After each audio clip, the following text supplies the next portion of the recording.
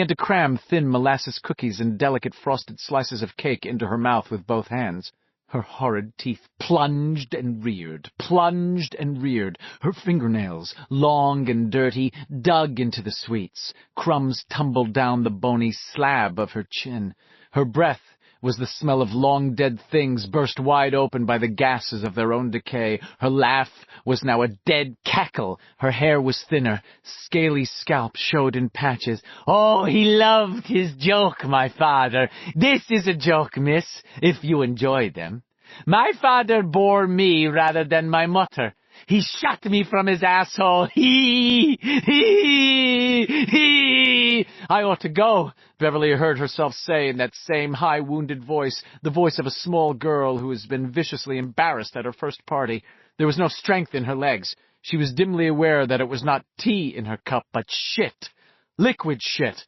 A little party favor from the sewers under the city.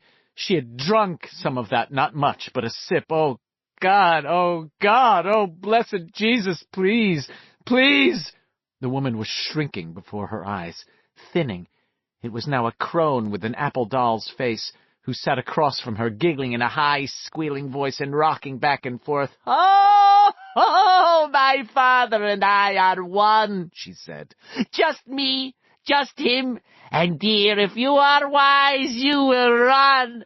Run back to where you came from. Run quickly, because to stay will mean worse than your death. No one who dies in Derry really dies. You knew that before. Believe it now." In slow motion, Beverly gathered her legs under her. As if from outside, she saw herself gaining her feet and backing away from the table and from the witch in an agony of horror and disbelief. Disbelief because she realized for the first time that the neat little dining-room table was not dark oak, but fudge. Even as she watched, the witch, still giggling, her ancient yellow eyes slanted slyly off into the corner of the room, broke a piece of it off and stuffed it avidly into the black-ringed trap that was her mouth.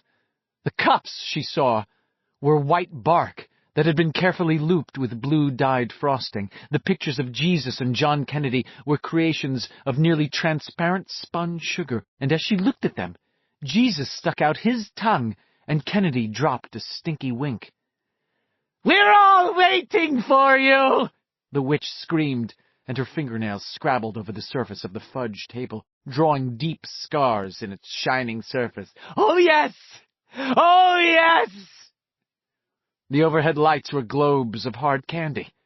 The wainscoting was caramel taffy. She looked down and saw that her shoes were leaving prints on the floorboards, which were not boards at all, but slices of chocolate. The smell of candy was cloying. "Oh, God!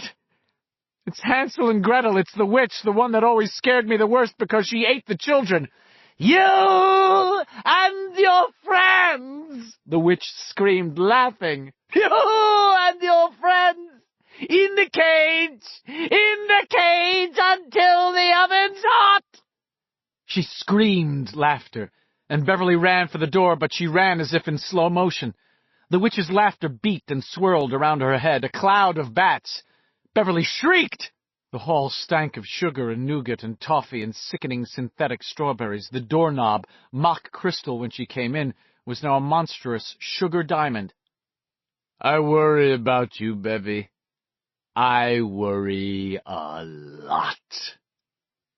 She turned, swirls of red hair floating around her face, to see her father, staggering toward her down the hallway. Wearing the witch's black dress and skull cameo, her father's face hung with doughy running flesh, his eyes as black as obsidian, his hands clenching and unclenching, his mouth grinning with soupy fervor. "I beat you because I wanted to fuck you, Bevy. That's all I wanted to do. I wanted to fuck you. I wanted to eat you. I wanted to eat your pussy. I wanted to suck your clit up between my teeth. Yum, yum, Bevy. Ooh.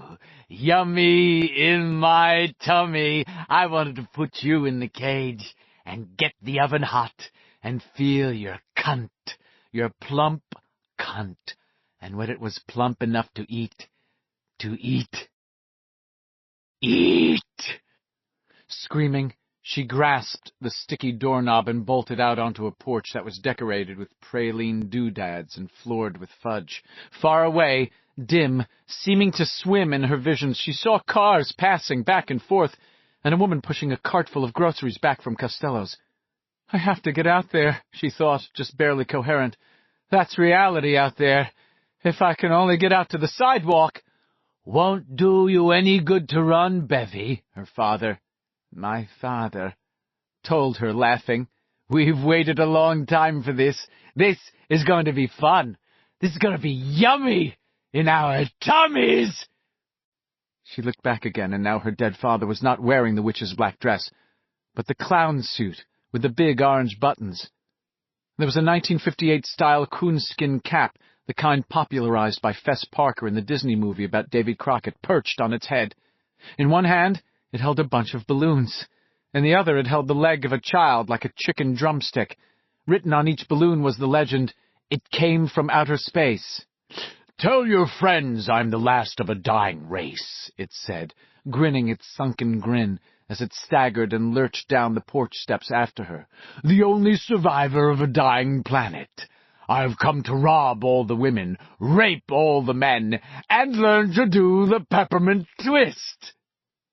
It began to do a mad shuck and jive, balloons in one hand, severed bleeding leg in the other. The clown costume writhed and flapped, but Beverly felt no wind. Her legs tangled in each other, and she spilled to the pavement, throwing out her palms to take up the shock, which went all the way to her shoulders. The woman pushing the grocery cart paused and looked back doubtfully, then hurried on a little faster. The clown came toward her again, casting the severed leg aside. It landed on the lawn with an indescribable thud. Beverly only lay sprawled on the pavement for a moment, but somewhere inside she must wake soon. This couldn't be real, had to be a dream. She realized that wasn't true.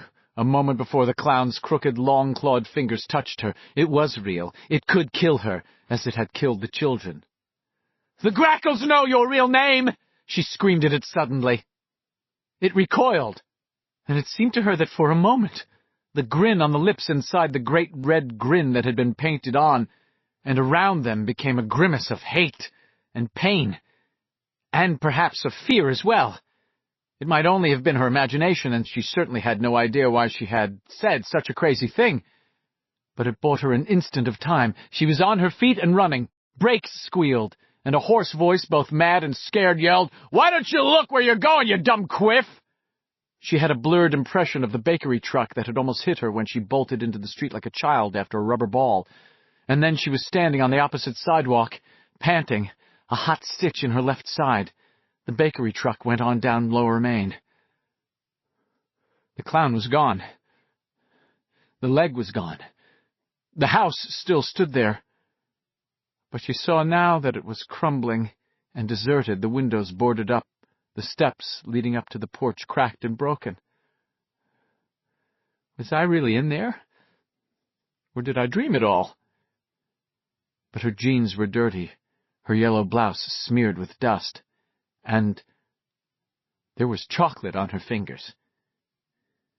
She rubbed them on the legs of her jeans and walked away fast, her face hot, her back cold as ice, her eyeballs seeming to pulse in and out with the rapid thud of her heart. We can't beat it. Whatever it is, we can't beat it. It even wants us to try. It wants to settle the old score.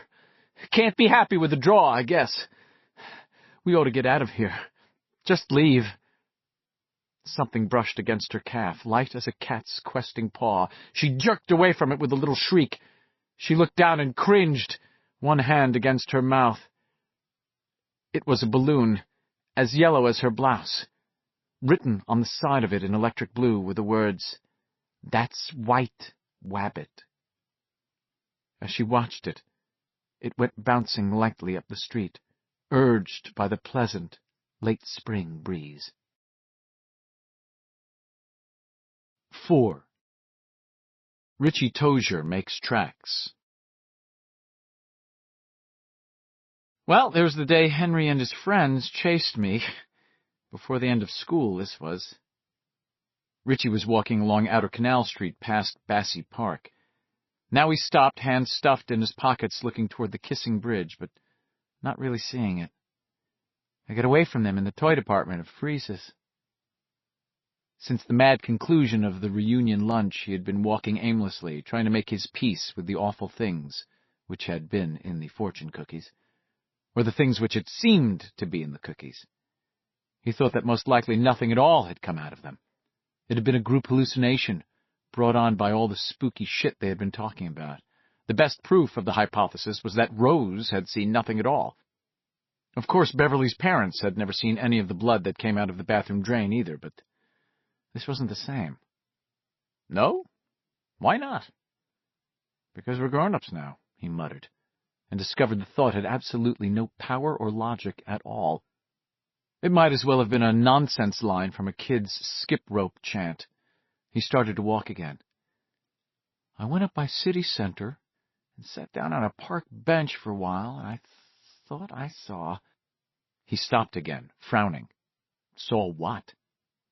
But that was just something I dreamed. Was it? Was it really?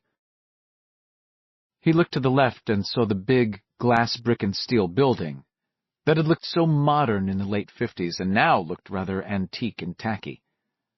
And here I am, he thought, right back to fucking City Center, scene of that other hallucination, or dream, or whatever it was.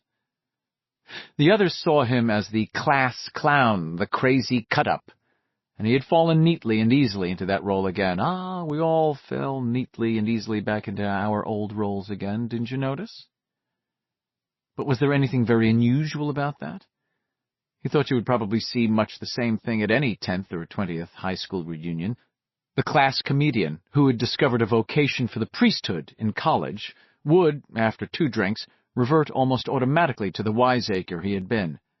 The great English brain, who had wound up with a GM truck dealership, would suddenly begin spouting off about John Irving or John Cheever, the guy who had played with the Moondogs on Saturday nights, and who had gone on to become a mathematics professor at Cornell, would suddenly find himself on stage with the band, a Fender guitar strapped over his shoulder, whopping out Gloria or Surfin' Bird with gleeful drunken ferocity. What was it Springsteen said? No retreat, baby, no surrender. But it was easier to believe in the oldies on the record player after a couple of drinks or some pretty good Panama Red. But Richie believed it was the reversion that was the hallucination, not the present life. Maybe the child was the father of the man, but fathers and sons often shared very different interests and only a passing resemblance. But you say grown-ups, and now it sounds like nonsense. It sounds like so much bibble-babble. Why is that, Richie? Why? Because Derry is as weird as ever. Why don't we just leave it at that? Because things weren't that simple. That was why. As a kid, he had been a goof-off, a sometimes vulgar, sometimes amusing comedian, because it was one way to get along without getting killed by kids like Henry Bowers or going absolutely Looney Tunes with boredom and loneliness. He realized now that a lot of the problem had been his own mind, which was usually moving at a speed 10 or 20 times that of his classmates. They had thought him strange, weird, or even suicidal, depending on the escapade in question.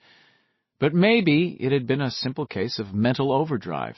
If anything about being in constant mental overdrive was simple. Anyway, it was the sort of thing you got under control after a while. You got it under control, or you found outlets for it, guys like Kinky Briefcase or Buford Kiss-Drivel, for instance. Richie had discovered that in the months after he had wandered into the college radio station pretty much on a whim, and had discovered everything he had ever wanted during his first week behind the microphone. He hadn't been very good at first. He had been too excited to be good. But he had understood his potential not to be just good at the job, but great at it. And just that knowledge had been enough to put him over the moon on a cloud of euphoria.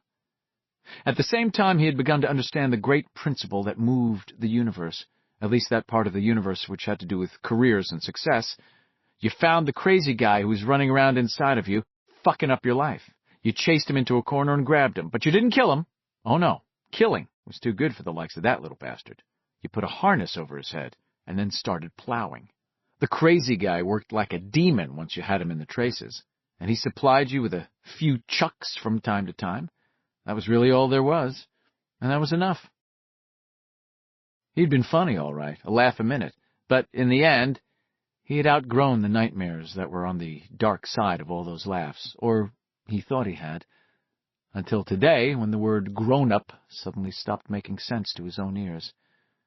And now here was something else to cope with, or at least to think about.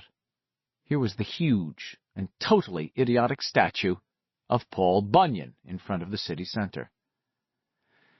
I must be the exception that proves the rule, Big Bill. Are you sure there was nothing, Richie? Nothing at all? Up by city center? I thought I saw.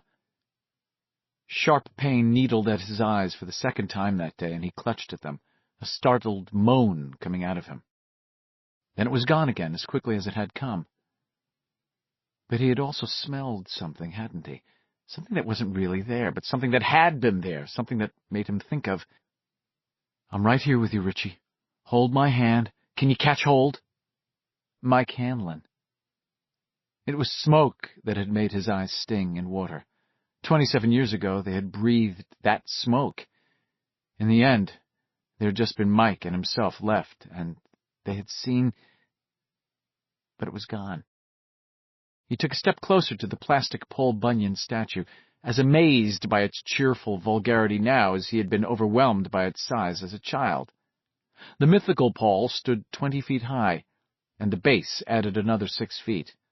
He stood smiling down at the car and pedestrian traffic on Outer Canal Street from the edge of the city center lawn. City Center had been erected in the years 1954-55 for a minor league basketball team that had never materialized. The Derry City Council had voted money for the statue a year later in 1956. It had been hotly debated both in the council's public meetings and in the letters to the editor columns of the Derry News. Many thought it would be a perfectly lovely statue, certain to become a tourist attraction of note. There were others who found the idea of a plastic Paul Bunyan horrible, garish, and unbelievably gauche. The art teacher at Derry High School, Richie remembered, had written a letter to the News saying that if such a monstrosity were actually to be erected in Derry, she would blow it up. Grinning, Richie wondered if that babe's contract had been renewed. The controversy, which Richie recognized now as an utterly typical big-town small-city tempest in a teapot, had raged for 6 months, and of course it had been entirely meaningless. The statue had been purchased, and even if the city council had done something as aberrant, especially for New England, as deciding not to use an item for which money had been paid, where in God's name could it have been stored? Then the statue, not really sculpted at all, but simply cast in some Ohio plastics plant, had been set in place, still shrouded in a whack of canvas big enough to serve as a clipper ship sail. It had been unveiled on May 13, 1957, which was the Incorporated Township's 150th birthday. One faction gave voice to predictable moans of outrage, the other to equally predictable moans of rapture. When Paul was revealed that day, he was wearing his bib overalls and a red and white checked shirt. His beard was splendidly black, splendidly full, splendidly lumberjack-y. A plastic axe, surely the Godzilla of all plastic axes, was slung over one shoulder, and he grinned unceasingly at the northern skies, which, on the day of the unveiling, had been as blue as the skin of Paul's reputed companion. Babe was not present at the unveiling, however. The cost estimate of adding a blue ox to the tableau had been prohibitive. The children who attended the ceremonies, there were hundreds of them, and 10-year-old Richie Tozier, in the company of his dad, had been among them, were totally and uncritically delighted by the plastic giant. Parents boosted toddlers up onto the square pedestal on which Paul stood, took photos, and then watched with mixed apprehension and amusement as the kids climbed and crawled, laughing over Paul's huge black boots. Correction, huge black plastic boots. It had been March of the following year when Richie, exhausted and terrified, had finished up on one of the benches in front of the statue after eluding, by the barest of margins, Messrs. Bowers, Chris, and Huggins in a chase that had led from Derry Elementary School across most of the downtown area. He had finally ditched them in the toy department of Freeze's department store. The Derry branch of Freeze's was a poor thing compared with the grand downtown department store in Bangor, but Richie had been far past caring about such things. By then, it was a case of any port in a storm. Henry Bowers had been right behind him, and by then Richie had been flagging badly. He had dodged into the mouth of the department store's revolving door as a last resort. Henry, who apparently didn't understand the physics of such devices, had nearly lost the tips of his fingers trying to grab Richie as Richie trundled around and into the store. Pelting downstairs, shirt-tail flying out behind him, he had heard the revolving door give off a series of reports almost as loud as TV gunfire, and understood that Larry, Moe, and Curly were still after him. He was laughing as he went down the stairs to the basement level, but that was only a nervous tick. He was as full of terror as a rabbit caught in a wire snare. They really meant to beat him up good this time. He had no idea that in another 10 weeks or so he would believe the three of them, Henry in particular, capable of anything short of murder, and he surely would have whitened with shock if he had known of the apocalyptic rock fight in July, when even that last qualification would disappear from his mind. And the whole thing had been so utterly, typically stupid. Richie and the other boys in his 5th grade class had been filing into the gym. A 6th grade class, Henry hulking among them like an ox among cows, had been coming out. Although he was still in the 5th grade, Henry went to gym with the older boys. The overhead pipes had been dripping again, and Mr. Fazio hadn't yet gotten around to putting up his "Caution Wet Floor" sign on its little easel. Henry had slipped in a puddle and had landed on his keister.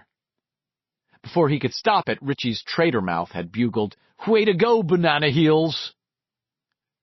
There had been an explosion of laughter from both Henry's classmates and Richie's, but there had been no laughter on Henry's face as he picked himself up, only a dull flush the color of freshly fired brick. "Later for you, Four Eyes," he said, and walked on. The laughter died at once. The boys in the hall looked at Richie as one already dead. Henry did not pause to check reactions. He simply walked off, head down, elbows red from catching the fall, a large wet place on the seat of his pants. Looking at that wet spot, Richie felt his suicidally witty mouth drop open again, but this time he snapped it shut again, so fast he almost amputated the tip of his tongue with the falling gate of his teeth. "Well, but he'll forget," he told himself uneasily as he changed up for gym. "Sure he will. Old Hank just hasn't got that many memory circuits working. Every time he takes a shit, he probably has to look up the directions in the instruction booklet. Ha-ha!" Ha-ha. "You're dead, trash mouth," Vince Boogers Taliendo told him, pulling his jock up over a dork roughly the size and shape of an anemic peanut. He said it with a certain sad respect. "Don't worry, though. I'll bring flowers." "Cut off your ears and bring cauliflowers," Richie had come back smartly, and everyone laughed. Even old Boogers Taliendo laughed. Why not? They could all afford to laugh. What, me worry? They would all be home watching Jimmy Dodd and the Mouseketeers on the Mickey Mouse Club, or Frankie Lyman singing "I'm Not a Juvenile Delinquent" on American Bandstand, while Richie went shagging ass through ladies' lingerie and housewares on his way to the toy department, with sweat pouring down his back into the crack of his ass, and his terrified balls strung up so high they felt like they might be hung over his belly button. Sure, they could laugh. Hardy, har, har, har. Henry hadn't forgotten. Richie had left by the door at the kindergarten end of the school building just in case, but Henry had stuck Belch Huggins there, also just in case. Hardy, har, har, har. Richie saw Belch first, or there would have been no contest at all. Belch was looking out toward Derry Park, holding an unlit cigarette in one hand and dreamily picking the seat of his chinos out of his ass with the other.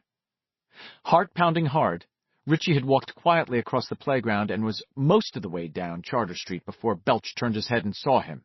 He yelled for Henry and Victor, and since then the chase had been on. When Richie reached the toy department, it had been utterly, horribly deserted. There wasn't even a sales clerk hanging out, a welcome adult to put a stop to things before they got entirely out of hand.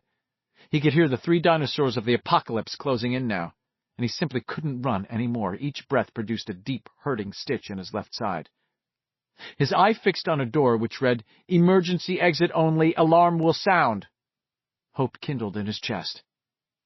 Richie ran down an aisle crammed with Donald Duck Jack-in-the-Boxes, United States Army tanks made in Japan, Lone Ranger cap pistols, wind-up robots.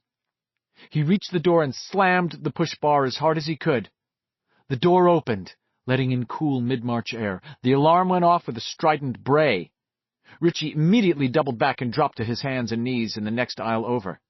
He was down before the door could settle closed again.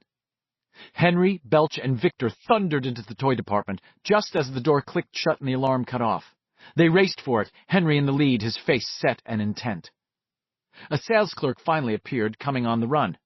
He wore a blue nylon duster over a plaid sport coat of excruciating ugliness. The rims of his spectacles were as pink as the eyes of a white rabbit. Richie thought he looked like Wally Cox in his Mr. Peepers role, and he had to slam his traitor mouth into the fat part of his forearm to keep from screaming out gales of exhausted laughter. "You boys!" Mr. Peepers exclaimed. "You boys can't go out there! That's an emergency exit! Hugh! Hey! You boys!" Victor glanced at him a little nervously, but Henry and Belch never turned from their course, and Victor followed them. The alarm brayed again, longer this time as they charged into the alley. Before it stopped clanging, Richie was on his feet and trotting back toward Ladies' Lingerie.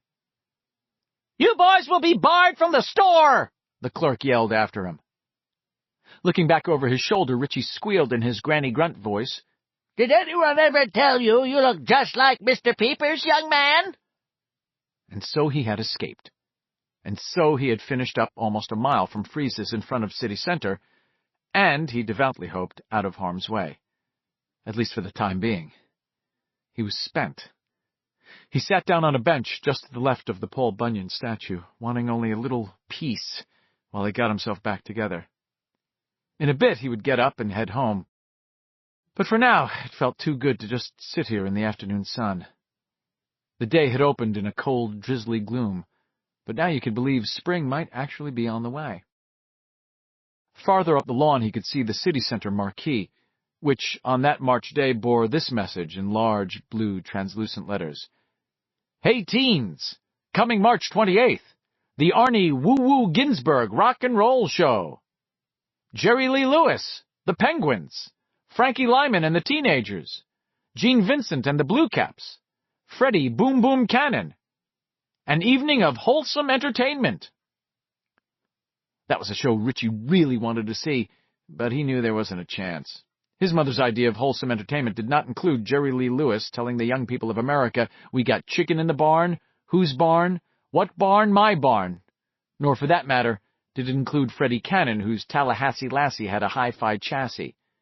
She was willing to admit that she had done her share of screaming for Frank Sinatra, whom she now called Frankie the Snot, as a bobby soxer, but, like Bill Denborough's mother, she was death on rock and roll.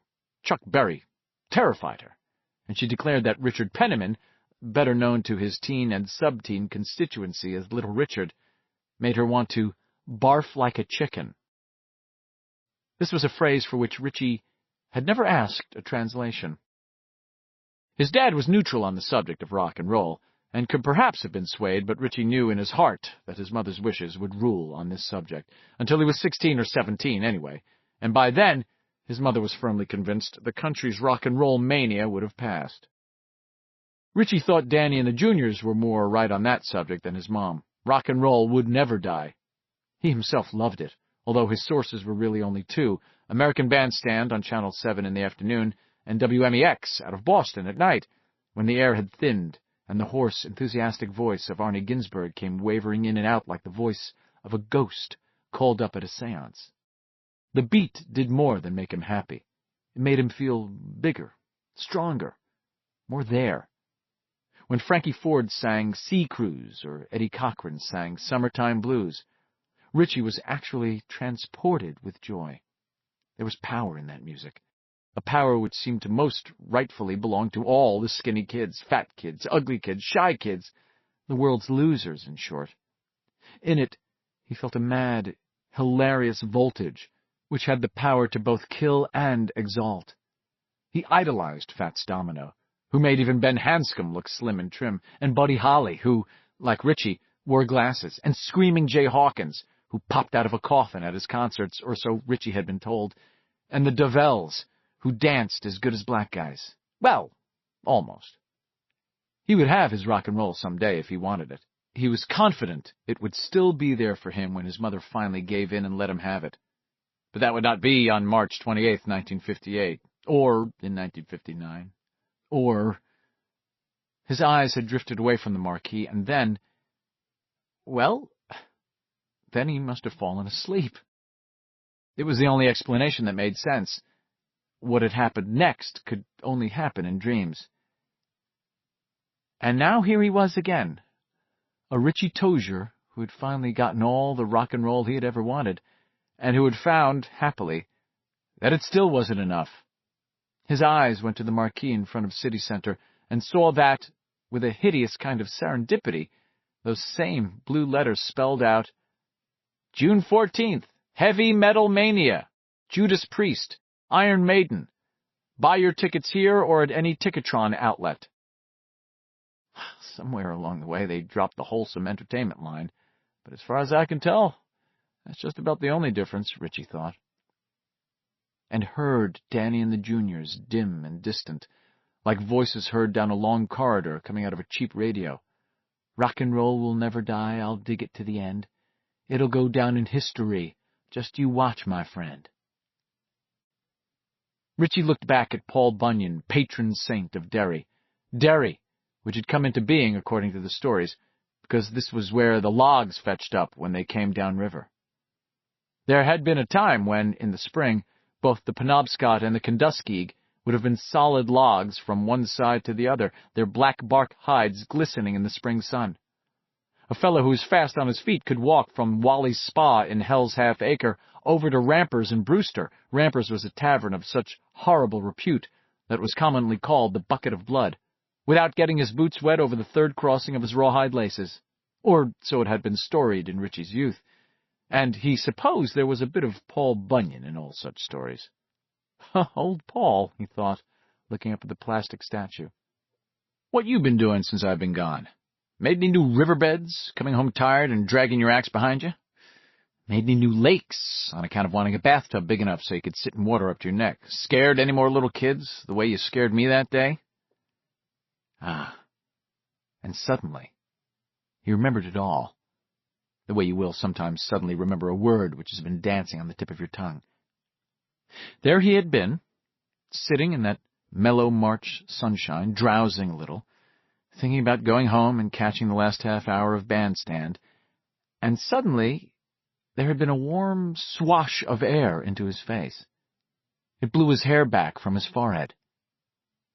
He looked up, and Paul Bunyan's huge plastic face had been right in front of his, bigger than a face on a movie screen, filling everything. The rush of air had been caused by Paul's bending down. Although he did not precisely look like Paul any more, the forehead was now low and beetling. Tufts of wiry hair poked from a nose as red as the nose of a long-time drunkard. His eyes were bloodshot, and one had a slight cast to it. The axe was no longer on his shoulder. Paul was leaning on its haft, and the blunt end of its head had crushed a trench in the concrete of the sidewalk. He was still grinning, but there was nothing cheery about it now. From between gigantic yellow teeth there drifted a smell like small animals rotting in hot underbrush. "I'm going to eat you up," the giant had said, in a low, rumbling voice. It was the sound of boulders rocking against each other during an earthquake. "Unless you give me back my hen and my harp and my bags of gold, I'm going to eat you right the fuck up." The breath of these words made Richie's shirt flutter and flap like a sail in a hurricane. He shrank back against the bench, eyes bugging, hair standing out to all sides like quills, wrapped in a pocket of carrion stink. The giant began to laugh.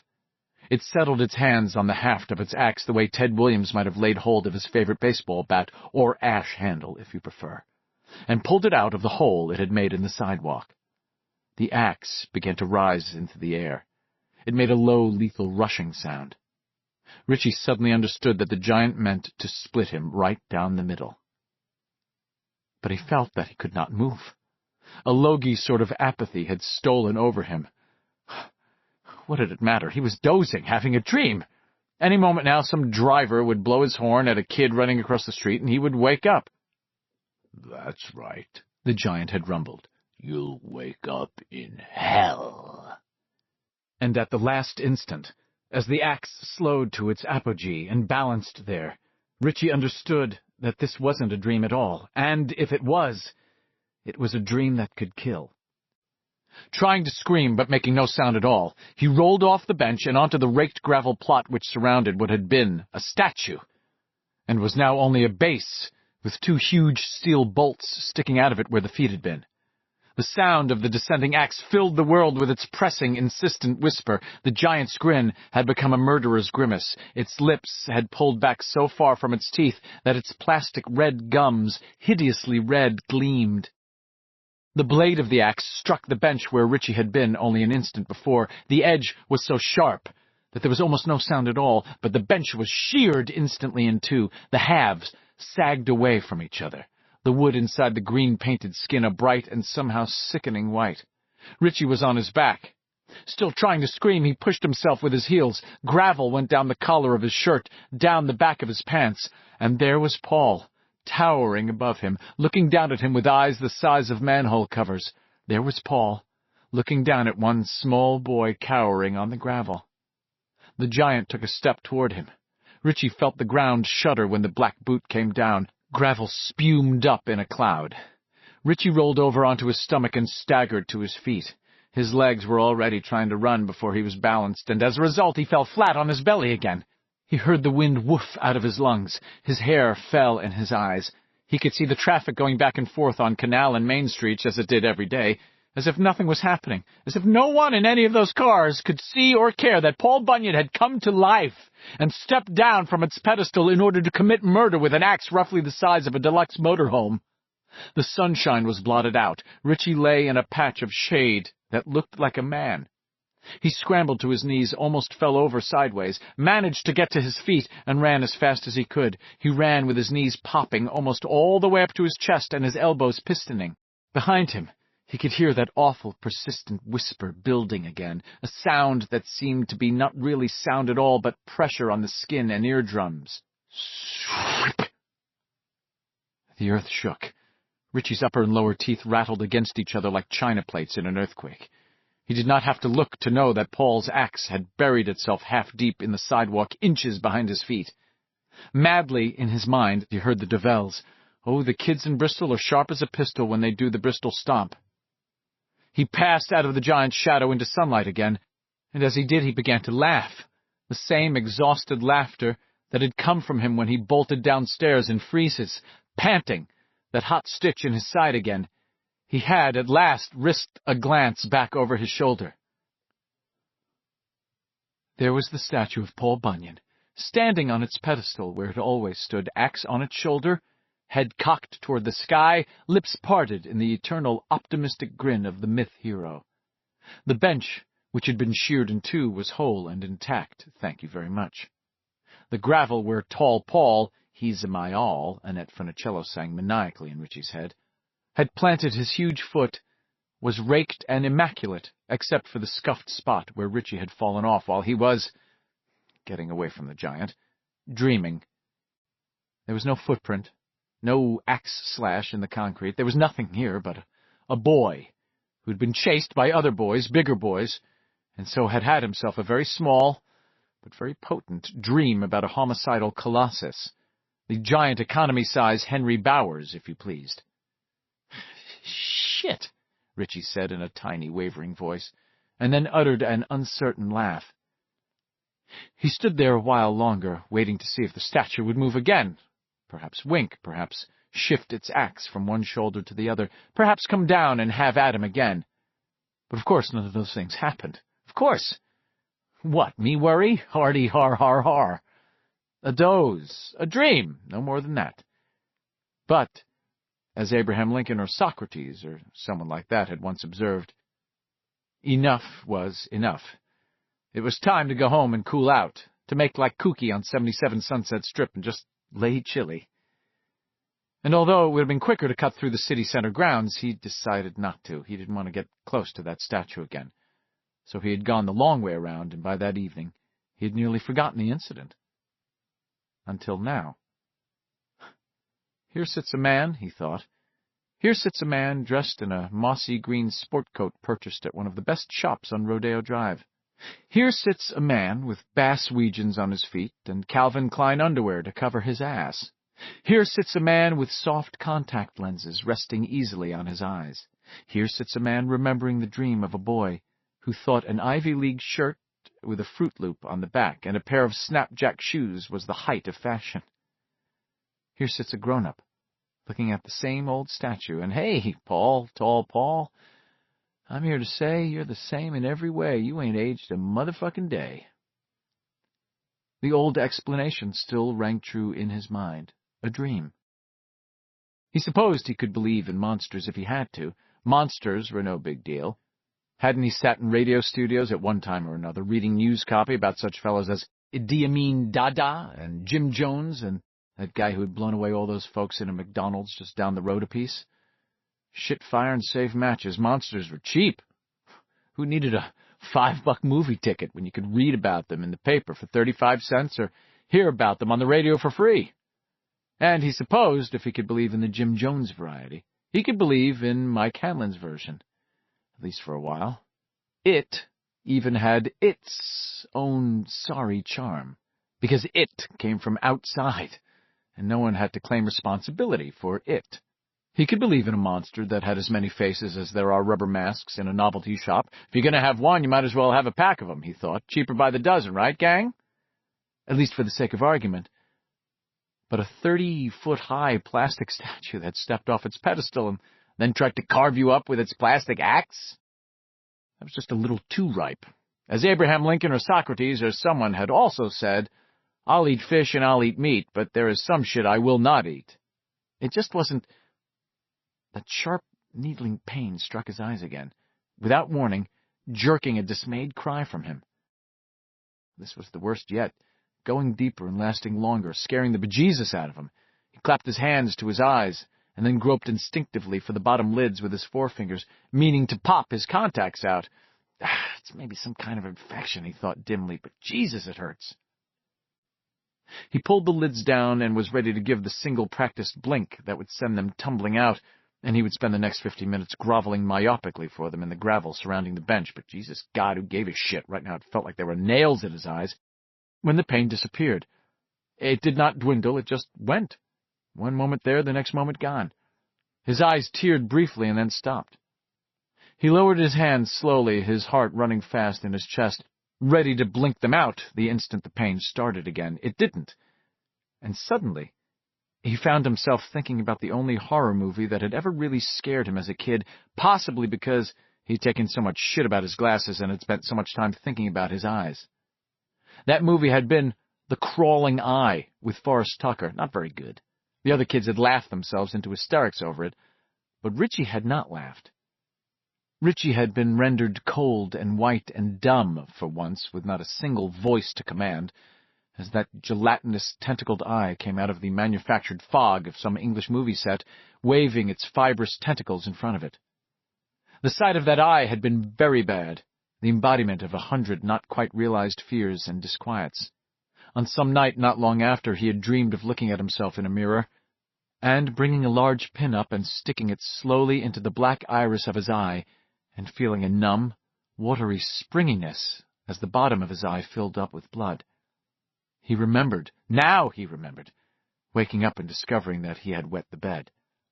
The best indicator of how gruesome that dream had been was that his primary feeling had not been shame at his nocturnal indiscretion, but relief.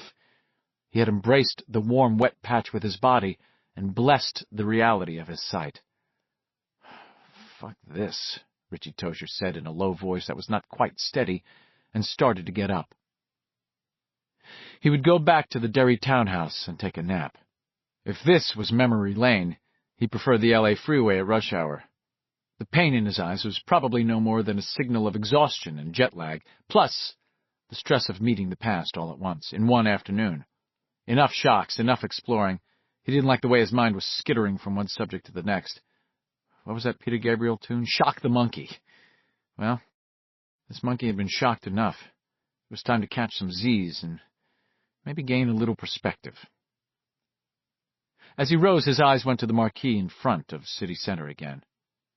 All at once, the strength ran out of his legs, and he sat down again. Hard. Richie Tozier, man of 1,000 voices, returns to Derry, land of 1,000 dances. In honor of Trashmouth's return, City Center proudly presents the Richie Tozier All Dead Rock Show. Buddy Holly, Richie Valens, The Big Bopper, Frankie Lyman, Gene Vincent, Marvin Gaye, House Band, Jimi Hendrix lead guitar, John Lennon rhythm guitar, Phil Lynott bass guitar, Keith Moon drums, special guest vocalist Jim Morrison. Welcome home, Richie. You're dead, too. He felt as if someone had whopped all the breath out of him.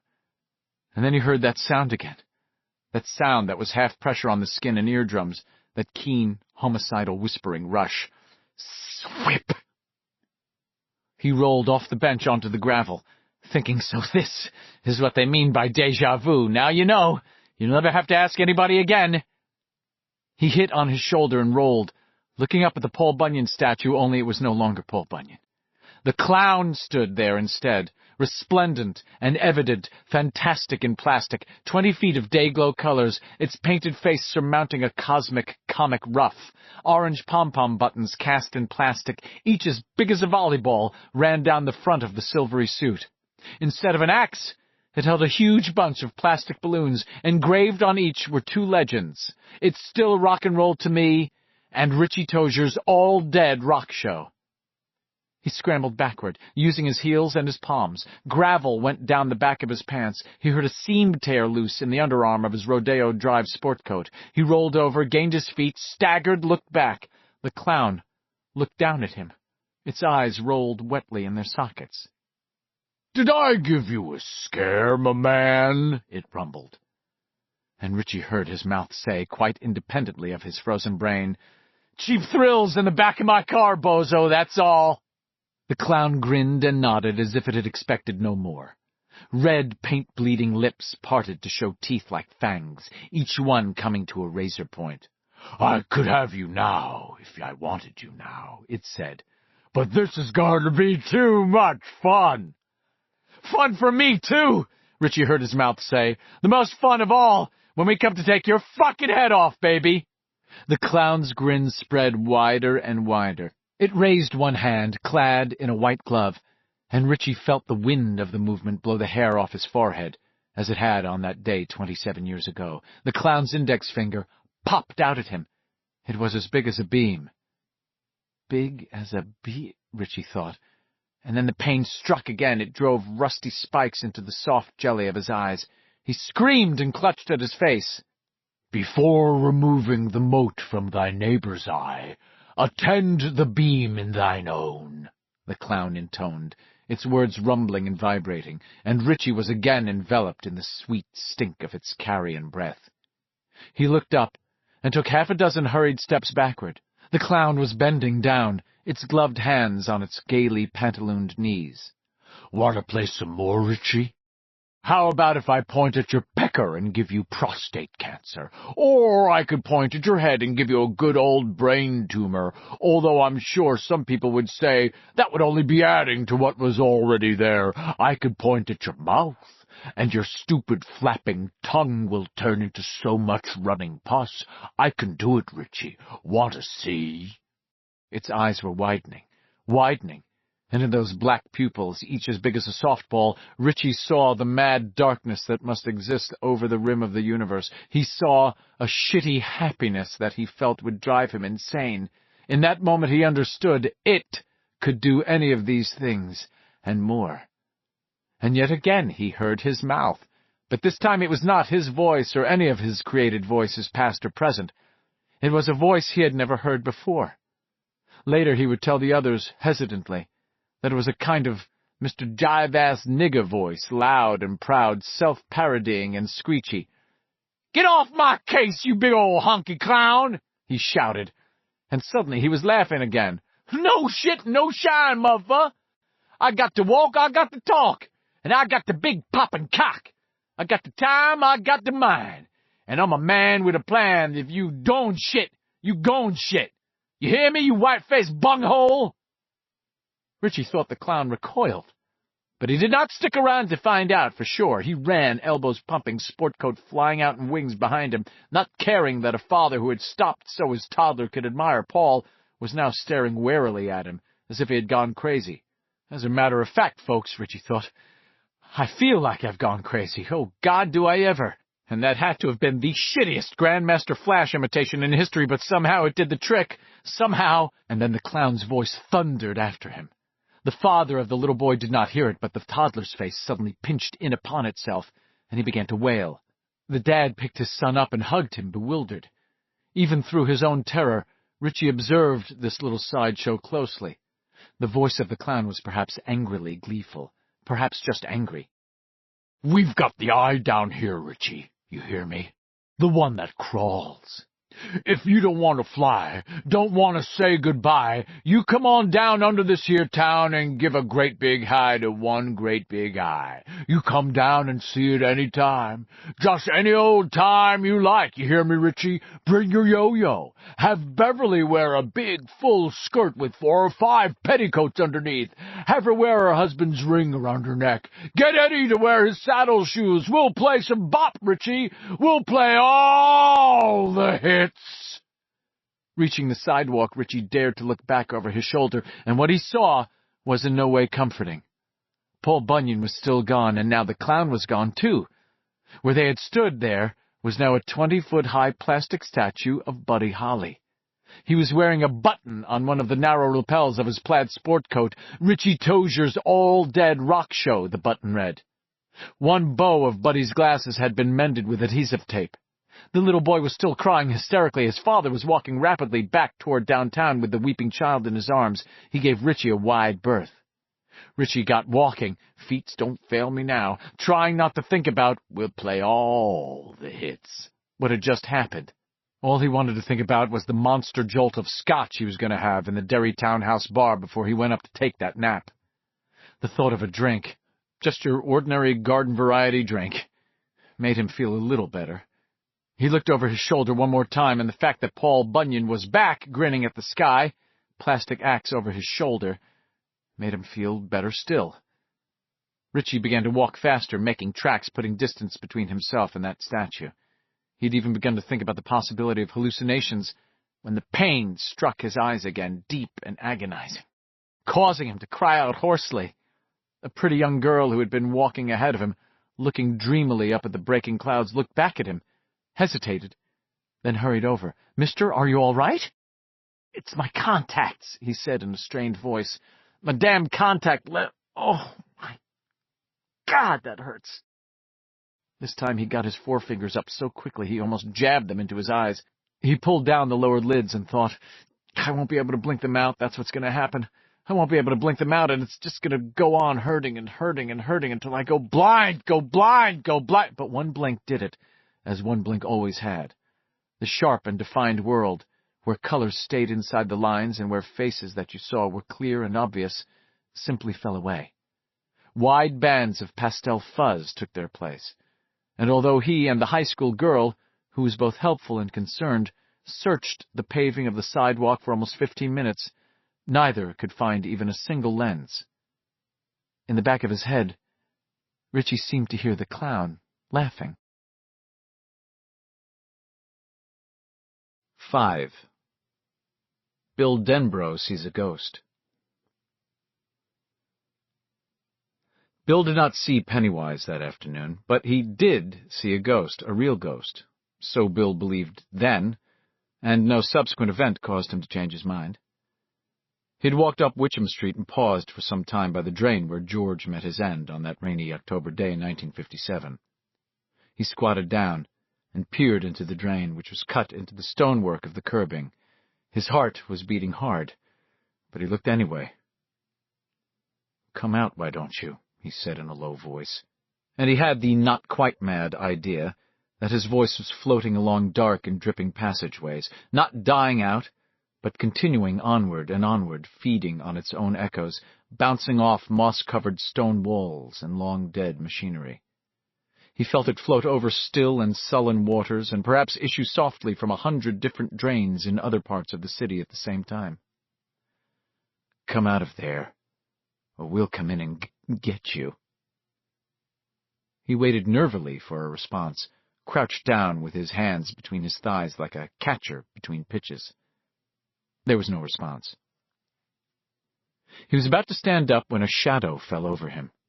Bill looked up sharply, eagerly, ready for anything. But it was only a little kid, maybe 10, maybe 11. He was wearing faded Boy Scout shorts, which displayed his scabby knees to good advantage.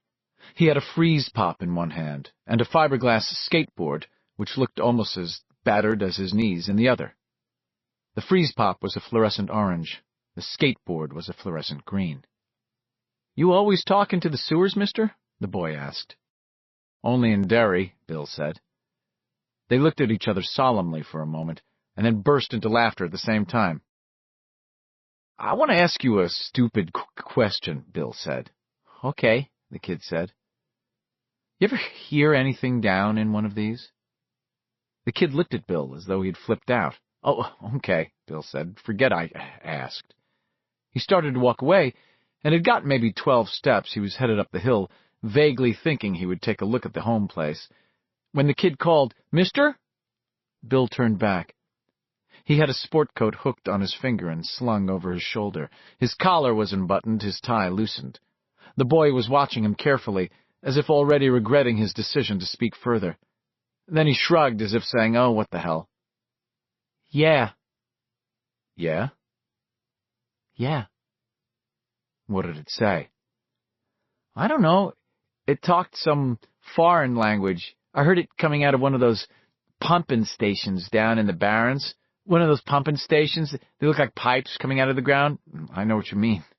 "Was it a kid you heard?" "At first it was a kid. Then it sounded like a man." The boy paused. "I was some scared. I ran home and told my father. He said maybe it was an echo or something, coming all the way down the pipes from someone's house." "Do you believe that?" The boy smiled charmingly. "I read in my Ripley's Believe It or Not book that there's this guy who got music from his teeth. Radio music. His fillings were like little radios. I guess if I believe that, I could believe anything." Yeah," Bill said. "But did you believe it?" The boy reluctantly shook his head. "Did you ever hear those voices again?" "Once when I was taking a bath," the boy said. "It was a girl's voice, just crying. No words. I was scared to pull the plug when I was done because I thought I might, drown her." Bill nodded again. The kid was looking at Bill openly now, his eyes shining and fascinated. "You know about those voices, mister?" "I heard them," Bill said. "A long, long time ago." "Did you know any of the kids that have been murdered here, son?" The shine went out of the kid's eyes. It was replaced by caution and disquiet. "My dad says I'm not supposed to talk to strangers. He said anybody could be that killer." He took an additional step away from Bill, moving into the dappled shade of an elm tree that Bill had once driven his bike into 27 years ago. He had taken a spill and bent his handlebars. "Not me, kid," he said. "I've been in England for the last 4 months. I just got into Derry yesterday." "I still don't have to talk to you," the kid replied. "That's right," Bill agreed. "It's a free country." He paused and then said, "I used to pal around with Johnny Fury some of the time. He was a good kid. I cried." The boy finished matter-of-factly and slurped down the rest of his freeze pop. As an afterthought, he ran out his tongue, which was temporarily bright orange, and lapped off his arm. "Keep away from the sewers and drains," Bill said quietly. "Keep away from empty places and deserted places. Stay out of train yards, but most of all, stay away from the sewers and the drains." The shine was back in the kid's eyes, and he said nothing for a very long time. Then, "Mister, you want to hear something funny?" "Sure." "You know that movie where the shark ate all the people up?" "Everyone does. Jaws." "Well, I got this friend, His name's Tommy Vicinanza, and he's not that bright. Toys in the attic. You get what I mean?" "Yeah." "He thinks he saw that shark in the canal. He was up there by himself in Bassey Park a couple of weeks ago, and he said he seen this fin. He says it was 8 or 9 feet tall. Just the fin was that tall. You get me? He goes, That's what killed Johnny and the other kids. It was Jaws. I know because I saw it. So I go, that canal's so polluted nothing could live in it, not even a minnow. And you think you saw Jaws in there? You got toys in the attic, Tommy. Tommy says it reared right out of the water like it did at the end of that movie and tried to bite him. He just got back in time. Pretty funny, huh, mister? Pretty funny, Bill agreed. Toys in the attic, right? Bill hesitated. Stay away from the canal too, son. You follow?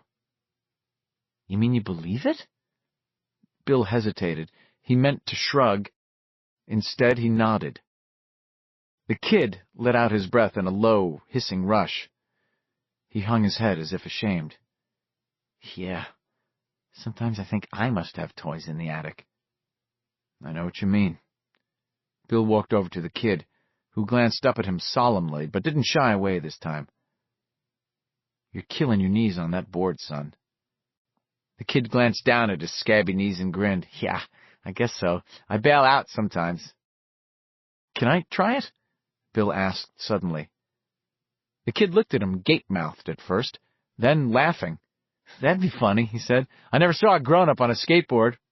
I'll give you a quarter, Bill said.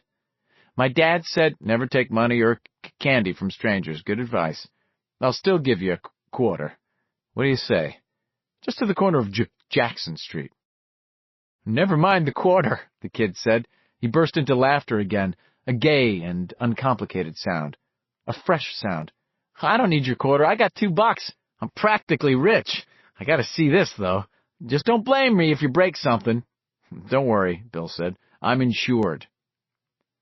He turned one of the skateboard's scuffed wheels with his finger, liking the speedy ease with which it turned. It sounded like there was about 1,000,000 ball bearings in there. It was a good sound. It called up something very old in Bill's chest. Some desire as warm as want, as lovely as love. He smiled. What do you think? The kid asked. I think I'm gonna kill myself, Bill said, and the kid laughed. Bill put the skateboard on the sidewalk and put one foot on it. He rolled it back and forth experimentally. The kid watched.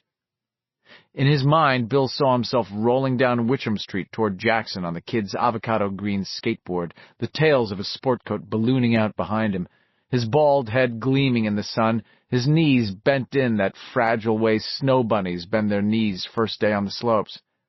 It was a posture that told you that, in their heads, they were already falling down. He bet the kid didn't ride the board like that.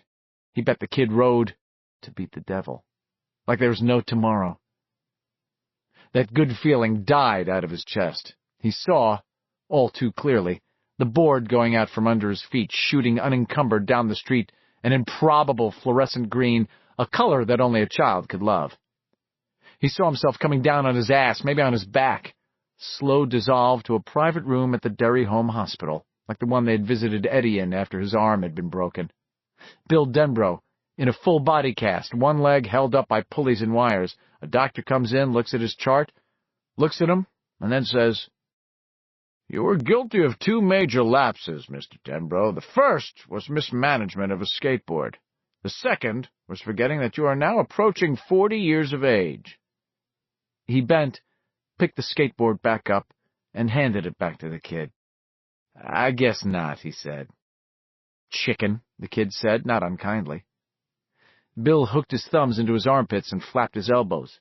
Buck, buck, buck, he said. The kid laughed. Listen, I gotta get home. Be careful on that, Bill said. He can't be careful on a skateboard, the kid replied, looking at Bill as if he might be the one with toys in the attic. Right, Bill said. Okay.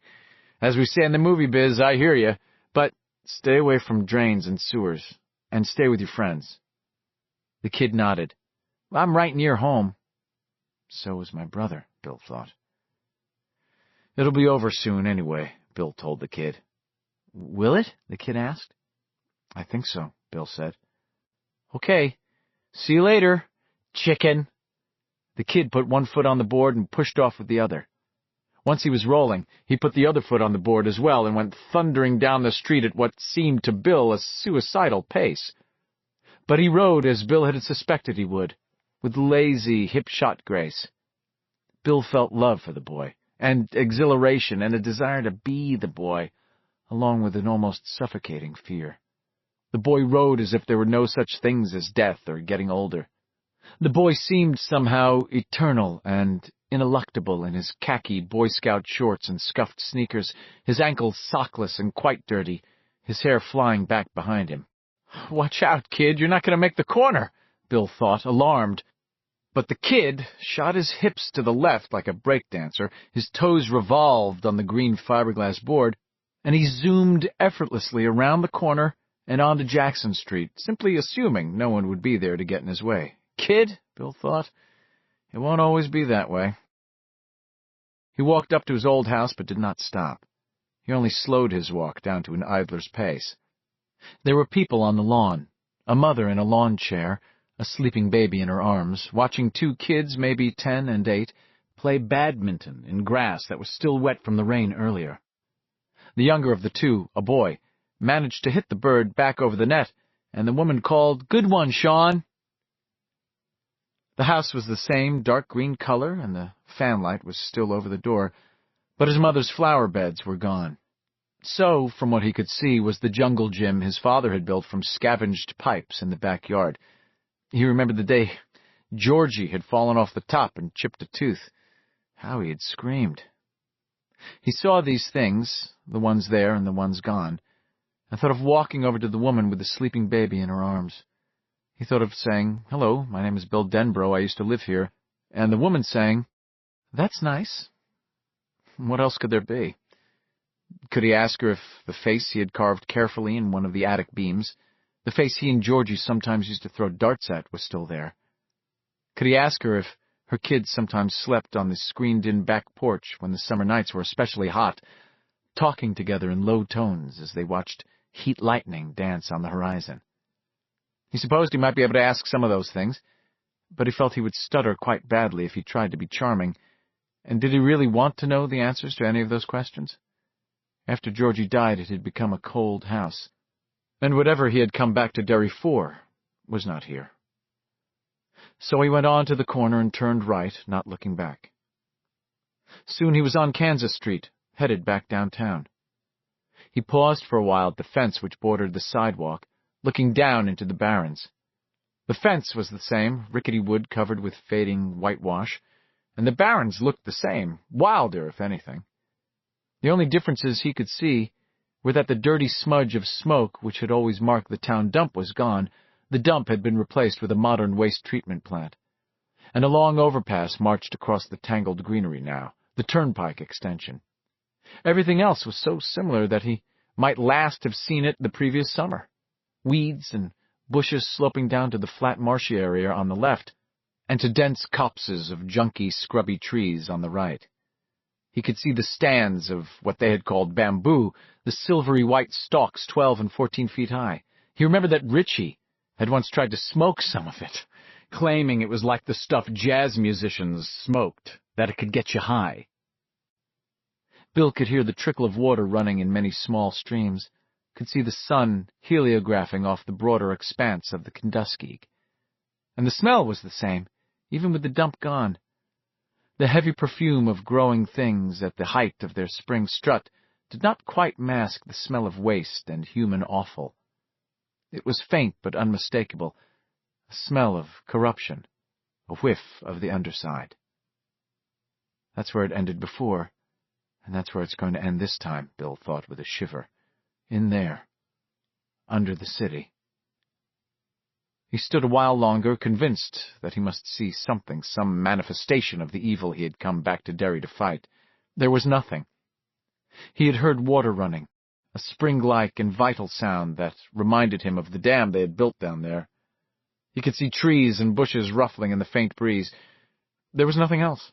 No sign. He walked on, dusting a faint whitewash stain from his hands as he went. He kept heading downtown, half remembering, half dreaming, and here came another kid, this one a little girl of about 10 in high-waisted corduroy pants and a faded red blouse. She was bouncing a ball with one hand and holding a baby doll by its blonde Arnell hair in the other. "Hey," Bill said. She looked up. "What?" What's the best store in Derry? She thought about it. For me or for anyone? For you, Bill said. Second-hand rose, second-hand clothes, she said with no hesitation whatsoever. I beg your pardon? Bill asked. You beg what? I mean, is that a store name? Sure, she said, looking at Bill as though he might well be enfeebled. Second-hand rose, second-hand clothes. My mom says it's a junk shop, but I like it. They have old things like records you never heard of, also postcards. It smells like an attic. I have to go home now. Bye. She walked on, not looking back, bouncing her ball and holding her dolly by the hair. Hey! He shouted after her. She looked back whimsically. I beg your whatchamacallit? The store, where is it? She looked back over her shoulder and said, Just the way you're going, it's at the bottom of Up Mile Hill. Bill felt that sense of the past folding in on itself, folding in on him. He hadn't meant to ask that little girl anything. The question had popped out of his mouth like a cork flying from the neck of a champagne bottle. He descended Up Mile Hill toward downtown. The warehouses and packing plants he remembered from childhood, gloomy brick buildings with dirty windows from which titanic meaty smells issued, were mostly gone, although the Armour and Star Beef meat-packing plants were still there. But Hemphill was gone, and there was a drive-in bank and a bakery where the Eagle Beef and Kosher Meats had been. And there, where the Tracker Brothers Annex had stood, was a sign painted in old-fashioned letters which read, just as the girl with the doll had said, Second-hand rose, second-hand clothes. The red brick had been painted a yellow, which had perhaps been jaunty 10 or 12 years ago, but was now dingy, a color Audra called urine yellow. Bill walked slowly toward it, feeling that sense of déjà vu settle over him again. Later he told the others he knew what ghost he was going to see, before he actually saw it. The show window of second-hand rose, second-hand clothes, was more than dingy, it was filthy.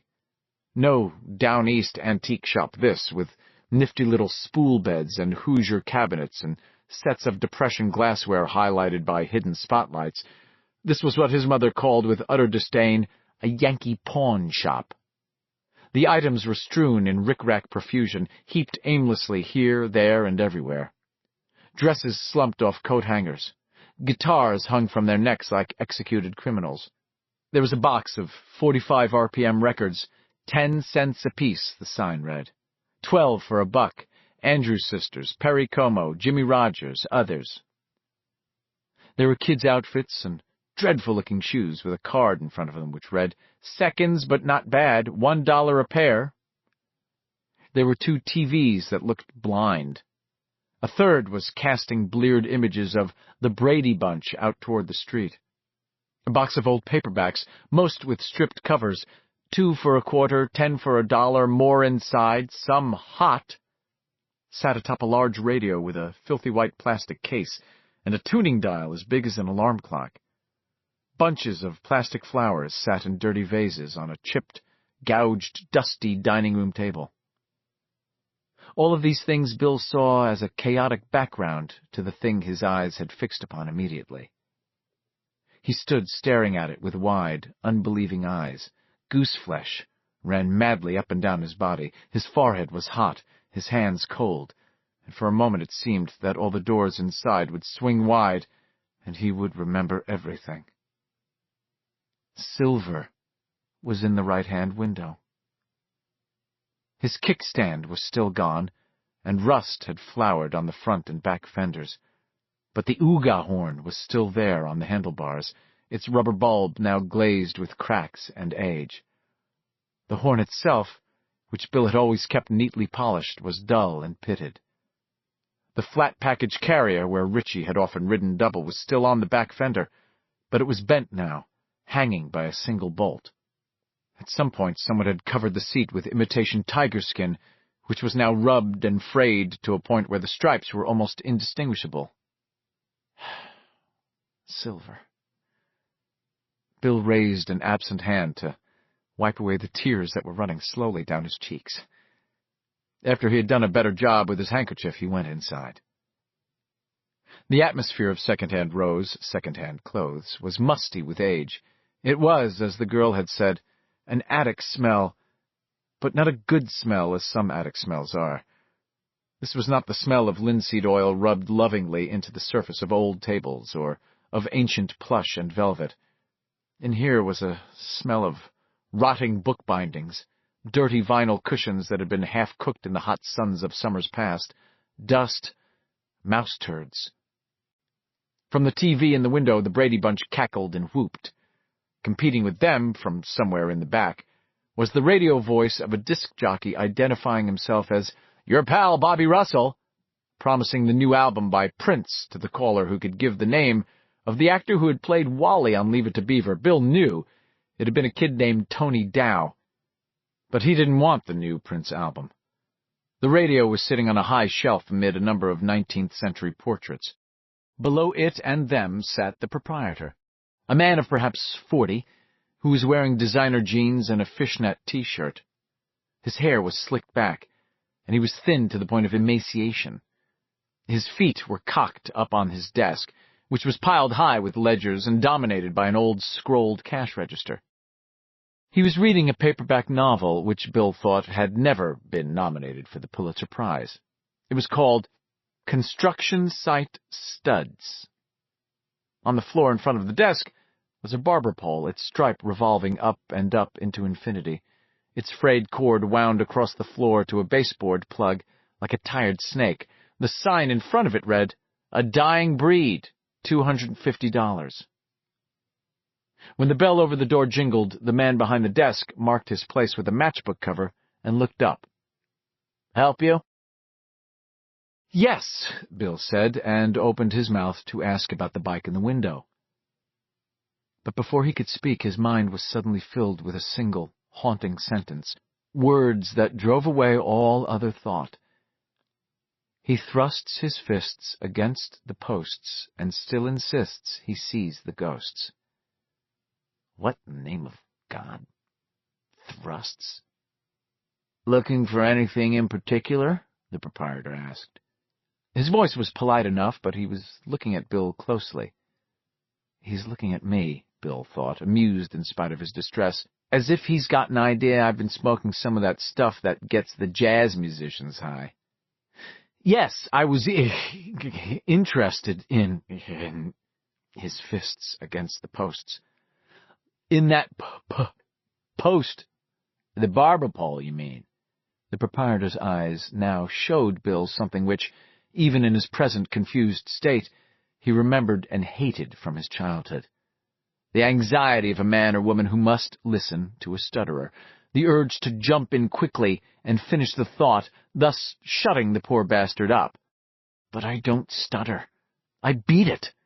I don't fucking stutter. And still insists." The words were so clear in his mind that it seemed someone else must be speaking in there, that he was like a man possessed by demons in biblical times, a man invaded by some presence from outside, and yet he recognized the voice and knew it was his own. He felt sweat pop out warmly on his face. "I could give you," he sees the ghosts, "a deal on that post," the proprietor was saying. "Tell you the truth, I can't move it at $250. I'd give it to you for $175. How's that? It's the only real antique in the place." Post. "Pole!" Bill almost screamed, and the proprietor recoiled a little. "Not the pole I'm interested in." "Are you okay, mister?" the proprietor asked. His solicitous tone belied the expression of hard wariness in his eyes, and Bill saw his left hand leave the desk. He knew, with a flash of something that was really more inductive reasoning than intuition, that there was an open drawer below Bill's own sightline, and that the proprietor had almost surely put his hand on a pistol of some type. He was maybe worried about robbery. More likely he was just worried. He was, after all, clearly gay, and this was the town where the local juveniles had given Adrian Mellon a terminal bath. He thrusts his fists against the posts and still insists he sees the ghosts. It drove out all thought. It was like being insane. Where had it come from? He thrusts, repeating, and repeating. With a sudden, titanic effort, Bill attacked it. He did this by forcing his mind to translate the alien sentence into French. It was the same way he had beaten the stutter as a teenager. As the words marched across his field of thought, he changed them, and suddenly he felt the grip of the stutter loosen. He realized the proprietor had been saying something. "Pardon me?" "I said if you're going to have a fit, take it out on the street. I don't need shit like that in here." Bill drew in a deep breath. "Let's start over," he said. "Pretend I just came in." "Okay," the proprietor said, agreeably enough. "You just came in. Now what?" "The bike in the window," Bill said. "How much do you want for the bike?" "Take $20. He sounded easier now, but his left hand still hadn't come back into view. "I think it was a Schwinn at one time, but it's a mongrel now." His eye measured Bill. "Big bike. You could ride it yourself." Thinking of the kid's green skateboard, Bill said, "I think my bike riding days are over." The proprietor shrugged. His left hand finally came up again. "Got a boy?" "Yes." "How old is he?" "Yeah, 11. Big bike for an 11-year-old. Will you take a traveler's check?" "Long as it's no more than $10 over the amount of the purchase." "I can give you a 20, Bill said. "Mind if I make a phone call?" "Not if it's local." "It is. Be my guest." Bill called the Derry Public Library. Mike was there. "Where are you, Bill?" he asked, and then immediately, "Are you all right?" "I'm fine. Have you seen any of the others?" "No. We'll see them tonight." There was a brief pause. "That is, I presume. What can I do for you, Big Bill?" "I'm buying a bike," Bill said calmly. "I wondered if I could wheel it up to your house. Do you have a garage or something I could store it in?" There was silence. "Mike, are you—" "I'm here," Mike said. "Is it silver?" Bill looked at the proprietor. He was reading his book again, or maybe just looking at it and listening carefully. "Yes," he said. "Where are you?" "It's called Second-Hand Rose Second-Hand Clothes." "All right," Mike said. "My place is 61 Palmer Lane. You'd want to go up Main Street. I can find it." "All right, I'll meet you there. Want some supper?" "That would be nice. Can you get off work?" "No problem. Carol will cover for me." Mike hesitated again. "She said that a fellow was in about an hour before I got back here. Said he left looking like a ghost. I got her to describe him. It was Ben." "You sure?" "Yeah. And the bike. That's part of it, too, isn't it?" "Shouldn't wonder," Bill said, keeping an eye on the proprietor, who still appeared to be absorbed in his book. "I'll see you at my place," Mike said. "Number 61, don't forget." "I won't." "Thank you, Mike." "God bless, Big Bill." Bill hung up. The proprietor promptly closed his book again. "Got you some storage space, my friend?" "Yeah." Bill took out his traveler's checks and signed his name to a 20. The proprietor examined the two signatures with a care that, in less distracted mental circumstances, Bill would have found rather insulting. At last the proprietor scribbled a bill of sale and popped the traveler's check into his old cash register. He got up, put his hands on the small of his back and stretched, then walked to the front of the store. He picked his way around the heaps of junk and almost junk merchandise with an absent delicacy Bill found fascinating. He lifted the bike, swung it around, and rolled it to the edge of the display space. Bill laid hold of the handlebars to help him, and as he did, another shudder whipped through him. Silver. Again. It was silver in his hands, and he thrusts his fists against the posts and still insists he sees the ghosts.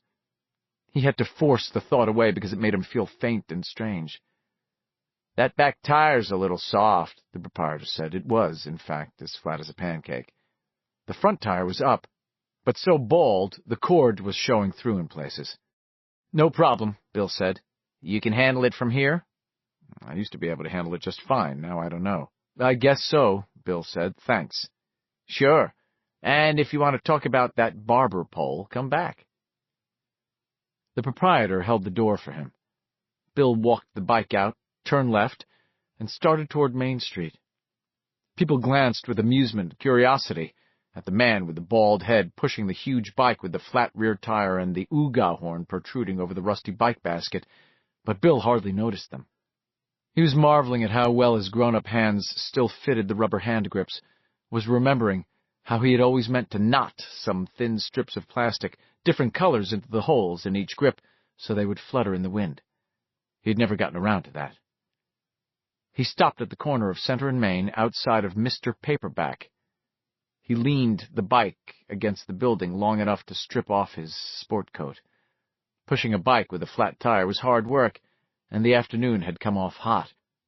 He tossed the coat into the basket and went on. The chain's rusty, he thought. Whoever had it didn't take very good care of him. It. He stopped for a moment, frowning, trying to remember just what had happened to Silver. Had he sold it? Given it away? Lost it, perhaps. He couldn't remember. Instead, that idiotic sentence, his fists against the posts and still insists, resurfaced, as strange and out of place as an easy chair on a battlefield, a record player in a fireplace, a row of pencils protruding from a cement sidewalk. Bill shook his head.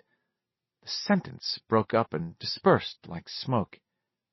He pushed Silver on to Mike's place. 6. Mike Hanlon makes a connection. But first he made supper, hamburgers with sautéed mushrooms and onions and a spinach salad. They had finished working on Silver by then and were more than ready to eat. The house was a neat little Cape Cod, white with green trim. Mike had just been arriving when Bill pushed Silver up Palmer Lane. He was behind the wheel of an old Ford with rusty rocker panels and a cracked rear window. And Bill remembered the fact Mike had so quietly pointed out.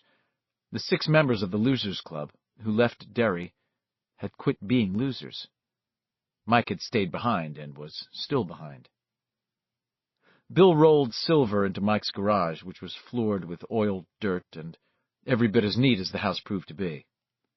Tools hung from pegs, and the lights, shielded with tin cones, looked like the lights which hang over pool tables. Bill leaned the bike against the wall. The two of them looked at it without speaking for a bit, hands in pockets. "It's Silver, all right," Mike said at last. "I thought you might have been wrong, but it's him. What are you going to do with him?" "Fucked if I know."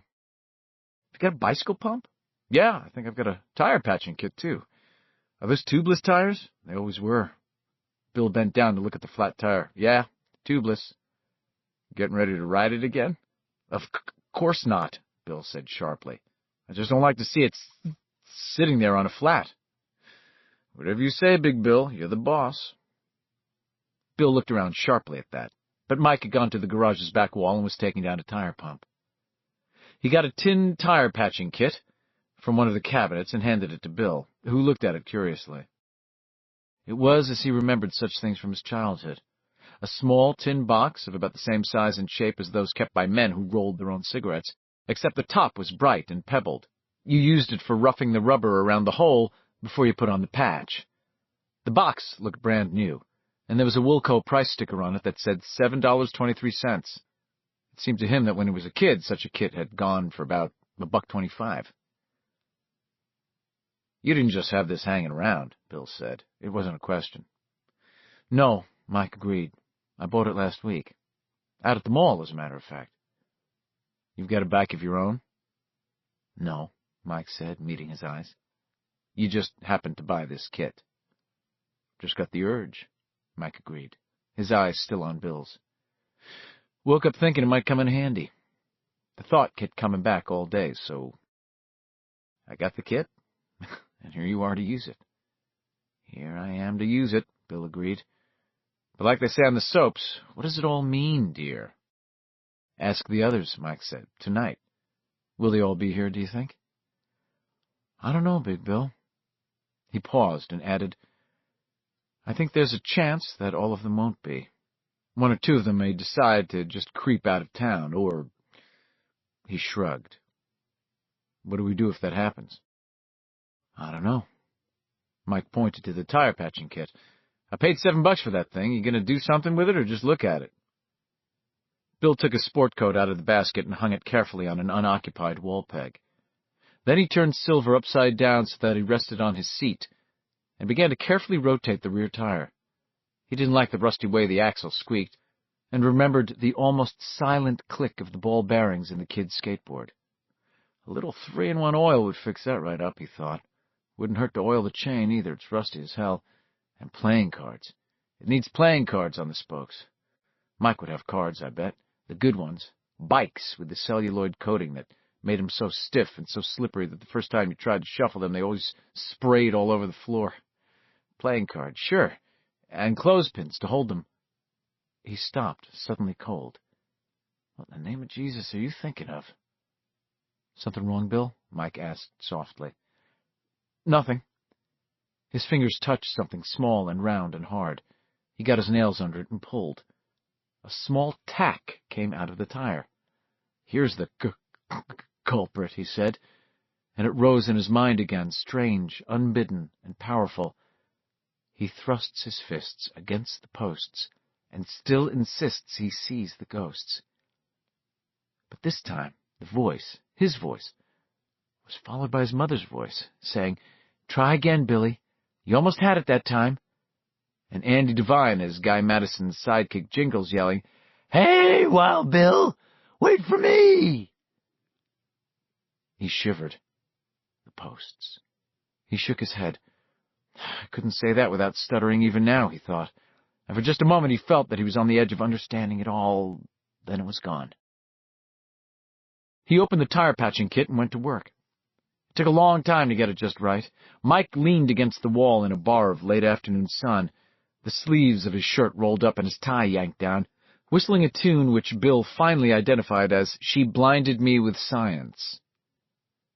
While he waited for the tire cement to set, Bill had, just for something to do, he told himself, oiled Silver's chain, sprocket, and axles. It didn't make the bike look any better, but when he spun the tires he found that the squeak was gone, and that was satisfying. Silver never would have won any beauty contests anyway. His one virtue was that he could go like a blue streak. By that time, 5:30 in the afternoon, he had nearly forgotten Mike was there. He'd become completely absorbed in small yet utterly satisfying acts of maintenance. He screwed the nozzle of the pump onto the rear tire's valve and watched the tire fatten, shooting for the right pressure by guess and by gosh. He was pleased to see that the patch was holding nicely. When he thought he had it right, he unscrewed the pump nozzle and was about to turn Silver over when he heard the rapid snap flutter of playing cards behind him. He whirled, almost knocking Silver over. Mike was standing there, with a deck of blue-backed bicycle playing cards in one hand. "Want these?" Bill let out a long, shaky sigh. "You've got clothespins, too, I suppose." Mike took 4 from the flap pocket of his shirt and held them out. "Just happened to have them around, I suppose." "Yeah, something like that," Mike said. Bill took the cards and tried to shuffle them. His hand shook and the cards sprayed out of his hands.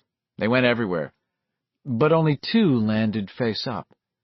Bill looked at them, then up at Mike. Mike's gaze was frozen on the littered playing cards. His lips had pulled back from his teeth. The 2 up cards were both the ace of spades. "That's impossible," Mike said. "I just opened that deck. Look." He pointed at the swill can just inside the garage door, and Bill saw the cellophane wrapper. "How can one deck of cards have 2 aces of spades?" Bill bent down and picked them up. "How can you spray a deck of cards all over the floor and have only 2 of them land face up?" he asked. "That's an even better He turned the aces over, looked, and then showed them to Mike. One of them was a blue back, the other a red back. "Holy Christ, Mikey, what have you got us into?" "What are you going to do with those?" Mike asked in a numb voice. "Why, put them on," Bill said, and suddenly began to laugh. "That's what I'm supposed to do, isn't it? If there are certain preconditions for the use of magic, those preconditions will inevitably arrange themselves, right?" Mike didn't reply.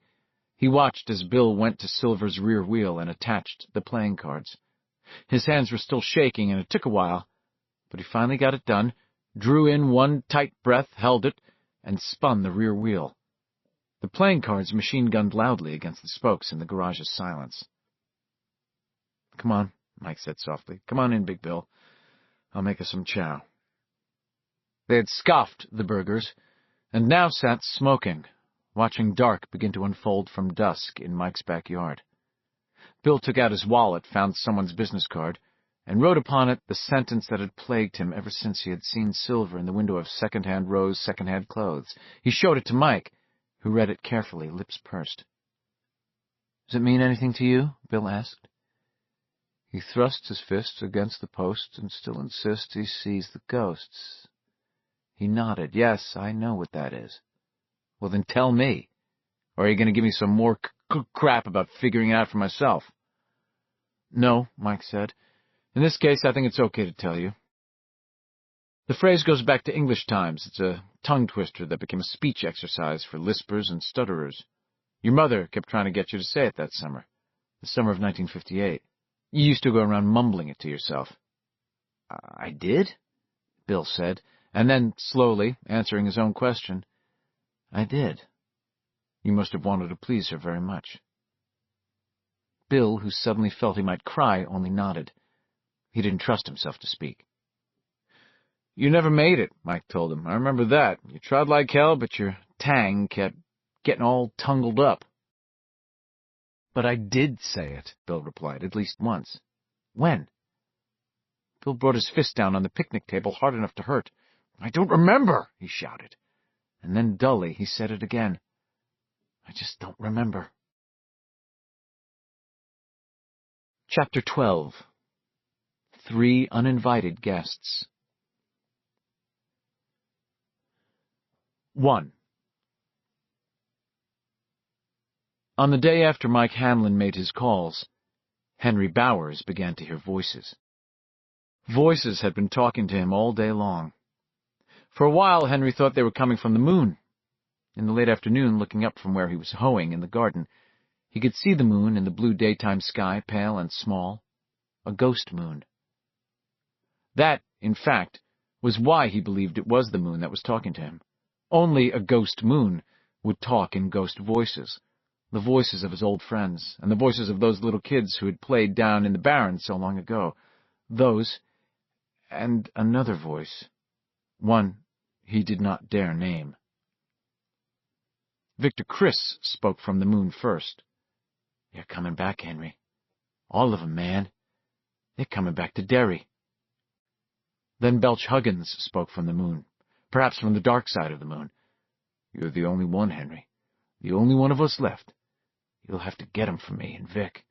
Ain't no little kids can rank us out like that. Why, I hit a ball one time down to Tracker's, and Tony Tracker said that ball would have been out of Yankee Stadium."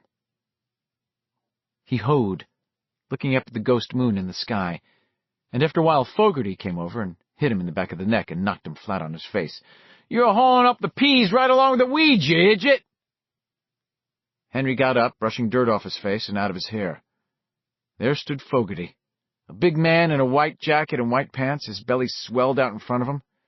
It was illegal for the guards, who were called counselors here at Juniper Hill, to carry billy clubs, so a number of them, Fogarty, Adler, and Kuntz were the worst, carried rolls of quarters in their pockets. They almost always hit you with them in the same place, right in the back of the neck. There was no rule against quarters. Quarters were not considered a deadly weapon at Juniper Hill, an institution for the mentally insane which stood on the outskirts of Augusta near the Sydney town line. "I'm sorry, Mr. Fogarty," Henry said, and offered a big grin which showed an irregular line of yellow teeth. They looked like the pickets in a fence outside a haunted house. Henry had begun to lose his teeth when he was 14 or so. "Yeah, you're sorry," Fogarty said. "You'll be a lot sorrier if I catch you doing it again, Henry." "Yes, sir, Mr. Fogarty." Fogarty walked away, his black shoes leaving big brown tracks in the dirt of West Garden. Because Fogarty's back was turned, Henry took a moment to look around surreptitiously. They had been shooed out to hoe as soon as the clouds cleared. Everyone from the Blue Ward, which was where they put you if you had once been very dangerous, but were now considered only moderately dangerous.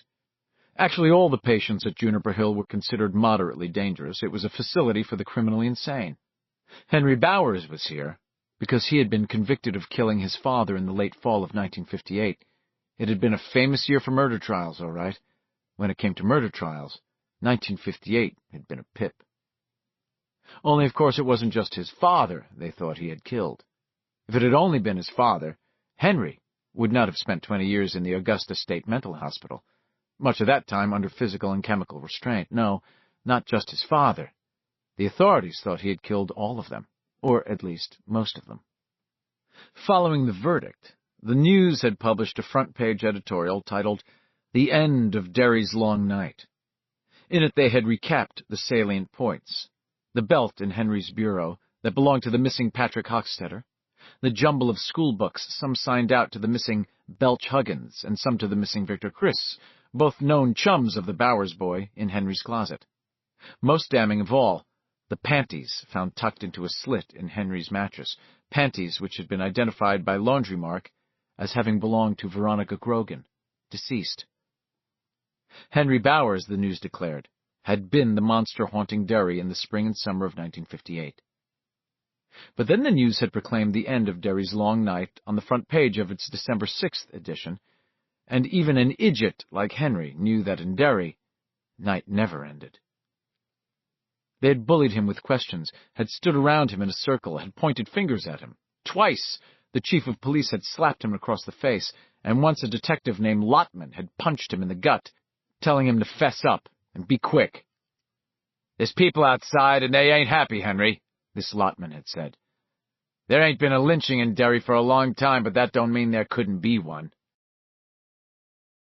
He supposed they would have kept it up as long as necessary, not because any of them really believed the good Derry folk were going to break into the police station, carry Henry out, and hang him from a sour apple tree, but because they were desperate to close the books on that summer's blood and horror. They would have, but Henry didn't make them. They wanted him to confess to everything. He understood after a while.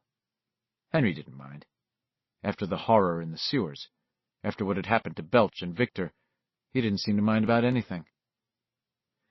Yes, he said, he had killed his father. This was true. Yes, he had killed Victor Criss and Belch Huggins. This was also true, at least in the sense that he had led them into the tunnels where they had been murdered. Yes, he had killed Patrick. Yes, Veronica. Yes, one. Yes, all. Not true, but it didn't matter. Blame needed to be taken. Perhaps that was why he'd been spared. And if he refused. He understood about Patrick's belt. He had won it from Patrick playing scat one day in April, discovered it didn't fit, and tossed it in his bureau. He understood about the books, too. Hell, the three of them chummed around together, and they cared no more for their summer textbooks than they had for their regular ones, which is to say, they cared for them about as much as a woodchuck cares for tap dancing. There were probably as many of his books in their closets, and the cops probably knew it, too. The panties. No, he didn't know how Veronica Grogan's panties had come to be in his mattress. But he thought he knew who, or what, had taken care of it. Best not to talk about such things. Best to just dummy up. So they sent him to Augusta, and finally, in 1979, they had transferred him to Juniper Hill, and he had only run into trouble once here, and that was because at first no one understood. A guy tried to turn off Henry's nightlight. The nightlight was Donald Duck doffing his little sailor hat. Donald was protection after the sun went down. With no light, things could come in. The locks on the door and the wire mesh did not stop them. They came like mist. Things. They talked and laughed, and sometimes they clutched. Hairy things, smooth things, things with eyes. The sort of things that had really killed Vic and Belch when the three of them had chased the kids into the tunnels under Derry in August of 1958. Looking around now, he saw the others from the Blue Ward. There was George DeVille, who had murdered his wife and 4 children one winter night in 1962. George's head was studiously bent, his white hair blowing in the breeze, snot running gaily out of his nose, his huge wooden crucifix bobbing and dancing as he hoed. There was Jimmy Donlin, and all they said in the papers about Jimmy was that he had killed his mother in Portland during the summer of 1965. But what they hadn't said in the papers was that Jimmy had tried a novel experiment in body disposal. By the time the cops came, Jimmy had eaten more than half of her, including her brains.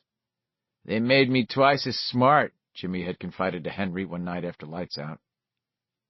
In the row beyond Jimmy hoeing fanatically and singing the same line over and over, as always, was the little Frenchman, Benny Beaulieu. Benny had been a firebug, a pyromaniac. Now, as he hoed, he sang this line from the doors over and over. Try to set the night on fire. Try to set the night on fire. Try to set the night on fire. Try to... It got on your nerves after a while. Beyond Benny was Franklin de Cruz, who had raped over 50 women before being caught with his pants down in Bangor's Terrace Park. The ages of his victims ranged from 3 to 81. Not very particular was Frank de Cruz. Beyond him, but way back, was Arlen Weston, who spent as much time looking dreamily at his hoe as he did using it. Fogarty, Adler, and John Kuntz had all tried the roll of quarters and the fist trick on Weston, to try and convince him he could move a bit faster. And one day Kuntz had hit him maybe a little too hard, because blood came not only from Arlen Weston's nose, but also from Arlen's ears, and that night he had a convulsion. Not a big one, just a little one. But since then Arlen had drifted further and further into his own interior blackness, and now he was a hopeless case, almost totally unplugged from the world. Beyond Arlen was, "You want to pick it up? Or I'll give you some more help, Henry." Fogarty bawled over, and Henry began to hoe again. He didn't want any convulsions. He didn't want to end up like Arlen Weston. Soon the voices started in again. But this time they were the voices of the others, the voices of the kids that had gotten him into this in the first place, whispering down from the ghost moon. "You couldn't even catch a fat boy, Bowers," one of them whispered. "Now I'm rich, and you're hoeing peas. Ha-ha on you, asshole." "Bowers, you couldn't catch a cold. Read any books since you've been there?" "I wrote lots. I'm rich, and you're in Juniper Hill. Ha-ha on you, you stupid asshole." "Shut up," Henry whispered to the ghost voices, hoeing faster, beginning to hoe up the new pea plants along with the weeds. Sweat rolled down his cheeks like tears. "We could have taken you. We could have." "We got you locked up, you asshole." Another voice laughed. "You chased me and couldn't catch me, and I got rich too. Way to go, Banana Heels." "Shut up," Henry muttered, hoeing faster. "Just shut up." "Did you want to get in my panties, Henry?" Another voice teased. "Too bad. I let all of them do me. I was nothing but a slut. But now I'm rich too, and we're all together again, and we're doing it again. But you couldn't do it now, even if I let you, because you couldn't get it up. So ha-ha on you, Henry. Ha-ha all over you." He hoed madly, weeds and dirt and pea plants flying. The ghost voices from the ghost moon were very loud now, echoing and flying in his head, and Fogarty was running toward him, bellowing, but Henry could not hear, because of the voices. "Couldn't even get hold of a nigger like me, could you?" Another jeering ghost voice chimed in. "We killed you guys in that rock fight. We fucking killed you. Ha-ha, asshole! Ha-ha! All over you." Then they were all babbling together, laughing at him, calling him Banana Heels, asking him how he liked the shock treatments they'd given him when he came up here to the Red Ward, asking him if he liked it here at Juniper Hill, asking and laughing and asking, and Henry dropped his hoe and began to scream up at the ghost moon in the blue sky, and at first he was screaming in fury, and then the moon itself changed and became the face of the clown, its face a rotted, pocked, cheesy white, its eyes black holes, its red bloody grin turned up in a smile so obscenely ingenuous that it was insupportable, and so then Henry began to scream, not in fury, but in mortal terror, and the voice of the clown spoke from the ghost moon now, and what it said was, "You have to go back, Henry. You have to go back and finish the job. You have to go back to Derry and kill them all. For me. For—" Then Fogarty, who had been standing nearby and yelling at Henry for almost 2 minutes, while the other inmates stood in their rows, hoes grasped in their hands like comic phalluses, their expressions not exactly interested, but almost, yes, almost thoughtful, as if they understood that this was all a part of the mystery that had put them here, that Henry Bowers' sudden attack of the screaming Mimis in West Garden was interesting in some more than technical way, got tired of shouting, and gave Henry a real blast with his quarters, and Henry went down like a ton of bricks, the voice of the clown following him down into that terrible whirlpool of darkness, chanting over and over again, "Kill them all, Henry! Kill them all! Kill them all! Kill them all!" 2. Henry Bowers lay awake. The moon was down, and he felt a sharp sense of gratitude for that. The moon was less ghostly at night, more real, and if he should see that dreadful clown face in the sky, riding over the hills and fields and woods, he believed he would die of terror. He lay on his side, staring at his nightlight intently. Donald Duck had burned out. He had been replaced by Mickey and Minnie Mouse dancing a polka. They had been replaced with the green glowing face of Oscar the Grouch from Sesame Street, and late last year Oscar had been replaced by the face of Fozzie Bear. Henry had measured out the years of his incarceration with burned-out nightlights instead of coffee spoons. At exactly 2:04 a.m. on the morning of May 30th, his nightlight went out. A little moan escaped him, no more. Kuntz was on the door of the Blue Ward tonight. Kuntz, who was the worst of the lot, worse even than Fogarty, who had hit him so hard in the afternoon that Henry could barely turn his head. Sleeping around him were the other Blue Ward inmates. Benny Beaulieu slept in elastic restraints. He'd been allowed to watch an emergency rerun on the wardroom TV. When they came in from hoeing and around 6 o'clock had begun jerking off constantly and without let-up, screaming, "Try to set the night on fire! Try to set the night on fire! Try to set the night on fire!" He'd been sedated. That was good for about 4 hours, and then he had started in again around 11 when the Ellaville wore off, whipping his old dingus so hard it had started to bleed through his fingers, shrieking, "Try to set the night on fire!" So they sedated him again and put him in restraints. Now he slept, his pinched little face as grave in the dim light as Aristotle's. From around his bed, Henry could hear low snores and loud ones, grunts and occasional bed fart. He could hear Jimmy Donlin's breathing. It was unmistakable, even though Jimmy slept 5 beds over. Rapid and faintly whistling, for some reason it always made Henry think of a sewing machine. From beyond the door giving on the hall, he could hear the faint sound of Kuntz's TV. He knew that Kuntz would be watching the late movies on Channel 38, drinking Texas Driver and eating his lunch. Kuntz favored sandwiches made out of chunky peanut butter and Bermuda onions. When Henry heard this, he had shuddered and thought, "And they say all the crazy people are locked up." This time the voice didn't come from the moon. This time it came from under the bed. Henry recognized the voice at once. It was Victor Criss, whose head had been torn off somewhere beneath Derry 27 years ago. It had been torn off by the Frankenstein monster. Henry had seen it happen, and afterward he had seen the monster's eyes shift, and had felt its watery yellow gaze on him. Yes, the Frankenstein monster had killed Victor, and then it had killed Belch. But here was Vic again, like the almost ghostly rerun of a black-and-white program from the nifty 50s, when the president was bald and the Buicks had portholes. And now that it had happened, now that the voice had come, Henry found that he was calm and unafraid, relieved even. "Henry," Victor said. "Vic!" Henry cried. "What are you doing under there?" Benny Beaulieu snorted and muttered in his sleep.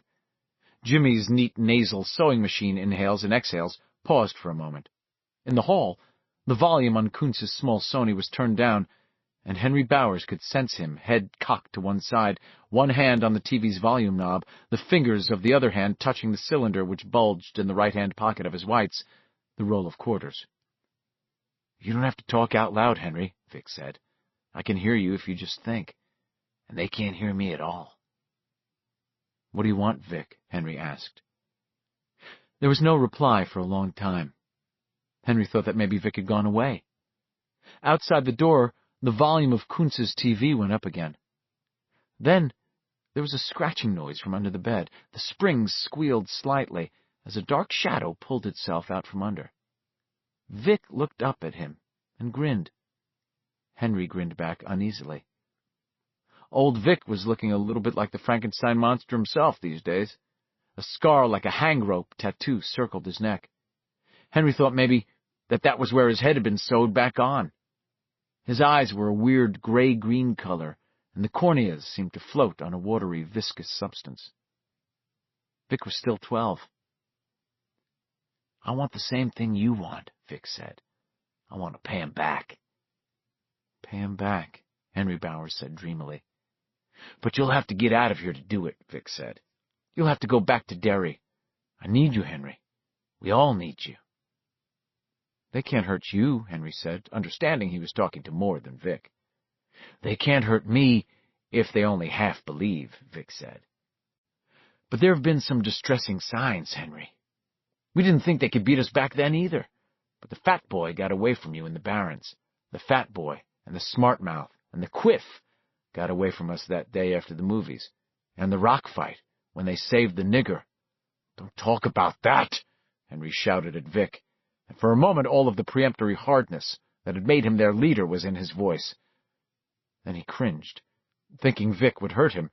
Surely Vic could do whatever he wanted since he was a ghost. But Vic only grinned. "I can take care of them if they only half believe," he said. "But you're alive, Henry. You can get them no matter if they believe, half believe, or don't believe at all. You can get them one by one or all at once. You can pay 'em back." "Pay 'em back," Henry repeated. Then he looked at Vic doubtfully again. "But I can't get out of here, Vic. There's wire on the windows, and Kuntz is on the door tonight. Kuntz is the worst. Maybe tomorrow night—" "Don't worry about Kuntz," Vic said, standing up. Henry saw he was still wearing the jeans he had been wearing that day, and that they were still splattered with drying sewer muck. "I'll take care of Kuntz." Vic held out his hand. After a moment, Henry took it. He and Vic walked toward the blue ward door and the sound of the TV. They were almost there when Jimmy Donlin, who had eaten his mother's brains, woke up. His eyes widened as he saw Henry's late-night visitor. It was his mother. Her slip was showing just a quarter-inch or so, as it always had. The top of her head was gone. Her eyes, horribly red, rolled toward him, and when she grinned, Jimmy saw the lipstick smears on her yellow, horsey teeth, as he always had. Jimmy began to shriek, "No, Ma! No, Ma! No, Ma!" The TV went off at once, and even before the others could begin to stir, Kuntz was jerking the door open and saying, "Okay, asshole, get ready to catch your head on the rebound. I've had it! No, Ma! No, Ma, please, Ma! No, Ma!" Kuntz came rushing in. First, he saw Bowers, standing tall and paunchy and nearly ridiculous in his Johnny, his loose flesh doughy in the light spilling in from the corridor. Then he looked left and screamed out 2 lungfuls of silent spun glass. Standing by Bowers was a thing in a clown suit. It stood perhaps 8 feet tall. Its suit was silvery. Orange pom-poms ran down the front. There were oversized funny shoes on its feet. But its head was not that of a man or a clown. It was the head of a Doberman Pinscher, the only animal on God's green earth of which John Kuntz was frightened. Its eyes were red, its silky muzzle wrinkled back to show huge white teeth. A cylinder of quarters fell from Kuntz's nerveless fingers and rolled across the floor and into the corner. Late the following day, Benny Beaulieu, who slept through the whole thing, would find them and hide them in his footlocker. The quarters bought him cigarettes, tailor-mades, for a month. Kuntz hitched in breath to scream again as the clown lurched toward him. "It's time for the circus!" the clown screamed in a growling voice, and its white-gloved hands fell on Kuntz's shoulders. Except that the hands inside those gloves felt like paws. 3. For the third time that day, that long, long day, Kay McCall went to the telephone. She got further this time than she had on the first 2 occasions. This time she waited until the phone had been picked up on the other end, and a hearty Irish cop's voice said, "6th Street Station, Sergeant O'Bannon. How may I help you?" before hanging up. Oh, you're doing fine. Jesus, yes. By the 8th or 9th time, you'll have mustered up guts enough to give him your name. She went into the kitchen and fixed herself a weak scotch and soda, although she knew it probably wasn't a good idea on the top of the Darvon. She recalled a snatch of folk song from the college coffeehouses of her youth. Got a head full of whiskey and a belly full of gin. Doctor say it'd kill me, but he don't say when. And laughed jaggedly. There was a mirror running along the top of the bar. She saw her reflection in it and stopped laughing abruptly. Who is that woman? One eye swollen nearly shut. Who is that battered woman? Nose the color of a drunken knight's after 30 or so years of tilting at gin mills, and puffed to a grotesque size. Who is that battered woman who looks like the ones who drag themselves to a woman's shelter after they finally get frightened enough, or brave enough, or just plain mad enough to leave the man who is hurting them, who has systematically hurt them week in and week out, month in and month out, year in and year out? Laddered scratch up one cheek. Who is she, K-Bird?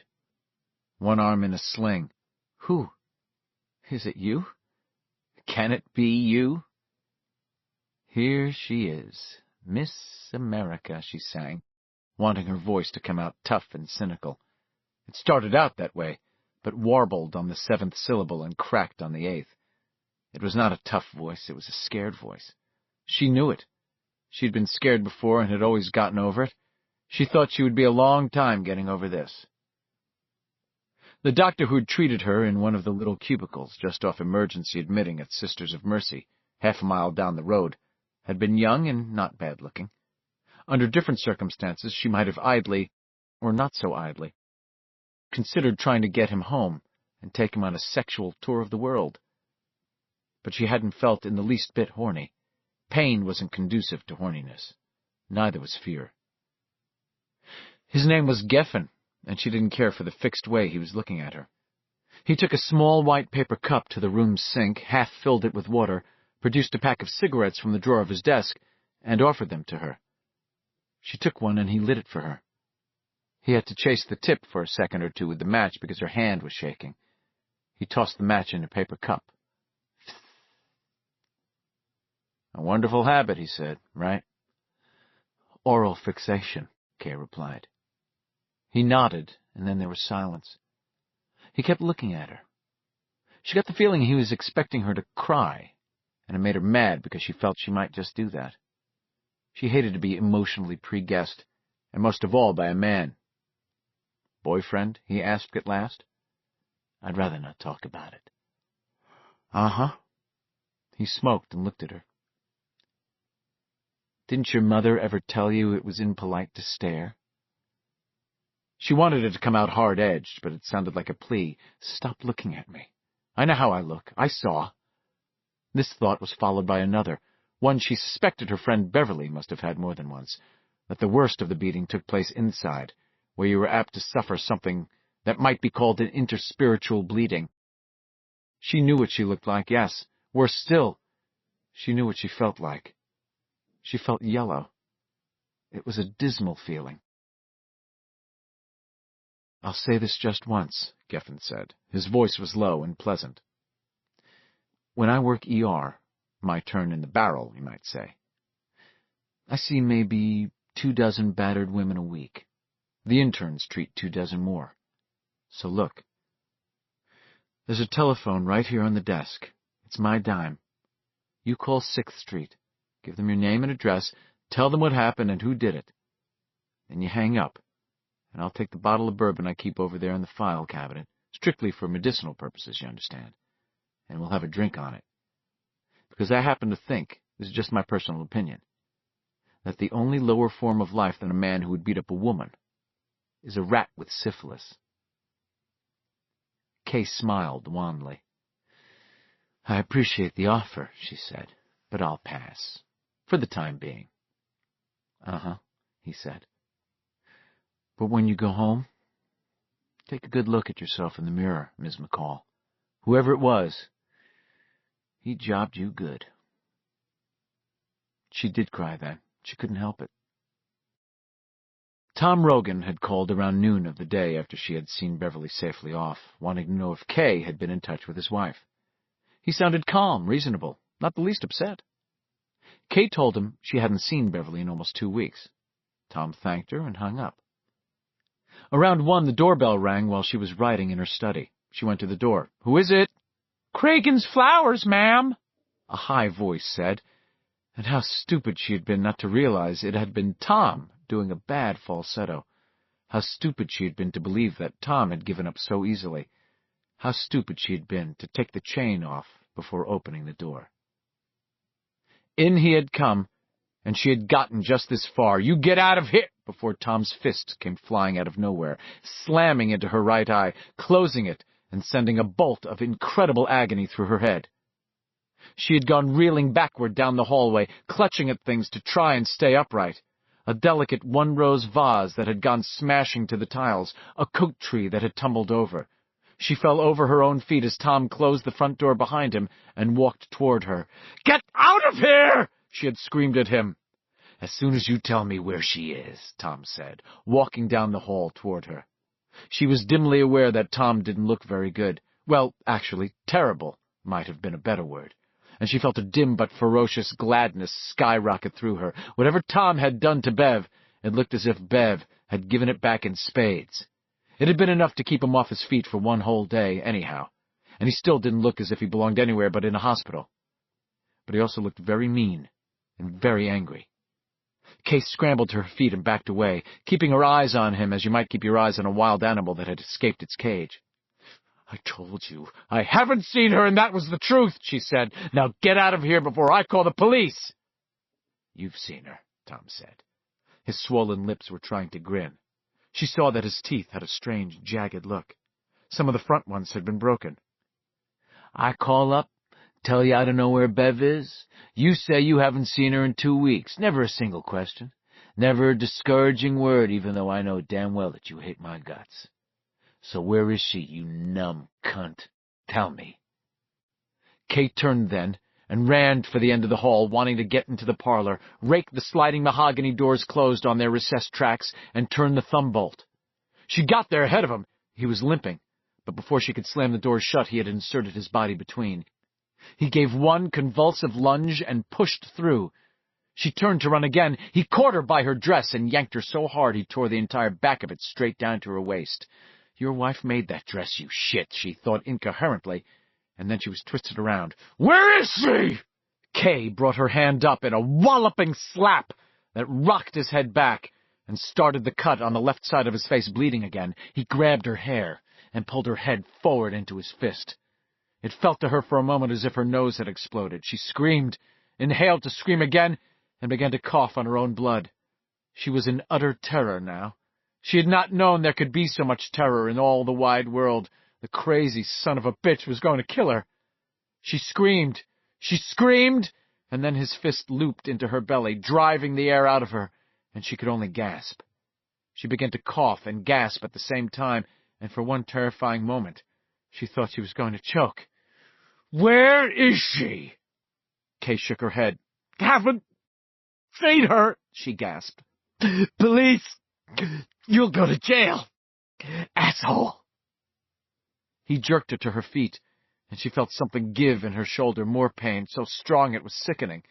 He whirled her around, still holding onto her arm, and now he twisted her arm up behind her, and she bit down on her lower lip, promising herself that she would not scream again. "Where is she?" Kay shook her head. He jerked her arm up again, jerked it so hard that she heard him grunt. His warm breath puffed against her ear. She felt her closed right fist strike her own left shoulder blade, and she screamed again as that thing in her shoulder gave some more. "Where is she?" "No!" "What?" "I don't know!" He let go of her and gave her a push. She collapsed to the floor, sobbing, snot and blood running out of her nose. There was an almost musical crash, and when she looked around, Tom was bending over her. He had broken the top off another vase, this one of Waterford crystal. He held the base. The jagged neck was only inches from her face. She stared at it, hypnotized. "Let me tell you something," he said, the words coming out in little pants and blows of warm air. "You're going to tell me where she went, or you're going to be picking your face up off the floor. You've got 3 seconds, maybe less. When I'm mad, it seems like time goes a lot faster. My face, she thought. And that was what finally caused her to give in. Or cave in, if you like that better. The thought of this monster using the jagged neck of the Waterford vase to cut her face apart. She went home, Kay sobbed. Her hometown. Derry. It's a place called Derry in Maine. How did she go? She took a bus to Milwaukee. She was going to fly from there. That shitty little coos! Tom cried, straightening up. He walked around in a large, aimless semicircle, running his hands through his hair, so that it stood up in crazy spikes and whorls. That cunt that coos, that nickel-plated crotch! He picked up a delicate wood sculpture of a man and woman making love. She'd had it since she was 22, and threw it in the fireplace where it shattered to splinters. He came face to face with himself for a moment in the mirror over the fireplace and stood wide-eyed, as if looking at a ghost. Then he whirled on her again. He had taken something from the pocket of the sport coat he was wearing, and she saw with a stupid kind of wonder that it was a paperback novel. The cover was almost completely black, except for the red foil letters which spelled out the title and a picture of several young people standing on a high bluff over a river. The Black Rapids. Who's this fuck? Huh? What? Denbrough. Denbrough! He shook the book impatiently in front of her face, then suddenly slapped her with it. Her cheek flared with pain, and then dull red heat like stove coals. Who is he? She began to understand. They were friends.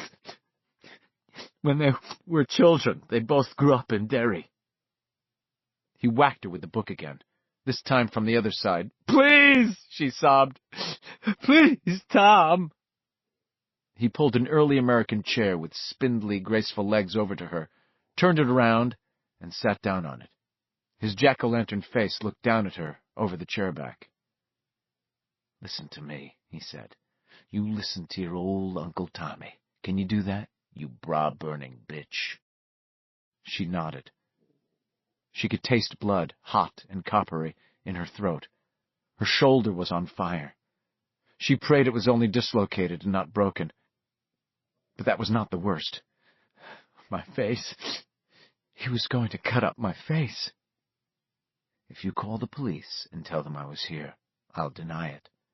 You can't prove a fucking thing. It's the maid's day off, and we're all by our twosome. Of course, they might arrest me anyway. Anything's possible, right? She found herself nodding again, as if her head was on a string. Sure it is. And what I'd do is post bail and come right back here. They'd find your tits on the kitchen table and your eyes in the fishbowl. Do you understand me? Are you getting your old Uncle Tommy? Kay burst into tears again. That string attached to her head was still working. It bobbed up and down. Why? What? I don't... Wake up, for God's sake. Why did she go back? I don't know, Kay nearly screamed. He wiggled the broken vase at her. I don't know, she said in a lower voice. Please. She didn't tell me. Please don't hurt me. He tossed the vase in the wastebasket and stood up. He left without looking back, head down, a big, shambling bear of a man. She rushed after him and locked the door. She rushed into the kitchen and locked that door. After a moment's pause, she had limped upstairs as fast as her aching belly would allow, and had locked the French doors which gave on the upstairs veranda. It was not beyond possibility that he might decide to shinny up one of the pillars and come in again that way. He was hurt, but he was also insane. She went for the telephone for the first time and had no more than dropped her hand on it before remembering what he had said. What I'd do is post bail and come right back here. Your tits on the kitchen table and your eyes in the fishbowl.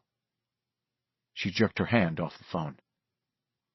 She went into the bathroom then, and looked at her dripping tomato nose, her black eye. She didn't weep. The shame and horror she felt were too deep for tears. "Oh, Bev, I did the best I could, dear," she thought, "but my face. He said he would cut up my face." There was Darvon and Valium in the medicine cabinet. She debated between them, and finally swallowed one of each.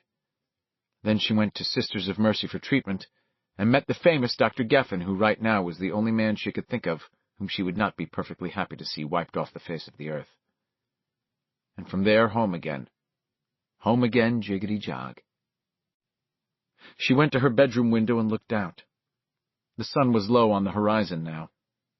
On the East Coast, it would be late twilight, just going on 7 o'clock in Maine. "You can decide what you do about the cops later. The important thing now is to warn Beverly." "It would be a hell of a lot easier," Kay thought, "if you had told me where you were staying, Beverly, my love. I suppose you didn't know yourself." Although she had quit smoking 2 years before, she kept a pack of Pall Malls in the drawer of her desk for emergencies. She shot one out of the pack, lit up, grimaced. She had last smoked from this pack around December of 1982, and this baby was staler than the ERA in the Illinois State Senate. She smoked it anyway. One eye half-lidded against the smoke, the other just half-lidded, period. Thanks to Tom Rogan. Using her left hand laboriously, the son of a bitch had dislocated her good arm. She dialed Maine information and asked for the name and number of every hotel and motel in Derry. "Ma'am, that's going to take a while," the directory assistance operator said dubiously. "It's going to take even longer than that, sister," Kay said. "I'm going to have to write with my stupid hand. My good one's on vacation." "It's not customary for—" "Listen to me," Kay said, not unkindly. "I'm calling you from Chicago, and I'm trying to reach a woman friend of mine who has just left her husband and gone back to Derry, where she grew up. Her husband knows where she went. He got the information out of me by beating the living shit out of me. This man is a psycho. She needs to know he's coming." There was a long pause, and then the directory assistance operator said in a decidedly more human voice, "I think the number you really need is the Derry Police Department." "Fine, I'll take that too. But she has to be warned," Kay said, "and—" She thought of Tom's cut cheeks, the knot on his forehead, the one on his temple, his limp, his hideously swelled lips. And if she knows he's coming, that may be enough. There was another long pause. "You there, sis?" Kay asked. "Arlington Motor Lodge," the operator said, 643-8146. "Bassey Park Inn, 648-4083. "The Bunyan Motor Court. Slow down a little, okay?" she asked, writing furiously. She looked for an ashtray, didn't see one, and mashed the Pall Mall out on the desk blotter. "Okay, go on." "The Clarendon Inn." 4. She got half lucky on her 5th call. Beverly Rogan was registered at the Derry townhouse. She was only half lucky, because Beverly was out. She left her name and number and a message that Beverly should call her the instant she came back, no matter how late it was. The desk clerk repeated the message. Kay went upstairs and took another Valium. She lay down and waited for sleep. Sleep didn't come. "I'm sorry, Bev," she thought, looking into the dark, floating on the dope. "What he said about my face. I just couldn't stand that. Call soon, Bev. Please call soon. And watch out for the crazy son of a bitch you married."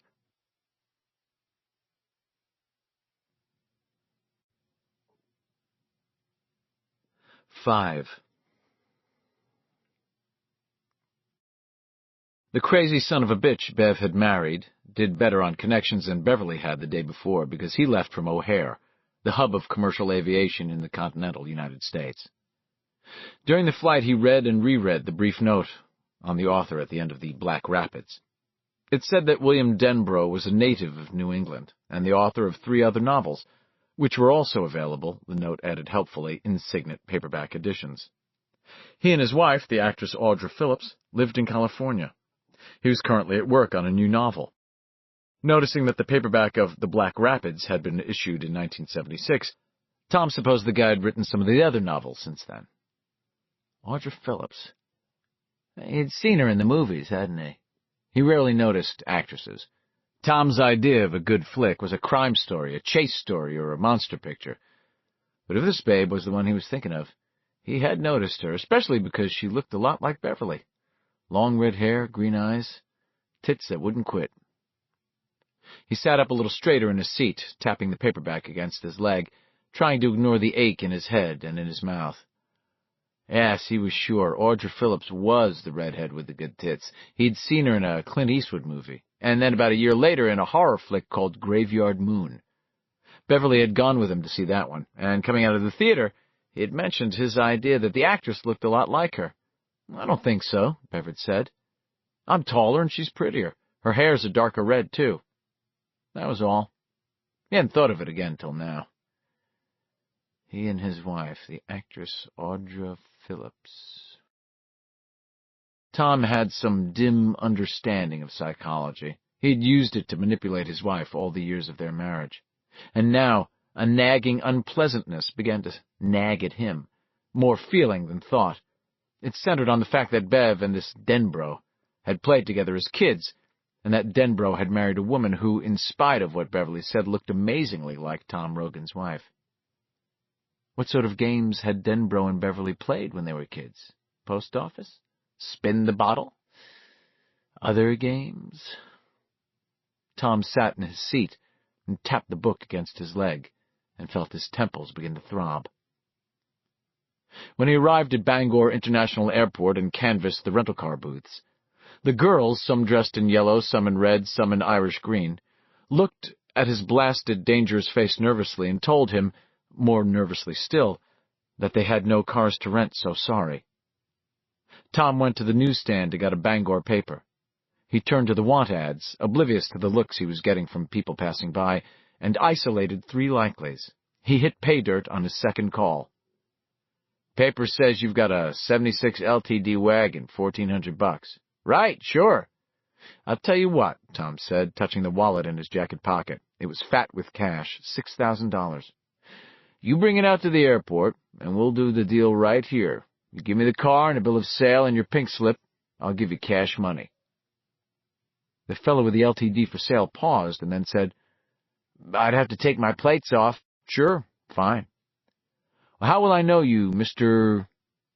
Barr? Tom said. He was looking at a sign across the terminal lobby that said, Bar Harbor Airlines gives you New England and the world. I'll be standing by the far door. You'll know me because my face doesn't look so hot. My wife and I went roller skating yesterday, and I took one hell of a fall. Things could be worse, I guess. I didn't break anything but my face. Oh, gee, I'm sorry to hear that, Mr. Barr. I'll mend. You just get the car out here, my good buddy. He hung up, walked across to the door, and stepped out into the warm, fragrant May night. The guy with the LTD showed up 10 minutes later, driving out of the late spring dusk. He was only a kid. They did the deal. The kid scribbled him a bill of sale, which Tom stuffed indifferently into his overcoat pocket. He stood there and watched the kid take off the LTD's main plates. Give you an extra $3 for the screwdriver, Tom said when he was done. The kid looked at him thoughtfully for a moment, shrugged, handed the screwdriver over, and took the 3 ones Tom was holding out. None of my business, the shrug said, and Tom thought, how right you are, my good little buddy. Tom saw him into a cab, then got behind the wheel of the Ford. It was a piece of shit. Transmission whiny, universal groany, body rattly, brakes slushy, none of it mattered. He drove around to the long-term parking lot, took a ticket, and drove in. He parked next to a Subaru that looked as if it had been there for a while. He used the kid's screwdriver to remove the Subaru's plates and put them on the LTD. He hummed as he worked. By 10 p.m., he was driving east on Route 2, a main road map open on the seat beside him. He had discovered that the LTD's radio didn't work, so he drove in silence. That was all right. He had plenty to think about, all the wonderful things he was going to do to Beverly when he caught up with her, for instance. He was sure in his heart, quite sure, that Beverly was close by. And smoking. Oh, my dear girl, you fucked with the wrong man when you fucked with Tom Rogan. And the question is this: what exactly are we to do with you? The Ford bowled its way through the night, chasing its high beams. And by the time Tom got to Newport, he knew. He found a drugs and sundry shop on the main drag that was still open. He went inside and bought a carton of Camels. The proprietor wished him a good evening. Tom wished him the same. He tossed the carton on the seat and got moving again. He drove slowly on up Route 7, hunting for his turnoff. Here it was, Route 3, with a sign which read, Haven 21, Derry 15. He made the turn and got the Ford rolling faster. He glanced at the carton of cigarettes and smiled a little. In the green glow of the dash lights, his cut and lumpy face looked strange, ghoulish. "Got some cigarettes for you, Bevy," Tom thought as the wagon ran between stands of pine and spruce, heading toward Derry at a little better than 60. Oh, my, yes, a whole carton just for you. And when I see you, dear, I'm going to make you eat every fucking one. And if this guy Denbro needs some education, we can arrange that too. No problem, Bevy. No problem at all. For the first time since the dirty bitch had bushwhacked him and run out, Tom began to feel good. 6. Audra Denbro flew first class to Maine on a British Airways DC-10. She had left Heathrow at 10 minutes of 6 that afternoon and had been chasing the sun ever since. The sun was winning, had won, in fact, but that didn't really matter. By a stroke of providential luck, she had discovered that British Airways Flight 23, London to Los Angeles, made one refueling stop at Bangor International Airport. The day had been a crazy nightmare. Freddie Firestone, the producer of Attic Room, had of course wanted Bill first thing. There had been some kind of balls-up about the stunt woman who was supposed to fall down a flight of stairs for Audra. It seemed that stunt people had a union too, and this woman had fulfilled her quota of stunts for the week, or some silly thing. The union was demanding that Freddie either sign an extension of salary waiver or hire another woman to do the stunt. The problem was, there was no other woman close enough to Audra's body type available. Freddie told the union boss that they would have to get a man to do the stunt then, wouldn't they? It wasn't as if the fall had to be taken in bra and panties. They had the auburn-haired wig, and the wardrobe woman could fit the fellow up with falsies and hip padding. Even some arse pads, if that was necessary. "Can't be done, mate," the union boss said. "Against the union charter to have a man step in for a woman. Sexual discrimination." In the movie business, Freddie's temper was fabled, and at that point he had lost it. He told the union boss, a fat man whose B.O. was almost paralyzing, to bugger himself.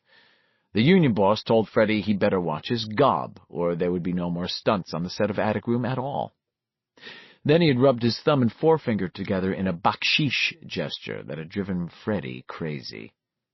The union boss was big but soft. Freddie, who still played football every chance he got, and who had once bowled a century at cricket, was big and hard. He threw the union boss out, went back into his office to meditate, and then came out again 20 minutes later hollering for Bill.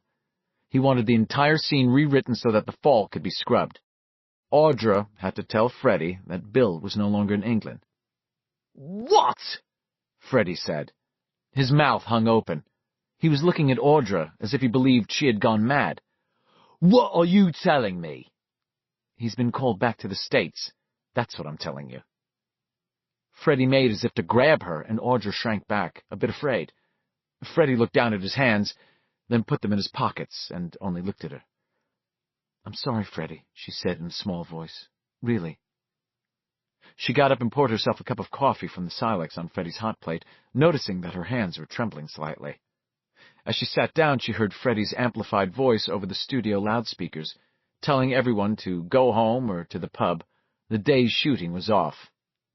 Audra winced. There went a minimum of 10,000 pounds right down the bog.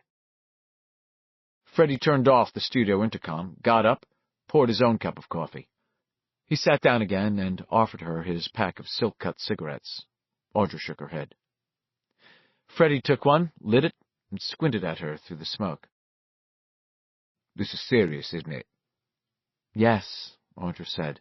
keeping her composure as best she could. "What's happened?" And because she genuinely liked Freddie and genuinely trusted him, Audra told him everything she knew. Freddie listened intently, gravely. It didn't take long to tell. Doors were still slamming and engines starting in the parking lot outside when she finished. Freddie was silent for some time, looking out his window. Then he swung back to her. "He's had a nervous breakdown of some sort." Audra shook her head. "No, it wasn't like that. He wasn't like that."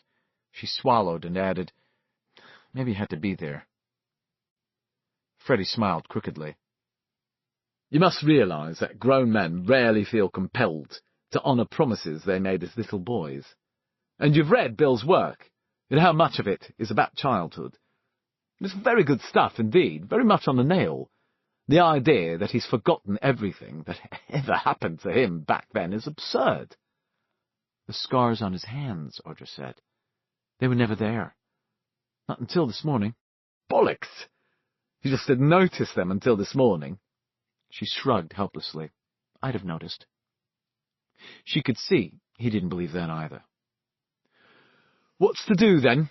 Freddie asked her, and she could only shake her head. Freddie lit another cigarette from the smouldering end of the first.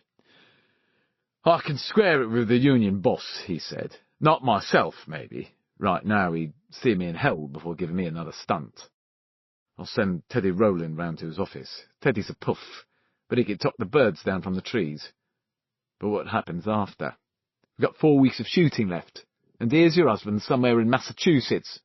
"Maine." He waved a hand. "Wherever." "And how much good are you going to be without him?" He leaned forward. "I like you, Audra. I genuinely do. And I like Bill, even in spite of this mess. We can make do, I guess. The script needs cobbling up. I can cobble it. I've done my share of that sort of shoemaking in my time, Christ knows.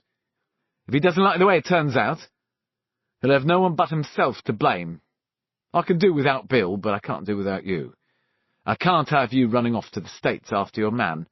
I've got to have you putting out at full power. Can you do that?" "I don't know." "Nor do I. But I want you to think about something. We can keep things quiet for a while, maybe for the rest of the shoot, if you'll stand up like a trooper and do your job. But if you take off, it can't be kept quiet. I can be pissy, but I'm not vindictive by nature, and I'm not going to tell you that if you take off, I'll see that you never work in the business again. But you should know that if you get a reputation for temperament, you might end up stuck with just that. I'm talking to you like a Dutch uncle, I know. Do you resent it?" "No," she said listlessly. In truth, she didn't care much one way or the other. Bill was all she could think of. Freddie was a nice enough man, but Freddie didn't understand. In the last analysis, nice man or not, all he could think of was what this was going to do to his picture. He'd not seen the look in Bill's eyes, or heard him stutter. "Good." He stood up. "Come on over to the Hare and Hounds with me. We can both use a drink." She shook her head. "A drink's the last thing I need. I'm going home and think this out." "I'll call for the car," he said. "No, I'll take the train." He looked at her fixedly, one hand on the telephone. "I believe you mean to go after him," Freddie said. "And I'm telling you that it's a serious mistake, dear girl. He's got a bee in his bonnet, but at bottom he's steady enough. He'll shake it, and when he does, he'll come back. If he'd wanted you along, he would have said so." "I haven't decided anything," she said, knowing that she had, in fact, decided everything. Had decided, even before the car picked her up that morning. "Have a care, love," Freddie said. "Don't do something you'll regret later." She felt the force of his personality beating on her, demanding that she give in, make the promise, do her job, wait passively for Bill to come back, or to disappear again into that hole of the past from which he had come. She went to him and kissed him lightly on the cheek. "I'll see you, Freddie." She went home and called British Airways. She told the clerk she might be interested in reaching a small Maine city called Derry, if it was at all possible. There had been silence while the woman consulted her computer terminal. And then the news, like a sign from heaven, that BA number 23 made a stop in Bangor, which was less than 50 miles away. "Shall I book the flight for you, ma'am?" Audra closed her eyes and saw Freddie's craggy, mostly kind, very earnest face, heard him saying, "Have a care, love. Don't do something you'll regret later." Freddie didn't want her to go. Bill didn't want her to go. So why was her heart screaming at her that she had to go? She closed her eyes. Jesus, I feel so fucked up. "Ma'am, are you still holding the wire?" "Book it," Audra said, then hesitated. "Have a care, love." Maybe she should sleep on it. Get some distance between herself and the craziness. She began to rummage in her purse for her American Express card. "For tomorrow, first class, if you have it, but I'll take anything. And if I change my mind, I could cancel, probably will. I'll wake up sane and everything will be clear." But nothing had been clear this morning, and her heart clamored just as loudly for her to go. Her sleep had been a crazy tapestry of nightmares. So she had called Freddie, not because she wanted to, but because she felt she owed him that. She had not gotten far. She was trying in some stumbling way to tell him how much she felt Bill might need her, when there was a soft click at Freddie's end. He had hung up without saying a word after his initial hello. But in a way, Audra thought, that soft click said everything that needed to be said. 7. The plane landed at Bangor at 7:09 Eastern Daylight Time. Audra was the only passenger to deplane, and the others looked at her with a kind of thoughtful curiosity, probably wondering why anyone would choose to get off here in this godforsaken little place. Audra thought of telling them, "I'm looking for my husband, that's why.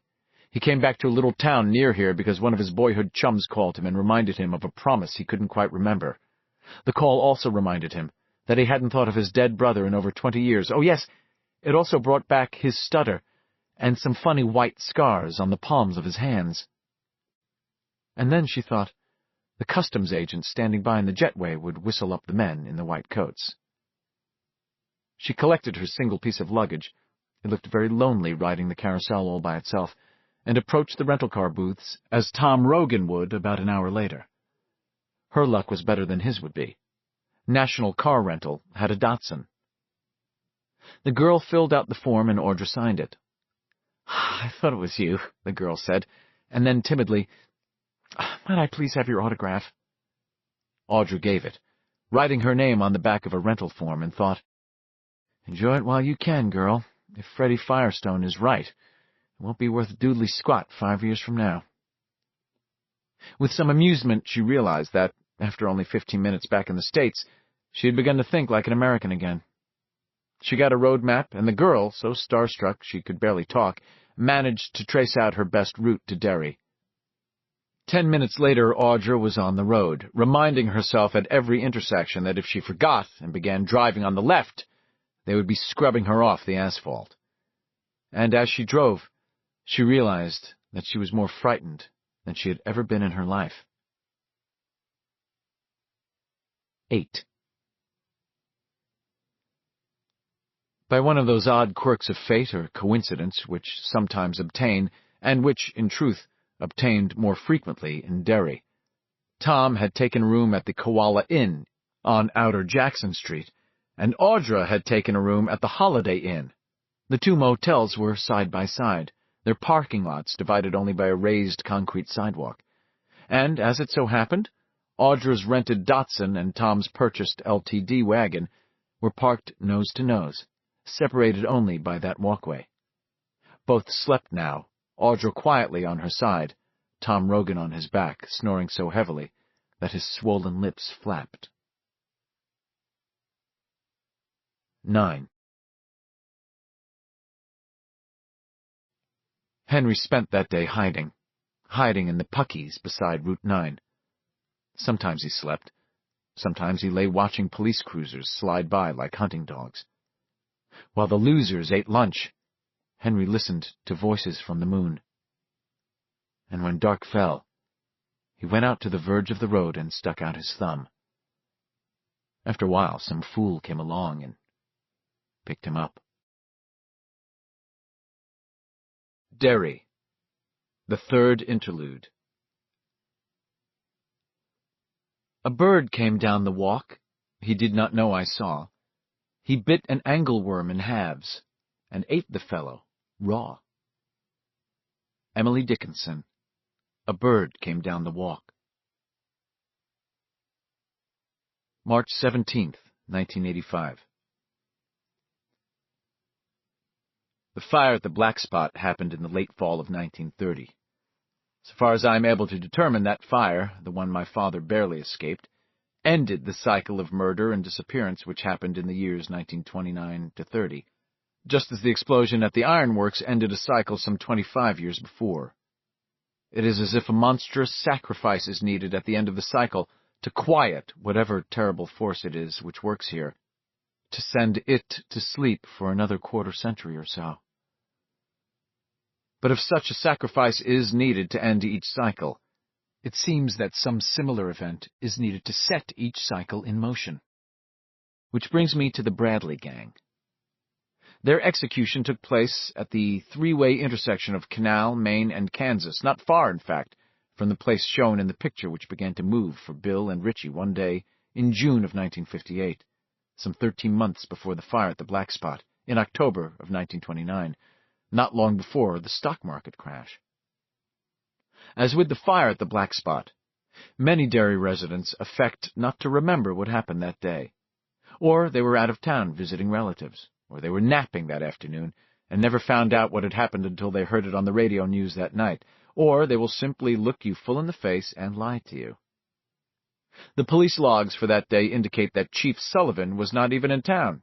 "Sure, I remember," Aloysius Nell told me from a chair on the sun terrace of the Paulson Nursing Home in Bangor. "That was my first year on the force, and I ought to remember. He was off in western Maine bird hunting. They'd been sheeted and carried off by the time he got back. Madder than a wet hen was Jim Sullivan."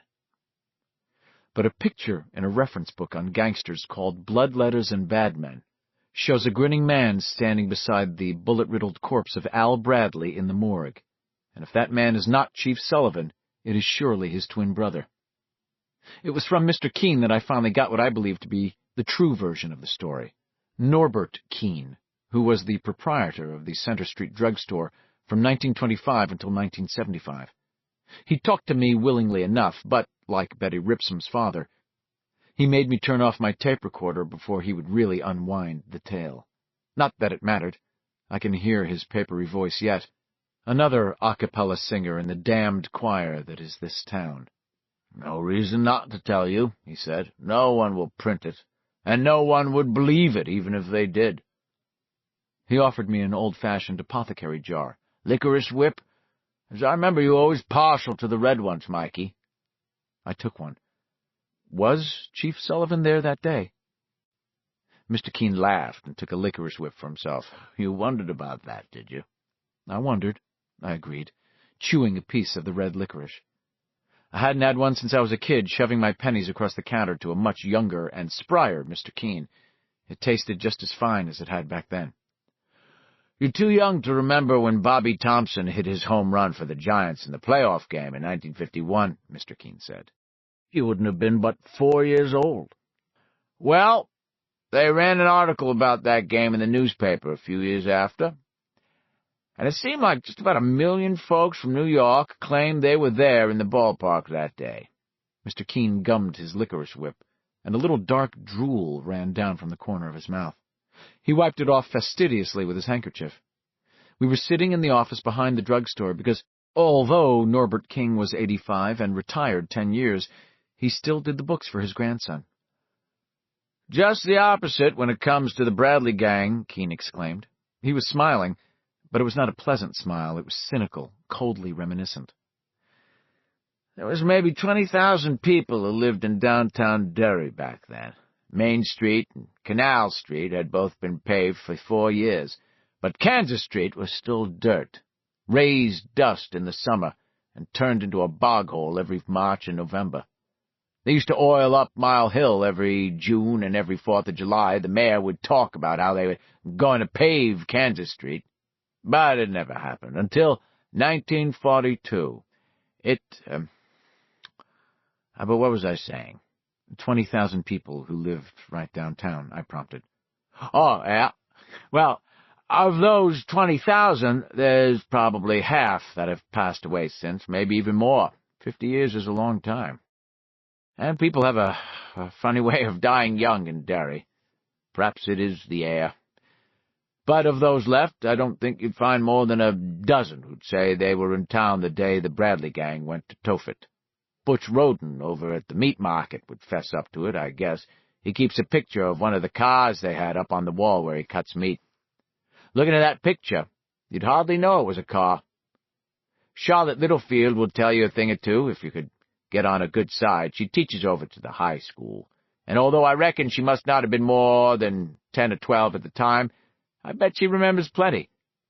Carl Snow, Aubrey Stacy, Eben Stampnell, and that old geezer who paints those funny pictures and drinks all night at Wally's. Pickman, I think his name is. They'd remember. They were all there. He trailed off vaguely, looking at the licorice whip in his hand. I thought of prodding him and decided not to. At last he said, "Most of the others would lie about it, the way people lied and said they were there when Bobby Thompson hit his homer. That's all I mean.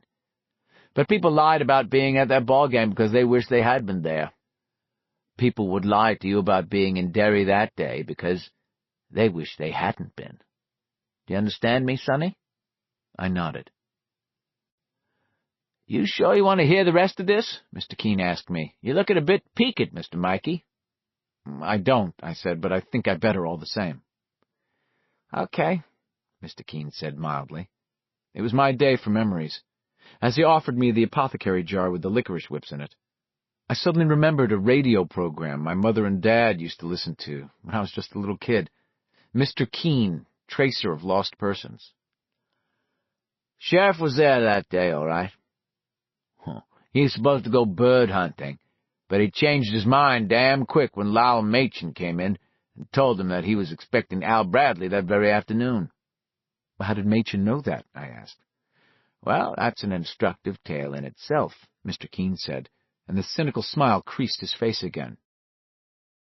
"Bradley wasn't never public enemy number one on the FBI's hit parade, but they had wanted him since 1928 or so. To show they could cut the mustard, I guess. Al Bradley and his brother George hit 6 or 7 banks across the Midwest and then kidnapped a banker for ransom. The ransom was paid, $30,000, a big sum in those days. But they killed the banker anyway. By then, the Midwest had gotten a little toasty for the gangs that ran there, so Al and George and their litter of ratlings run northeast, up this way. They rented themselves a big farmhouse just over the town line in Newport, not far from where the Rulin farms are today.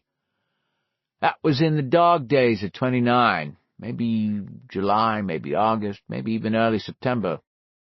I don't know for sure just when. There were 8 of them: Al Bradley, George Bradley, Joe Conklin and his brother Cal, an Irishman named Arthur Malloy, who was called Creeping Jesus Malloy because he was nearsighted and wouldn't put on his specs unless he absolutely had to, and Patrick Cordy, a young fella from Chicago, who was said to be kill-crazy, but as handsome as Adonis. There were also 2 women with them, Kitty Donahue, George Bradley's common-law wife, and Marie Hauser, who belonged to Cordy but sometimes got passed around, according to the stories we all heard later. They made one bad assumption when they got up here, Sonny. They got the idea they were so far away from Indiana that they were safe. They laid low for a while, and then got bored and decided they wanted to go hunting. They had plenty of firepower, but they were a bit low on ammunition. So they all came into Derry on the 7th of October in 2 cars. Patrick Cordy took the women around shopping, while the other men went into Machen's sporting goods. Kitty Donahue bought a dress in Freeze's, and she died in it 2 days later. Lal Machen waited on the men himself. He died in 1959. Too fat he was. Always too fat. But there wasn't nothing wrong with his eyes, and he knew it was Al Bradley the minute he walked in, he said.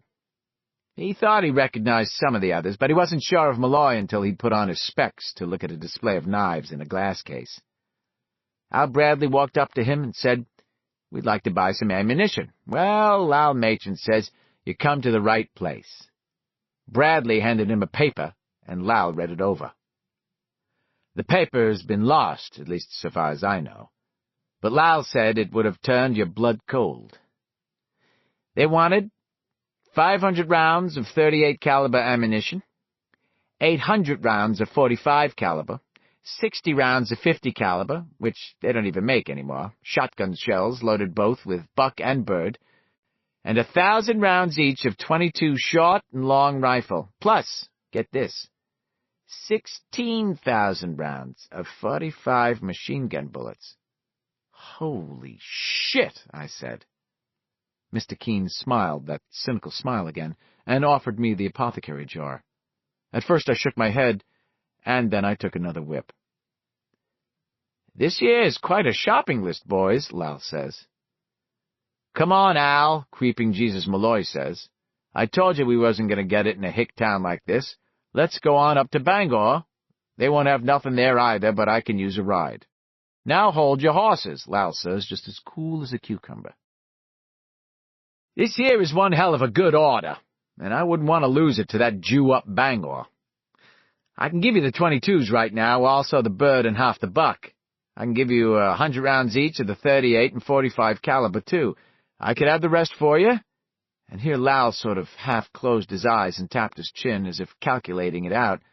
By day after tomorrow, how'd that be? Bradley grinned like he'd split his head around the back, and said it sounded just as fine as paint. Cal Conklin said he'd still like to go on up to Bangor, but he was outvoted. Now, if you're not sure you can make good on this order, you ought to say so right now, Al Bradley says to Lal, because I'm a pretty fine fella, but when I get mad, you don't want to get into a pissing contest with me. You follow? I do, Lal says, and I'll have all the ammo you could want, Mr. Raider, Bradley says. Richard D. Raider at your service. He stuck out his hand, and Lal pumped it, grinning all the while. Real pleased, Mr. Raider. So then Bradley asked him what would be a good time for him and his friends to drop by and pick up the goods, and Lal Machin asked them right back how 2 in the afternoon sounded to them. They agreed that would be fine. Out they went. Lal watched them go. They met the 2 women and Cordy on the sidewalk outside. Lal recognized Cordy, too. So, Mr. Keene said, looking at me bright-eyed, what do you think Lal done then? Called the cops? I guess he didn't, I said, based on what happened. Me, I would have broken my leg getting to the telephone. Well, maybe you would, and maybe you wouldn't, Mr. Keene said with that same cynical, bright-eyed smile, and I shivered because I knew what he meant. And he knew I knew. Once something heavy begins to roll, it can't be stopped. It's simply going to roll until it finds a flat place long enough to wear away all of its forward motion. You can stand in front of that thing and get flattened, but that won't stop it either. Maybe you would have, and maybe you wouldn't, Mr. Keene repeated. But I can tell you what Lal Machin did. The rest of that day, and all of the next, when someone he knew came in, some man, why, he would tell them that he knew who had been out in the woods around the Newport Dairy line shooting at deer and grouse and God knows what else, with Kansas City typewriters. It was the Bradley gang. He knew for a fact because he had recognized him. He'd tell him that Bradley and his men were coming back the next day around 2 to pick up the rest of their order. He'd tell them he'd promised Bradley all the ammunition he could want, and that was a promise he intended to keep. How many? I asked. I felt hypnotized by his glittering eye. Suddenly the dry smell of this back room, the smell of prescription drugs and powders, of Musterol and Vicks Vaporub and Robitussin and cough syrup, suddenly all those smells seemed suffocating. But I could no more have left than I could kill myself by holding my breath. How many men did Lal pass the word to? Mr. Keene asked. I nodded. Don't know for sure, Mr. Keene said. Didn't stand right there and take up sentry duty. All those he felt he could trust, I suppose. Those he could trust, I mused. My voice was a little hoarse. Yeah, Mr. Keene said. Dairymen, you know. Not that many of 'em raised cows. He laughed at this old joke before going on. I came in Route 10, the day after the Bradleys first dropped in on Lal. He told me the story, then asked how he could help me.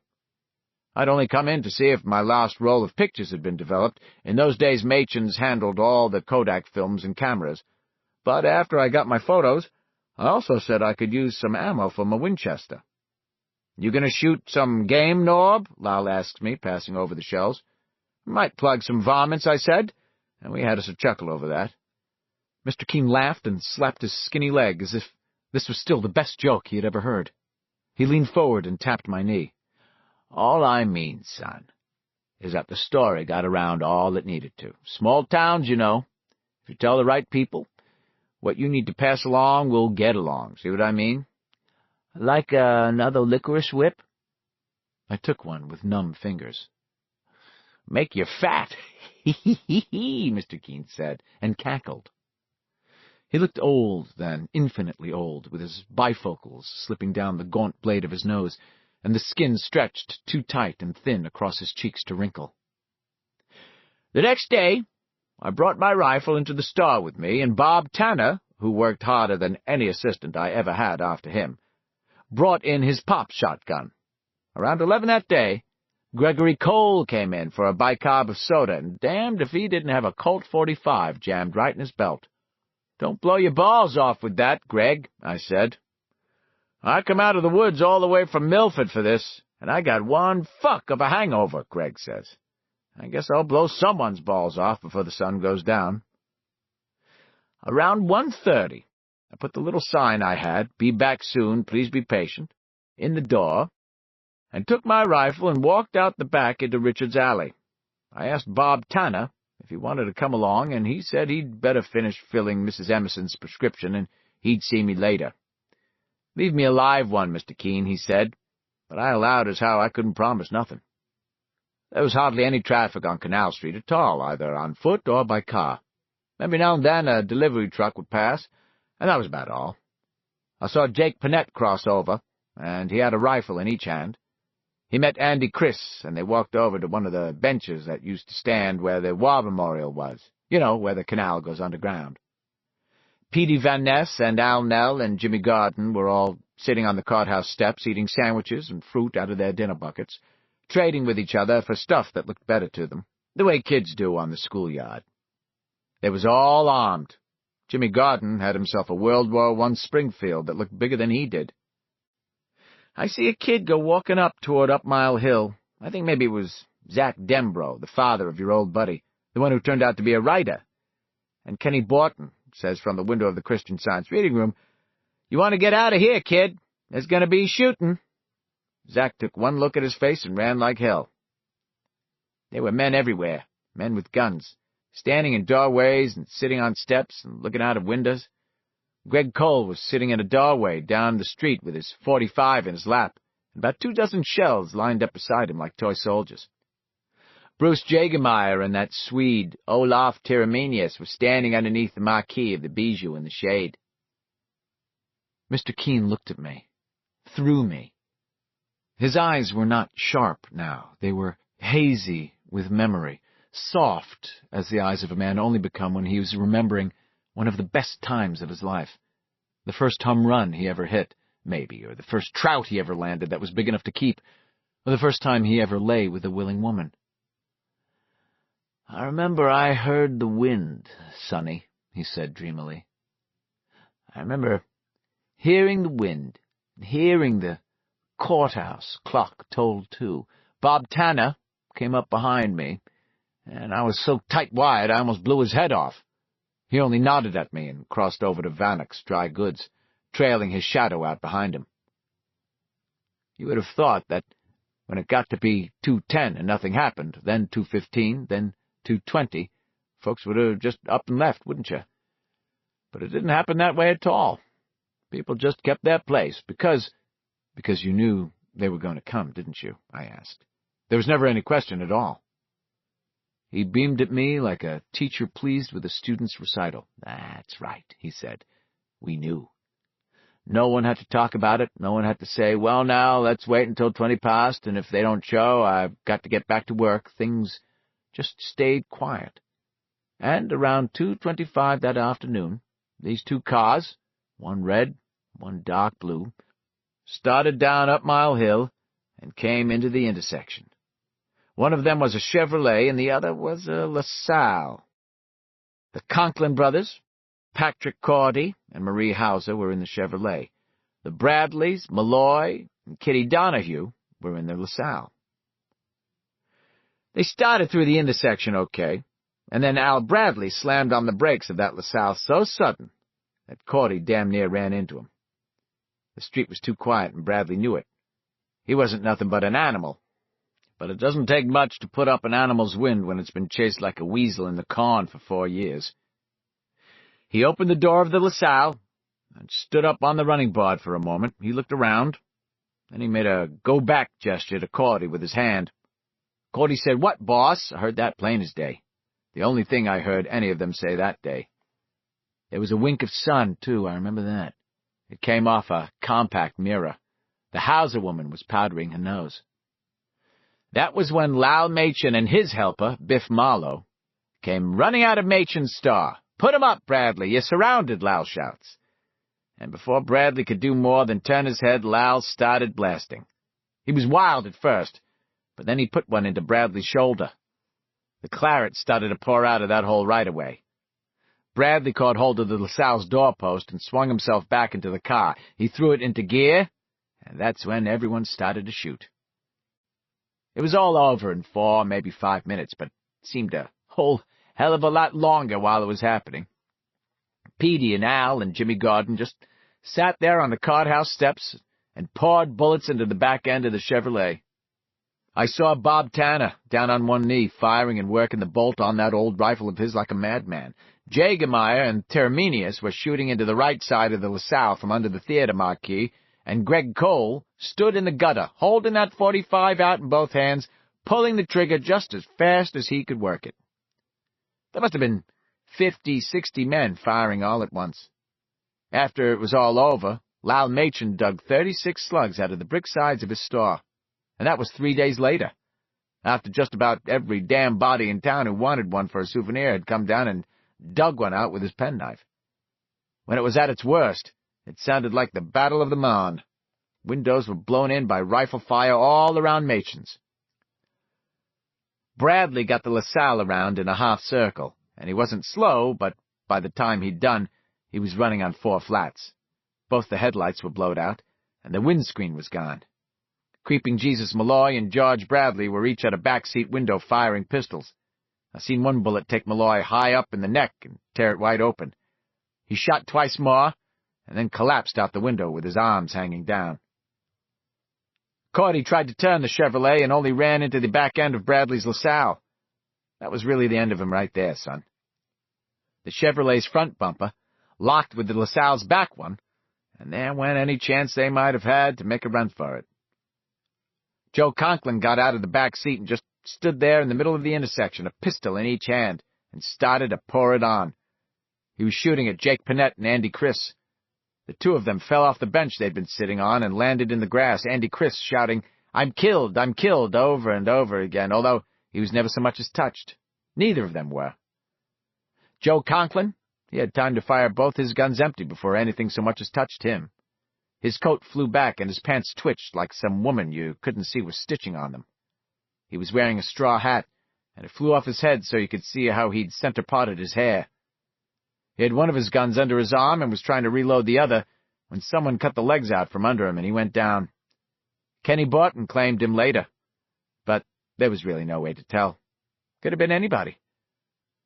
Conklin's brother Cal came out after him soon's Joe fell, and down he went like a ton of bricks with a hole in his head. Marie Hauser came out. Maybe she was trying to surrender, I don't know. She still had the compact she'd been using to powder her nose in her right hand. She was screaming, I believe. But by then it was hard to hear. Bullets was flying all around them. That compact mirror was blown right out of her hand. She started back to the car then, but she took one in the hip. She made it somehow and managed to crawl inside again. Al Bradley revved the LaSalle up just as high as it would go and managed to get it moving again. He dragged the Chevrolet maybe 10 feet before the bumper tore right off in it. The boys poured lead into it. All the windows was busted. One of the mud guards was laying in the street. Malloy was dead, hanging out the window, but both of the Bradley brothers were still alive. George was firing from the back seat. His woman was dead beside him, with one of her eyes shot out. Al Bradley got to the big intersection. Then his auto mounted the curb and stopped there. He got out from behind the wheel and started running up Canal Street. He was riddled. Patrick Carty got out of the Chevrolet, looked as if he was going to surrender for a minute.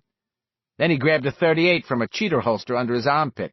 He triggered it off maybe 3 times, just firing wild, and then his shirt blew back from his chest in flames.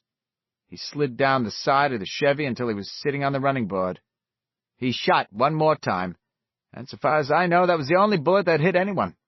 It ricocheted off something and then grazed across the back of Greg Cole's hand. Left a scar he used to show off when he was drunk until someone, Al Nell maybe, took him aside and told him it might be a good idea to shut up about what happened to the Bradley gang. The Hauser woman came out, and that time wasn't any doubt she was trying to surrender. She had her hands up. Maybe no one really meant to kill her, but by then there was a crossfire and she walked right into it. George Bradley run as far as that bench by the War Memorial. Then someone pulped the back of his head with a shotgun blast. He fell down dead, with his pants full of piss. Hardly aware I was doing it, I took a licorice whip from the jar. They went on pouring rounds into those cars for another minute or so, before it began to taper off, Mr. Keene said. When men get their blood up, it doesn't go down easy. That was when I looked around and saw Sheriff Sullivan behind Nell and the others on the courthouse steps, putting rounds through that dead Chevy with a Remington pump. Don't let anyone tell you he wasn't there and Norbert Keene is sitting in front of you and telling you he was. By the time the firing stopped, those cars didn't look like cars at all anymore, just hunks of junk with glass around them. Men started to walk over to them. No one talked. All you could hear was the wind and feet gritting over broken glass. That's when the picture-taking started. And you ought to know this, Sonny, when the picture-taking starts, the story is over. Mr. Keene rocked in his chair, his slippers bumping placidly on the floor, looking at me. There's nothing like that in the Derry News, was all I could think of to say. The headline for that day had read, State Police, FBI, gunned down Bradley gang in pitched battle, with the subhead, Local Police lend support. Of course not, Mr. Keene said, laughing delightedly. I've seen the publisher, Mac Laughlin, put 2 rounds into Joe Conkling himself. Christ, I muttered. Get enough licorice, Sonny? I got enough, I said. I licked my lips. Mr. Keene, how could a thing of that magnitude be covered up? Well, wasn't no cover-up, he said, looking honestly surprised. It was just that no one talked about it much. And really, who cared? It wasn't President and Mrs. Hoover that went down that day. It was no worse than shooting mad dogs that would kill you with a bite if you give them half a chance. But the women, a couple of whores, he said indifferently. Besides, it happened in Derry, not New York or Chicago. The place makes it news as much as what happened in the place, Sonny. That's why there are bigger headlines when an earthquake kills 12 people in Los Angeles than there are when one kills 3,000 in some heathen country in the Mideast. Besides, it happened in Derry. I've heard it before, and I suppose if I continue to pursue this, I'll hear it again and again and again. They say it as if speaking patiently to a mental defective. They say it the way they would say, because of gravity, if you ask them how come you stick to the ground when you walk. They say it as if it were a natural law any natural man should understand, and of course, the worst of that is I do understand.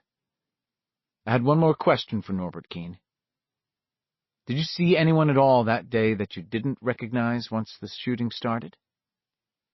Mr. Keene's answer was quick enough to drop my blood temperature 10 degrees, or so it felt. The clown, you mean?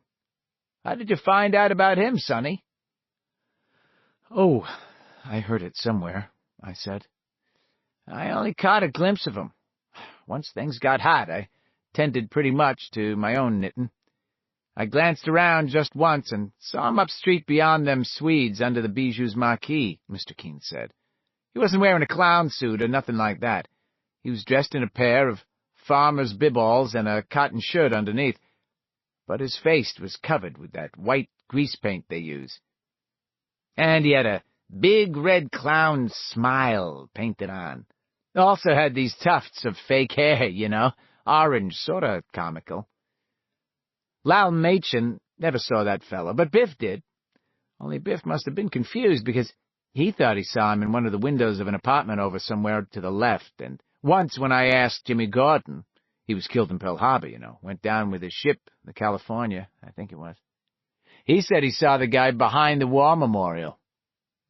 Mr. Keene shook his head, smiling a little. It's funny how people get during a thing like that, and even funnier what they remember after it's all over. You can listen to 16 different tales, and no two of them will jibe together. Take the gun that clown fella had, for instance. Gun? I asked. He was shooting, too? Yeah, Mr. Keene said. The one glimpse I caught of him, it looked like he had a Winchester bolt action in it. Wasn't until later that I figured out I must have thought that because that's what I had. Biff Marlowe thought he had a Remington because that was what he had. And when I asked Jimmy about it, he said that guy was shooting an old Springfield just like his. Funny, huh? Funny, I managed. Mr. Keene, didn't any of you wonder what in hell a clown, especially one in farmer's biballs, was doing there just then? Sure, Mr. Keene said. It wasn't no big deal, you understand. But sure we wondered. Most of us figured it was somebody who wanted to attend the party but didn't want to be recognized. A town council member, maybe. Horst Muller, maybe, or even Trace Nordler, who was mayor back then. Or it could have just been a professional man who didn't want to be recognized, a doctor or a lawyer. I wouldn't have recognized my own father in a get-up like that. He laughed a little, and I asked him what was funny.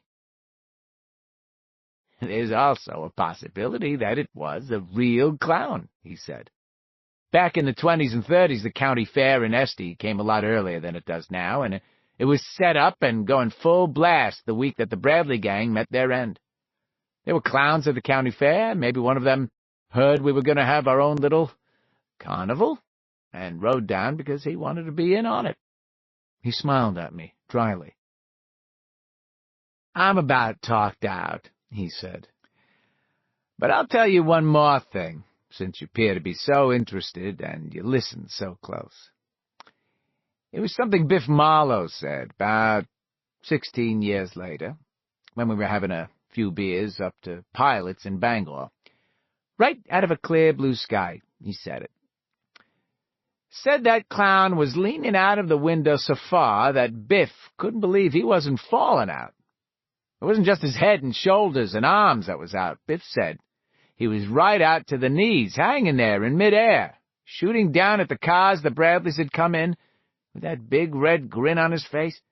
He was tricked out like a jack-o'-lantern that had got a bad scare, was how Biff put it. Like he was floating, I said. Yeah, Mr. Keene agreed. And Biff said there was something else, something that bothered him for weeks afterward. One of those things you get right on the tip of your tongue but won't quite come off, something that lights on your skin like a mosquito or a no-see-um. He said he finally figured out what it was one night when he had to get up and tap a kidney. He stood there whizzing into the bowl, thinking of nothing in particular, when it come to him all at once that it was 2:25 in the afternoon when the shooting started and the sun was out, but that clown didn't cast any shadow. No shadow at all. Part 4. July of 1958. You lethargic, waiting upon me, waiting for the fire, and I, attendant upon you, shaken by your beauty. Shaken by your beauty. Shaken. William Carlos Williams, Patterson. Well, I was born in my birthday suit. The doctor slapped my behind. He said, "You gonna be special, you sweet little toot-toot." Sidney Simeon, My Toot-Toot. Chapter 13. The Apocalyptic Rock Fight. 1. Bill's there first. He sits in one of the wing-back chairs just inside the reading room door, watching as Mike deals with the library's last few customers of the night, an old lady with a clutch of paperback Gothics, a man with a huge historical tome on the Civil War, and a skinny kid waiting to check out a novel with a 7-day rental sticker in an upper corner of its plastic cover. Bill sees with no sense of surprise or serendipity at all that it is his own latest novel. He feels that surprise is beyond him, serendipity, a believed-in reality that has turned out to be only a dream after all. A pretty girl, her tartan skirt held together with a big gold safety pin. Christ, I haven't seen one of those in years, Bill thinks. Are they coming back? Is feeding quarters into the Xerox machine and copying an off-print with one eye on the big pendulum clock behind the checkout desk. The sounds are library soft and library comforting. The hushed squeak of soles and heels on the red and black linoleum of the floor, the steady tock and tick of the clock dropping off dry seconds, the cat-like purr of the copying machine. The boy takes his William Denbrough novel and goes to the girl at the copier just as she finishes and begins to square up her pages. "You can just leave that off-print on the desk, Mary," Mike says. "I'll put it away." She flashes a grateful smile. "Thanks, Mr. Hanlon." "Good night." "Good night, Billy. The two of you go right home." "The boogeyman will get you if you don't." "Watch out, Billy," the skinny kid chants and slips a proprietary arm around the girl's slim waist. "Well, I don't think he'd want a pair as ugly as you two," Mike says, "but be careful all the same." "We will, Mr. Hanlon," Mary replies, seriously enough, and punches the boy lightly on the shoulder. "Come on, ugly," she says and giggles. When she does this, she is transformed from a pretty mildly desirable high school junior into the coltish, not quite gawky 11-year-old that Beverly Marsh had been. And as they pass him, Bill is shaken by her beauty, and he feels fear. He wants to go to the boy and tell him earnestly that he must go home by well-lighted streets and not look around if someone speaks. "You can't be careful on a skateboard, mister," a phantom voice says inside his head. And Bill smiles, a rueful, grown-up smile. He watches the boy open the door for his girl. They go into the vestibule, moving closer together, and Bill would have bet the royalties of his book the boy named Billy is holding under his arm that he has stolen a kiss before opening the outer door for the girl. "More fool you if you didn't, Billy, my man," he thinks. "Now see her home safe. For Christ's sake, see her home safe." Mike calls, "Be right with you, Big Bill. Just let me file this." Bill nods and crosses his legs. The paper bag on his lap crackles a little. There's a pint of bourbon inside, and he reckons he has never wanted to drink so badly in his life as he does right now. Mike will be able to supply water, if not ice, and the way he feels right now, a very little water will be enough. He thinks of Silver, leaning against the wall of Mike's garage on Palmer Lane. And from that his thoughts progress naturally to the day they had met in the Barrens, all except Mike, and each had told his tale again, lepers under porches, mummies who walked on the ice, blood from drains and dead boys in the standpipe and pictures that moved and werewolves that chased small boys down deserted streets. They had gone deeper into the Barrens that day before the 4th of July, he remembers now. It had been hot in town, but cool in the tangled shade on the eastern bank of the Kenduskeag. He remembers one of those concrete cylinders not far away, humming to itself, the way the Xerox machine had hummed for the pretty high school girl just now. Bill remembers that, and how, when all the stories were done, the others had looked at him. They had wanted him to tell them what they should do next, how they should proceed, and he simply didn't know. The not knowing had filled him with a kind of desperation. Looking at Mike's shadow now, looming large on the darkly paneled wall in the reference room, a sudden sureness comes to him. He hadn't known then, because they hadn't been complete when they met that July 3rd afternoon. The completion had come later, at the abandoned gravel pit beyond the dump, where you could climb out of the Barrens easily on either side, Kansas Street or Merritt Street. Right around, in fact, where the interstate overpass was now. The gravel pit had no name. It was old, its crumbly sides crabby with weeds and bushes. There'd still been plenty of ammunition there, more than enough for an apocalyptic rock fight. But before that, on the bank of the Kenduskeag, He hadn't been sure what to say. What did they want him to say? What did he want to say? He remembers looking from one face to the next, Ben's, Bev's, Eddie's, Stan's, Richie's, and he remembers music. Little Richard. Womp bump lump bump. Music. Low. And darts of lights in his eyes. He remembers the darts of light because... 2. Richie had hung his transistor radio over the lowermost branch of the tree he was leaning against. Although they were in the shade, the sun bounced off the surface of the Kunduskig, onto the radio's chrome facing, and from there into Bill's eyes. "Take that thing down, Richie," Bill said. "It's going to blind me." "Sure, Big Bill," Richie said at once, with no smart mouth at all, and removed the radio from the branch. He also turned it off, and Bill wished he hadn't done that. It made the silence, broken only by the rippling water and the vague hum of the sewage-pumping machinery, seem very loud. Their eyes watched him, and he wanted to tell them to look somewhere else. What did they think he was, a freak? But of course he couldn't do that, because all they were doing was waiting for him to tell them what to do, now. They had come by dreadful knowledge, and they needed him to tell them what to do with it. Why me? He wanted to shout at them, but of course he knew that too. It was because, like it or not, he had been tapped for the position. Because he was the idea man. Because he had lost a brother to whatever it was. But most of all, because he had become, in some obscure way he would never completely understand, Big Bill. He glanced at Beverly and looked away quickly from the calm trust in her eyes. Looking at Beverly made him feel funny in the pit of his stomach. Fluttery. "We can't go to the police," he said at last. His voice sounded harsh to his own ears, too loud. "We can't go to our parents either. Unless..." He looked hopefully at Richie. "What about your mom and dad, Four Eyes? They seem pretty regular." "My good man," Richie said in his Toodles the Butler voice, "you obviously have no understanding whatsoever of my mater and pater. They—" "Talk American, Richie," Eddie said from his spot by Ben. He was sitting by Ben for the simple reason that Ben provided enough shade for Eddie to sit in.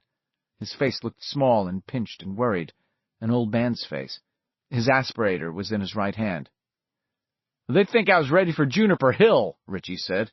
He was wearing an old pair of glasses today.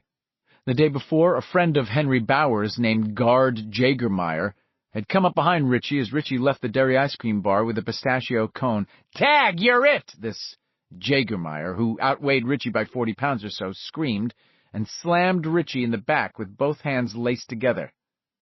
Richie flew into the gutter, losing his glasses and his ice cream cone.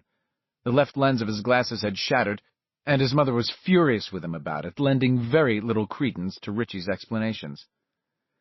"All I know is that it was a lot of fooling around," she had said. "Honestly, Richie, do you think there's a glasses tree somewhere and we could just pull off a new pair of spectacles for you whenever you break the old pair?"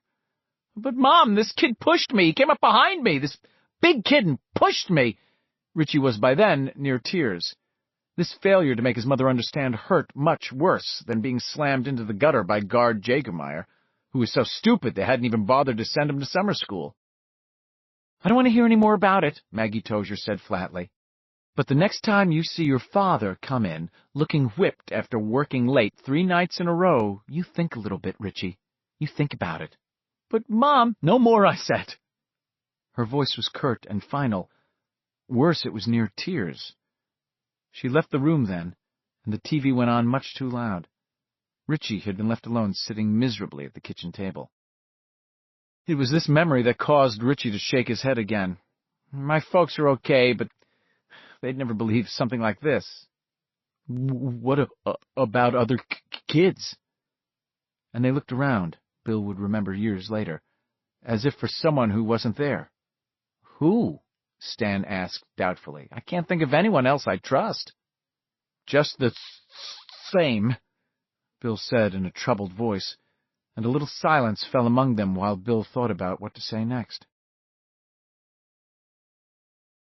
3.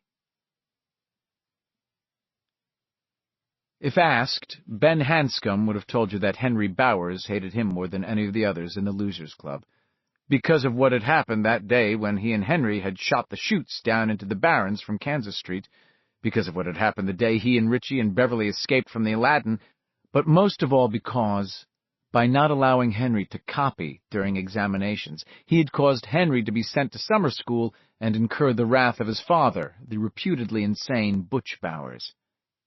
If asked, Richie Tozier would have told you Henry hated him more than any of the others, because of the day he had fooled Henry and his 2 other musketeers in freezes. Stan Uris would have told you that Henry hated him most of all, because he was a Jew. When Stan had been in the 3rd grade and Henry V, Henry had once washed Stan's face with snow until it bled, and he was screaming hysterically with pain and fear. Bill Denbrough believed that Henry hated him the most, because he was skinny, because he stuttered, and because he liked to dress well. "Look at the fucking pansy!" Henry had cried, when the Derry School had had Careers Day in April and Bill had come wearing a tie. Before the day was over, the tie had been ripped off and flung into a tree halfway down Charter Street. He did hate all 4 of them, but the boy in Derry who was number 1 on Henry's personal hate parade was not in the Losers Club at all on that July 3rd. He was a black boy named Michael Hanlon, who lived a quarter of a mile down the road from the Shirt-Tail Bowers farm. Henry's father, who was every bit as crazy as he was reputed to be, was Oscar Butch Bowers. Butch Bowers associated his financial, physical, and mental decline with the Hanlon family in general and with Mike's father in particular. Will Hanlon, he was fond of telling his few friends and his son, had had him thrown in the county jail when all of his, Hanlon's, chickens died. "So's he could get the insurance money, don't you know," Butch would say, eyeing his audience with all the baleful, interrupt-if-you-dare pugnacity of Captain Billy Bones in the Admiral Benbow. "He got some of his friends to lie him up, and that's why I have to sell my mercury." "Who lied him up, Daddy?" Henry had asked when he was 8, burning at the injustice that had been done to his father. He thought to himself that when he was a grown-up he would find liar-uppers and coat them with honey and stake them out over anthills, like in some of those Western movies they showed at the Bijou Theater on Saturday afternoons. And because his son was a tireless listener, although, if asked, Butch would have maintained that was only as it should be, Bowers Sr. filled his son's ears with a litany of hate and hard luck. He explained to his son that while all niggers were stupid, some were cunning as well, and down deep they all hated white men and wanted to plow a white woman's furrow. Maybe it wasn't just the insurance money after all, Butch said. Maybe Hanlon had decided to lay the blame for the dead chickens at his door, because Butch had the next produce stand down the road. He'd done it anyway, and that was just as sure as shit sticks to a blanket. He'd done it. And then he got a bunch of white nigger bleeding hearts from town to lie him up and threaten Butch with state prison if he didn't pay that nigger off. "And why not?" Butch would ask his round-eyed, dirty-necked, silent son. "Why not? I was just a man who fought the Japs for his country. There was lots of guys like us, but he was the only nigger in the county." The chicken business had been followed by one unlucky incident after another. His deer tractor had blown a rod. His good harrow got busted in the north field. He got a boil on his neck which became infected, had to be lanced, then became infected again, and had to be removed surgically. The nigger started using his foully gotten money to undercut Butch's prices so they lost custom.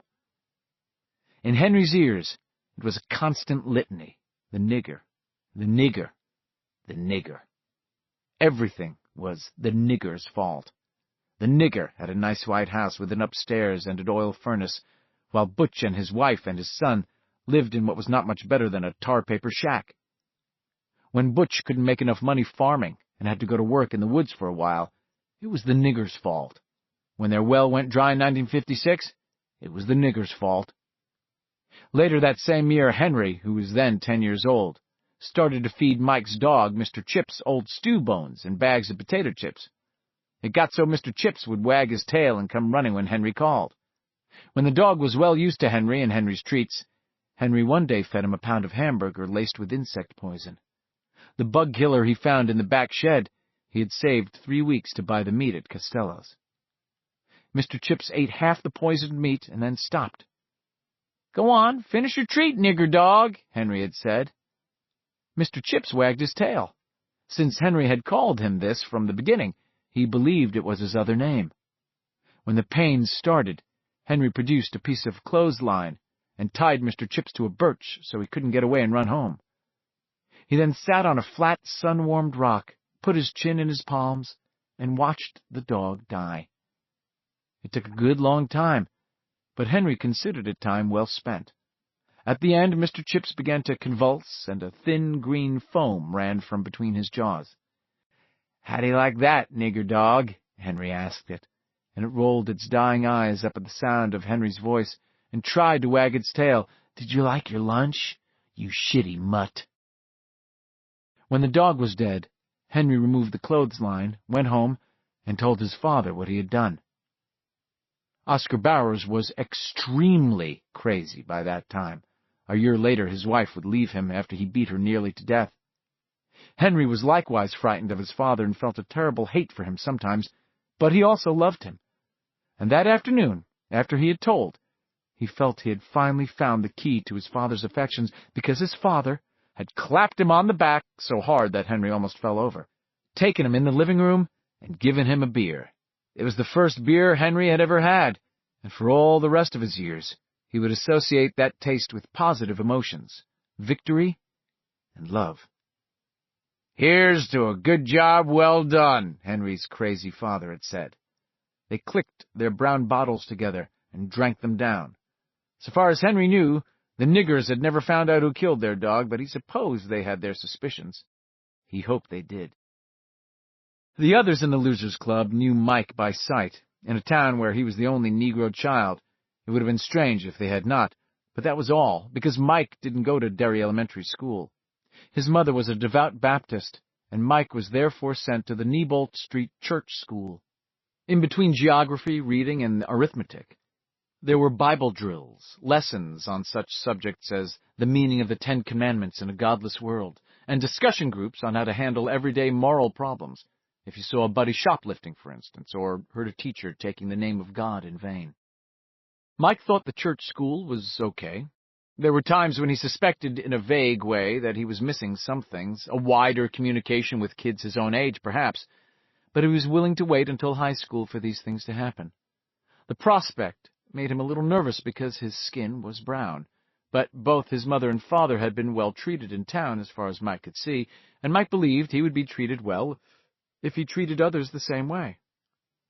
The exception to this rule, of course, was Henry Bowers. Although he tried to show it as little as possible, Mike went in constant terror of Henry. In 1958, Mike was slim and well-built, taller than Stan Uris, but not quite as tall as Bill Denbrough. He was fast and agile, and that had saved him from several beatings at Henry's hands, and, of course, he went to a different school. Because of that and the age difference, their paths rarely coincided. Mike took pains to keep things that way. So the irony was this. Although Henry hated Mike Hanlon more than any other kid in Derry, Mike had been the least hurt of any of them. Oh, he had taken his lumps. The spring after he had killed Mike's dog, Henry sprang out of the bushes one day while Mike was walking toward town to go to the library. It was late March, warm enough for bike riding, but in those days Witcham Road turned to dirt just beyond the Bowers place, which meant that it was a quagmire of mud. No good for bikes. "Hello, nigger," Henry had said, emerging from the bushes, grinning. Mike backed off, eyes flicking warily right and left, watching for a chance to get away. He knew that if he could button-hook around Henry, he could outdistance him. Henry was big and Henry was strong, but Henry was also slow. "Gonna make me a tar baby," Henry said, advancing on the smaller boy. "You're not black enough, but I'll fix that." Mike cut his eyes to the left and twitched his body in that direction. Henry took the bait and broke that way, too fast and too far to pull himself back. Reversing with a sweet and natural speed, Mike took off to the right. In high school, he would make the varsity football team as a tailback his sophomore year, and was only kept from breaking the school's all-time scoring record by a broken leg halfway through his senior season. He would have made it easily past Henry, but for the mud. It was greasy, and Mike slipped to his knees. Before he could get up, Henry was upon him. "Nigger, nigger, nigger!" Henry cried in a kind of religious ecstasy as he rolled Mike over. Mud went up the back of Mike's shirt and down the back of his pants. He could feel it squoozing into his shoes. But he did not begin to cry until Henry slathered mud across his face, plugging up both of his nostrils. "Now you're black!" Henry had screamed gleefully, rubbing mud in Mike's hair. "Now you're really black!" He ripped up Mike's poplin jacket and the T-shirt beneath and slammed a poultice of mud down over the boy's belly button. "Now you're as black as midnight in a mine shaft!" Henry screamed triumphantly and slammed mud plugs into both of Mike's ears. Then he stood back, muddy hands hooked into his belt, and yelled, "I killed your dog, black boy!" But Mike did not hear this because of the mud in his ears and his own terrified sobs. Henry kicked a final sticky clot of mud onto Mike, and then turned and walked home, not looking back. A few moments later, Mike got up and did the same, still weeping. His mother was, of course, furious. She wanted Will Hanlon to call Chief Borton and have him out to the Bowers house before the sun went down. "He's been after Mikey before," Mike heard her say. He was sitting in the bathtub and his parents were in the kitchen. This was his second tub of water. The first had turned black almost the moment he had stepped into it and sat down. In her fury, his mother had lapsed into a thick Texas patois Mike could barely understand. "You put the law on him, Will Hanlon, both the dog and the pup. You law him, hear me?" Will heard, but did not do as his wife asked. Eventually, when she cooled down, by then it was that night and Mike 2 hours asleep, he refreshed her on the facts of life. Chief Borton was not Sheriff Sullivan. If Borton had been sheriff when the incident of the poisoned chickens occurred, Will would never have gotten his $200, and would have had to be content with that state of affairs. Some men would stand behind you and some men wouldn't. Borton was of the latter type. He was, in fact, a jellyfish. "Mike has had trouble with that kid before, yes," he told Jessica. "But he hasn't had much because he's careful around Henry Bowers. This will serve to make him more careful." "You mean you're just going to let it go?" "Bowers has told his son stories about his dealings with me, I guess," Will said. "And his son hates the three of us because of them, and because his father has also told him that hating niggers is what men are supposed to do. It all comes back to that. I can't change the fact that our son is a Negro, any more than I can sit here and tell you that Henry Bowers is going to be the last one to take after him because his skin's brown. He's going to have to deal with it all the rest of his life as I have dealt with it, and you have dealt with it. Why, right there in that Christian school you were bound he was going to go to, the teacher told them blacks weren't as good as whites because Noah's son Ham looked at his father while he was drunk and naked, and Noah's other two boys cast their eyes aside. That's why the sons of Ham were condemned to always be hewers of wood and drawers of water, she said.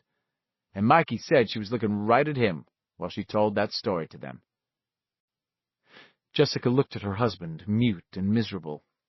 2 tears fell, one from each eye, and tracked slowly down her face. "Isn't there ever any getting away from it?" His reply was kind but implacable. It was a time when wives believed their husbands, and Jessica had no reason to doubt her will. "No, there is no getting away from the word nigger, not now, not in the world we've been given to live in, you and me. Country niggers from Maine are still niggers. I have thought, times, that the reason I came back to Derry was that there is no better place to remember that. But I'll have a talk with the boy." The next day he called Mike out of the barn. Will sat on the yoke of his harrow and patted a place next to him for Mike. "You want to stay out of that Henry Bowers way," he said. Mike nodded. "His father is crazy." Mike nodded again. He had heard as much around town. His few glimpses of Mr. Bowers had reinforced the notion. "I don't mean just a little crazy," Will said, lighting a home-rolled bugler cigarette and looking at his son. "He's about 3 steps away from the booby hatch. He came back from the war that way." "I think Henry's crazy, too," Mike said. His voice was low but firm, and that strengthened Will's heart. Although he was, even after a checkered life whose incidents had included almost being burned alive in a jury-rigged speakeasy called the Black Spot, unable to believe a kid like Henry could be crazy. "Well, he's listened to his father too much, but that is only natural," Will said. Yet on this his son was closer to the truth. Henry Bowers, either because of his constant association with his father or because of something else, some interior thing, was indeed slowly but surely going crazy. "I don't want you to make a career out of running away," his father said, "but because you're a Negro, you're apt to be put upon a good deal. Do you know what I mean?" "Yes, Daddy," Mike said, thinking of Bob Gautier at school, who had tried to explain to Mike that nigger could not be a bad word because his father used it all the time. In fact, Bob told Mike earnestly, it was a good word. When a fighter on the Friday night fights took a bad beating and managed to stay on his feet, his daddy said, "His head is as hard as a nigger's," and when someone was really putting out at his work, which for Mr. Gautier was star beef in town, his daddy said, "That man works like a nigger." "And my daddy is just as much a Christian as your daddy," Bob had finished. Mike remembered that, looking at Bob Gautier's white, earnest, pinched face, surrounded by the mangy fur of his hand-me-down snowsuit hood. He had felt not anger, but a terrible sadness that made him feel like crying. He had seen honesty and good intent in Bob's face, but what he had felt was loneliness, distance, a great whistling emptiness between himself and the other boy. "I see that you do know what I mean," Will said, and ruffled his son's hair. "And what it all comes down to is that you have to be careful where you take your stand. You have to ask yourself if Henry Bowers is worth the trouble. Is he?" "No," Mike said. "No, I don't think so." It would be yet a while before he changed his mind. July 3rd, 1958, in fact. 4. While Henry Bowers, Victor Criss, Belch Huggins, Peter Gordon, and a half-retarded high school boy named Steve Sadler, known as Moose after the character in the Archie comics, were chasing a winded Mike Hanlon through the train yard and toward the Barrens about half a mile away, Bill and the rest of the Losers Club were still sitting on the bank of the Kenduskeag, pondering their nightmare problem. "I know where it is, I think," Bill said, finally breaking the silence. "The sewers," Stan said, and they all jumped at a sudden, harsh rattling noise. Eddie smiled guiltily as he lowered his aspirator back into his lap. Bill nodded. "I was asking my father about the sewers a few nights ago." "All of this area was originally marsh," Zach told his son, "and the town fathers managed to put what's downtown these days in the very worst part of it. The section of the canal that runs under Center and Main and comes out in Bassey Park is really nothing but a drain that happens to hold the Kenduskeag. Most of the year, those drains are almost empty, but they're important when the spring runoff comes or when there are floods." He paused here, perhaps thinking that it had been during the flood of the previous autumn that he had lost his younger son. "Because of the pumps," he finished. "Pumps?" Bill asked, turning his head a little without even thinking about it. When he stuttered over the plosive sounds, spittle flew from his lips. "The drainage pumps," his father said. "They're in the Barrens, concrete sleeves that stick about 3 feet out of the ground. Ben Hanscom calls them Morlock holes," Bill said, grinning. Zach grinned back, but it was a shadow of his old grin. They were in Zach's workshop, where he was turning chair dowels without much interest. "Sump pumps is all they really are, kiddo," he said. "They sit in cylinders about 10 feet deep, and they pump the sewage and the runoff along when the slope of the land levels out or angles up a little. It's old machinery, and the city should have some new pumps, but the council always pleads poverty when the item comes up on the agenda at budget meetings. If I had a quarter for every time I've been down there up to my knees in crap rewiring one of those motors—" "But you don't want to hear all this, Bill. Why don't you go watch TV? I think Sugarfoot's on tonight." "I do want to hear it," Bill said, and not only because he had come to the conclusion that there was something terrible under Derry someplace. "Why do you want to hear about a bunch of sewer pumps?" Zach asked. "School report," Bill said wildly. "School's out next year." "Well, it's a pretty dull subject," Zach said. "Teacher will probably give you an F for putting him to sleep. Look, Here's the Kenduskeag. He drew a straight line in the light fall of sawdust on the table in which his bandsaw was embedded. And here's the Barrens. Now, because downtown's lower than the residential areas, Kansas Street, say, or the Old Cape or West Broadway, most of the downtown waste has to be pumped into the river. The waste from the houses flows down to the Barrens pretty much on its own. You see? Yes, Bill said, drawing a little closer to his father to look at the lines, close enough so that his shoulder was against his father's arm. Someday they'll put a stop to pumping raw sewage into the river, and that'll be an end to the whole business. But for now, we've got those pumps in the... What did your buddy call them? Morlock holes, Bill said, with not a trace of a stutter. Neither he nor his father noticed. Yeah, that's what the pumps in the Morlock holes are for, anyway. And they work pretty well, except when there's too much rain and the streams overflow, because although the gravity drains and the sewers with the pumps were meant to be separate systems, they actually crisscross all over the place. See? He drew a series of X's radiating out from the line, which represented the Kenduskeag, and Bill nodded.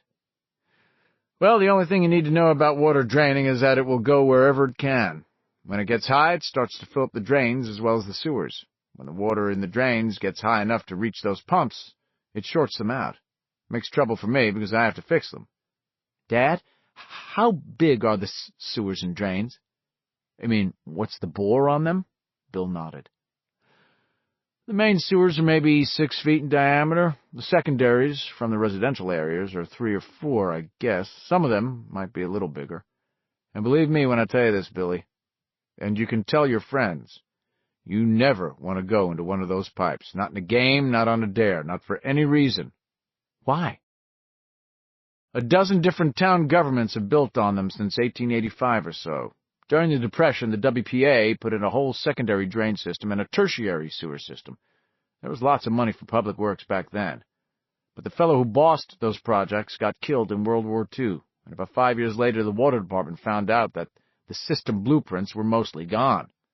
That's about 9 pounds of blues that just disappeared sometime between 1937 and 1950. My point is that nobody knows where all the damned sewers and drains go or why. When they work, nobody cares. When they don't, there's 3 or 4 sad sacks from Derry Water who have to try and find out which pump went flooey or where the plug-up is. And when they go down there, they damn well pack a lunch. It's dark and it's smelly and there are rats. Those are all good reasons to stay out, but the best reason is that you could get lost. It's happened before. Lost under Derry. Lost in the sewers. Lost in the dark. There was something so dismal and chilling about the idea that Bill was momentarily silenced. Then he said, "But haven't they ever sent people down to map—" I ought to finish these dowels," Zack said abruptly, turning his back and pulling away. "Go on in and see what's on TV." "But, Dad—" "Go on, Bill," Zack said. And Bill could feel the coldness again. That coldness that made suppers a kind of torture as his father leafed through electrical journals. He hoped for a promotion the following year. As his mother read one of her endless British mysteries, Marsh, Sayers, Innes, Allingham. Eating in that coldness robbed food of its taste. It was like eating frozen dinners that had never seen the inside of an oven. Sometimes, after, he'd go up to his room and lie on his bed holding his griping stomach and think, "He thrusts his fists against the posts and still insists he sees the ghosts." He thought of that more and more since Georgie had died, although his mother had taught him the phrase 2 years before. It had taken on a talismanic cast in his mind. The day he could walk up to his mother and simply speak that phrase without tripping or stuttering, looking her right in the eye as he spoke it, the coldness would break apart. Her eyes would light up, and she would hug him and say, "Wonderful, Billy! What a good boy! What a good boy!" He had, of course, told this to no one. Wild horses would not have dragged it from him. Neither the rack nor the boot would have induced him to give up this secret fantasy, which lay at the very center of his heart. If he could say this phrase which she had taught him casually one Saturday morning, as he and Georgie sat watching Guy Madison and Andy Devine in The Adventures of Wild Bill Hickok, it would be like the kiss that awakened Sleeping Beauty from her cold dreams to the warmer world of the fairy-tale prince's love. He thrusts his fists against the posts and still insists he sees the ghosts. Nor did he tell it to his friends on that July 3rd, but he told them what his father had told him about the Derry sewer and drain systems. He was a boy to whom invention came easily and naturally, sometimes more easily than telling the truth, and the scene he painted was quite different from the scene in which the conversation had actually taken place. He and his old man had been watching the tube together, he said, having cups of coffee. "Your dad lets you have coffee?" Eddie asked. "Sure," Bill said. "Wow," Eddie said. "My mother would never let me have a coffee. She says the caffeine in it is dangerous." He paused. "She drinks quite a bit of it herself, though." "My dad lets me have coffee if I want it," Beverly said, "but he'd kill me if he knew I smoked." "What makes you so sure it's in the sewers?" Richie asked, looking from Bill to Stan Uris and then back to Bill again. "Everything goes back to that," Bill said. "The voices Beverly heard came from the drain, and the blood. When the clown chased us, those orange buttons were by a sewer. And George—" "It wasn't a clown, Big Bill," Richie said. "I told you that. I know it's crazy, but it was a werewolf." He looked at the others defensively. "Honest to God, I saw it!" Bill said, "It was a werewolf for you." "Huh?" Bill said, "Don't you see? It was a werewolf for you because you saw that dumb movie at the Aladdin." "I don't get it." "I think I do," Ben said quietly. "I went to the library and looked it up," Bill said. "I think it's a He paused, throat straining, and spat it out. "A glamour." "Glamour?" Eddie asked doubtfully. "Glamour," Bill said, and spelled it. He told them about an encyclopedia entry on the subject and a chapter he had read in a book called Night's Truth. Glamour, he said, was the Gaelic name for the creature which was haunting Derry. Other races and other cultures at other times had different words for it, but they all meant the same thing. The Plains Indians called it a Manitou, which sometimes took the shape of a mountain lion or an elk or an eagle. These same Indians believed that the spirit of a Manitou could sometimes enter them, and at these times it was possible for them to shape the clouds themselves into representations of those animals for which their houses had been named. The Himalayans called it a Talus or Talus, which meant an evil magic being that could read your mind and then assume the shape of the thing you were most afraid of. In Central Europe, it had been called Alac, brother of the Ver-de-Lac or vampire. In France, it was Le Loup-Garou, or skin-changer, a concept that had been crudely translated as the werewolf, but, Bill told them, Le Loup-Garou could be anything at all, a wolf, a hawk, a sheep, even a bug. "Did any of those articles tell you how to beat a glamour?" Beverly asked. Bill nodded, but he didn't look hopeful. "The Himalayans had a ritual to get rid of it, but it's pretty gruesome." They looked at him, not wanting to hear, but needing to. It was called the ritual of Chud, Bill said, and went on to explain what that was. If you were a Himalayan holy man, you tracked the Talus. The Talus stuck its tongue out. You stuck yours out. You and it overlapped tongues, and then you both bit in all the way, so you were sort of stapled together eye to eye. "Oh, I think I'm going to puke," Beverly said, rolling over on the dirt. Ben patted her back tentatively, then looked around to see if he had been observed. He hadn't been. The others were looking at Bill, mesmerized.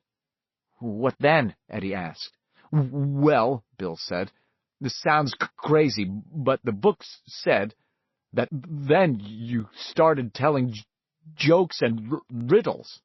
"What?" Stan asked. Bill nodded, his face that of a correspondent who wants you to know, without coming right out and saying it, that he doesn't make the news but only reports it. "Right. First the Talus monster would tell one, then you got to tell one, and you went on like that, taking turns. Beverly sat up again, knees against her chest, hands linked around her shins.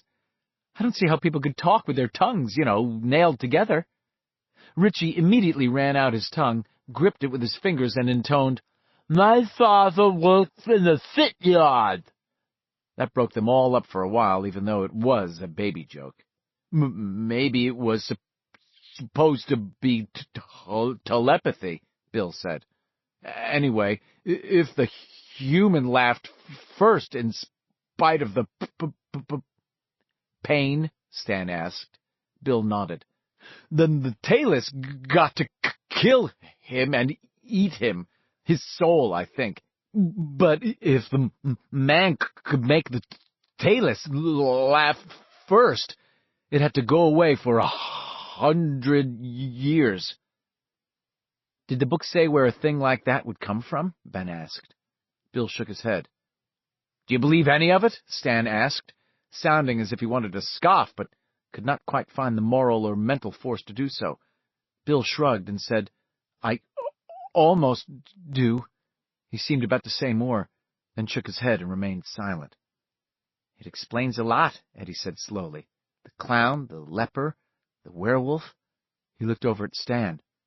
The dead boys, too, I guess. This sounds like a job for Richard Tozier, Richie said, in the Movietone newsreel announcer's voice. Man of 1,000 jokes and 6,000 riddles. If we sent you to get it, we'd all get killed, Ben said, slowly, in great pain. At this, they all laughed again. So what do we do about it? Stan demanded, and once again Bill could only shake his head, and feel he almost knew. Stan stood up. Let's go somewhere else, he said. I'm getting fanny fatigue. I like it here, Beverly said. It's shady and nice. She glanced at Stan. I suppose you want to do something babyish, like going down to the dump and breaking bottles with rocks. I like breaking bottles with rocks, Richie said, standing up beside Stan. It's the J.D. in me, baby. He flipped up his collar and began to stalk around like James Dean in Rebel Without a Cause. They hurt me, he said, looking moody and scratching his chest. Like, wow, my parents, school, society, everyone. It's pressure, baby, It's shit, Beverly said and sighed. I've got some firecrackers, Stan said, and they forgot all about Glamour's, Manitou's, and Richie's bad James Dean imitation, as Stan produced a package of black cats from his hip pocket. Even Bill was impressed. Jesus Christ, Stan, where did you get those? From this fat kid that I go to synagogue with sometimes, Stan said. I traded a bunch of Superman and Little Lulu funny books for him. Let's shoot him off, Richie cried, nearly apoplectic in his joy. Let's go shoot him off, Stanny. I won't tell any more guys you and your dad killed Christ, I promise. What do you say? I'll tell him your nose is small, Stanny. I'll tell him you're not circumcised. At this, Beverly began to shriek with laughter, and actually appeared to be approaching apoplexy before covering her face with her hands. Bill began to laugh, Eddie began to laugh, and after a moment even Stan joined in. The sound of it drifted across the broad, shallow expanse of the Kenduskeag on that day before July 4th, a summer sound, as bright as the sun rays darting off the water, and none of them saw the orange eyes staring at them from a tangle of brambles and sterile blackberry bushes to their left. This brambly patch scrubbed the entire bank for 30 feet, and in the center of it was one of Ben's Morlock holes. It was from this raised concrete pipe that the eyes, each more than 2 feet across, stared. 5. The reason Mike ran afoul of Henry Bowers and his not-so-merry band on that same day was because the next day was the glorious 4th. The church school had a band in which Mike played the trombone. On the 4th, the band would march in the annual holiday parade, playing the Battle Hymn of the Republic, Onward Christian Soldiers, and America the Beautiful. This was an occasion that Mike had been looking forward to for over a month. He walked to the final rehearsal because his bike had a busted chain. The rehearsal was not scheduled until 2:30, but he left it one because he wanted to polish his trombone, which was stored in the school's music room until it glowed. Although his trombone playing was really not much better than Richie's voices, he was fond of the instrument, and whenever he felt blue, a half an hour of foghorning Sousa marches, hymns, or patriotic airs cheered him right up again. There was a can of Sadler's brass polish in one of the flat pockets of his khaki shirt, and 2 or 3 clean rags were dangling from the hip pocket of his jeans. The thought of Henry Bowers was the furthest thing from his mind. A glance behind as he approached Niebolt Street and the church school would have changed his mind in a hurry, because Henry, Victor, Belch, Peter Gordon, and Moose Sadler were spread across the road behind him. If they had left the Bowers house 5 minutes later, Mike would have been out of sight over the crest of the next hill. The apocalyptic rock fight and everything that followed it might have happened differently or not at all. But it was Mike himself, years later, who advanced the idea that perhaps none of them were entirely their own masters in the events of that summer, that if luck and free will had played parts, then their roles had been narrow ones. He would point out a number of these suspicious coincidences to the others at their reunion lunch, but there was at least one of which he was unaware. The meeting in the Barrens that day broke up when Stan Uris produced the Black Cats, and the Losers Club headed toward the dump to shoot them off. And Victor, Belch, and the others had come out to the Bowers farm because Henry had firecrackers, cherry bombs, and M80s. The possession of these last would a few years hence become a felony. The big boys were planning to go down beyond the train yard coal pit and explode Henry's treasures. None of them, not even Belch, went out to the Bowers farm under ordinary circumstances, primarily because of Henry's crazy father, but also because they always ended up helping Henry do his chores, the weeding, the endless rock-picking, the lugging of wood, the toting of water, the pitching of hay, the picking of whatever happened to be ripe at the time of the season. Peas, cukes, tomatoes, potatoes. These boys were not exactly allergic to work, but they had plenty to do at their own places without sweating for Henry's kooky father, who didn't much care who he hit. He had once taken a length of stove wood to Victor Criss when the boy dropped a basket of tomatoes he was lugging out to the roadside stand. Getting whopped with a chunk of birch was bad enough. What made it worse was that Butch Bowers had chanted, "I'm gonna kill all the nips! I'm gonna kill all the fucking nips!" when he did it. Dumb as he was, Belch Huggins had expressed it best. "I don't fuck with crazy people," he told Victor one day 2 years before. Victor had laughed and agreed. But the siren song of all those firecrackers had been too great to be withstood. "Tell you what, Henry," Victor said when Henry called him up that morning at 9 and invited him out. "I'll meet you at the coal pit around 1 o'clock. What do you say?" "You show up at the coal pit around 1, and I'm not going to be there," Henry replied. "I got too many chores. If you show up at the coal pit around 3, I will be there. And the first M80 is going to go right up your old tan track, Vic." Vic hesitated, then agreed to come over and help with the chores. The others came as well, and with the 5 of them, all big boys working like fiends around the Bowers place, they got all the chores finished by early afternoon. When Henry asked his father if he could go, Bowers the elder simply waved a languid hand at his son. Butch was settled in for the afternoon on the back porch, a quart milk bottle filled with exquisitely hard cider by his rocker, his Philco portable radio on the porch rail. Later that afternoon, the Red Sox would be playing the Washington Senators, a prospect that would have given a man who was not crazy a bad case of cold chills. An unsheathed Japanese sword lay across Butch's lap, a war souvenir which, Butch said, he had taken off the body of a dying Nip on the island of Tarawa. He had actually traded 6 bottles of Budweiser and 3 joysticks for the sword in Honolulu. Lately, Butch almost always got out his sword when he drank, and since all of the boys, including Henry himself, were secretly convinced that sooner or later he would use it on someone, it was best to be far away when it made its appearance on Butch's lap. The boys had no more than stepped out into the road when Henry spied Mike Hanlon up ahead. "It's the nigger," he said, his eyes lighting up like the eyes of a small child contemplating Santa Claus's imminent arrival on Christmas Eve. "The nigger?" Belch Huggins looked puzzled. He had seen the Hanlons only rarely, and then his dim eyes lit up. "Oh, yeah, the nigger! Let's get him, Henry!" Belch broke into a thunderous trot. The others were following suit when Henry grabbed Belch and hauled him back. Henry had more experience than the others chasing Mike Hanlon, and he knew that catching him was easier said than done. That black boy could move. He don't see us. Let's just walk fast till he does, cut the distance. They did so. An observer might have been amused. The five of them looked as if they were trying out for that peculiar Olympic walking competition. Moose Sadler's considerable belly joggled up and down inside his Derry High School T-shirt. Sweat rolled down Belch's face, which soon grew red. But the distance between them and Mike closed. 200 yards, 150 yards, 100. And so far, little black Sambo hadn't looked back. They could hear him whistling. "What you gonna do to him, Henry?" Victor Criss asked in a low voice. He sounded merely interested, but in truth he was worried. Just lately, Henry had begun to worry him more and more. He wouldn't care if Henry wanted them to beat the Hanlon kid up, maybe even rip his shirt off or throw his pants and underwear up in a tree, but he was not sure that was all Henry had in mind. This year, there had been several unpleasant encounters with the children from Derry Elementary, Henry referred to as the little shits.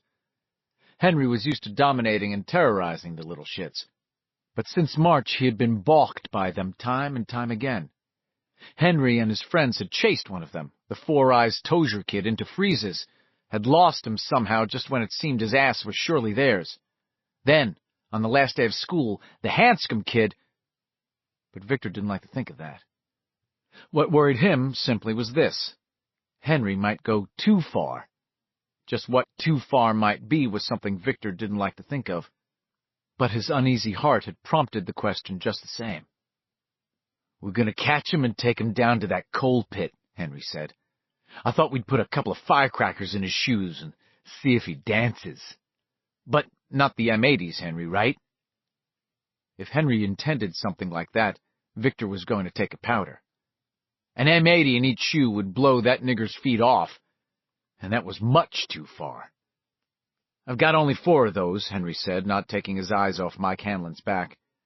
They had closed the distance to 75 yards now, and he also spoke in a low voice. "You think I'd waste 2 of them on a fucking night fighter?" "No, Henry, of course not." "We'll just put a couple of black cats in his loafers," Henry said, "then strip him bare-ass and throw his clothes down into the barrens. Maybe he'll catch poison ivy going after them." "We gotta roll him in the coal, too," Belch said, his formerly dim eyes now glowing brightly. "Okay, Henry? Is that cool?" "Cool as a moose," Henry said in a casual way Victor didn't quite like. "We'll roll him in the coal just like I rolled him in the mud that other time. And," Henry grinned, showing teeth that were already beginning to rot at the age of 12, "and I got something to tell him. I don't think he heard when I told him before." "What's that, Henry?" Peter asked. Peter Gordon was merely interested and excited. He came from one of Derry's good families. He lived on West Broadway, and in 2 years he would be sent to prep school in Groton, or so he believed on that July 3rd. He was brighter than Vic Criss, but he had not hung around long enough to understand how Henry was eroding. "You'll find out," Henry said. "Now shut up. We're getting close." They were 25 yards behind Mike, and Henry was just opening his mouth to give the order to charge when Moose Sadler set off the first firecracker of the day.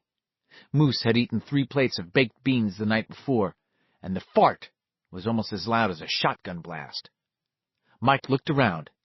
Henry saw his eyes widen. "Get him!" Henry howled. Mike froze for a moment, then he took off, running for his life. 6. The losers wound their way through the bamboo and the barrens in this order: Bill, Richie, Beverly behind Richie, walking slim and pretty in blue jeans and a white sleeveless blouse, Zoris on her feet. Then Ben, trying not to puff too loudly, although it was 81 that day, he was wearing one of his baggy sweatshirts. Stan, Eddie bringing up the rear, the snout of his aspirator poking out of his right front pants pocket.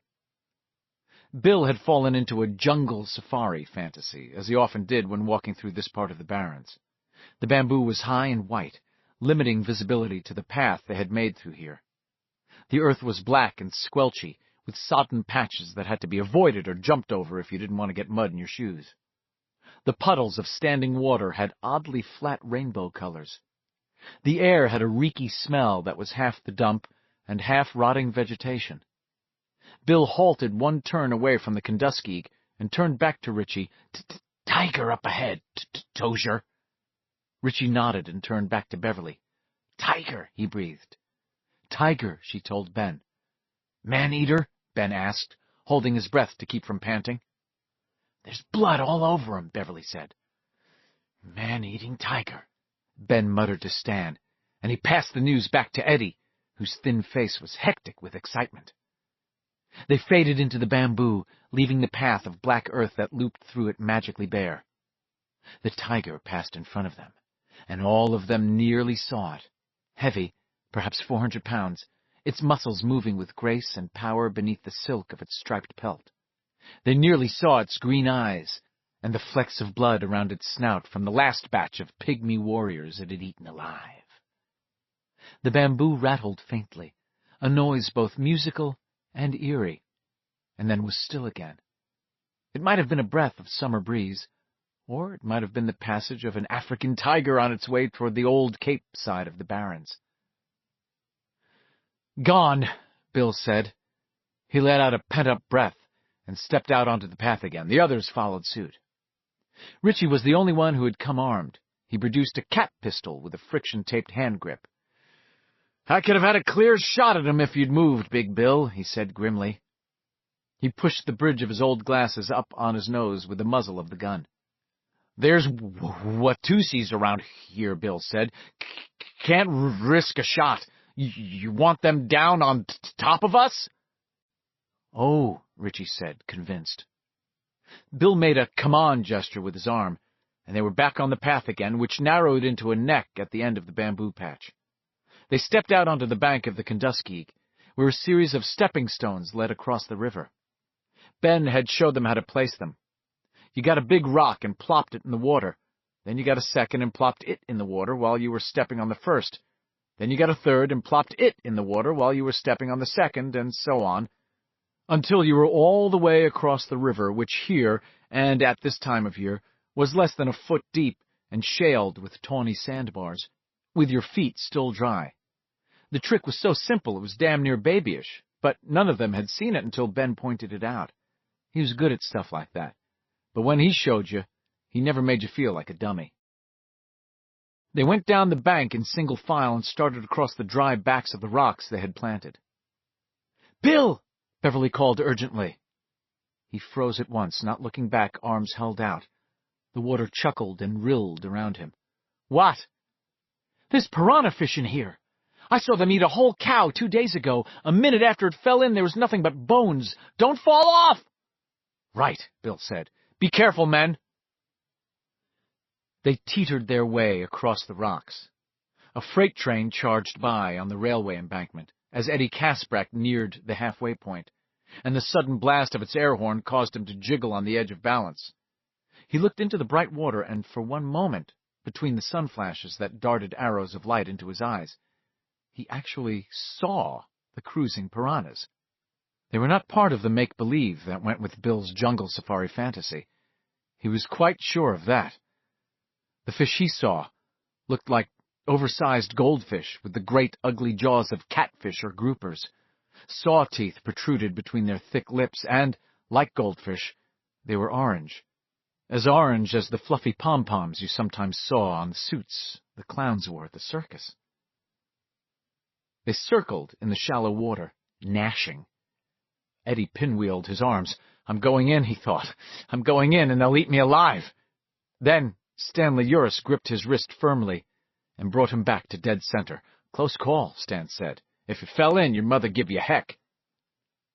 Thoughts of his mother were, for once, the furthest things from Eddie's mind. The others had gained the far bank now, and were counting cars on the freight. Eddie stared wildly into Stan's eyes, then looked into the water again. He saw a potato chip bag go dancing by, but that was all. He looked up at Stan again. "Stan, I saw—" "What?" Eddie shook his head. "Nothing, I guess," he said. "I'm just a little—" But they were there. Yes, they were. And they would have eaten me alive. "Jumpy. The tiger, I guess. Keep going." This western bank of the Kenduskeag, the old Cape Bank, was a quagmire of mud during rainy weather and the spring runoff, but there had been no heavy rain in Derry for 2 weeks or more, and the bank had dried to an alien crack glaze from which several of those cement cylinders poked, casting grim little shadows. About 20 yards farther down, a cement pipe jutted out over the Kenduskeag and spilled a steady, thin stream of foul-looking brown water into the river. Ben said quietly, "It's creepy here," and the others nodded. Bill led them up the dry bank and back into the heavy shrubbery, where bugs whirred and chiggers chigged. Every now and then, there would be a heavy ruffle of wings as a bird took off. Once a squirrel ran across their path, and about 5 minutes later, as they approached the low wrinkle of ridge that guarded the town dump's blind side, a large rat with a bit of cellophane caught in its whiskers trundled in front of Bill, passing along its own secret run through its own microcosmic wilderness. The smell of the dump was now clear and pungent. A black column of smoke rose in the sky. The ground, while still heavily overgrown except for their own narrow path, began to be strewn with litter. Bill had dubbed this dump dandruff, and Richie had been delighted. He had laughed almost until he cried. "You ought to write that down, Big Bill," he said. "That's really good." Papers caught on branches wavered and flapped like cut-rate pennants. Here was a silver gleam of summer sun reflected from a clutch of tin cans lying at the bottom of a green and tangled hollow. There, the hotter reflection of sun rays, bouncing off a broken beer bottle. Beverly spied a baby doll, its plastic skin so brightly pink it looked almost boiled. She picked it up, then dropped it with a little cry as she saw the whitish-gray beetles squirming from beneath its moldy skirt and down its rotting legs. She rubbed her fingers on her jeans. They climbed to the top of the ridge and looked down into the dump. "Oh, shit," Bill said, and jammed his hands into his pockets as the others gathered around him. They were burning the northern end today, but here, at their end, the dump keeper, he was in fact Armando Fazio, Mandy to his friends, and the bachelor brother of the Derry Elementary School janitor, was tinkering on the World War II D9 dozer he used to push the crap into piles for burning. His shirt was off, and the big portable radio sitting under the canvas parasol on the dozer's seat was putting out the Red Sox Senators' pregame festivities.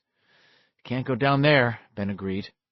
Mandy Fazio was not a bad guy, but when he saw kids in the dump, he ran them off at once. Because of the rats, because of the poison he regularly sowed to keep the rat population down, because of the potential for cuts, falls, and burns, but mostly because he believed a dump was no place for children to be. "Ain't you nice?" he would yell at the kids he spied who had been drawn to the dump with their .22s to plink away at bottles, or rats, or seagulls, or by the exotic fascination of dump picking. He might find a toy that still worked, a chair that could be mended for a clubhouse, or a junked TV with the picture tube still intact.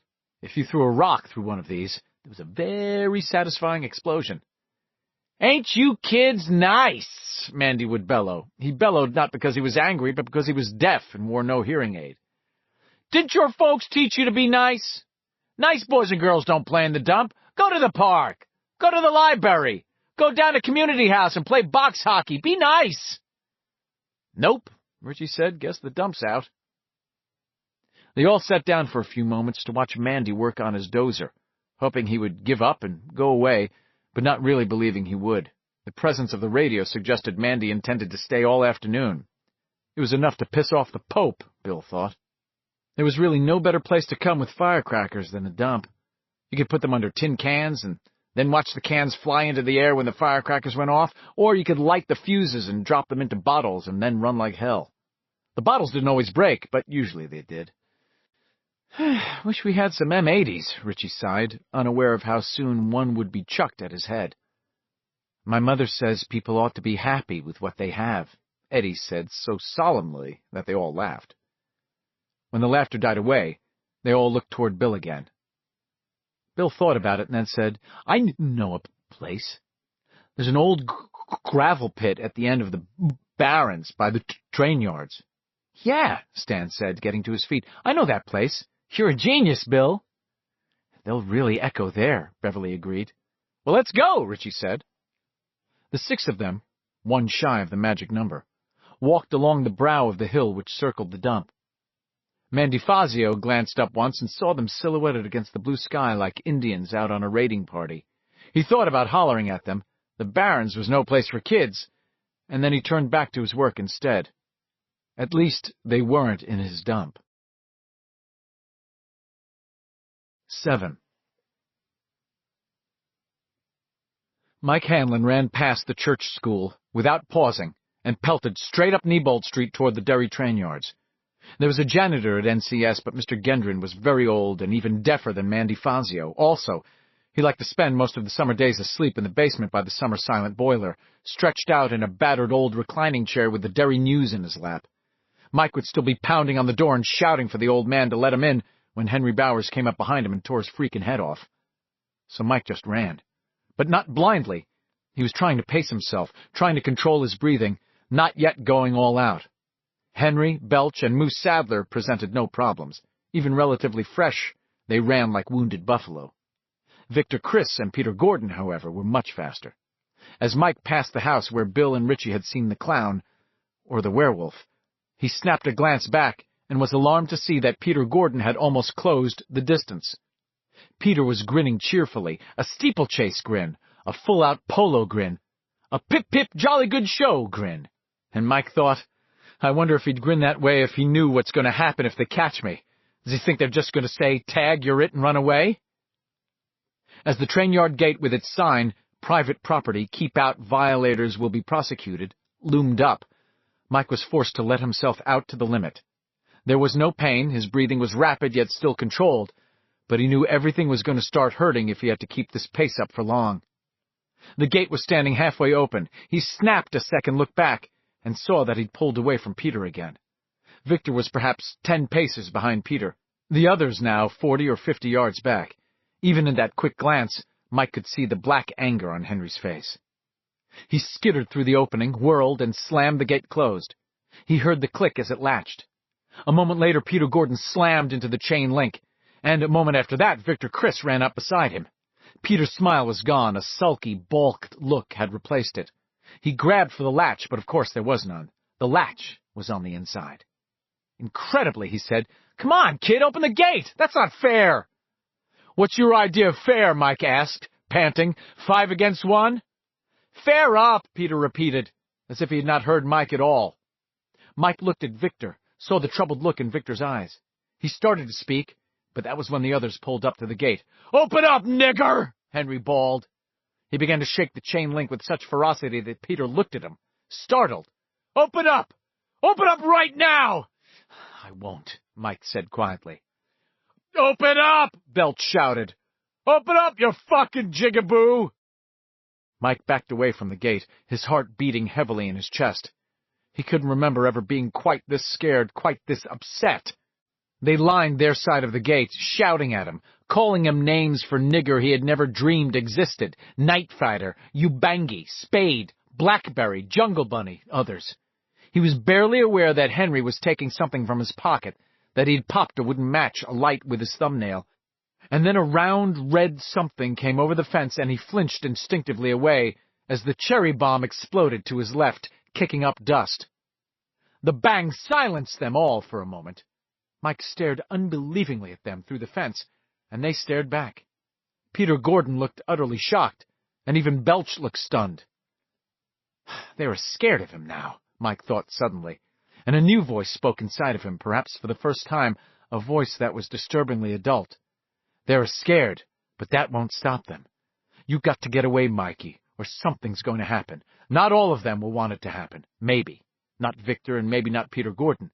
But it will happen anyway, because Henry will make it happen. So get away. Get away fast. He backed up another 2 or 3 steps, and then Henry Bowers said, "I was the one killed your dog, nigger." Mike froze, feeling as if he had been hit in the belly with a bowling ball. He stared into Henry Bowers' eyes and understood that Henry was telling the simple truth. He had killed Mr. Chips. That moment of understanding seemed nearly eternal to Mike. Looking into Henry's crazed, sweat-ringed eyes and his rage-blackened face, it seemed to him that he understood a great many things for the first time, and the fact that Henry was far crazier than Mike had ever dreamed was only the least of them. He realized, above all, that the world was not kind, and it was more this than the news itself that forced the cry from him, "You honky chicken-shit bastard!" Henry uttered a shriek of rage and attacked the fence, monkeying his way toward the top with a brute strength that was terrifying. Mike paused a moment longer, wanting to see if that adult voice that had spoken inside had been a true voice, and yes, it had been true. After the slightest hesitation, the others spread out and also began to climb. Mike turned and ran again, sprinting across the train yards, his shadow trailing squat at his feet. The freight which the losers had seen crossing the barrens was long gone now, and there was no sound but Mike's own breathing in his ears and the musical jingle of chain link as Henry and the others climbed the fence. Mike ran across one triple set of tracks, his sneakers kicking back cinders as he ran across the space between. He stumbled crossing the second set of tracks and felt pain flare briefly in his ankle. He got up and ran on again. He heard a thud as Henry jumped down from the top of the fence behind him. "Here I come for your ass, nigger!" Henry bawled. Mike's reasoning self had decided that the barrens were his only chance now. If he could get down there, he could hide in the tangles of underbrush, in the bamboo, or, if things became really desperate, he could climb into one of the drain pipes and wait it out. He could do those things, maybe, but there was a hot spark of fury in his chest that had nothing to do with his reasoning self. He could understand Henry chasing after him when he got the chance. But Mr. Chips? Killing Mr. Chips? "My dog wasn't a nigger, you cheap shit bastard," Mike thought as he ran, and the bewildered anger grew. Now he heard another voice. This one his father's. "I don't want you to make a career out of running away. And what it all comes down to is that you have to be careful where you take your stand.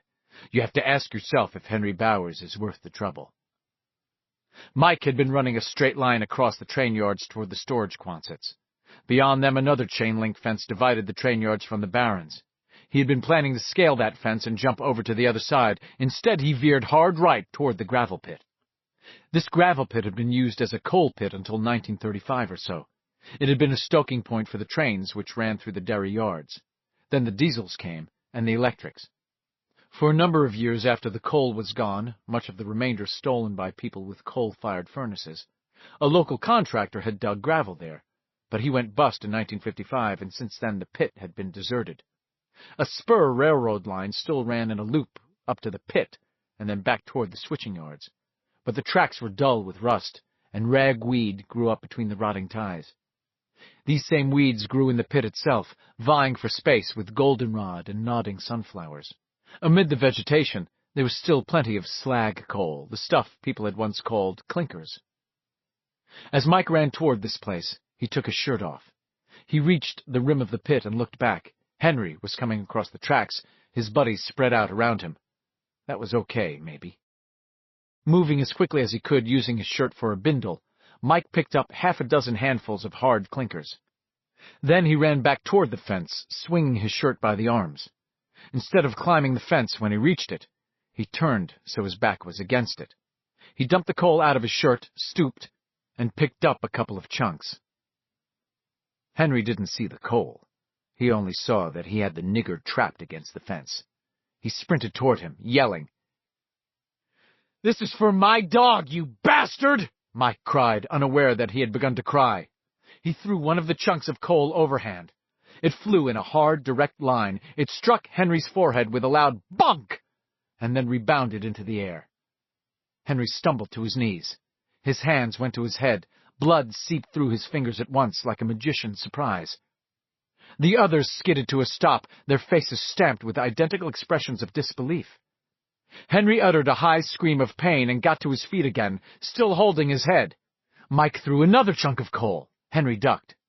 He began to walk toward Mike, and when Mike threw a third chunk of coal, Henry removed one hand from his gashed forehead and batted the chunk of coal almost casually aside. He was grinning. "Oh, you're gonna get such a surprise," he said. "Such a— Oh, my God!" Henry tried to say more, but only inarticulate gargling noises emerged from his mouth.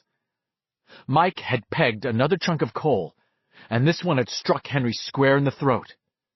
Henry buckled to his knees again. Peter Gordon gaped. Moose Sadler's brow was furrowed, as if he were trying to figure out a difficult math problem. "What are you guys waiting for?" Henry managed. Blood seeped between his fingers. His voice sounded rusty and foreign. "Get him! Get the little cocksucker!" Mike didn't wait to see if they would obey or not. He dropped his shirt and leaped at the fence. He began to pull himself up toward the top, and then he felt rough hands grab his foot. He looked down and saw Henry Bowers' contorted face, smeared by blood and coal. Mike yanked his foot up. His sneaker came off in Henry's hand. He pistoned his bare foot down into Henry's face and heard something crunch. Henry screamed again and staggered backward, now holding his spouting nose. Another hand, Belch Huggins, snagged briefly in the cuff of Mike's jeans, but he was able to pull free. He threw one leg over the top of the fence, and then something struck him with blinding force on the side of his face. Warmth trickled down his cheek. Something else struck his hip, his forearm, his upper thigh. They were throwing his own ammunition at him. He hung briefly by his hands and then dropped, rolling over twice. The scrubby ground sloped downward here, and perhaps that saved Mike Hanlon's eyesight or even his life. Henry had approached the fence again and now looped one of his 4 M80s over the top of the fence.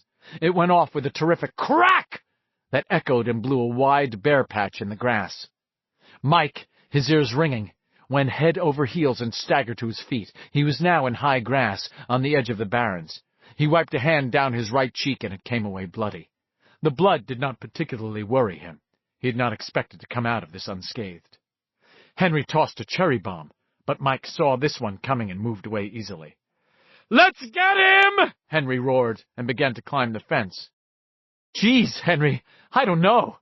This had gone too far for Peter Gordon, who had never encountered a situation that had turned so suddenly savage. Things were not supposed to get bloody, at least not for your team, when the odds were comfortably slugged in your favor. "You better know," Henry said, looking back at Peter from halfway up the fence. He hung there like a bloated, poisonous spider in human shape. His baleful eyes stared at Peter. Blood rimmed them on either side. Mike's downward kick had broken his nose, although Henry would not be aware of the fact for some time yet. "You better know, or I'll come after you, you fucking jerk." The others began to climb the fence, Peter and Victor with some reluctance, Belch and Moose as vacantly eager as before. Mike waited to see no more. He turned and ran into the scrub. Henry bellowed after him, "I'll find you, nigger! I'll find you!" 8. The losers had reached the far side of the gravel pit, which was little more than a huge weedy pockmark in the earth now, 3 years after the last load of gravel had been taken out of it. They were all gathered around Stan, looking appreciatively at his package of black cats, when the first explosion came. Eddie jumped. He was still goofed up over the piranha fish he thought he had seen. He wasn't sure what real piranha fish looked like, but he was pretty sure they didn't look like oversized goldfish with teeth. "Mellow down easy, Eddie-san," Richie said, doing his Chinese coolie voice. "It's just other kids shooting off firecrackers." "That sucks the root, Richie," Bill remarked. The others laughed. "I keep trying, Big Bill," Richie said. "I feel like if I get good enough, someday I'll earn your love." He made dainty kissing gestures at the air. Bill shot him the finger. Ben and Eddie stood side by side, grinning. "Oh, I'm so young and you're so old," Stan Uris piped up suddenly, doing an eerily accurate Paul Anka imitation. "This, my darling, I've been told." "He can sing!" Richie screeched in his pickaninny voice. "Lawks-a-mussy, this here boy can sing!" And then, in the movie tone announcer's voice, "Want you to sign right here, boy, on this dotted line." Richie slung an arm around Stan's shoulders and favored him with a gigantic, gleaming smile. "We're gonna grow your hair out, boy. Gonna give you a guitar." "Going to—" Bill popped Richie twice on the arm, quickly and lightly. They were all excited at the prospect of shooting off firecrackers. "Open them up, Stan," Beverly said. "I've got some matches." They gathered around again as Stan carefully opened the package of firecrackers. There were exotic Chinese letters on the black label, and a sober caution in English that got Richie giggling again. Do not hold in hand after fuse is lit, this warning read. Good thing they told me, Richie said. I always used to hold them after I lit them. I thought that's how you got rid of your frock and hangnails.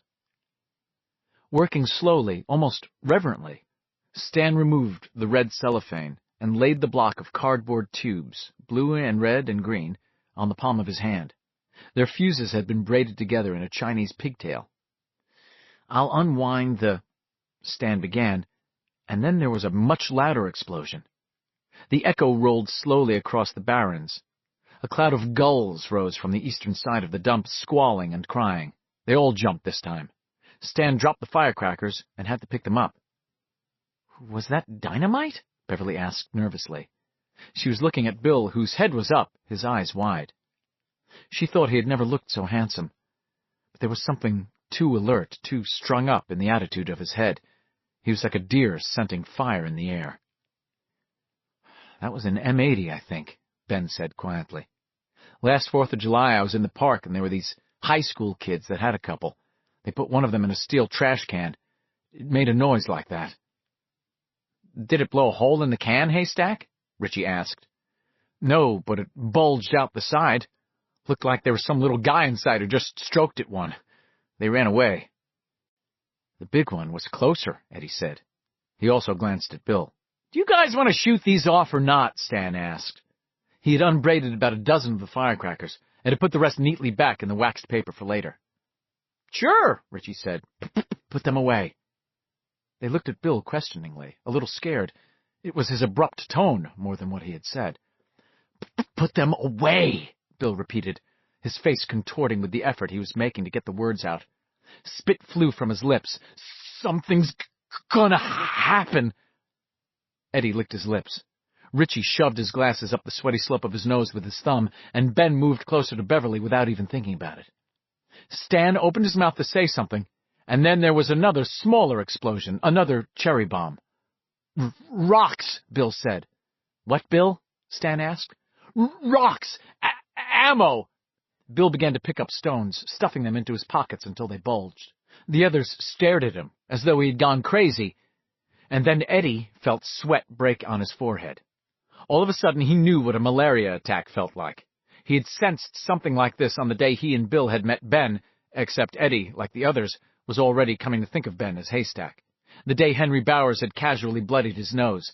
But this felt worse. This felt like maybe it was going to be Hiroshima time in the Barrens. Ben started to get rocks, then Richie, moving quickly, not talking now. His glasses slipped all the way off and clicked to the gravelly surface of the ground. He folded them up absently and put them inside his shirt. "Why did you do that, Richie?" Beverly asked. Her voice sounded thin, too taut. "Don't know, kid," Richie said, and went on picking up rocks. "Beverly, maybe you better, go back toward the dump for a while," Ben said. His hands were full of rocks. "Shit on that," she said. "Shit all over that, Ben Hanscom." She bent and began to gather rocks herself. Stan looked at them thoughtfully as they grubbed for rocks like lunatic farmers. Then he began to gather them himself, his lips pressed into a thin and prissy line. Eddie felt the familiar tightening sensation as his throat began to close up to a pinhole.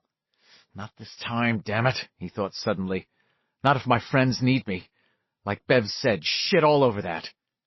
He also began to gather rocks. 9. Henry Bowers had gotten too big too fast to be either quick or agile under ordinary circumstances, but these circumstances were not ordinary. He was in a frenzy of pain and rage, and these lent him an ephemeral, unthinking physical genius. Conscious thought was gone. His mind felt the way a late summer grass fire looks as dusk comes on, all rose-red and smoke-gray. He took after Mike Hanlon like a bull after a red flag. Mike was following a rudimentary path along the side of the big pit, a path which would eventually lead to the dump, but Henry was too far gone to bother with such niceties as paths. He slammed through the bushes and the brambles on a straight line, feeling neither the tiny cuts inflicted by the thorns nor the slaps of limber bushes striking his face, neck, and arms. The only thing that mattered was the nigger's kinky head drawing closer. Henry had one of the M80s in his right hand and a wooden match in his left. When he caught the nigger, he was going to strike the match, light the fuse, and stuff that ash can right down the front of his pants. Mike knew that Henry was gaining, and the others were close on his heels. He tried to push himself faster. He was badly scared now, keeping panic at bay only by a grim effort of will. He had turned his ankle more seriously crossing the tracks than he thought at first, and now he was limp skipping along. The crackle and crash of Henry's go-for-broke progress behind him called up unpleasant images of being chased by a killer dog or a rogue bear. The path opened out just ahead, and Mike more fell than ran into the gravel pit. He rolled to the bottom, got to his feet, and was halfway across before he realized that there were kids there, 6 of them. They were spread out in a straight line, and there was a funny look on their faces. It wasn't until later, when he'd had a chance to sort out his thoughts, that he realized what was so odd about that look. It was as if they had been expecting him. "Help," Mike managed as he limped toward them. He spoke instinctively to the tall boy with the red hair. "Kids. Big kids." That was when Henry burst into the gravel pit. He saw the 6 of them, and came to a skidding halt. For a moment his face was marked with uncertainty, and he looked back over his shoulder. He saw his troops, and when Henry looked back at the losers, Mike was now standing beside and slightly behind Bill Denbrough, panting rapidly. He was grinning. "I know you, kid," he said, speaking to Bill. He glanced at Richie. "I know you, too. Where's your glasses, Four Eyes?" And before Richie could reply, Henry saw Ben. "Well, son of a bitch! The Jew and the fat boy are here, too. That your girlfriend, fat boy?" Ben jumped a little, as if goosed. Just then Peter Gordon pulled up beside Henry. Victor arrived, and stood on Henry's other side. Belch and Moose Sadler arrived last. They flanked Peter and Victor, and now the 2 opposing groups stood facing each other in neat, almost formal lines. Panting heavily as he spoke, and still sounding more than a little like a human bull, Henry said, "I got bones to pick with a lot of you, but I can let that go for today. I want that nigger. So you little shits, buzz off." "Right," Belch said smartly. "He killed my dog!" Mike cried out, his voice shrill and breaking. "He said so!" "You come on over here right now," Henry said, "and maybe I won't kill you." Mike trembled, but did not move. Speaking softly and clearly, Bill said, "The barons are ours. You kids get out of here." Henry's eyes widened. It was as if he'd been slapped unexpectedly. "Who's going to make me?" he asked. "You, Horsefoot?" Us," Bill said. "We're through taking your shit, Bowers. Get out." "You stuttering freak," Henry said. He lowered his head and charged. Bill had a handful of rocks. All of them had a handful, except Mike and Beverly, who was only holding one. Bill began to throw at Henry, not hurrying his throws, but chucking hard, and with fair accuracy. The first rock missed. The second struck Henry on the shoulder. If the third had missed, Henry might have closed with Bill and wrestled him to the ground, but it didn't miss.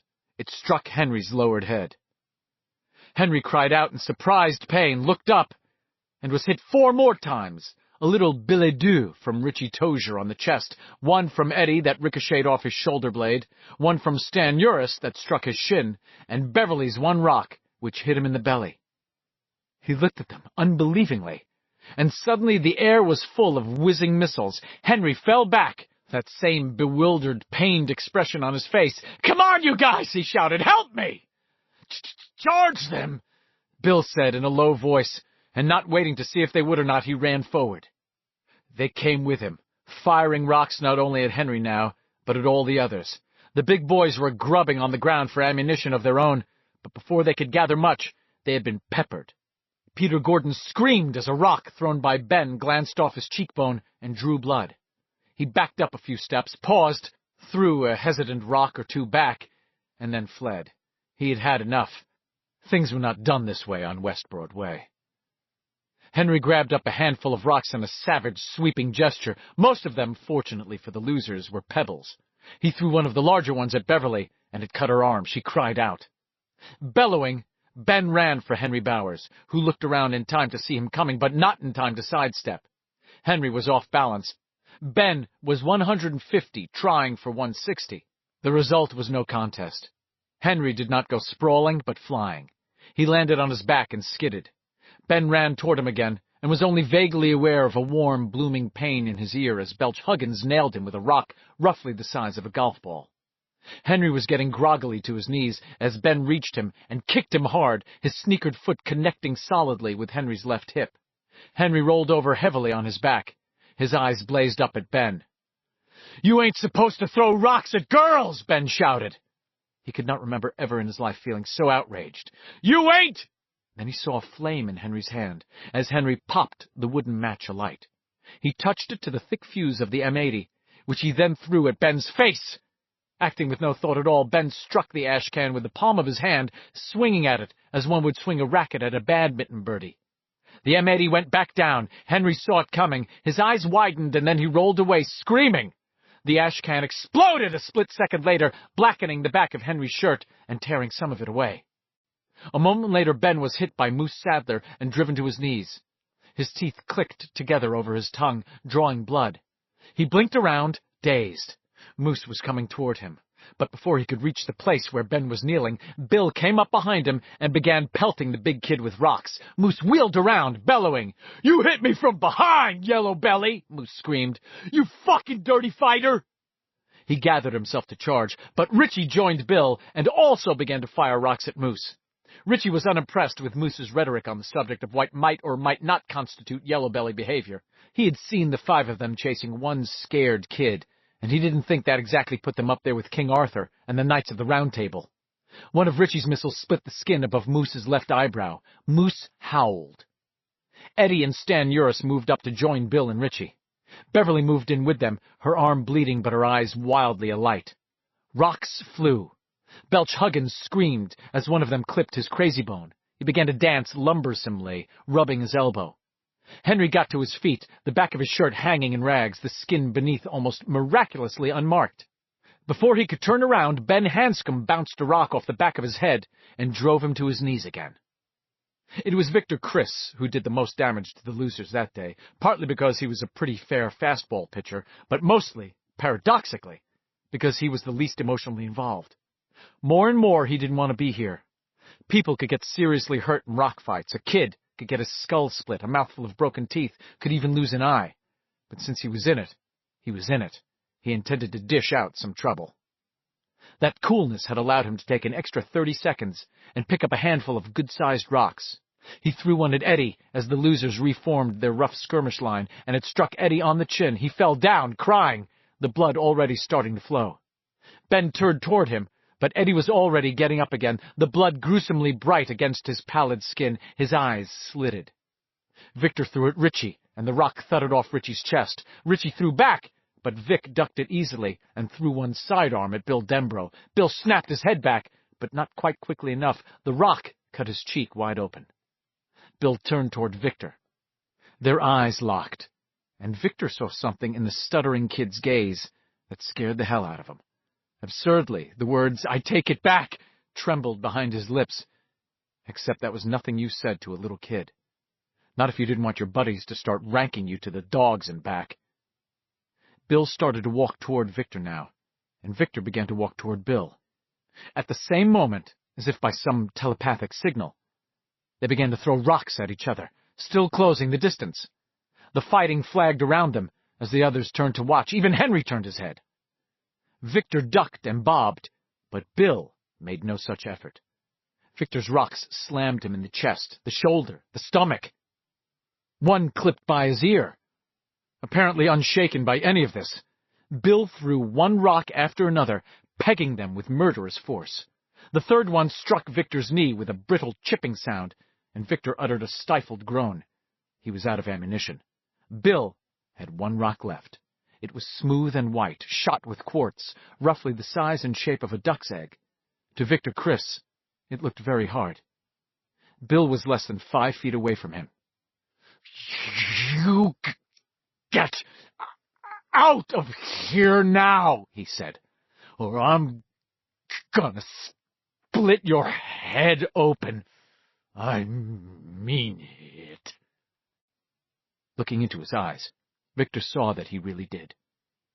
Without another word, he turned and headed back the way Peter Gordon had gone.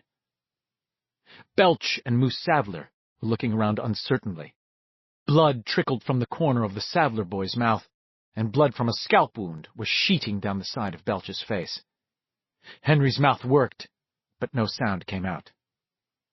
Bill turned toward Henry. Get out, he said. What if I won't? Henry was trying to sound tough, but Bill could now see a different thing in Henry's eyes. He was scared, and he would go. It should have made Bill feel good, triumphant even, but he only felt tired. If you won't, Bill said, we're going to move in on you. I think the 6 of us can put you in the hospital. 7, Mike Hanlon said, and joined them. He had a softball-sized rock in each hand. Just try me, Bowers. I'd love to. You fucking nigger! Henry's voice broke and wavered on the edge of tears. That voice took the last of the fight out of Belch and Moose. They backed away, their remaining rocks dropping from relaxing hands. Belch looked around as if wondering exactly where he might be. Get out of our place, Beverly said. Shut up, you cunt, Henry said. You! 4 rocks flew at once, hitting Henry in 4 different places. He screamed and scrambled backward over the weed-rattled ground, the tatters of his shirt flapping around him. He looked from the grim, old young faces of the little kids to the frantic ones of Belch and Moose. There was no help there, no help at all. Moose turned away, embarrassed. Henry got to his feet, sobbing and snuffling through his broken nose. I'll kill you all, he said, and suddenly ran for the path. A moment later, he was gone. Go on, Bill said, speaking to Belch. Get out! And don't come down here anymore. The barrens are ours. You're going to wish you didn't cross Henry, kid, Belch said. Come on, Moose. They started away, heads down, not looking back. The 7 of them stood in a loose semicircle, all of them bleeding somewhere. The apocalyptic rock fight had lasted less than 4 minutes, but Bill felt as if he had fought his way through all of World War II, both theaters, without so much as a single time out. The silence was broken by Eddie Kasprak's whooping, whining struggle for air. Ben went toward him, felt the 3 Twinkies and 4 ding-dongs he had eaten on his way down to the barrens begin to struggle and churn in his stomach, and ran past Eddie and into the bushes, where he was sick, as privately and quietly as he could be. It was Richie and Bev who went to Eddie. Beverly put an arm around the thin boy's waist, while Richie dug his aspirator out of his pocket. Bite on this, Eddie, he said, and Eddie took a hitching, gasping breath as Richie pulled the trigger. Thanks, Eddie managed at last. Ben came back out of the bushes, blushing, wiping a hand over his mouth. Beverly went over to him and took both of his hands in hers. Thanks for sticking up for me, she said. Ben nodded, looking at his dirty sneakers. Any time, kid, he said. One by one they turned to look at Mike with his dark skin. They looked at him carefully, cautiously, thoughtfully. Mike had felt such curiosity before. There had not been a time in his life when he had not felt it, and he looked back candidly enough. Bill looked from Mike to Richie. Richie met his eyes, and Bill seemed almost to hear the click, some final part fitting neatly into a machine of unknown intent. He felt ice chips scatter up his back.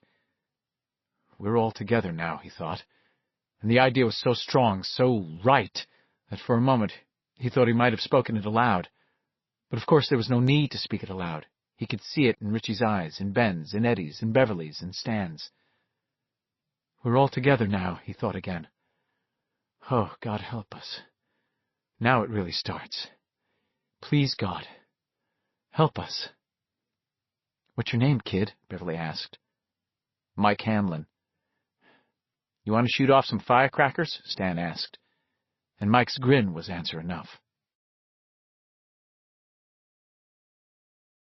Chapter 14. The Album. 1. As it turns out, Bill isn't the only one. They all bring booze.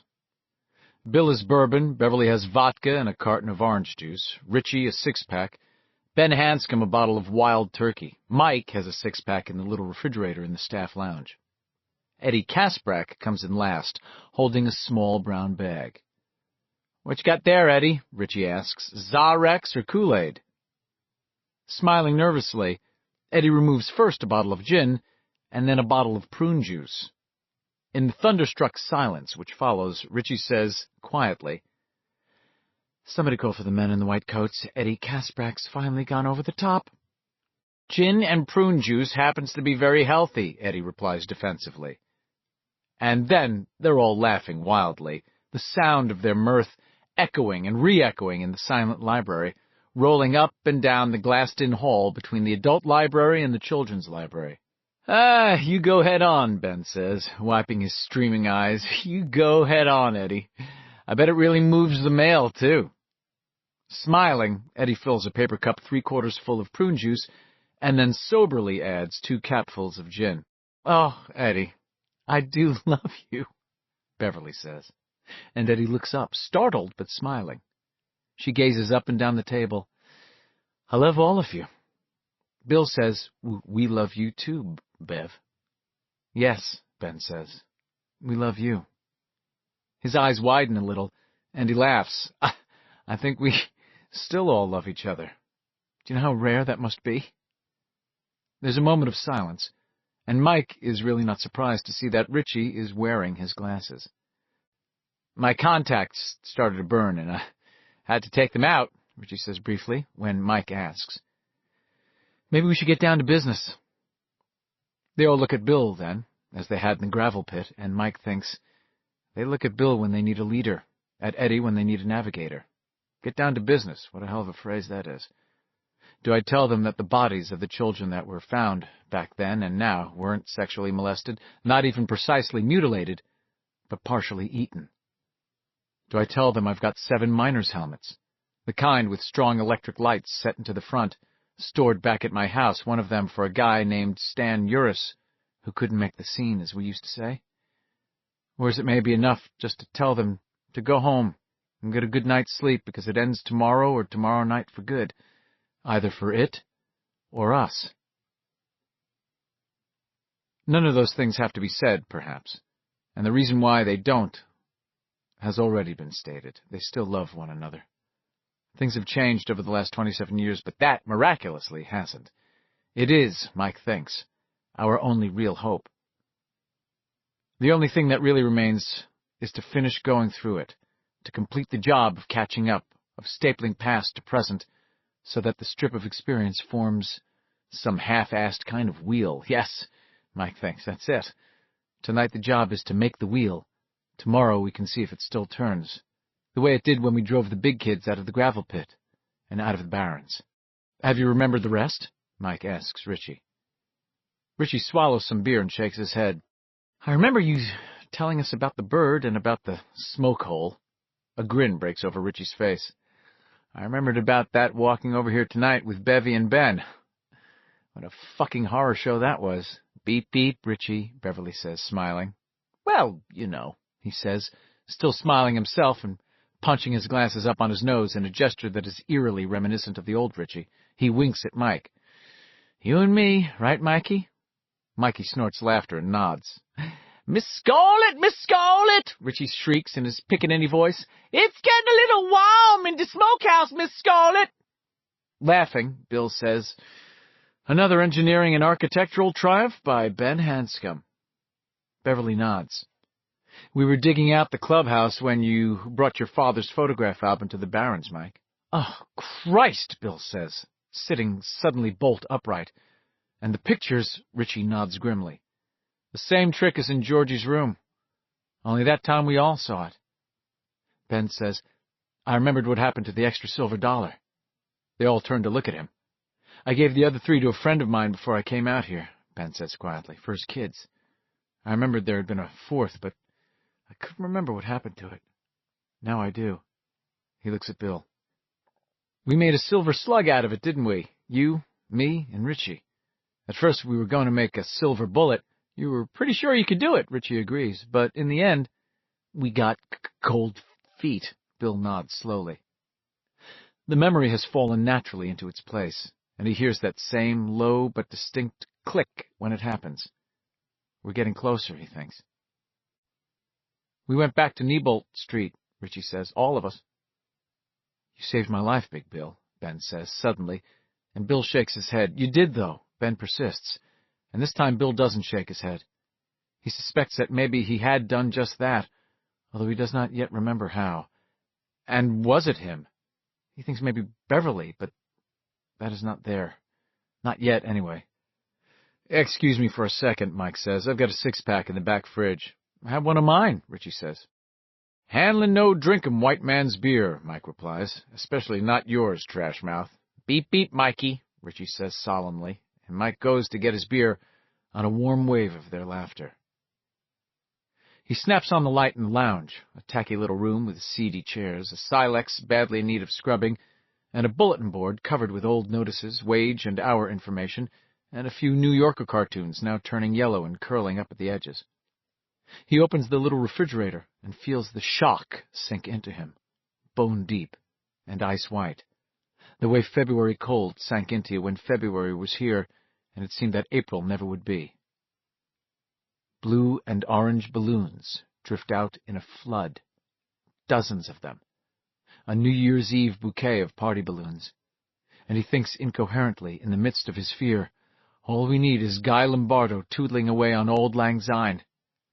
They waft past his face and rise toward the lounge ceiling. He's trying to scream, unable to scream, seeing what had been behind the balloons, what it had popped into the refrigerator beside his beer, as if for a late-night snack after his worthless friends have all told their worthless stories and gone back to their rented beds in this hometown that is no longer home. Mike takes a step backward, his hands going to his face, shutting the vision out. He stumbles over one of the chairs, almost falls, and takes his hands away. It is still there. Stan Uris's severed head beside Mike's 6-pack of Bud Light, the head not of a man, but of an 11-year-old boy. The mouth is open in a soundless scream, but Mike can see neither teeth nor tongue, because the mouth has been stuffed full of feathers. The feathers are a light brown and unspeakably huge. He knows well enough what bird those feathers came from. Oh, yes, indeed. He had seen the bird in May of 1958, and they had all seen it in early August of 1958, and then, years later, while visiting his dying father, he had found out that Will Hanlon had seen it once too, after his escape from the fire at the Black Spot. The blood from Stan's tattered neck has dripped down and formed a coagulated pool on the fridge's bottom shelf. It glitters dark ruby red in the uncompromising glow shed by the fridge bulb.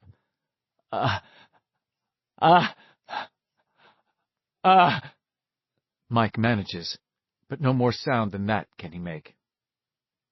Then the head opens its eyes, and they are the silver-bright eyes of Pennywise the Clown. Those eyes roll in his direction, and the head's lips begin to squirm around the mouthful of feathers.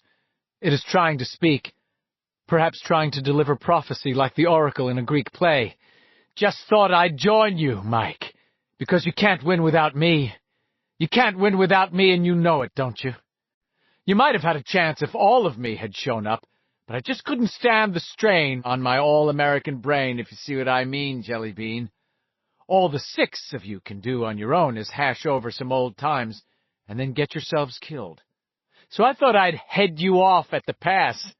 Head you off, get it, Mikey? Get it, old pal? Get it, you fucking scumbag nigger? You're not real, he screams, but no sound comes out. He is like a TV with the volume control turned all the way down. Incredibly, grotesquely, the head winks at him. I'm real, all right. Real as raindrops. And you know what I'm talking about, Mikey. What the 6 of you are planning to try is like taking off in a jet plane with no landing gear. There's no sense in going up if you can't get back down, is there? No sense in going down if you can't get back up, either. You'll never think of the right riddles and jokes. You'll never make me laugh, Mikey. You've all forgotten how to turn your screams upside down. Beep, beep, Mikey, what do you say? Remember the bird? Nothing but a sparrow, but say, hey, it was a Lulu, wasn't it? Big as a barn, big as one of those silly Japanese movie monsters that used to scare you when you were a little kid. The days when you knew how to turn that bird from your door are gone forever. Believe it, Mikey. If you know how to use your head, you'll get out of here, out of Derry, right now. If you don't know how to use it, it'll end up just like this one here. Today's guidepost along the great road of life is use it before you lose it. My good man. The head rolls over on its face, the feathers in its mouth make a horrid crumpling sound, and falls out of the refrigerator. It thucks to the floor and rolls toward him like a hideous bowling ball, its blood-matted hair changing places with its grinning face. It rolls toward him, leaving a gluey trail of blood and dismembered bits of feather behind, its mouth working around its clot of feathers. "Beep, beep, Mikey!" it screams, as Mike backs madly away from it, hands held out in a warding-off gesture. "Beep, beep! Beep, beep! Beep, fucking beep!" There is a sudden, loud pop, the sound of a plastic cork thumbed out of a bottle of cheap champagne. The head disappears. Real, Mike thinks sickly. There was nothing supernatural about that pop anyway. That was the sound of air rushing back into a suddenly vacated space. Real. Oh, God. Real. A thin net of blood droplets floats up and then patters back down. No need to clean the lounge, though. Carol will see nothing when she comes in tomorrow, not even if she has to plow her way through the balloons to get to the hot plate and make her first cup of coffee. How handy. He giggles shrilly. He looks up, and yes, the balloons are still there.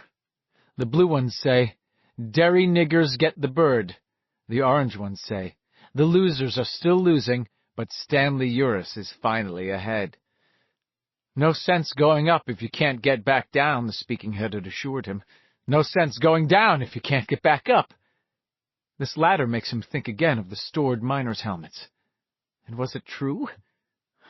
Suddenly, he's thinking about the first day he went down to the Barrens after the rock fight.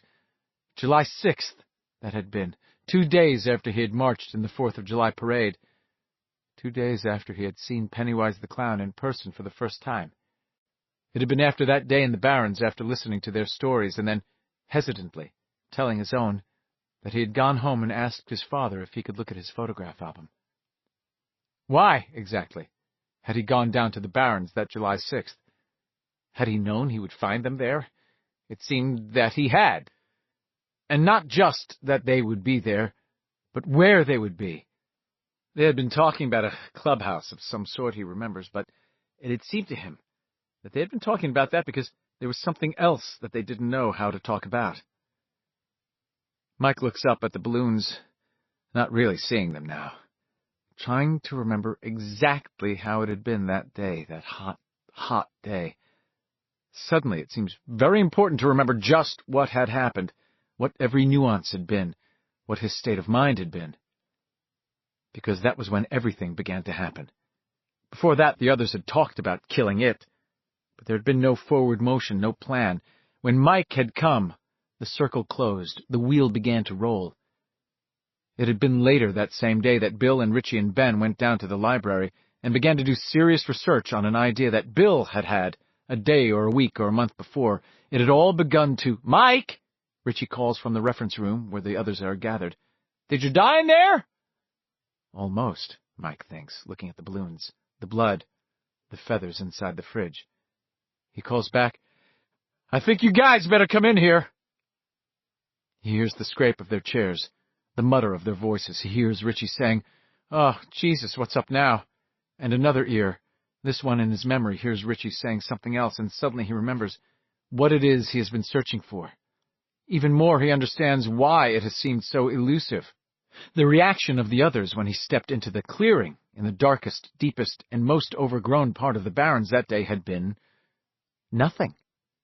No surprise, no questions about how he had found them. No big deal. Ben had been eating a Twinkie, he remembers. Beverly and Richie had been smoking cigarettes. Bill had been lying on his back with his hands behind his head, looking at the sky. Eddie and Stan were looking doubtfully at a series of strings which had been pegged into the ground to form a square of about 5 feet on a side. No surprise, no questions, no big deal. He had simply shown up and been accepted. It was as if, without even knowing it, they had been waiting for him. And in that third ear, Memory's ear, he hears Richie's pickaninny voice raised as it was earlier tonight. Lordy, Miss Claudie, here come... 2. That black child again! Lawks and mussy, I don't know what this here Barnes is coming to. Look at that there nappy head, Big Bill. Bill didn't even look around. He just went on staring dreamily at the fat summer clouds marching across the sky. He was giving an important question his most careful consideration. Richie was not offended by the lack of attention, however. He pushed onward. Just looking at that nappy head makes me believe I needs me another mint julep. I's going to have it out on the veranda, where it be a little bit cooler. Beep, beep, Richie, Ben said from around a mouthful of Twinkie, and Beverly laughed. Hi, Mike said uncertainly. His heart was beating a little too hard, but he was determined to go on with this.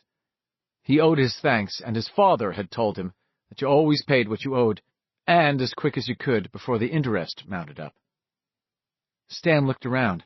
Hi, he said, and then looked back at the square of strings pegged into the center of the clearing. Ben, are you sure this is going to work? It'll work, Ben said. Hi, Mike. You want a cigarette? Beverly asked. I've got 2 left. No, thank you. Mike took a deep breath and said, I wanted to thank you all again for helping me the other day. Those guys meant to hurt me bad. I'm sorry some of you guys got banged up. Bill waved his hand, dismissing it. Don't worry about it. They've had it in for us all year. He sat up and looked at Mike with sudden, starry interest. Can I ask you something? I guess so, Mike said. He sat down gingerly. He had heard such prefaces before. The Denbrough kid was going to ask him what it was like to be a Negro. But instead, Bill said, when Larson pitched the no-hitter in the World Series 2 years ago, do you think that was just luck? Richie dragged deep on his cigarette and started to cough. Beverly pounded him good-naturedly on the back. You're just a beginner, Richie. You'll learn. I think it's going to fall in, Ben, Eddie said worriedly, looking at the pegged square. I don't know how cool I am on the idea of getting buried alive. You're not going to get buried alive, Ben said. And if you are, just suck your damn old aspirator until someone pulls you out. This struck Stanley Uris as deliciously funny. He leaned back on his elbow, his head turned up to the sky, and laughed until Eddie kicked his shin and told him to shut up. Luck, Mike said finally. I think any no-hitter's more luck than skill. Me too, Bill said. Mike waited to see if there was more, but Bill seemed satisfied.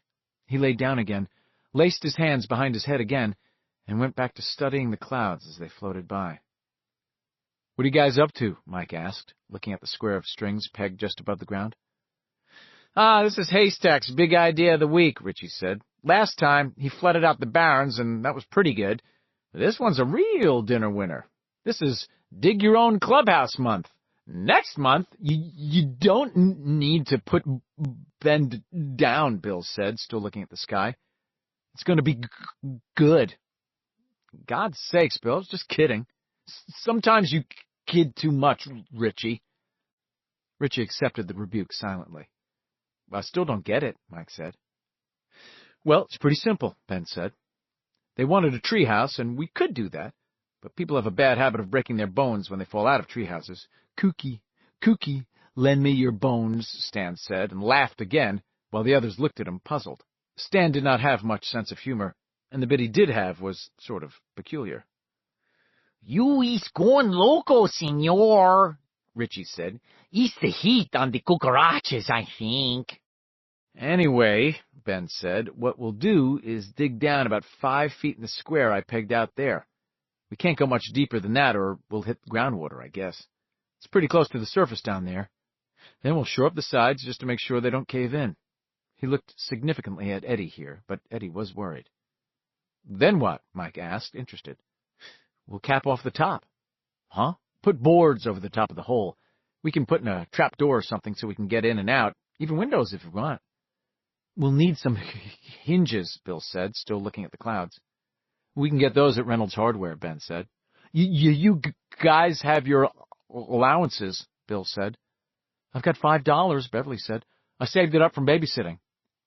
Richie immediately began to crawl toward her on his hands and knees. I love you, Bevy, he said, making a dog's eyes at her. Will you marry me? We'll live in a pine-studded bungalow. A what?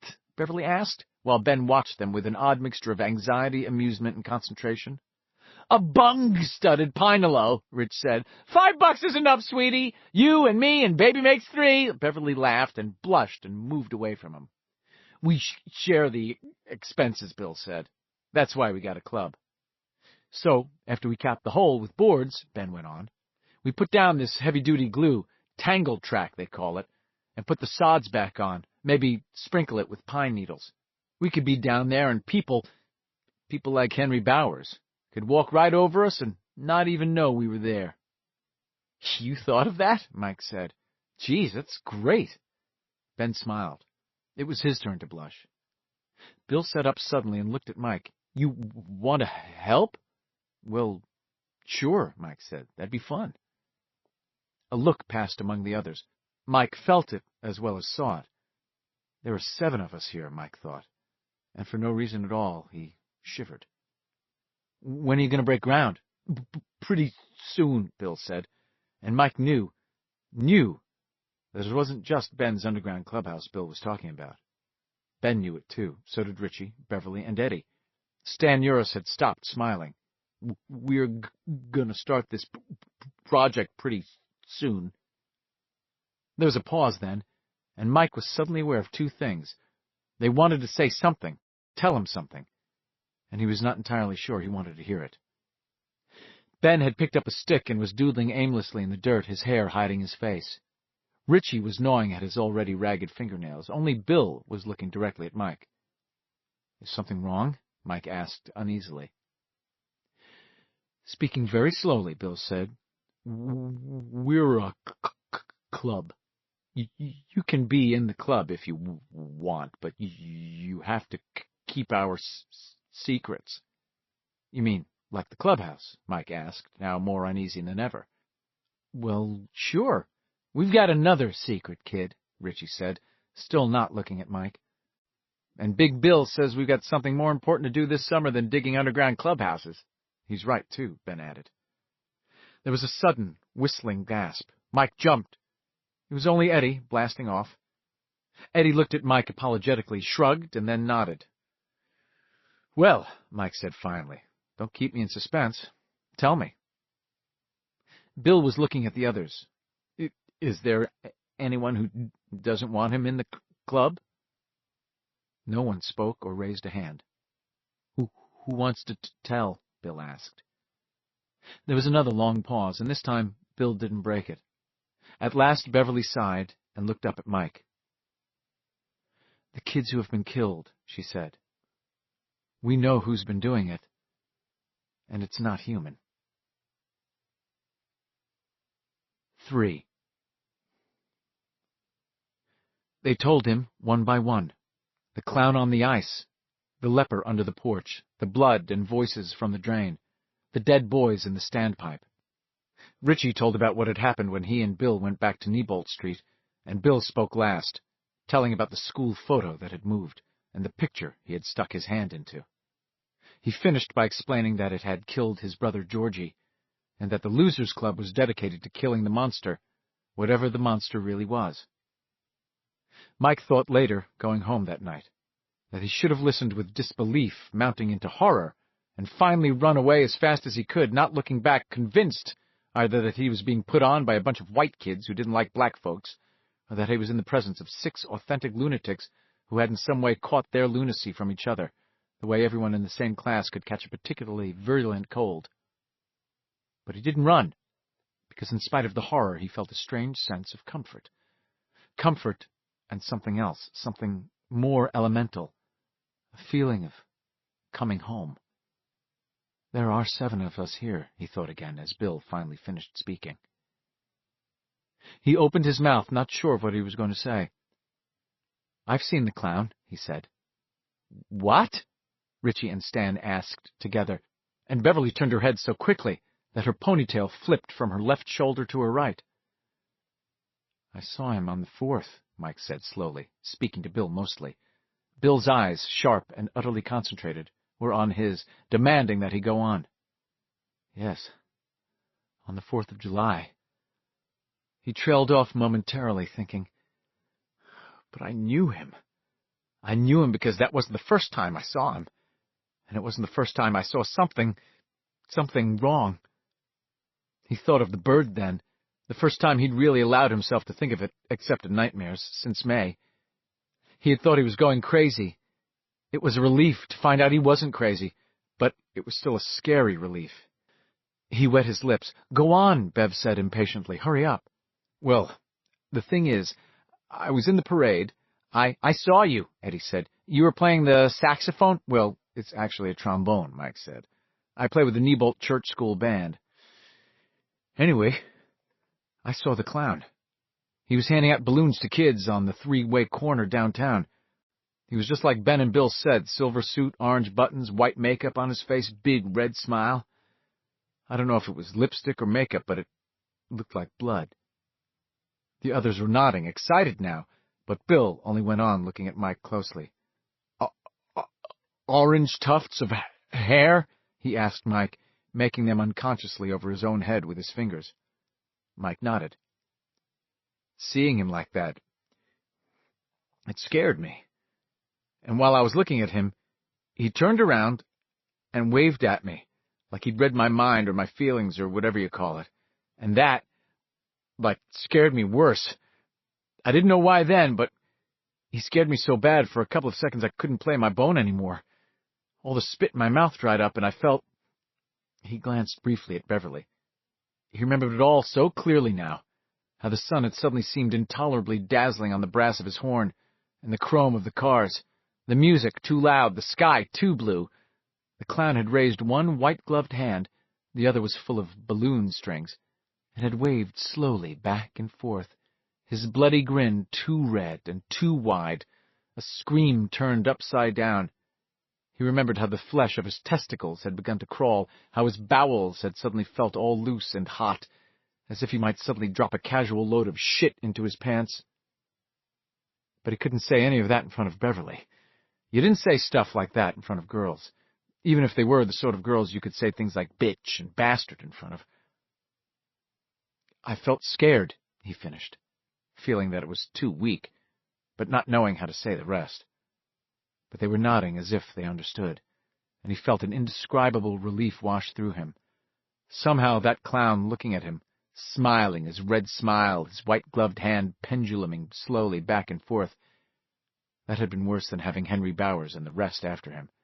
Ever so much worse. "Then we were past," Mike went on again. "We marched up Main Street Hill, and I saw him again, handing out balloons to kids. Except a lot of them didn't want to take them. Some of the little ones were crying. I couldn't figure out how he could have gotten up there so fast. I thought to myself that there must be 2 of them, both of them dressed the same way, a team. But then he turned around and waved to me again, and I knew it was him. It was the same man." "He's not a man," Richie said, and Beverly shuddered. Bill put his arm around her for a moment, and she looked at him gratefully. "He waved to me, and then he winked, like we had a secret, or like maybe he knew I recognized him." Bill dropped his arm from Beverly's shoulders. "You recognized him?" "I think so," Mike said. "I have to check something before I say it's for sure. My father's got some pictures. He collects them. Listen, you guys play down here a lot, don't you?" "Sure," Ben said. "That's why we're building a clubhouse."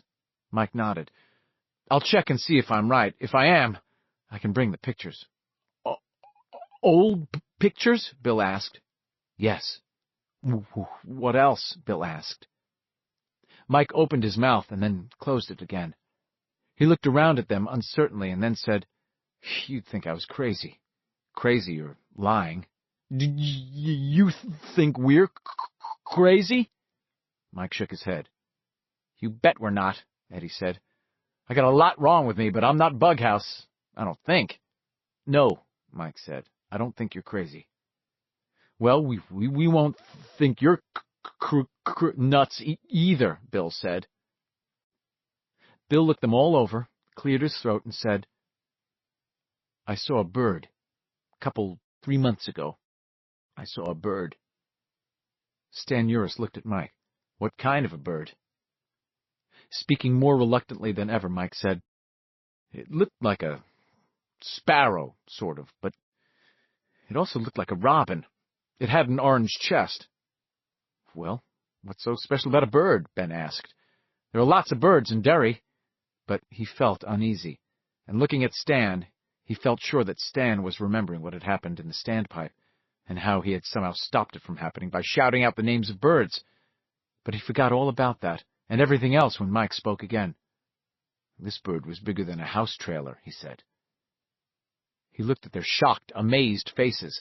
He waited for their laughter, but none came. Stan looked as if someone had clipped him with a brick. His face had gone so pale it was the color of muted November sunlight. "I swear it's true," Mike said. "It was a giant bird, like one of those birds in the monster movies that are supposed to be prehistoric. Yeah." "Like in The Giant Claw," Richie said. He thought the bird in that had been sort of fake-looking, but by the time it got to New York, he had still been excited enough to spill his popcorn over the balcony railing at the Aladdin. Foxy Foxworth would have kicked him out, but the movie was over by then anyway. Sometimes you got the shit kicked out of you, but as Big Bill said, sometimes you won one, too. But it didn't look prehistoric, Mike said, and it didn't look like one of those, what do you call them, the Greeks and Romans made up stories about. Rocks? Bill suggested. Right, I guess so. It wasn't like those either. It was just like a combination, robin and sparrow, the two most common birds you see. He laughed a little wildly. "Where?" Bill began. "Tell us," Beverly said simply, and after a moment to collect his thoughts, Mike did. And telling it, watching their faces grow concerned and scared, but not disbelieving or derisive, he felt an incredible weight lift from his chest. Like Ben with his mummy, or Eddie with his leper, and Stan with the drowned boys, he had seen a thing that would have driven an adult insane, not just with terror, but with the walloping force of an unreality too great to be explained away, or, lacking any rational explanation, simply ignored. Elijah's face had been burned black by the light of God's love, or so Mike had read. But Elijah had been an old man when it happened, and maybe that made a difference. Hadn't one of those other Bible fellows, this one little more than a kid, actually wrestled an angel to a draw? He had seen it, and he had gone on with his life. He had integrated the memory into his view of the world. He was still young enough so that view was tremendously wide. But what had happened that day had nonetheless haunted his mind's darker corners, and sometimes in his dreams he ran from that grotesque bird as it printed its shadow on him from above. Some of these dreams he remembered, and some he did not, but they were there, shadows which moved by themselves. How little of it he had forgotten, and how greatly it had troubled him, as he went about his daily round, helping his father, going to school, riding his bike, doing errands for his mother, waiting for the black groups to come on American Bandstand after school, was perhaps measurable in only one way, the relief he felt in sharing it with the others. As he did, he realized it was the first time he had even allowed himself to think of it fully, since that early morning by the canal, where he had seen those odd grooves and the blood.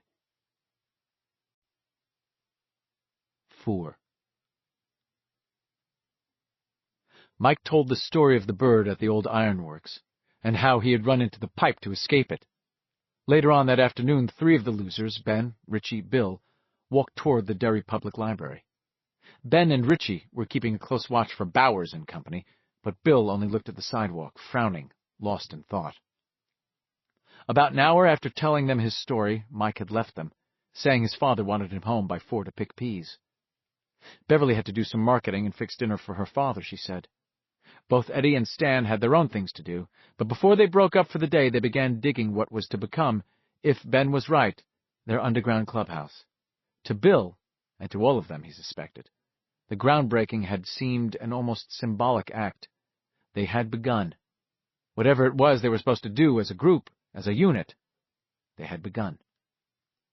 Ben asked Bill if he believed Mike Hanlon's story. They were passing Derry Community House, and the library was just ahead, a stone oblong comfortably shaded by elms a century old, and as yet untouched by the Dutch elm disease that would later plague and thin them. "Yeah," Bill said. "I think it was the truth. Crazy, but true. What about you, Richie?" Richie nodded. "Yeah, I hate to believe it, if you know what I mean, but I guess I do. You remember what he said about the bird's tongue?" Bill in bed nodded. "Orange fluffs on it." "That's the kicker," Richie said. "It's like some comic book villain, Lex Luthor or the Joker or someone like that. It always leaves a trademark." Bill nodded thoughtfully. It was like some comic book villain. Because they saw it that way?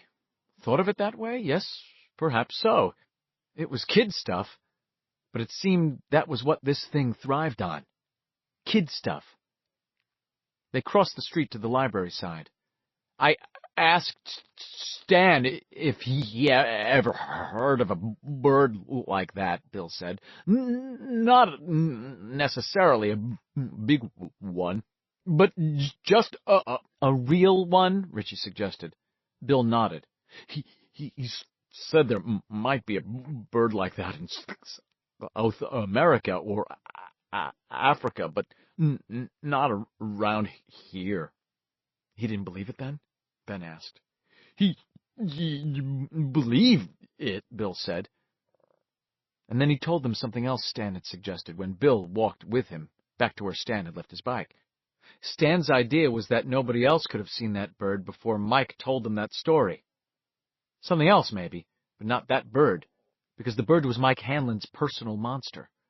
But now, why, now that bird was the property of the whole Losers Club, wasn't it? Any of them might see it. It might not look exactly the same. Bill might see it as a crow, Richie as a hawk, Beverly as a golden eagle, for all Stan knew. But it could be a bird to all of them now. Bill told Stan that if that was true, then any of them might see the leper, the mummy, or possibly the dead boys.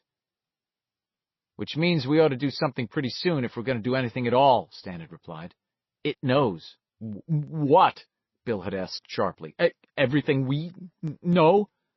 "Man, if it knows that, we're sunk," Stan had answered. "But you can bet it knows we know about it. I think it'll try to get us." "Are you still thinking about what we talked about yesterday?" "Yes." "I wish I could go with you. Ben and Richie will. Ben's really smart, and Richie is too, when he isn't fucking off." Now, standing outside the library, Richie asked Bill exactly what it was he had in mind. Bill told them, speaking slowly so he wouldn't stutter too badly. The idea had been circling in his mind for the last 2 weeks, but it had taken Mike's story of the bird to crystallize it. What did you do if you wanted to get rid of a bird? Well, shooting it was pretty goddamn final. What did you do if you wanted to get rid of a monster? Well, the movies suggested that shooting it with a silver bullet was pretty goddamn final.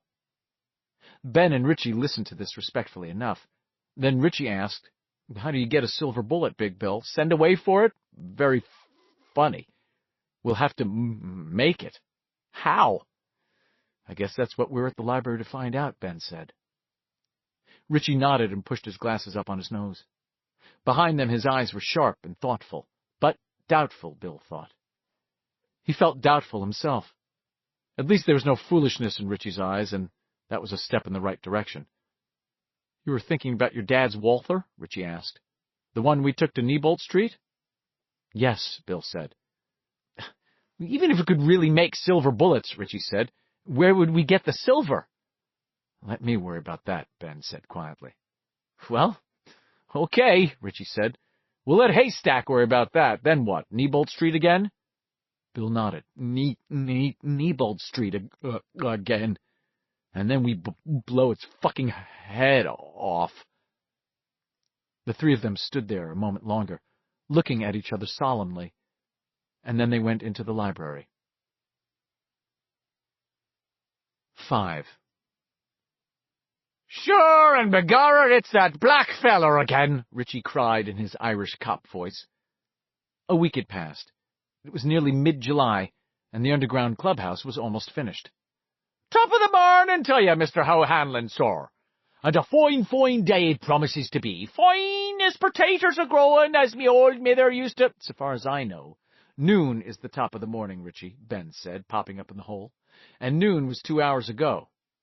He and Richie had been putting in shoring around the sides of the hole. Ben had taken off his sweatshirt because the day was hot and the work was hard. His T-shirt was gray with sweat and stuck to his chest and pouch of his stomach.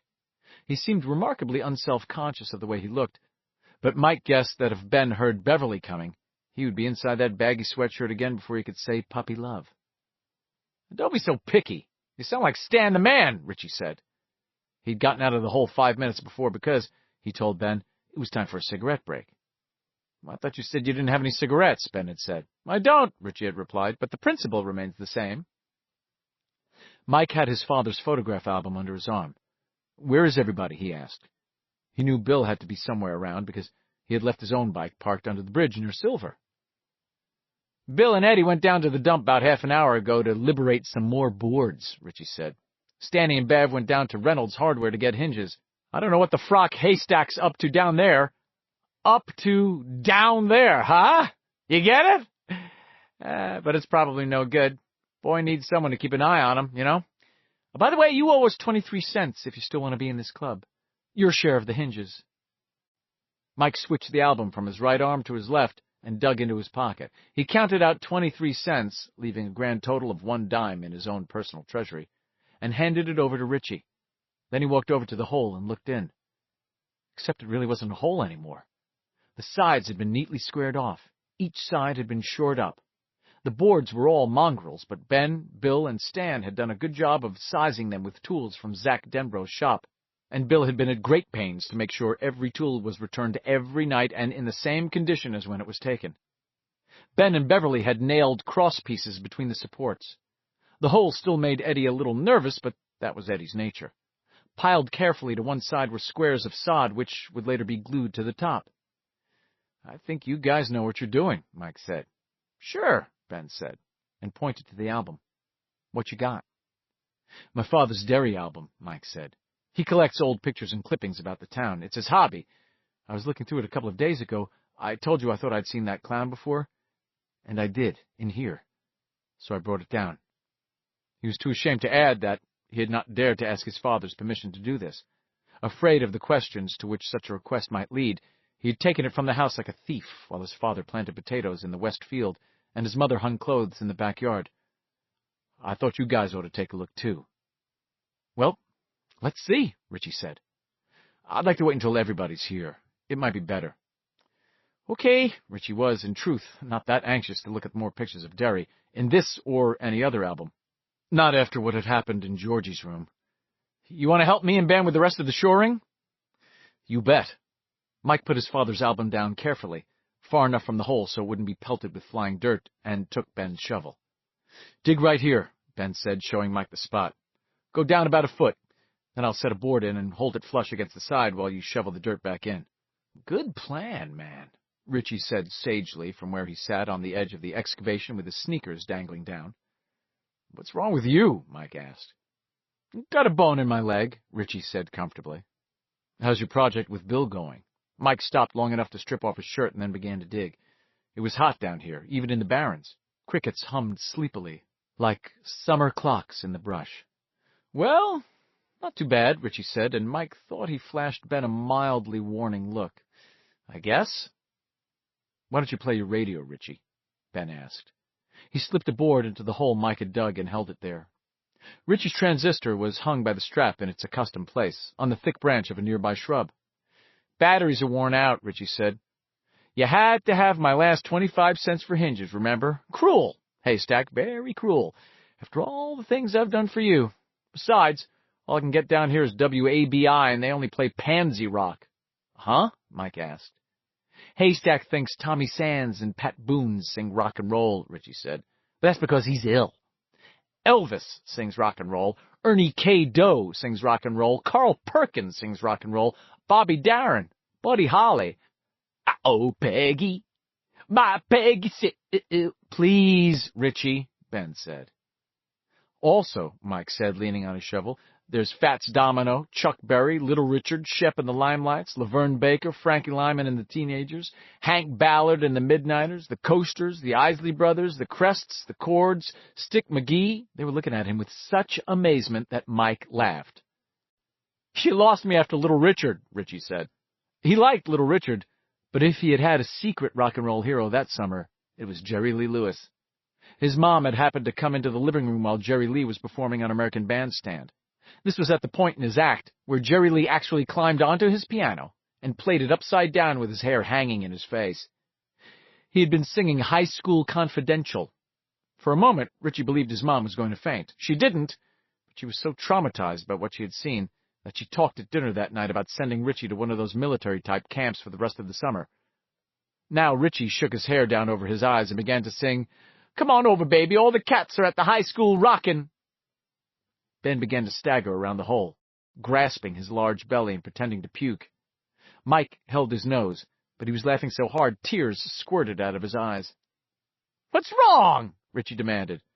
"I mean, what ails you guys? That was good. That was really good." "Oh, man," Mike said, and now he was laughing so hard he could barely talk. "That was priceless. That was really priceless." "Negroes have no taste," Richie said. "I think it even says so in the Bible." "Yo, mama," Mike said, laughing harder than ever. When Richie asked, with honest bewilderment, what that meant, Mike sat down with a thump and rocked back and forth, howling and holding his stomach. "You probably think I'm jealous," Richie said. "You probably think I want to be a Negro." Now Ben also fell down, laughing wildly. His whole body rippled and quaked alarmingly. His eyes bulged. "No more, Richie," he managed. "I'm going to shit my pants. I'm going to die if you don't stop." "I don't want to be a Negro," Richie said. "Who wants to wear pink pants and live in Boston and buy pizza by the slice? I want to be Jewish like Stan. I want to own a pawn shop and sell people switchblades and plastic dog puke and used guitars." Ben and Mike were now actually screaming with laughter. Their laughter echoed through the green and jungly ravine that was the misnamed Barrens, causing birds to take wing and squirrels to freeze momentarily on limbs. It was a young sound, penetrating, lively, vital, unsophisticated, free. Almost every living thing within range of that sound reacted to it in some way. But the thing which had tumbled out of a wide concrete drain and into the upper Kenduskeag was not living. The previous afternoon there had been a sudden, driving thunderstorm. The clubhouse-to-be had not been much affected. Since digging operations had begun, Ben had covered the hole carefully each evening with a ragged piece of tarpaulin Eddie had scrounged from behind Wally's spa. It smelled painty, but it did the job. And the storm drains under Derry had run with violent water for 2 or 3 hours. It was that spate of water that had pushed this unpleasant baggage into the sun for the flies to find. It was the body of a 9-year-old named Jimmy Cullum. Except for the nose, his face was gone. There was a churned and featureless mess where it had been. This raw meat was dotted with deep black marks that perhaps only Stan Uris would have recognized for what they were. Pecks.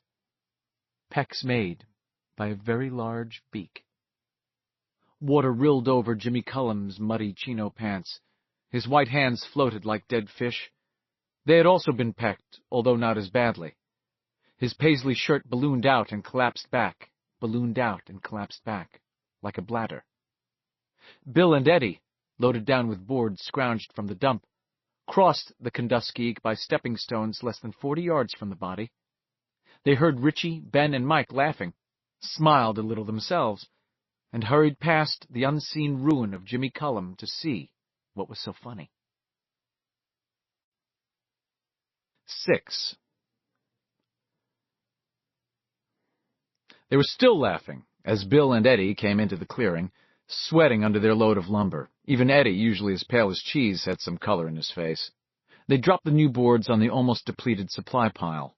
Ben climbed out of the hole to inspect them. "Good deal," he said. "Wow. Great. Bill collapsed to the ground. Can I have my heart attack now, or do I have to wait until later? Have it later, Ben said absently. He had brought a few tools of his own down to the Barrens, and was now going over the new boards carefully, pounding out nails and removing screws. He tossed one aside because it was splintered. Rapping on another returned a dull, punky sound in at least 3 places, and he also tossed that one aside. Eddie sat on a pile of dirt watching him. He took a honk on his aspirator as Ben pulled a rusty nail from a board with the claw end of his hammer. The nail squealed like some small, unpleasant animal that had been stepped on and didn't like it. You can get tetanus if you cut yourself on a rusty nail, Eddie informed Ben. Yeah? Richie said. What's tetanus? Sounds like a woman's disease. You're a bird, Eddie said. It's tetanus, not tetanus, and it means lockjaw. There's these special microbes that grow in rust, see, and if you cut yourself, they can get inside your body and, fuck up your nerves. Eddie went an even darker red and took another fast honk on his aspirator. Lockjaw? Jesus, Richie said, impressed. That sounds mean. You bet. First your jaw locks up so tight you can't open your mouth, not even to eat. They have to cut a hole in your cheek and feed you liquids through a tube. Oh, man, Mike said, standing up in the hole. His eyes were wide, the corneas very white in his brown face. For sure? My mom told me, Eddie said. Then your throat locks up. You can't eat anymore. You starve to death. They contemplated this horror in silence. There's no cure, Eddie amplified. More silence. So, Eddie said briskly, I always watch out for rusty nails and shit like that. I had to have a tetanus shot once, and it really hurt. So why'd you go to the dump with Bill and bring all this crap back? Richie asked. Eddie glanced briefly at Bill, who was looking into the clubhouse, and there was all the love and hero worship in that gaze needed to answer such a question. But Eddie said softly, some stuff has to be done even if there is a risk. That's the first important thing I ever found out I didn't find out from my mother. A further silence, not quite uncomfortable, followed. Then Ben went back to pounding out rusty nails, and after a while Mike Hanlon joined him. Richie's transistor, robbed of its voice, at least until Richie's allowance came in or he found a lawn to mow, swung from its low branch in a mild breeze. Bill had time to reflect upon how odd all this was, how odd and how perfect that they should all be here this summer. There were kids he knew visiting relatives, kids he knew who were off on vacations at Disneyland in California, or on Cape Cod, or, in the case of one chum, an unimaginably distant-sounding place with the queer but somehow evocative name of Gstaad. There were kids at church camp, kids at scout camp, kids at rich kid camps where you could learn to swim and play golf, camps where you learned to say, hey, good one, instead of fuck you when your opponent's got a killer serve past you at tennis. Kids whose parents had simply taken them away. Bill could understand that. He knew some kids who wanted to go away, frightened by the boogeyman stalking Derry this summer, but suspected there were more parents frightened by that boogeyman. People who had planned to take their vacations at home suddenly decided to go away. Gstaad. Was that in Sweden? Argentina? Spain? Instead, it was a little like the polio scare of 1956, when 4 kids who went swimming in the O'Brien Memorial Pool had gotten the disease. Grown-ups, a word absolutely synonymous in Bill's mind with mothers and fathers, had decided then, as now, that away was better, safer. Anyone able to clear out had cleared. Bill understood away, and he could muse over a word of such fabulous wonder as Gstaad. But wonder was cold comfort compared with desire. Gstaad was away. Derry was desire. And none of us have gone away, he thought, watching as Ben and Mike pounded used nails out of used boards. As Eddie strolled off into the bushes to take a whiz, you had to go as soon as you could in order to avoid seriously straining your bladder, he told Bill once. But you also had to watch out for poison ivy, because who needed a case of that on your pecker? We're all here in Derry. No camp, no relatives, no vacations, no away. All right here. Present and accounted for. There's a door down there, Eddie said, zipping his fly as he came back. Hope you shook off, Eds, Richie said. If you don't shake off each time, you can get cancer. My mom told me so. Eddie looked startled, thinly worried, and then saw Richie's grin. He withered him, or tried to, with a babies-must-play look, and then said, "It was too big for us to carry, but Bill said if all of us went down, we could get it up here." "Of course you can never shake off completely," Richie went on. "You want to know what a wise man once told me, Eds?" "No," Eddie said, "and I don't want you to call me Eds anymore, Richie. I mean, I'm sincere. I don't call you Dick, as in, you got any gum on you, Dick? So I don't see why—" "This wise man," Richie said, "told me this. No matter how much you squirm and dance, the last 2 drops go in your pants. And that's why there's so much cancer in the world, Eddie, my love." "The reason there's so much cancer in the world is because nerds like you and Beverly Marsh smoke cigarettes," Eddie said.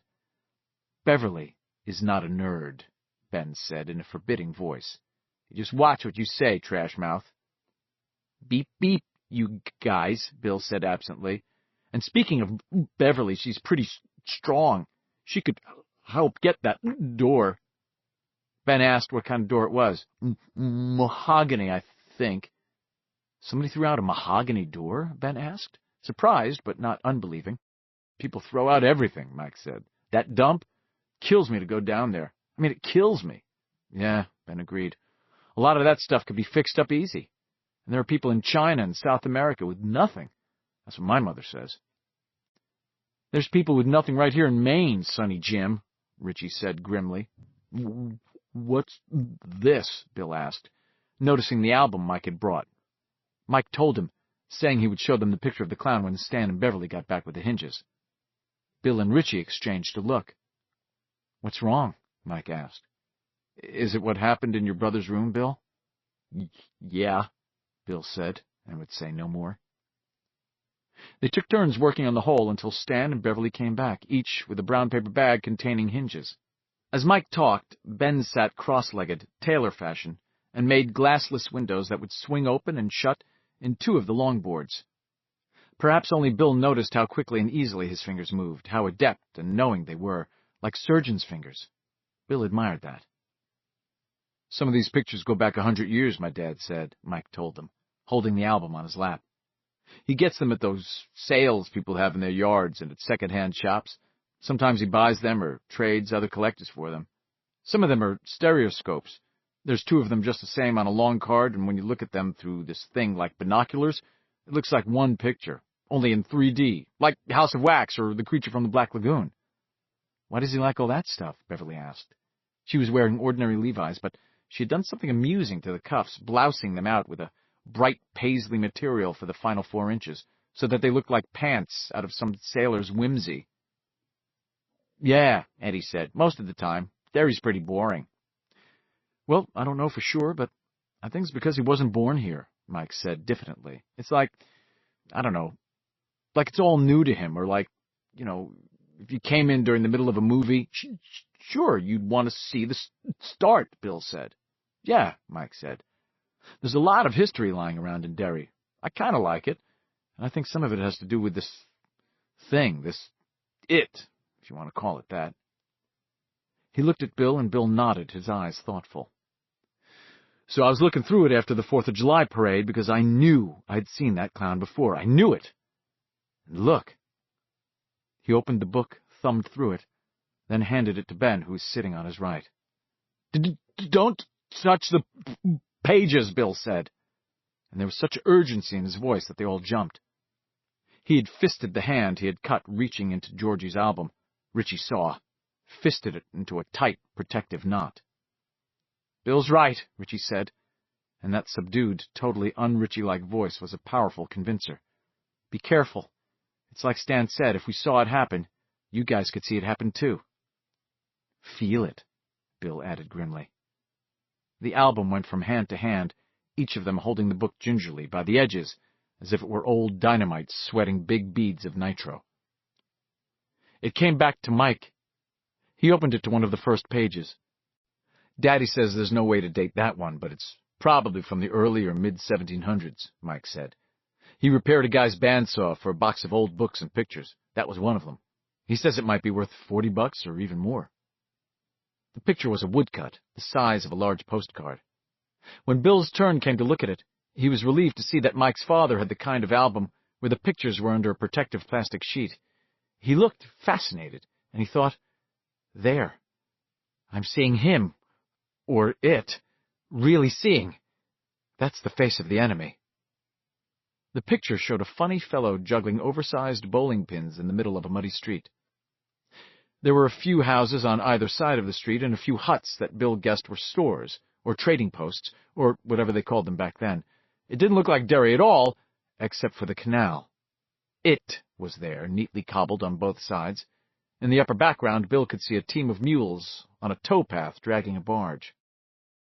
There was a group of maybe half a dozen kids gathered around the funny fellow. One of them was wearing a pastoral straw hat. Another had a hoop and a stick to roll it with. Not the sort of stick that would come with a hoop that you bought today in a Woolworth's. It was a branch from a tree. Bill could see the bare knobs on it where smaller branches had been lopped off with a knife or a hatchet. That baby wasn't made in Taiwan or Korea, he thought, fascinated by this boy who could have been him if he'd been born 4 or 5 generations before. The funny fellow had a huge grin on his face. He wore no makeup, except to Bill his whole face looked like makeup, but he was bald except for 2 tufts of hair that stuck up like horns over his ears, and Bill had no trouble recognizing their clown. 200 years ago or more, he thought, and felt a crazy surge of terror, anger, and excitement rush through him. 27 years later, sitting in the Derry Public Library and remembering his first look into Mike's father's album, he realized he had felt the way a hunter might feel, coming upon the first fresh spoor of an old killer tiger. 200 years ago.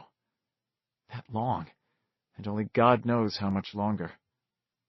This led him to wonder just how long the spirit of Pennywise had been here in Derry, but he found that was a thought he did not really want to pursue. "Gimme, Bill," Richie was saying. But Bill held the album a moment longer, staring fixedly at the woodcut, sure it would begin to move. The bowling pins, if that's what they were, which the funny fellow was juggling, would rise and fall, the kids would laugh and applaud, except maybe they wouldn't all laugh and applaud.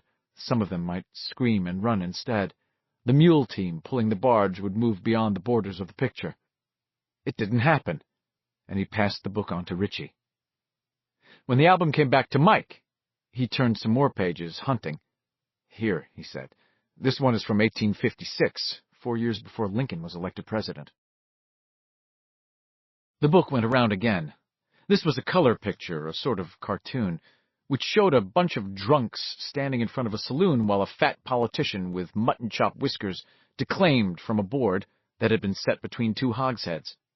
He held a foamy pitcher of beer in one hand. The board upon which he stood was considerably bowed with his weight.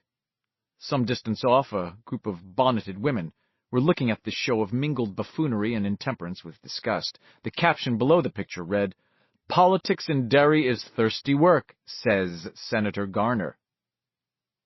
Daddy says pictures like this were really popular for about 20 years before the Civil War, Mike said. They called them fool cards, and people used to send them to each other. They were like some of the jokes in Mad, I guess. Satire, Bill said. "Yeah," Mike said. "But now, look down in the corner of this one." The picture was like Mad in another way. It had as many details and little side jokes as a big Mort Drucker panel in a Mad Magazine movie takeoff. There was a grinning fat man pouring a glass of beer down a spotted dog's throat. There was a woman who had fallen on her prat in a mud puddle. There were 2 street urchins slyly sticking sulphur-headed matches into the soles of a prosperous-looking businessman's shoes, and a girl swinging from her heels in an elm tree so that her underpants showed. But despite this bewildering intaglio of detail, none of them really needed Mike to point the clown out. Dressed in a loud, checked, vest-busting drummer's suit, he was playing the shell game with a bunch of drunken loggers. He was winking at a lumberjack who had, to judge by the gape-mouthed look of surprise on his face, just picked the wrong nutshell. The drummer, clown, was taking a coin from him. "Him again," Ben said. "What, 100 years later?" "Just about," Mike said. "And here's one from 1891. It was a clipping from the front page of the Derry News. "Huzzah!" the headline proclaimed exuberantly. "Ironworks opens." Just below this, "Town turns out for gala picnic." The picture showed a woodcut of the ribbon-cutting ceremony at the Kitchener Ironworks. Its style reminded Bill of the Currier and Ives prints his mother had in the dining room, although this was nowhere near as polished. A fellow, tricked out in a morning coat and top hat, was holding a large pair of open-jawed scissors above the ironworks ribbon, while a crowd of perhaps 500 watched. Off to the left was a clown, their clown, turning a handspring for a group of children. The artist had caught him upside down, turning his smile into a scream. He passed the book on quickly to Richie. The next picture was a photograph under which Will Hanlon had written 1933 Repeal in Derry. Although none of the boys knew much about either the Volstead Act or its repeal, the picture made the salient facts clear. The photo was of Wally's Spa down in Hell's Half Acre. The place was almost literally filled to the rafters with men wearing open-collared white shirts, straw boaters, lumberman shirts, T-shirts, banker suits. All of them were holding glasses and bottles victoriously aloft. There were 2 big signs in the window. "Welcome back, John Barleycorn," one read. The other said, "Free beer tonight."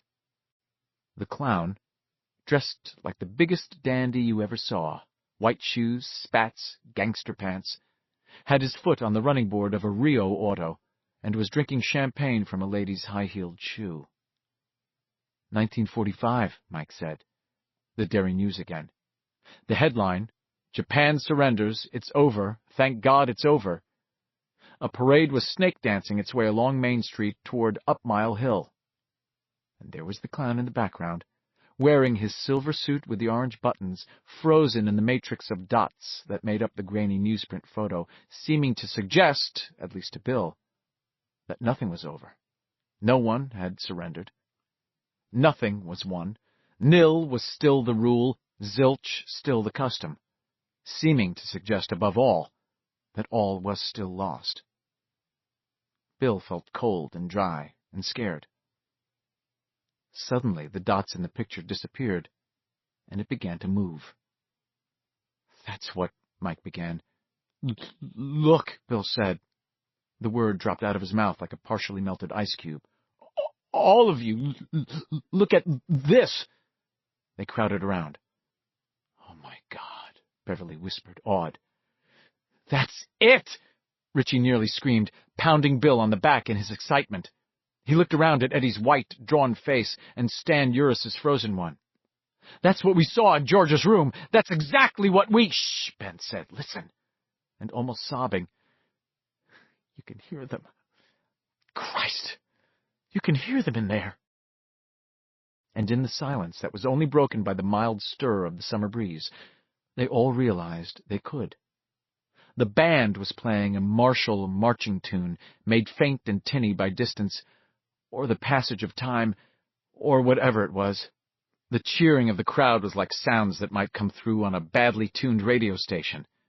There were popping noises, also faint, like the muffled sound of snapping fingers. "Firecrackers," Beverly whispered, and rubbed at her eyes with hands that shook. "Those are firecrackers, aren't they?" No one answered. They watched the picture, their eyes eating up their faces. The parade wiggled its way toward them, but just before the marchers reached the extreme foreground, at the point where it seemed they must march right out of the picture and into a world 13 years later, they dropped from sight, as if on some kind of unknowable curve. The World War I soldiers first, their faces strangely old under their pie-plate helmets, with their sign which read, "The Derry VFW welcomes home our brave boys." Then the Boy Scouts, the Kiwanians, the Home Nursing Corps, the Derry Christian Marching Band, then the Derry World War II vets themselves, with the high school band behind them. The crowd moved and shifted. Ticker tape and confetti fluttered down from the second and third floor windows of the business buildings that lined the streets. The clown pranced along the sidelines, doing splits and cartwheels, miming a sniper, miming a salute, and Bill noticed for the first time that people were turning from him, but not as if they saw him exactly. It was more as if they felt a draft or smelled something bad.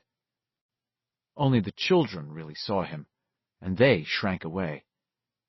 Ben stretched his hand out to the picture, as Bill had done in George's room. No! Bill cried.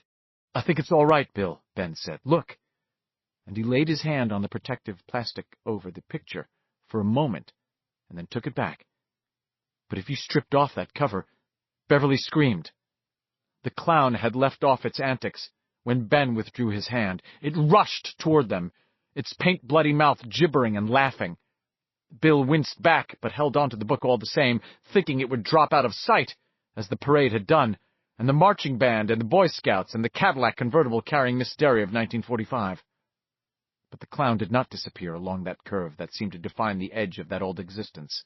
Instead, it leaped with a scary, nimble grace onto a lamppost that stood in the extreme left foreground of the picture. It shinnied up like a monkey on a stick, and suddenly its face was pressed against the tough plastic sheet Will Hamlin had put over each of the pages in his book. Beverly screamed again, and this time Eddie joined her, although his scream was faint and blew breathless. The plastic bulged out. Later they would all agree they saw it. Bill saw the bulb of the clown's red nose flatten the way your nose will flatten when you press it against a window pane. "Kill you all!" The clown was laughing and screaming. "Try to stop me, and I'll kill you all. Drive you crazy and then kill you all! You can't stop me! I'm the gingerbread man! I'm the teenage werewolf!" And for a moment it was the teenage werewolf, the moon-silvered face of the lycanthrope, peering out at them from over the collar of the silver suit, white teeth bared. "Can't stop me! I'm the leper!" Now the leper's face, haunted and peeling, rotting with sores, staring at them with the eyes of the living dead. "Can't stop me! I'm the mummy!" The leper's face aged and ran with sterile cracks. Ancient bandages swam halfway out of its skin and solidified there. Ben turned away, his face as white as curds, one hand plastered over his neck and ear. "Can't stop me! I'm the dead boys!"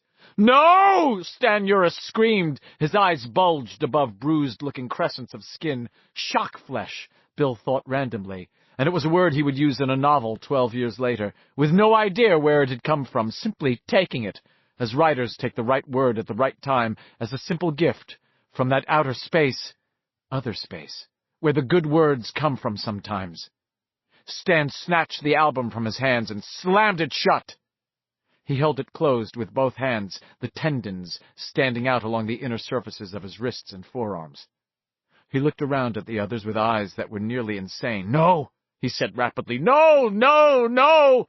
And suddenly Bill found he was more concerned with Stan's repeated denials than with the clown, and he understood that this was exactly the sort of reaction the clown had hoped to provoke, because maybe it's scared of us. Really scared for the first time in its long, long life.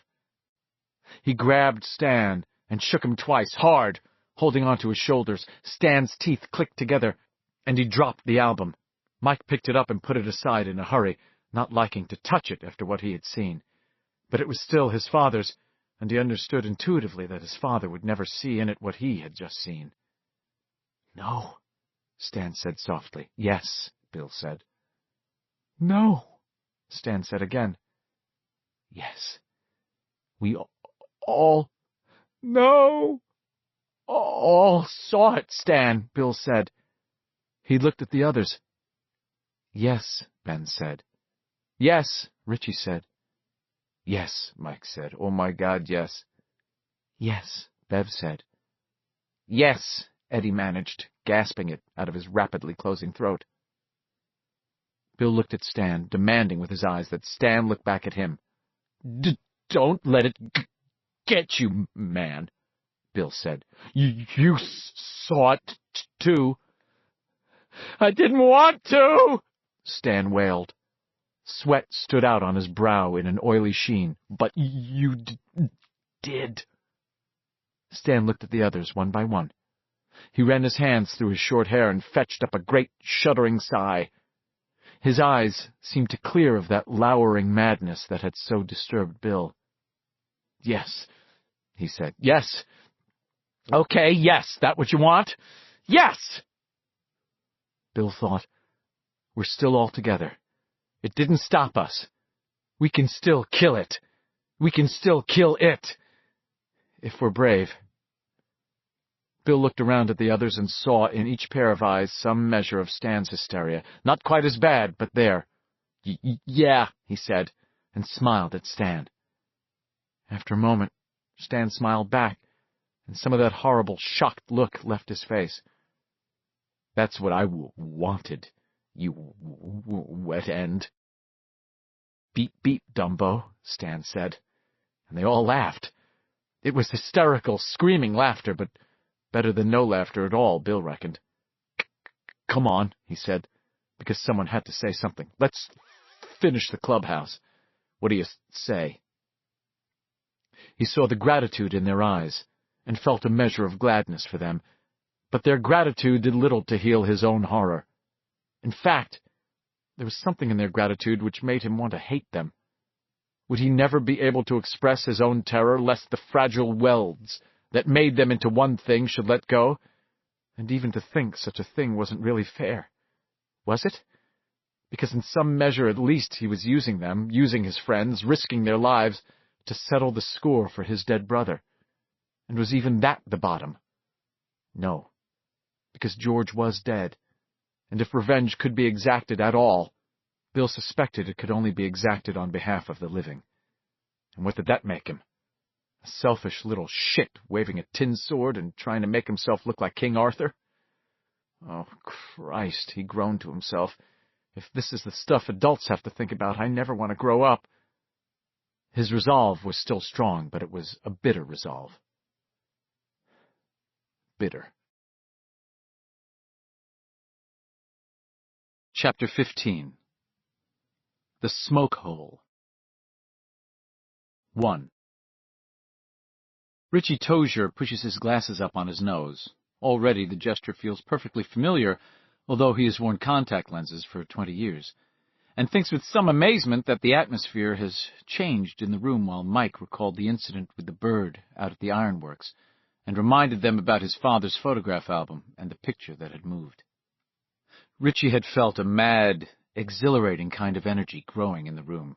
He had done cocaine 9 or 10 times over the last couple of years, at parties mostly.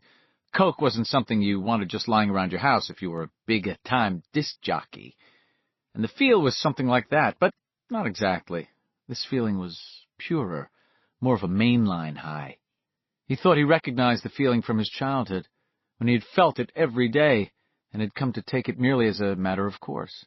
He supposed that, if he had ever thought about that deep-running aquifer of energy as a kid, he could not recall that he ever had, he would have simply dismissed it as a fact of life, something that would always be there, like the color of his eyes or his disgusting hammer toes. Well, that hadn't turned out to be true. The energy you drew on so extravagantly when you were a kid, the energy you thought would never exhaust itself, that slipped away somewhere between 18 and 24, to be replaced by something much duller, something as bogus as a coke high, purpose, maybe, or goals, or whatever rah-rah Junior Chamber of Commerce word you wanted to use. It was no big deal. It didn't go all at once with a bang, and maybe, Richie thought, that's the scary part. How you don't stop being a kid all at once with a big explosive bang, like one of that clown's trick balloons with the Burma Shave slogans on the sides. The kid in you just leaked out, like the air out of a tire. And one day you looked in the mirror and there was a grown-up looking back at you. You could go on wearing blue jeans, you could keep going to Springsteen and Seeger concerts, you could dye your hair, but that was a grown-up's face in the mirror just the same. It all happened while you were asleep, maybe, like a visit from the Tooth Fairy. No, he thinks, not the Tooth Fairy, the Age Fairy. He laughs aloud at the stupid extravagance of this image, and when Beverly looks at him questioningly, he waves a hand at her. Nothing, babe, he says, just thinking me thinks. But now, that energy is back. No, not all the way back. Not yet, anyway, but coming back. And it's not just him. He can feel it filling the room. Mike looks okay to Richie for the first time since they all got together for that hideous lunch out by the mall. When Richie walked into the lobby and saw Mike sitting there with Ben and Eddie, he thought, shocked, there's a man who's going crazy, getting ready to commit suicide, maybe. But that look is gone now. Not just sublimated. Gone. Richie has sat here and watched the last of it slip out of Mike's face while he relived the experience of the bird and the album. He's been energized. And it is the same with all of them. It's in their faces, their voices, their gestures. Eddie pours himself another gin and prune juice. Bill knocks back some bourbon, and Mike cracks another beer. Beverly glances up at the balloons Bill has tethered to the microfilm recorder at the main desk and finishes her third screwdriver in a hurry. They've all been drinking pretty enthusiastically, but none of them are drunk. Richie doesn't know where that energy he feels is coming from, but it's not out of a liquor bottle. Derry niggers get the bird. Blue. The losers are still losing, but Stanley Uris is finally ahead. Orange. Christ, Richie thinks, opening a fresh beer for himself. It isn't bad enough it can be any damn monster it wants to be, and it isn't bad enough that it can feed off our fears. It also turns out to be Rodney Dangerfield in drag. It's Eddie who breaks the silence. How much do you think it knows about what we're doing now, he asks. It was here, wasn't it? Ben says. I'm not sure that means much, Eddie replies. Bill nods. Those are just images, he says. I'm not sure that means it can see us or know what we're up to. You can see a news commentator on TV, but he can't see you. Those balloons aren't just images, Beverly says, and jerks a thumb over her shoulder at them. They're real. That's not true, though, Richie says, and they all look at him. Images are real, sure they are. And suddenly something else clicks into place, something new.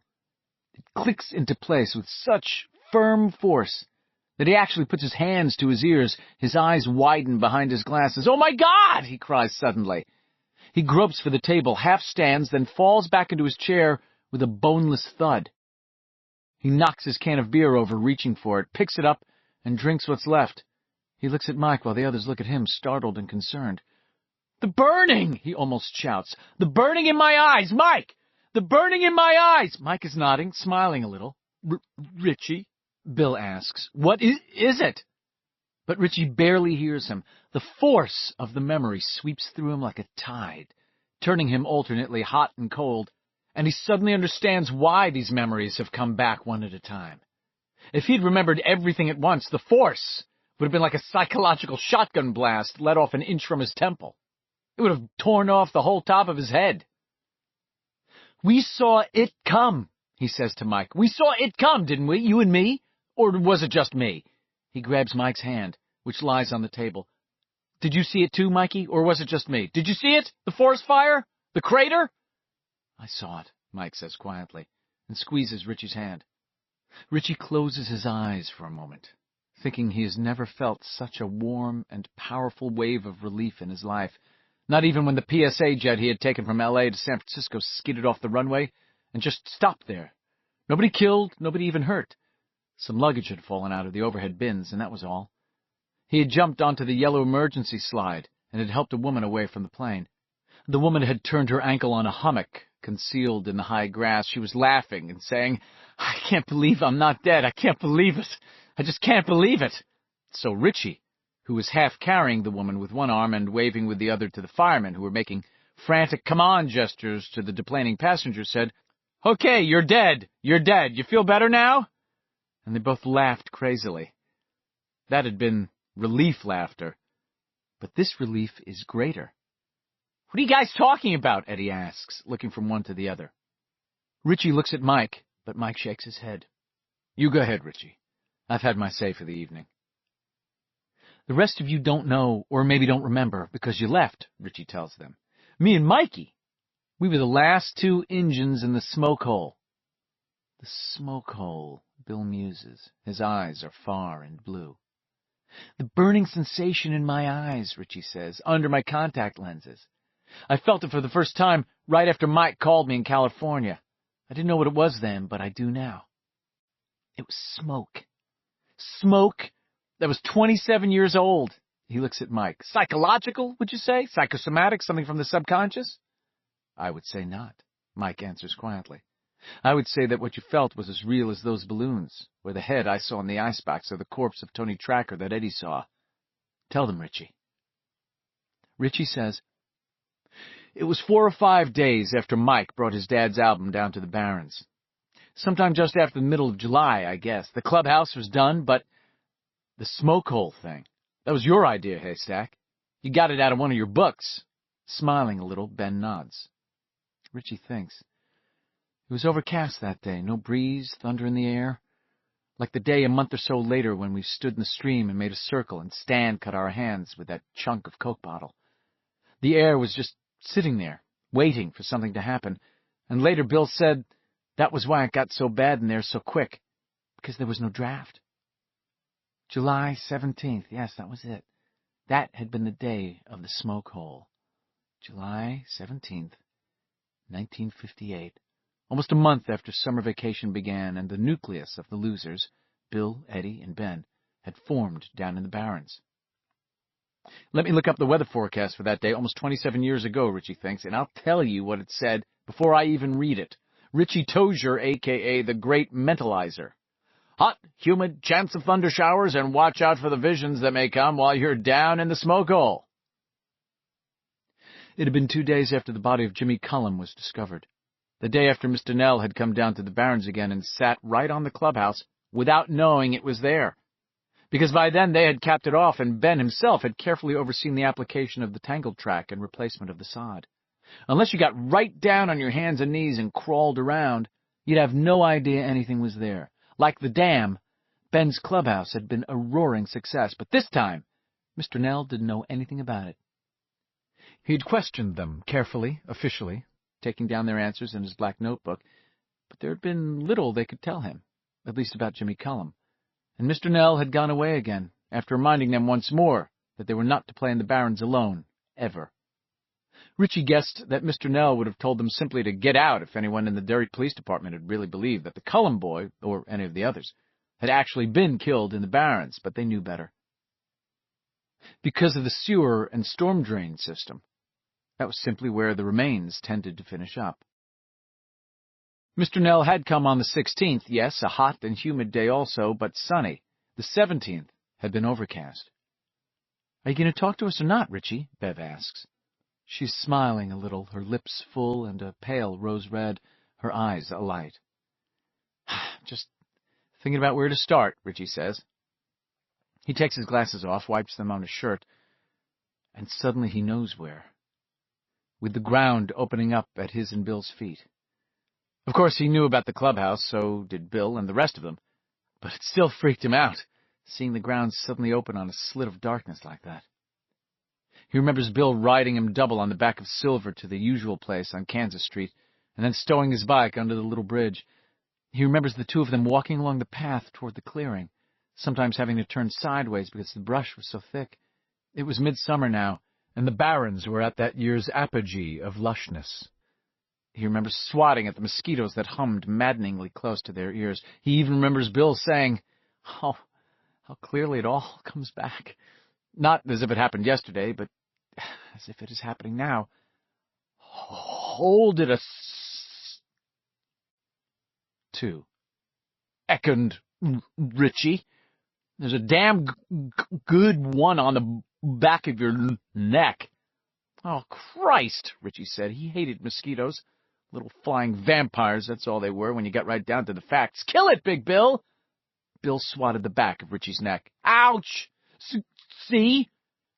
Bill held his hand in front of Richie's face. There was a broken mosquito body in the center of an irregular patch of blood. My blood, Richie thought, which was shed for you and for many. "Yick," he said. "Don't worry," Bill said. "Little fucker'll never dance the tango again." They walked on, slapping at mosquitoes, waving at the clouds of no-see-ums attracted by something in the smell of their sweat, something which would years later be identified as pheromones, whatever they were. "Bill, when are you going to tell the rest of them about the silver bullets?" Richie asked as they approached the clearing. In this case, the rest of them meant Bev, Eddie, Mike, and Stan, although Richie guessed Stan already had a good idea of what they were studying up on down at the public library. Stan was sharp, too sharp for his own good, Richie sometimes thought. The day Mike brought his father's album down to the Barrens, Stan had almost flipped out. Richie had, in fact, been nearly convinced that they wouldn't see Stan again, and the Losers Club would become a sextet, a word Richie liked a lot, always with the emphasis on the first syllable. But Stan had been back the next day, and Richie had respected him all the more for that. "You going to tell them today?"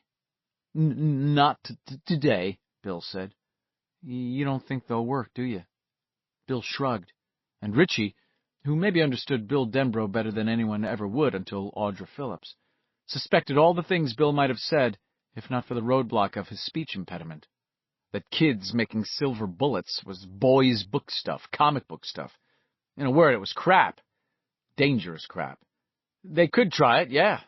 Ben Hanscom might even be able to bring it off, yeah. In a movie, it would work, yeah, but... So? "I got an idea," Bill said. "Simpler, but only if Beverly what? Never mind." And Bill would say no more on the subject. They came into the clearing. If you looked closely, you might have thought that the grass there had a slightly matted look, a slightly used look. You might even have thought that there was something a bit artificial, almost arranged, about the scatter of leaves and pine needles on top of the sods. Bill picked up a ring-ding wrapper, Ben's almost certainly, and put it absently in his pocket. The boys crossed to the center of the clearing, and a piece of ground, about 10 inches long by 3 inches wide, swung up with a dirty squall of hinges, revealing a black eyelid. Eyes looked out of that blackness, giving Richie a momentary chill. But they were only Eddie Kasprack's eyes, and it was Eddie whom he would visit in the hospital a week later, who intoned hollowly, "Who's that trip-trapping on my bridge?" Giggles from below, and a flashlight flicker. "This is the Rurale, senor," Richie said, squatting down, twirling an invisible mustache, and speaking in his Pancho Vanilla voice. "Yeah?" Beverly asked from below. "Let's see your badges." "Badges!" Richie cried, delighted. "We don't need no stinking badges." "Go to hell, Pancho," Eddie replied, and slammed the big eyelid closed. There were more muffled giggles from below. "Come out with your hands up," Bill cried in a low, commanding adult voice. He began to tramp back and forth across the sod-covered cap of the clubhouse. He could see the ground springing up and down with his back-and-forth passage, but just barely. They had built well. "You haven't got a chance," he bellowed, seeing himself as Fearless Joe Friday of the LAPD in his mind's eye. "Come on out of there, punks, or we'll come in shooting." He jumped up and down once to emphasize his point. Screams and giggles from below. Bill was smiling, unaware that Richie was looking at him wisely, looking at him not as one child looks at another, but in that brief moment, as an adult looks at a child. He doesn't know that he doesn't always, Richie thought. "Let them in, Ben, before they crash the roof in," Bev said. A moment later, a trapdoor flopped open like the hatch of a submarine. Ben looked out. He was flushed. Richie knew at once that Ben had been sitting next to Beverly. Bill and Richie dropped down through the hatch, and Ben closed it again. Then there they all were, sitting snug against board walls with their legs drawn up, their faces dimly revealed in the beam of Ben's flashlight. "So, what's going on?" Bill asked. "Not too much," Ben said. He was indeed sitting next to Beverly, and his face looked happy as well as flushed. "We were just—" "Tell 'em, Ben," Eddie interrupted. "Tell 'em the story. See what they think." "Wouldn't do much for your asthma," Stan told Eddie in his best someone-has-to-be-practical-here tone of voice. Richie sat between Mike and Ben, holding his knees in his linked hands. It was delightfully cool down here, delightfully secret. Following the gleam of the flashlight as it moved from face to face, he temporarily forgot what had so astounded him outside only a minute ago. "What are you talking about?" "Oh, Ben was telling us a story about this Indian ceremony," Bev said. "But Stan's right. It wouldn't be very good for your asthma, Eddie." "It might not bother it," Eddie said, sounding, to his credit, Richie thought, only a little uneasy. "Usually it's only when I get upset. Anyway, I'd like to try it." "Try what?" Bill asked him. "A smoke hole ceremony," Eddie said. "What's that?" The beam of Ben's flashlight drifted upward, and Richie followed it with his eyes. It tracked aimlessly across the wooden roof of their clubhouse as Ben explained. It crossed the gouged and splintered panels of the mahogany door the 7 of them had carried back here from the dump 3 days ago, the day before the body of Jimmy Cullen was discovered. The thing Richie remembered about Jimmy Cullen, a quiet little boy who also wore spectacles, was that he liked to play Scrabble on rainy days. Not going to be playing Scrabble anymore, Richie thought, and shivered a little. In the dimness, no one saw the shiver, but Mike Hanlon, sitting shoulder to shoulder with him, glanced at him curiously. "Well, I got this book out of the library last week," Ben was saying. "Ghosts of the Great Plains, it's called. And it's all about the Indian tribes that lived out west 150 years ago. The Paiutes and the Pawnees and the Kiowas and the Otos and the Comanches. It was really a good book. I'd love to go out there sometime to where they lived. Iowa, Nebraska, Colorado, Utah." "Shut up and tell them about the smoke hole ceremony," Beverly said, elbowing him. "Sure," he said. "Right." And Richie believed his response would have been the same if Beverly had given him the elbow and said, "Drink the poison now, Ben, okay?" See, almost all those Indians had a special ceremony, and our clubhouse made me think of it. Whenever they had to make a big decision, whether to move on after the buffalo herds or to find fresh water or whether or not to fight their enemies, they'd dig a big hole in the ground and cover it up with branches except for a little vent in the top. "The smoke hole," Bill said. "Your quick mind never ceases to amaze me, Big Bill," Richie said gravely. "You ought to go in 21. I'll bet you could even beat old Charlie Van Doren." Bill made as if to hit him, and Richie recoiled, bumping his head a pretty good one on a piece of shoring. "Ouch! You deserved it," Bill said. "I kill you, rotten gringo sumbish," Richie said. "We don't need no stinking—" "Will you guys stop it?" Beverly asked. "This is interesting." And she favored Ben with such a warm look that Richie believed steam would start curling out of Haystack's ears in a couple of minutes. "Okay, Ben," Bill said. "Go on." "Sure," Ben said. The word came out in a croak. He had to clear his throat and start again. When the smoke hole was finished, they'd start a fire down there. They'd use green wood so it would be a really smoky fire. Then all the braves would go down there and sit around the fire. The place would fill up with smoke. The book said this was a religious ceremony, but it was also kind of a contest, you know. After half a day or so, most of the braves would bug out because they couldn't stand the smoke anymore, and only 2 or 3 would be left. And they were supposed to have visions. "Yeah, if I breathed smoke for 5 or 6 hours, I'd probably have some visions, all right," Mike said, and they all laughed. The visions were supposed to tell the tribe what to do, Ben said. And I don't know if this part is true or not, but the book said that most times the visions were right. A silence fell, and Richie looked at Bill. He was aware that they were all looking at Bill, and he had the feeling, again, that Ben's story of the smoke hole was more than a thing you read about in the book and then had to try for yourself, like a chemistry experiment or a magic trick. He knew it. They all knew it. Perhaps Ben knew it most of all. This was something they were supposed to do. They were supposed to have visions. Most times, the visions were right. Richie thought, I'll bet if we asked him, Haystack would tell us. That book practically jumped into his hand, like something wanted him to read that one particular book, and then tell us about the smoke hole ceremony. Because there's a tribe right here, isn't there? Yeah, us. And yeah, I guess we do need to know what happens next. This thought led to another. Was this supposed to happen?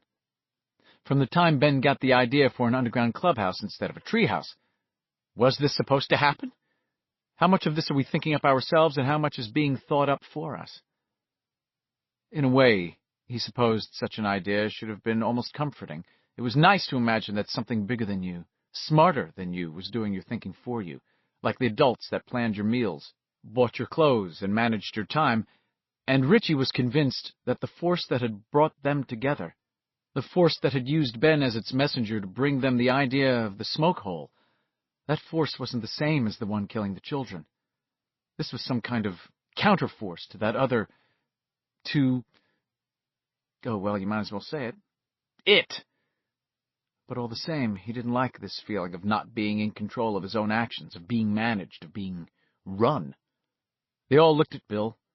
They all waited to see what Bill would say. You know, he said. That sounds really neat. Beverly sighed, and Stan stirred uncomfortably. That was all. Really neat, Bill repeated, looking down at his hands. And perhaps it was only the uneasy flashlight beam in Ben's hands or his own imagination, but Richie thought Bill looked a little pale and a lot scared, although he was smiling. Maybe we could use a vision to tell us what to do about our problem. And if anyone has a vision, Richie thought, it will be Bill. But about that, he was wrong. Well, Ben said, it probably only works for Indians, but it might be flippy to try it. Yeah, we'll probably all pass out from the smoke and die in here, Stan said gloomily. That'd be really flippy, all right. You don't want to, Stan? Eddie asked. Well, I sort of do, Stan said. He sighed. I think you guys are making me crazy, you know it? He looked at Bill. When? Bill said, well, no time like the present, is there? There was a startled, thoughtful silence. Then Richie got to his feet, straight-arming the trapdoor open and letting in the muted light of that still summer day. I got my hatchet, Ben said, following him out. Who wants to help me cut some green wood? In the end, they all helped. 3. It took them about an hour to get ready. They cut 4 or 5 armloads of small green branches from which Ben had stripped the twigs and leaves. They'll smoke, all right, he said. I don't even know if we'll be able to get them going. Beverly and Richie went down to the bank of the Kenduskeag and brought back a collection of good-sized stones. Using Eddie's jacket, his mother always made him take a jacket even if it was 80 degrees. It might rain, Mrs. Kasprak said, and if you have a jacket to put on, your skin won't get soaked if it does. As a makeshift sling. Carrying the rocks back to the clubhouse, Richie said, You can't do this, Bev. You're a girl. Ben said it was just the Braves that went down in the smoke hole, not the squaws. Beverly paused, looking at Richie with mixed amusement and irritation. A lock of hair had escaped from her ponytail. She pushed out her lower lip and blew it off her forehead. I could wrestle you to a fall any day, Richie, and you know it. That don't matter, Miss Scarlet, Richie said, popping his eyes at her. You was still a girl, and you was always going to be a girl. You sure ain't no Injun brave. I'll be a bravette, then, Beverly said. Now, are we going to take these rocks back to the clubhouse, or am I going to bounce a few of them off your asshole skull? Lawks-a-mussy, Miss Scarlet. I ain't got no asshole in my skull, Richie screeched, and Beverly laughed so hard she dropped her end of Eddie's jacket, and all the stones fell out. She scolded Richie all the time they were picking them up again, and Richie joked and screeched in many voices, and thought to himself how beautiful she was. Although Richie had not been serious when he spoke of excluding her from the smoke hole on the basis of her sex, Bill Denbrough apparently was. She stood facing him, her hands on her hips, her cheeks flushed with anger. You can just take that and stuff it with a long pole, stuttering Bill. I'm in on this too, or aren't I a member of your lousy club anymore? Patiently, Bill said, It's not like that, Bev. And you know it. Somebody has to stay up here. Why? Bill tried, but the roadblock was in again. He looked at Eddie for help. It's what Stan said, Eddie told her quietly, about the smoke. Bill says that might really happen. We could pass out down there, then we'd die. Bill says that's what happens to most people in house fires. They don't burn up. They choke to death on the smoke. Now she turned to Eddie. Well, okay. He wants somebody to stay up on top in case there's trouble? Miserably, Eddie nodded. Well, what about you? You're the one with the asthma. Eddie said nothing. She turned back to Bill. The others stood around, hands in their pockets, looking at their sneakers. It's because I'm a girl, isn't it? That's really it, isn't it? You don't have to talk, she snapped. Just nod your head or shake it. Your head doesn't stutter, does it? Is it because I'm a girl? Reluctantly, Bill nodded his head. She looked at him for a moment, her lips trembling, and Richie thought she would cry. Instead, she exploded. Well, fuck you! She whirled around to look at the others, and they flinched from her gaze, so hot it was nearly radioactive. Fuck all of you, if you think the same thing! She turned back to Bill and began to talk fast, rapping him with words. "This is something more than some diddly shit kids game like tag or guns or hide-and-go-seek, and you know it, Bill. We're supposed to do this. That's part of it. And you're not going to cut me out just because I'm a girl. Do you understand? You better, or I'm leaving right now, and if I go, I'm gone for good. You understand?" She stopped. Bill looked at her. He seemed to have regained his calm, but Richie felt afraid. He felt that any chance they had of winning, of finding a way to get to the thing that had killed Georgie Denbrough and the other kids, getting to it and killing it, was now in jeopardy. 7, Richie thought. That's the magic number. There has to be 7 of us. That's the way it's supposed to be. A bird sang somewhere, stopped, sang again. "All right," Bill said, and Richie let his breath out. "But somebody has to stay topside. Who wants to do it?" Richie thought Eddie or Stan would surely volunteer for this duty, but Eddie said nothing. Stan stood pale and thoughtful and silent. Mike had his thumbs hooked into his belt like Steve McQueen in Wanted, Dead or Alive, nothing moving but his eyes. "Come on," Bill said. And Richie realized that all pretense had gone out of the thing now. Bev's impassioned speech and Bill's grave, too-old face had seen to that. This was a part of it, perhaps as dangerous as the expedition he and Bill had made to the house at 29 Neibolt Street. They knew it, and no one was backing down. Suddenly, he was very proud of them, very proud to be with them. After all the years of being counted out, he was counted in. Finally counted in. He didn't know if they were still losers or not, but he knew they were together. They were friends, damn good friends. Richie took his glasses off and rubbed them vigorously with the tail of his shirt. "I know how to do it," Bev said, and took a book of matches from her pocket. On the front, so tiny you'd need a magnifying glass to get a really good look at them, were pictures of that year's candidates for the title of Miss Rheingold. Beverly lit a match and then blew it out. She tore out 6 more and added the burned match. She turned away from them, and when she turned back, the white ends of the 7 matches poked out of her closed fist. "Pick," she said, holding the matches out to Bill. "The one who picks the match with the burned head stays up here and pulls the rest out if they go flippy." Bill looked at her levelly. "This is how you want it?" She smiled at him then, and her smile made her face radiant. "Yeah, you big dummy, this is how I want it. What about you?" "I love you, Bev," he said, and color rose in her cheeks like hasty flames. Bill did not appear to notice. He studied the match tails sticking out of her fist, and at length he picked one. Its head was blue and unburned. She turned to Ben and offered the remaining 6. "I love you too," Ben said hoarsely. His face was plum-colored. He looked like he was on the verge of a stroke, but no one laughed. Somewhere deeper in the barrens, the bird sang again. Stan would know what it was, Richie thought randomly. "Thank you," she said, smiling, and Ben picked a match. Its head was unburned. She offered them to Eddie next. Eddie smiled, a shy smile that was incredibly sweet and almost heartbreakingly vulnerable. "I guess I love you too, Bev," he said, and then picked a match blindly. Its head was blue. Beverly now offered the 4 match tails in her hand to Richie. "I loves you, Miss Scarlet," Richie screamed at the top of his voice and made exaggerated kissing gestures with his lips. Beverly only looked at him, smiling a little, and Richie suddenly felt ashamed. "I do love you, Bev," he said, and touched her hair. "You're cool." "Thank you," she said. He picked a match and looked at it, positive he'd picked the burned one, but he hadn't. She offered them to Stan. "I love you," Stan said, and plucked one of the matches from her fist, unburned. "You and me, Mike," she said, and offered him his pick of the 2 left. He stepped forward. "I don't know you well enough to love you," he said, "but I love you anyway. You could give my mother shouting lessons, I guess." They all laughed, and Mike took a match. Its head was also unburned.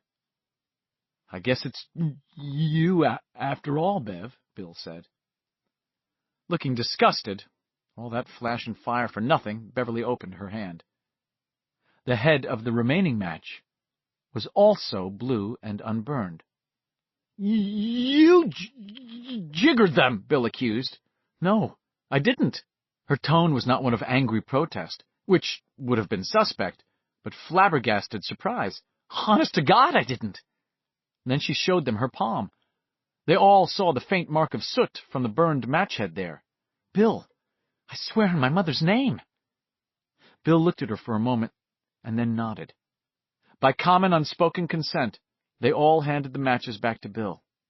7 of them, their heads intact. Stan and Eddie began to crawl around on the ground, but there was no burned match there. I didn't, Beverly said again, to no one in particular. So what do we do now? Richie asked. We all go down, Bill said, because that's what we're supposed to do. And if we all pass out? Eddie asked. Bill looked at Beverly again. If Bev's telling the truth, and she is, we won't. How do you know? Stan asked. I just do. The bird sang again.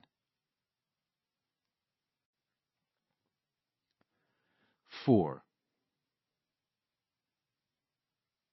Ben and Richie went down first, and the others handed the rocks down one by one. Richie passed them on to Ben, who made a small stone circle in the middle of the dirt clubhouse floor. "Okay," he said. "That's enough." The others came down, each with a handful of the green twigs they'd cut with Ben's hatchet. Bill came last. He closed the trapdoor and opened the narrow hinged window. "There," he said. "There's our smoke hole. Do we have any kindling?" "You can use this if you want," Mike said, and took a battered Archie funny book out of his hip pocket. "I read it already." Bill tore the pages out of the funny book one by one, working slowly and gravely. The others sat around the walls, knee to knee and shoulder to shoulder, watching, not speaking. The tension was thick and still. Bill laid small twigs and branches over the paper, and then looked at Beverly. "You got the matches?" he said. She lit one, a tiny yellow flare in the gloom. "Darn thing probably won't catch anyway," she said in a slightly uneven voice, and touched a light to the paper in several places. When the match flame got close to her fingers, she tossed it into the center. The flames blazed up yellow, crackling, throwing their faces into sharp relief, and in that moment Richie had no trouble believing Ben's Indian story, and he thought it must have been like this back in those old days, when the idea of white men was still no more than a rumor or a tall tale to those Indians who followed buffalo herds so big they could cover the earth from horizon to horizon, herds so big that their passing shook the ground like an earthquake. In that moment, Richie could picture those Indians, Kiowas or Pawnees or whatever they were, down in their smoke hole, knee to knee and shoulder to shoulder, watching as the flames guttered and sank into the green wood like hot sores, listening to the faint and steady of sap oozing out of the damp wood, waiting for the vision to descend. Yeah, sitting here now, he could believe it all. And looking at their somber faces as they studied the flames and the charring pages of Mike's Archie funny book, he could see that they believed it too. The branches were catching. The clubhouse began to fill up with smoke, some of it white as cotton smoke signals in a Saturday matinee movie starring Randolph Scott or Audie Murphy, escaped from the smoke hole. But with no moving air outside to create a draft, most of it stayed below. It had an acrid bite that made eyes sting and throats throb. Richie heard Eddie cough twice, a flat sound like dry boards being whacked together, and then fall silent again. He shouldn't be down here, he thought, but something else apparently felt otherwise. Bill tossed another handful of green twigs on the smoldering fire and asked in a thin voice that was not much like his usual speaking voice, "Anyone having any visions?" "Visions of getting out of here," Stan Uris said. Beverly laughed at this, but her laughter turned into a fit of coughing and choking. Richie leaned his head back against the wall and looked up at the smoke hole, a thin rectangle of mellow white light. He thought about the Paul Bunyan statue that day in March, but that had only been a mirage, a hallucination, a vision. "Smoke's killing me," Ben said. "Whew!" "So leave," Richie murmured, not taking his eyes off the smoke hole. He felt as if he was getting a handle on this. He felt as if he had lost 10 pounds. And he sure as shit felt as if the clubhouse had gotten bigger. Damn straight on that last, he'd been sitting with Ben Hanscom's fat right leg squashed against his left one, and Bill Denbrough's bony left shoulder socked into his right arm. Now, he was touching neither of them. He glanced lazily to his right and left to verify that his perception was true, and it was. Ben was a foot or so to his left. On his right, Bill was even farther away. "Place is bigger, friends and neighbors," he said. He took a deeper breath and coughed hard. It hurt deep in his chest, the way a cough hurt when you had the flu or the grip or something. For a while he thought it would never pass, that he would just go on coughing until they had to pull him out, if they still can, he thought, but the thought was really too dim to be frightening. Then Bill pounded him on the back, and the coughing fit passed. "You don't know you don't always," Richie said. He was looking at the smoke hole again instead of at Bill. How bright it seemed. When he closed his eyes, he could still see the rectangle floating there in the dark, but bright green instead of bright white. "What do you mean?" Bill asked. "Stutter." He paused, aware that someone else was coughing, but not sure who it was. "You ought to do the voices, not me, Big Bill. You!" The coughing got louder. Suddenly the clubhouse was flooded with daylight.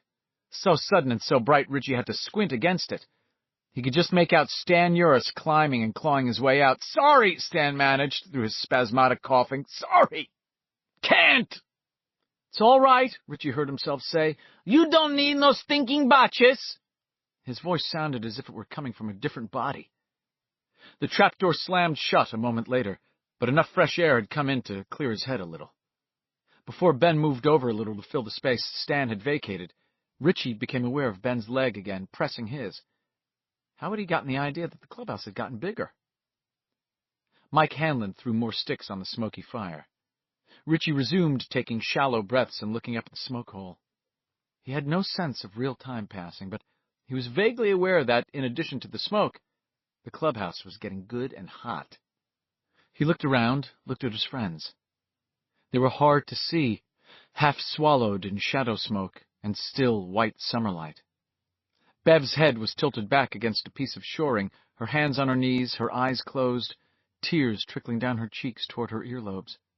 Bill was sitting cross-legged, his chin on his chest.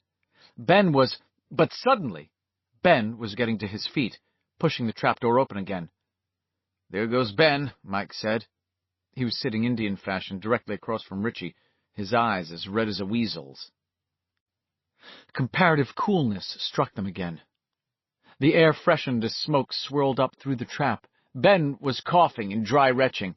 He pulled himself out with Stan's help, and before either of them could close the trap door, Eddie was staggering to his feet, his face a deadly pale except for the bruised-looking patches under his eyes and traced just below his cheekbones. His thin chest was hitching up and down in quick, shallow spasms. He groped weakly for the edge of the escape hatch and would have fallen if Ben had not grabbed one hand and Stan the other. "Sorry!" Eddie managed in a squeaky little whisper, and then they hauled him up. The trapdoor banged down again. There was a long, quiet period. The smoke built up until it was a thick, still fog in the clubhouse. "Looks like a pea souper to me, Watson," Richie thought, and for a moment he imagined himself as Sherlock Holmes, a Holmes who looked a great deal like Basil Rathbone, and who was totally black and white. Moving purposefully along Baker Street, Moriarty was somewhere near, a hansom cab awaited, and the game was afoot. The thought was amazingly clear, amazingly solid. It seemed almost to have weight, as if it were not a little pocket daydream of the sort he had all the time. "Batting clean up for the Bo Sox, bottom of the ninth, bases loaded, and there it goes, heads up. It's gone, home run Tozier, and that breaks the Babe's record." But something that was almost real.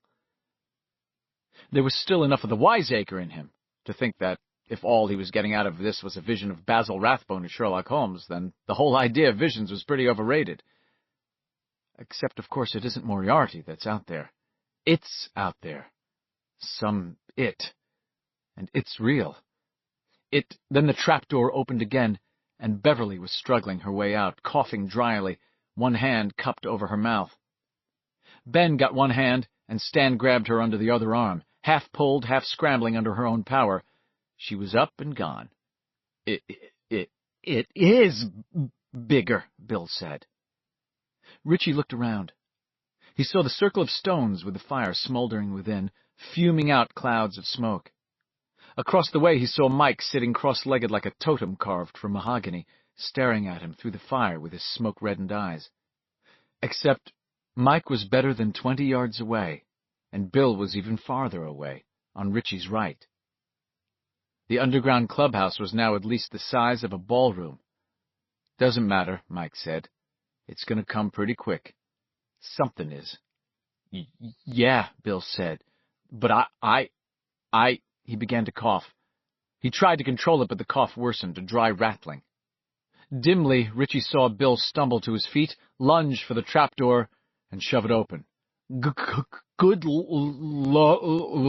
and then he was gone, dragged up by the others. "Looks like it's you and me, old Mikey," Richie said. And then he began to cough himself. "I thought for sure that it would be Bill." The cough worsened. He doubled over, hacking dryly, unable to get his breath. His head was thudding, whacking, like a turnip filled with blood. His eyes teared behind his glasses. From far away he heard Mike saying, "Go on up if you have to, Richie. Don't go flippy. Don't kill yourself."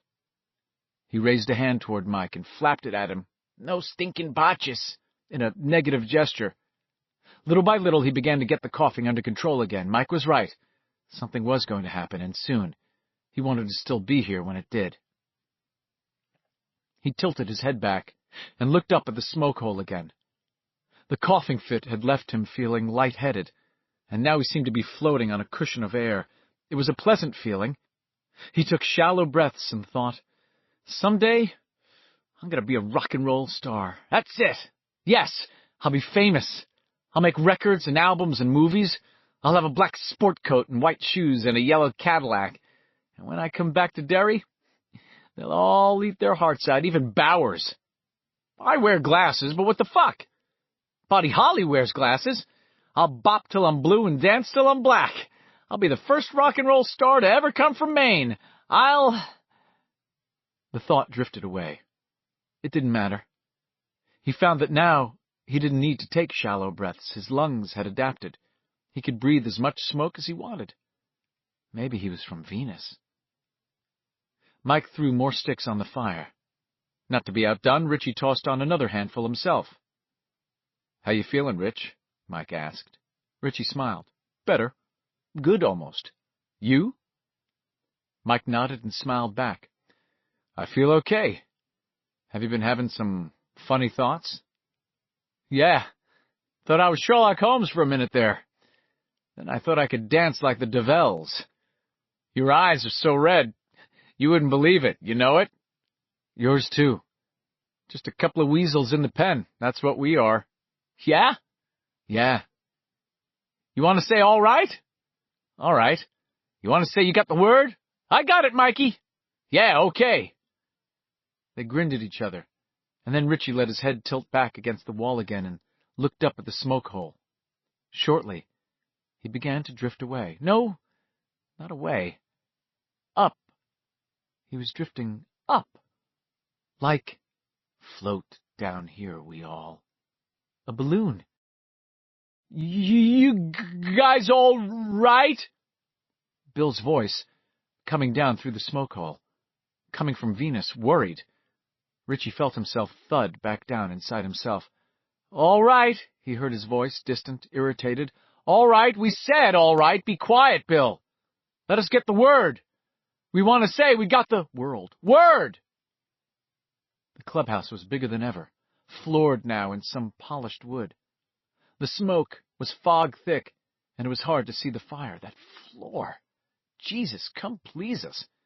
It was as big as a ballroom floor in an MGM musical extravaganza. Mike looked at him from the other side, a shape almost lost in the fog. "You coming, old Mikey?" "Right here with you, Richie." "You still want to say all right?" "Yeah, but hold my hand. Can you catch hold?" "I think so." Richie held his hand out, and although Mike was on the far side of this enormous room, he felt those strong brown fingers close over his wrist. Oh, and that was good. That was a good touch. Good to find desire in comfort, to find comfort in desire, to find substance in smoke and smoke in substance. He tilted his head back and looked at the smoke hole, so white and wee. It was farther up now, miles up. Venusian skylight. It was happening. He began to float. Come on, then, he thought, and began to rise faster through the smoke, the fog, the mist, whatever it was. 5. They weren't inside anymore. The two of them were standing together in the middle of the barrens, and it was nearly dusk. It was the barrens, he knew that, but everything was different. The foliage was lusher, deeper, savagely fragrant. There were plants he had never seen before, and Richie realized some of the things he had first taken for trees were really giant ferns. There was the sound of running water, but it was much louder than it should have been. This water sounded not like the leisurely flow of the Kenduskeag stream, but more the way he imagined the Colorado River would sound as it cut its way through the Grand Canyon. It was hot, too. Not that it didn't get hot in Maine during the summer, and humid enough so that sometimes you felt sticky just lying in your bed at night. But this was more heat and more humidity than he had ever felt in his whole life. A low mist, smoky and thick, lay in the hollows of the land and crept around the boy's legs. It had a thin, acrid smell like burning green wood. He and Mike began to move toward the sound of the running water without speaking, pushing their way through the strange foliage. Thick, ropey lianes lay between some of the trees like spidery hammocks. And once Richie heard something go crashing off through the underbrush. It sounded bigger than a deer. He stopped long enough to look around, turning in a circle, studying the horizon. He knew where the standpipe's thick white cylinder should have been, but it wasn't there. Neither was the railroad trestle going over to the train yards at the end of Neibolt Street, or the old Cape housing development. Low bluffs and red sandstone outcroppings of rock bulged out of thick stands of giant fern and pine trees where the old Cape should have been. There was a flapping noise overhead. The boys ducked as a squadron of bats flapped by. They were the biggest bats Richie had ever seen, and for a moment he was more terrified than he had been even when Bill was trying to get Silver rolling and he had heard the werewolf closing in on them from behind. The stillness and the alienness of this land were both terrible, but its awful familiarity was somehow worse. No need to be scared, he told himself. Remember that this is just a dream or a vision or whatever you want to call it. Me and old Mikey are really back in the clubhouse, goofed up on smoke. Pretty soon Big Bill is going to get nervous from the service because we're not answering anymore, and he and Ben will come down and haul us out. It's just like Conway Twitty says, only make-believe. But he could see how one of the bat's wings was so ragged, the hazy sun shone through it, and when they passed beneath one of the giant ferns, he could see a fat yellow caterpillar trundling across a wide green frond, leaving its shadow behind it. There were tiny black mites jumping and sizzling on the caterpillar's body. If this was a dream, it was the clearest one he had ever had. They went on toward the sound of the water, and in the thick knee-high ground mist, Richie was unable to tell if his feet were touching the ground or not. They came to a place where both the mist and the ground stopped. Richie looked unbelieving. This was not the Kenduskeag, and yet it was. The stream boiled and roiled through a narrow watercourse, cut through that same crumbly rock. Looking across to the far side, he could see ages cut into those stacked layers of stone, red, and then orange, and then red again. You couldn't walk across this stream on stepping stones. You'd need a rope bridge, and if you fell in, you would be swept away at once. The sound of the water was the sound of bitter, foolish anger, and as Richie watched, slack-jawed, he saw a pinkish silver fish jump in an impossibly high arc, snapping at the bugs that made shifting clouds just above the surface of the water. It splashed down again, giving Richie just time enough to register its presence and to realize he had never seen a fish exactly like that in his whole life, not even in a book. Birds flocked across the sky, squalling harshly. Not a dozen or 2 dozen. For a moment the sky was so dark with birds that they blotted out the sun. Something else crashed through the bushes, and then more things. Richie wheeled, his heart thudding painfully in his chest, and saw something that looked like an antelope flash by, heading southeast. Something's going to happen, and they know it. The birds passed, presumably alighting somewhere en masse farther south. Another animal crashed by them, and another. Then there was silence, except for the steady rumble of the Kunduskig. The silence had a waiting quality about it, a pregnant quality Richie didn't like. He felt the hairs shifting and trying to stand up on the back of his neck, and he groped for Mike's hand again. "Do you know where we are?" he shouted at Mike. "You got the word?" "Jesus, yes," Mike shouted back. "I got it." "This is a go, Richie. A go." Richie nodded. A go, as in once upon a time long, long ago, when we all lived in the forest and nobody lived anywhere else. They were in the barrens as they had been God knew how many thousands of years ago. They were in some unimaginable past before the Ice Age, when New England had been as tropical as South America was today, if there still was a today. He looked around again, nervously, almost expecting to see a brontosaurus raise its crane-like neck against the sky and stare down at them, its mouth full of mud and dripping uprooted plants, or a saber-toothed tiger come stalking out of the undergrowth. But there was only that silence, as in the 5 or 10 minutes before a vicious thunder squall strikes, when the purple heads stack up and up in the sky overhead, and the light turns a queer, bruised purple-yellow, and the wind dies completely, and you could smell a thick aroma like overcharged car batteries in the air. We're in the ago, 1,000,000 years back, maybe, or 10 million, or 80 million. But here we are, and something's going to happen. I don't know what, but something. And I'm scared. I want it to end. I want to be back. And Bill, please, pull us out. It's like we fell into the picture. Some picture, please, please help. Mike's hand tightened on his, and he realized that now the silence had been broken. There was a steady, low vibration. He could feel it more than hear it, working against the tight flesh of his eardrums, buzzing the tiny bones that conducted the sound. It grew steadily. It had no tone. It simply was. The word in the beginning was the word, the world, a tuneless, soulless sound. He groped for the tree they stood near, and as his hand touched it, cupped the curve of the bowl. He could feel the vibration caught inside. At the same moment he realized he could feel it in his feet, a steady tingling that went up his ankles and calves to his knees, turning his tendons into tuning forks. It grew and grew. It was coming out of the sky. Not wanting to, but unable to help himself, Richie turned his face up. The sun was a molten coin burning a circle in the low-hanging overcast, surrounded by a fairy ring of moisture. Below it, the verdant green slash that was the barrens lay utterly still. Richie thought he understood what this vision was. They were about to see the coming of it. The vibration took on a voice, a rumbling roar that built to a shattering crescendo of sound. He clapped his hands to his ears and screamed and could not hear himself scream. Beside him, Mike Hanlon was doing the same, and Richie saw that Mike's nose was bleeding a little. The clouds in the west lit with a bloom of red fire. It traced its way toward them, widening from an artery to a stream to a river of ominous color. And then, as a burning, falling object broke through the cloud cover, the wind came. It was hot and searing, smoky and suffocating. The thing in the sky was gigantic, a flaming matchhead that was nearly too bright to look at.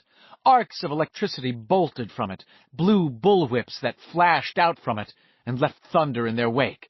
"A spaceship!" Richie screamed, falling to his knees and covering his eyes. "Oh my God, it's a spaceship!" But he believed, and would tell the others later as best he could, that it was not a spaceship, although it might have come through space to get here. Whatever came down on that long-ago day had come from a place much farther away than another star or another galaxy, and if a spaceship was the first word to come into his mind. Perhaps that was only because his mind had no other way of grasping what his eyes were seeing. There was an explosion then, a roar of sound followed by a rolling concussion that knocked them both down. This time it was Mike who groped for Richie's hand.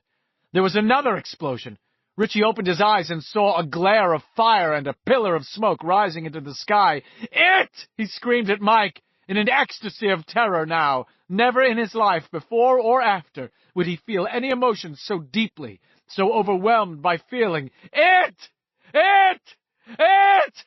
Mike dragged him to his feet, and they ran along the high bank of the young Kenduskeag, never noticing how close they were to the drop.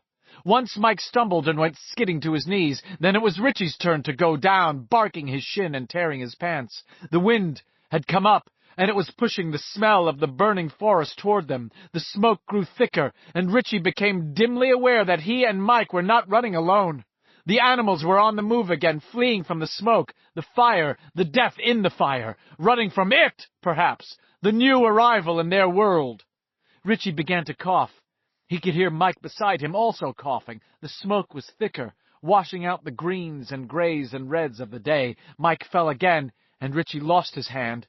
He groped for it and could not find it. "Mike!" he screamed, panicked, coughing. "Mike! Where are you? Mike! Mike!" But Mike was gone.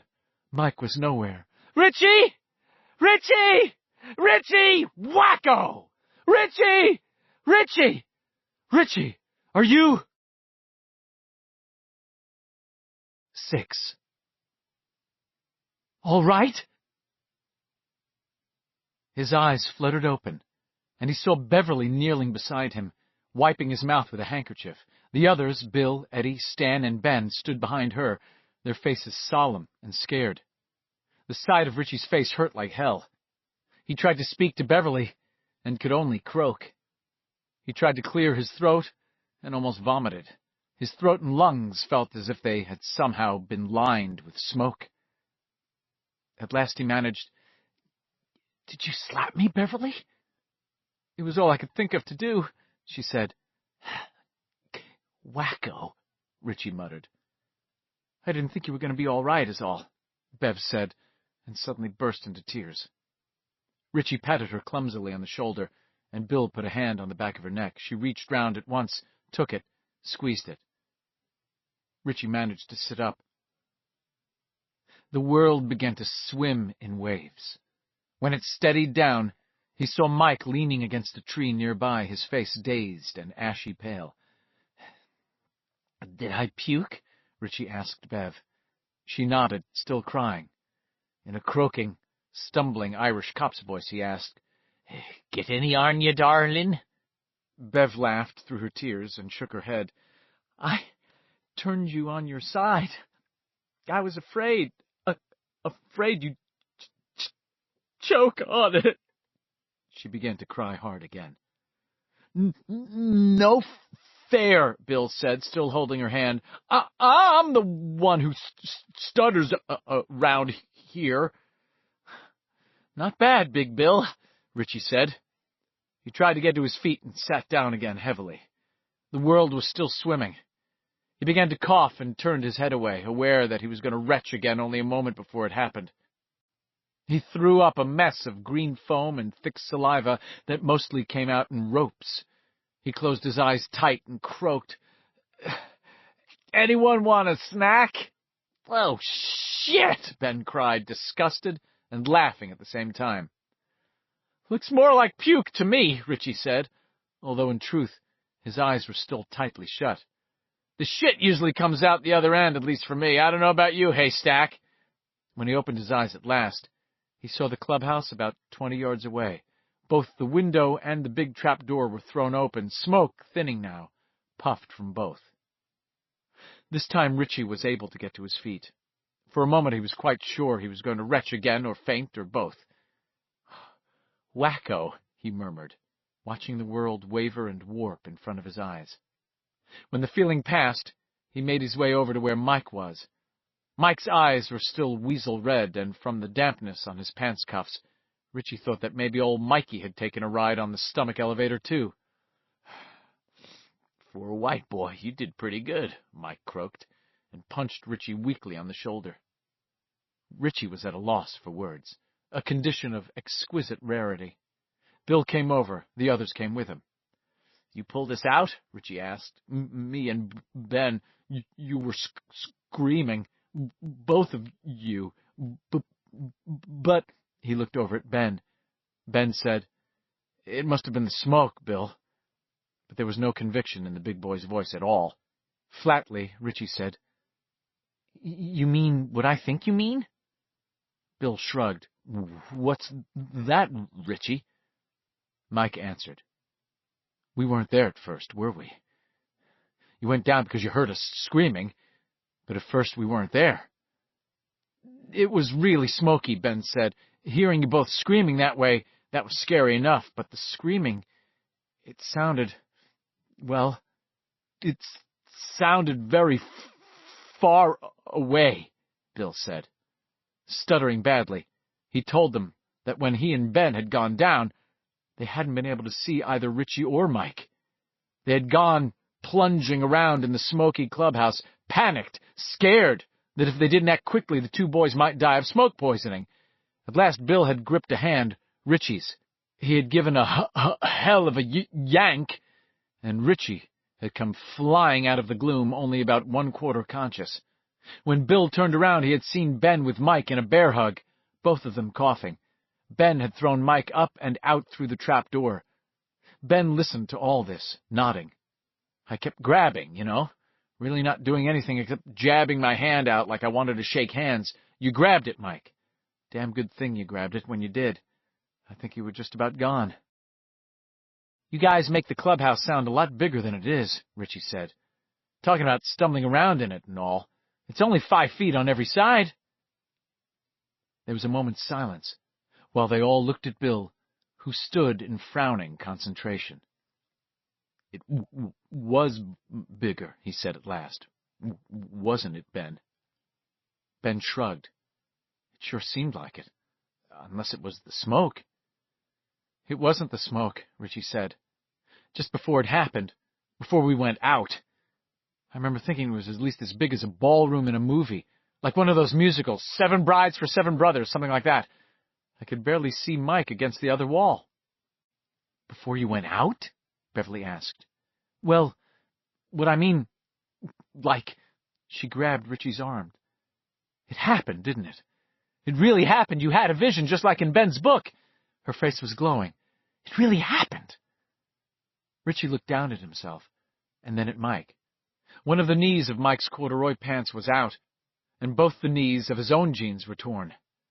He could look through the holes and see bleeding scrapes on both his knees. If it was a vision, I never want to have another one, he said.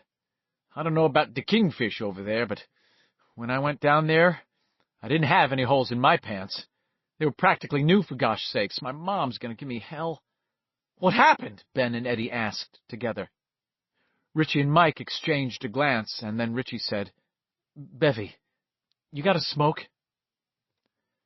She had 2 wrapped in a piece of tissue. Richie put one of them in his mouth, and when she lit it, the first drag made him cough so badly that he handed it back to her. Can't, he said. Sorry. It was the past, Mike said. Shit on that, Richie said. It wasn't just the past. It was a go. Yeah, right. We were in the Barrens, but the Kenduskeag was going a mile a minute. It was deep. It was fucking wild. Sorry, Bevy, but it was. And there were fish in it. Salmon, I think. My dad says there haven't been any fish in the Kenduskeag for a long time because of the sewage. That was a long time, all right, Richie said.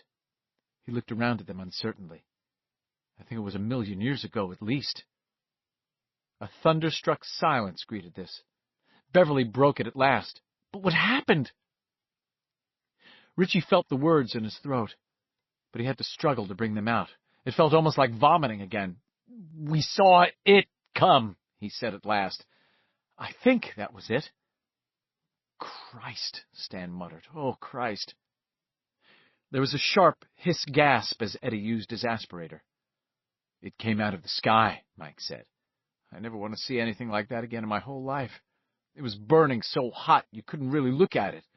And it was throwing off electricity and making thunder. The noise! He shook his head and looked at Richie. It sounded like the end of the world. And when it hit, it started a forest fire. That was at the end of it. Was it a spaceship? Ben asked. Yes, Richie said. No, Mike said. They looked at each other. Well, I guess it was, Mike said, and at the same time Richie said, no, it really wasn't a spaceship, you know, but... They paused again while the others looked at them, perplexed. You tell, Richie said to Mike. We mean the same thing, I think, but they're not getting it. Mike coughed into his fist, and then looked up at the others almost apologetically. I don't know just how to tell you, he said. Try, Bill said urgently.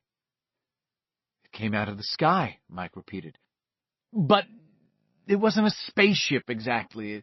It wasn't a meteor either. It was more like the Ark of the Covenant in the Bible. That was supposed to have the Spirit of God inside of it. Except this wasn't God. Just feeling it, watching it come. You knew it meant bad. That it was bad. He looked at them. Richie nodded.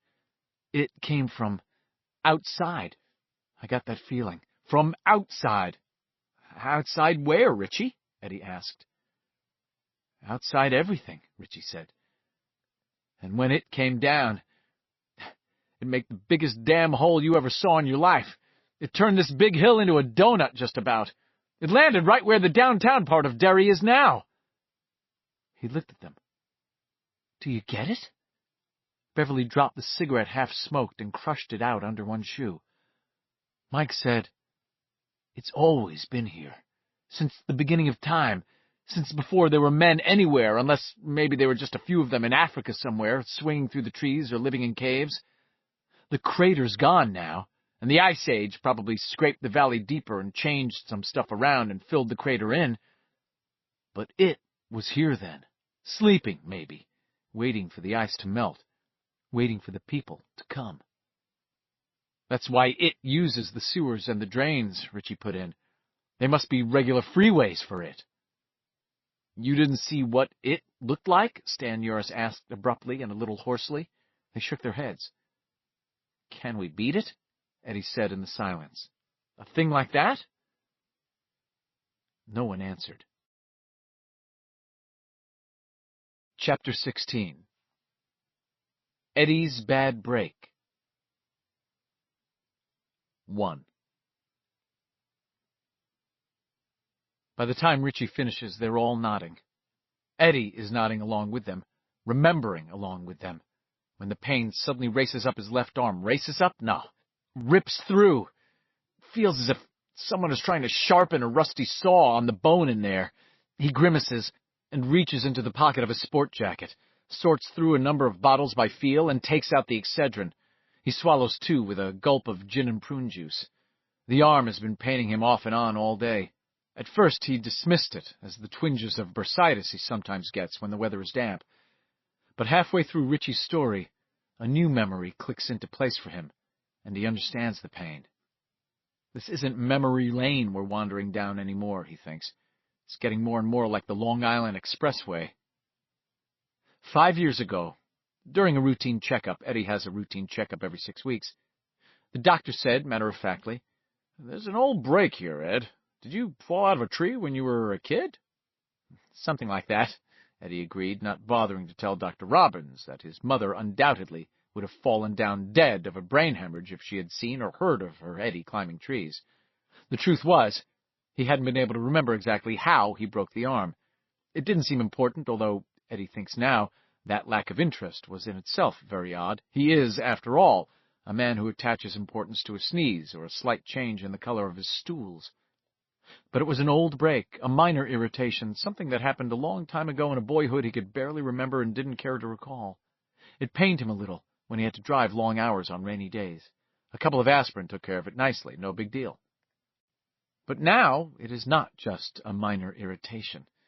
It is some madman sharpening that rusty saw, playing bone tunes. And he remembers that was how it felt in the hospital, especially late at night, in the first 3 or 4 days after it happened. Lying there in bed, sweating in the summer heat, waiting for the nurse to bring him a pill, tears running silently down his cheeks into the bowls of his ears, thinking, it's like some kook's sharpening a saw in there. If this is memory lane, Eddie thinks, I'd trade it for one great big brain enema, a mental high colonic. Unaware he is going to speak, he says, "It was Henry Bowers who broke my arm. Do you remember that?" Mike nods. That was just before Patrick Hochstetter disappeared. I don't remember the date. I do, Eddie says flatly. It was the 20th of July. The Hochstetter kid was reported missing on, what, the 23rd? 22nd, Beverly Rogan says. Although she doesn't tell them why she's so sure of the date, it is because she saw it take Hochstetter.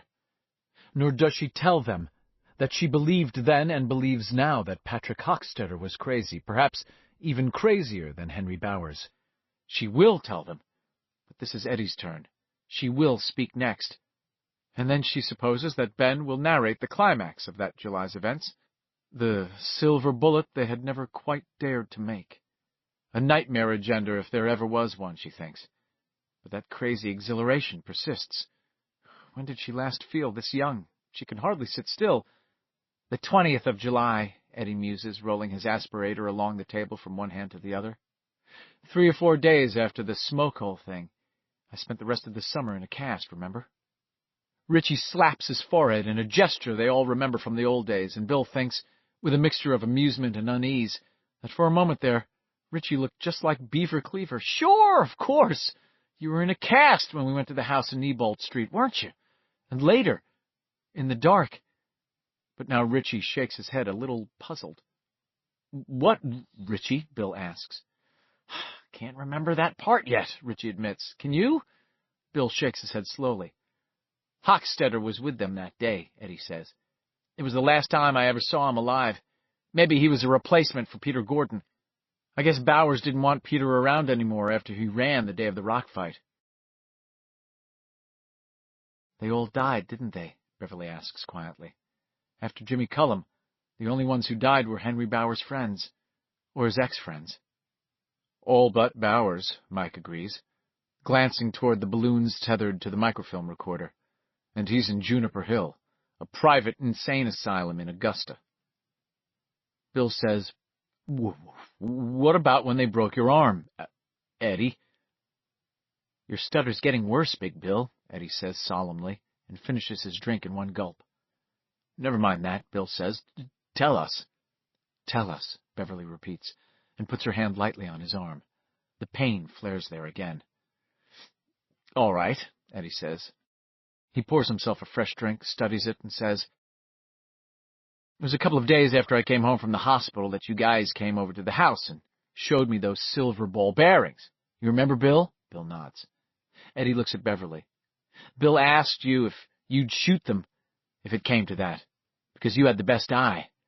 I think you said you wouldn't, that you'd be too afraid, and you told us something else, but I just can't remember what it was. It's like Eddie sticks his tongue out and plucks the end of it, as if something was stuck there. Richie and Ben both grin. Was it something about Hochstetter? Yes, Beverly says. I'll tell you when you're done. Go ahead. It was after that, after all you guys left, that my mother came in and we had a big fight. She didn't want me to hang around with any of you guys again, and she might have gotten me to agree. She had a way of working on a guy, you know. Bill nods again. He remembers Mrs. Kasprak, a huge woman with a strange, schizophrenic face, a face capable of looking stony and furious and miserable and frightened all at the same time. Yeah, she might have gotten me to agree, Eddie says. But something else happened, the same day Bowers broke my arm. Something that really shook me up. He utters a little laugh, thinking, It shook me up, all right. Is that all you can say? What good's talking when you can never tell people how you really feel? In a book or a movie, what I found out that day before Bowers broke my arm would have changed my life forever, and nothing would have happened the way it did. In a book or a movie, it would have set me free. In a book or a movie, I wouldn't have a whole suitcase full of pills back in my room at the townhouse. I wouldn't be married to Myra. Wouldn't have this stupid fucking aspirator here right now. in a book or a movie. Because, suddenly, as they all watch, Eddie's aspirator rolls across the table by itself. As it rolls, it makes a dry rattling sound, a little like maracas, a little like bones, a little like laughter. As it reaches the far side between Richie and Ben, it flips itself up into the air and falls on the floor. Richie makes a startled half-grab, and Bill cries sharply, "Don't touch it!" "The balloons!" Ben yells, and they all turn. Both balloons tethered to the microfilm recorder now read, "Asthma medicine gives you cancer." Below the slogan are grinning skulls. They explode with twin bangs. Eddie looks at this, mouth dry, the familiar sensation of suffocation starting to tighten down in his chest like locking bolts. Bill looks back at him. "Who told you, and what did they tell you?" Eddie licks his lips, wanting to go after his aspirator, not quite daring to. Who knew what might be in it now?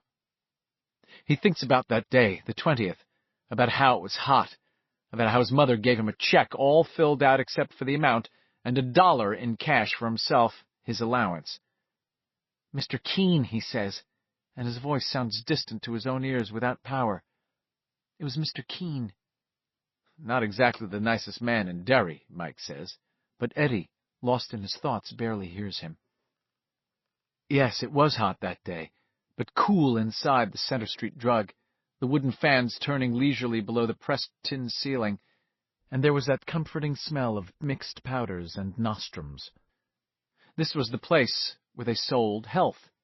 That was his mother's unstated but clearly communicated conviction, and with his body clock set at 11:30, Eddie had no suspicion that his mother might be wrong about that, or anything else. Well, Mr. Keene sure put an end to that, he thinks now with a kind of sweet anger. He remembers standing at the comic rack for a while, spinning it idly to see if there were any new Batmans or Superboys, or his own favorite, Plastic Man.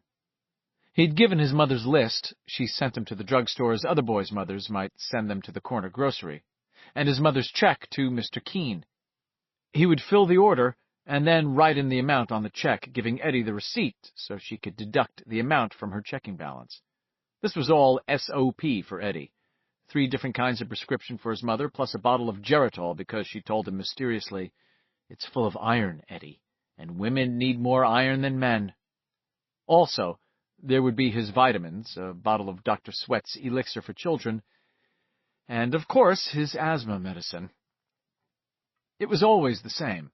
Later, he would stop in the Costello Avenue market with his $1 and get 2 candy bars and a Pepsi. He would eat the candy, drink the soda, and jingle his pocket change all the way home. But this day was different. It would end with him in the hospital, and that was certainly different, but it started being different when Mr. Keene called him. Because instead of handing him the big white bag full of cures and the receipt, admonishing him to put the receipt in his pocket so he wouldn't lose it, Mr. Keene looked at him thoughtfully and said, "Come." 2. "Back into the office for a minute, Eddie. I want to talk to you." Eddie only looked at him for a moment, blinking, a little scared.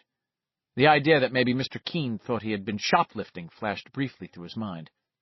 There was that sign by the door that he always read when he came into the Center Street drug. It was written in accusing black letters so large that he bet even Richie Tozier could read it without his glasses. "Shoplifting is not a kick or a groove or a gasser. Shoplifting is a crime, and we will prosecute."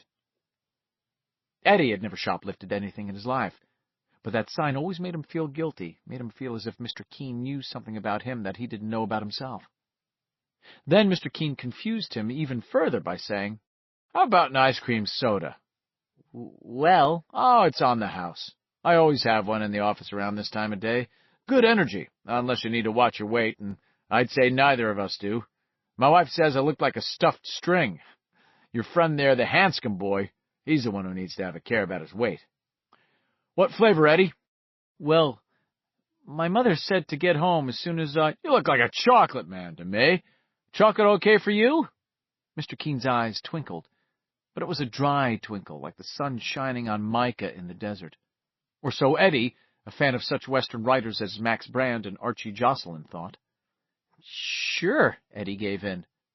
Something about the way Mr. Keene pushed his gold-rimmed glasses up on his blade of a nose made him edgy.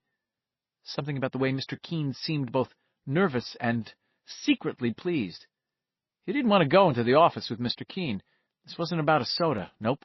And whatever it was about, Eddie had an idea it wasn't such great news. Maybe he's going to tell me I get cancer or something, Eddie thought wildly. That kid cancer, leukemia, Jesus! Oh, don't be so stupid, he answered himself back, trying to sound, in his own mind, like Stuttering Bill. Stuttering Bill had replaced Jock Mahoney, who played the range rider on TV Saturday mornings, as the great hero of Eddie's life.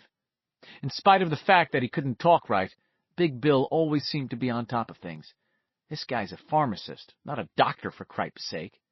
But Eddie was still nervous. Mr. Keene had raised the counter gate and was beckoning to Eddie with one bony finger. Eddie went, but reluctantly. Ruby, the counter girl, was sitting by the cash register and reading a silver screen. "Would you make 2 ice cream sodas, Ruby?" Mr. Keene called to her. "1 chocolate, 1 coffee." "Sure," Ruby said, marking her place in the magazine with a tinfoil gum wrapper and getting up. "Bring them into the office." "Sure." "Come on, son, I'm not going to bite you."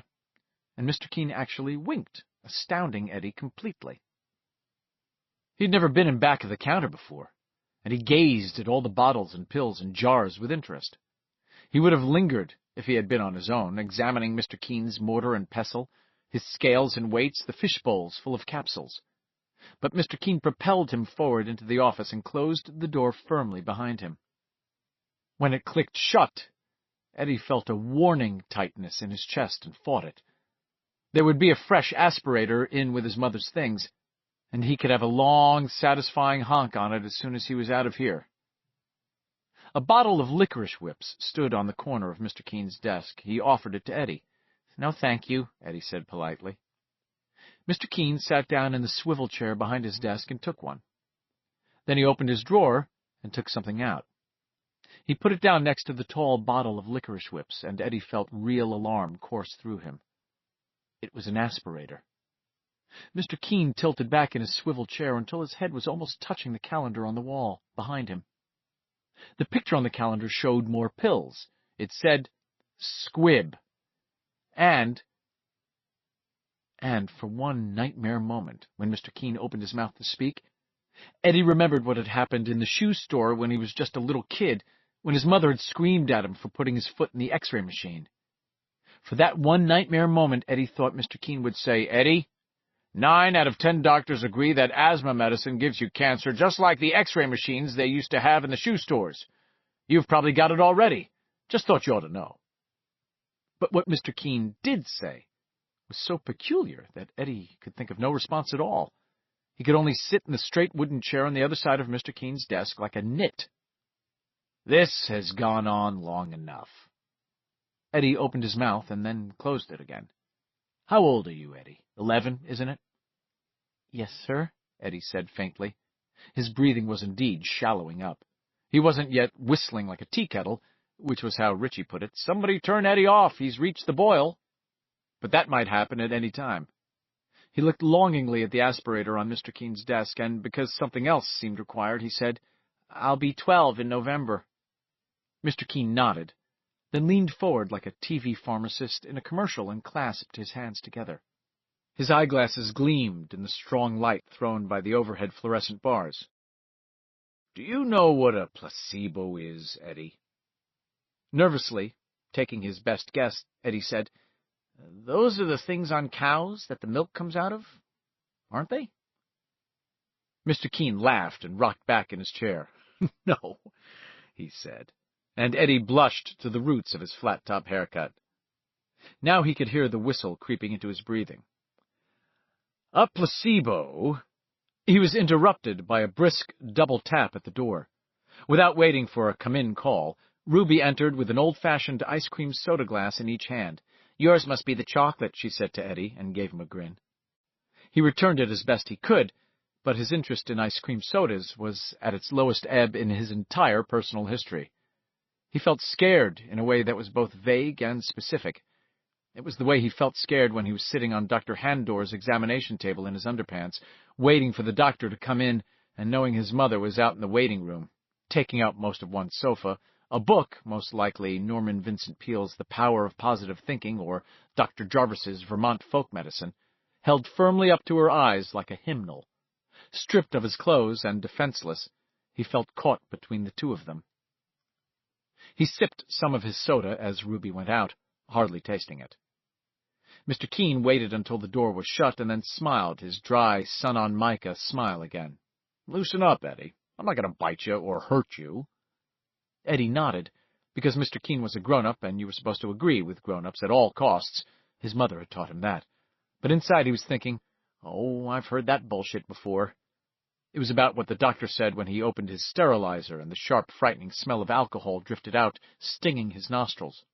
That was the smell of shots, and this was the smell of bullshit, and both came down to the same thing. When they said it, it was just going to be a little prick, something you hardly felt at all. That meant it was going to hurt plenty. He tried another half-hearted suck on his soda straw, but it was no good. He needed all the space in his narrowing throat just to suck in air. He looked at the aspirator sitting in the middle of Mr. Keene's blotter, wanted to ask for it, didn't quite dare. A weird thought occurred to him. Maybe Mr. Keene knew he wanted it, but didn't dare ask for it. That maybe Mr. Keene was teasing him. Except that was a really stupid idea, wasn't it? A grown-up, particularly a health-dispensing grown-up, wouldn't tease a little kid that way, would he? Surely not. It wasn't even to be considered, because consideration of such an idea might necessitate a terrifying reappraisal of the world as Eddie understood it. But there it was. There it was, so near and yet so far, like water just beyond the reach of a man who was dying of thirst in the desert. There it was, standing on the desk below Mr. Keene's smiling mica eyes. Eddie wished more than anything else that he was down in the barrens with his friends around him. The thought of a monster, some great monster lurking under the city where he had been born and where he had grown up, using the sewers and drains to creep from place to place, that was a frightening thought. And the thought of actually fighting that creature, of taking it on, was even more frightening. But somehow this was worse. How could you fight a grown-up who said it wasn't going to hurt when you knew it was? How could you fight a grown-up who asked you funny questions and said obscurely ominous things like, "This has gone on long enough"? And almost idly, in a kind of side thought, Eddie discovered one of his childhood's great truths. Grown-ups are the real monsters, he thought. It was no big deal, not a thought that came in a revelatory flash or announced itself with trumpets and bells. It just came and was gone, almost buried under the stronger overriding thought, "I want my aspirator and I want to be out of here." "Loosen up," Mr. Keene said again. "Most of your trouble, Eddie, comes from being so tight and stiff all the time. Take your asthma, for instance. Look here." Mr. Keene opened his desk drawer, fumbled around inside, and then brought out a balloon. Expanding his narrow chest as much as possible, his tie bobbed like a narrow boat riding a mild wave. He huffed into it and blew it up.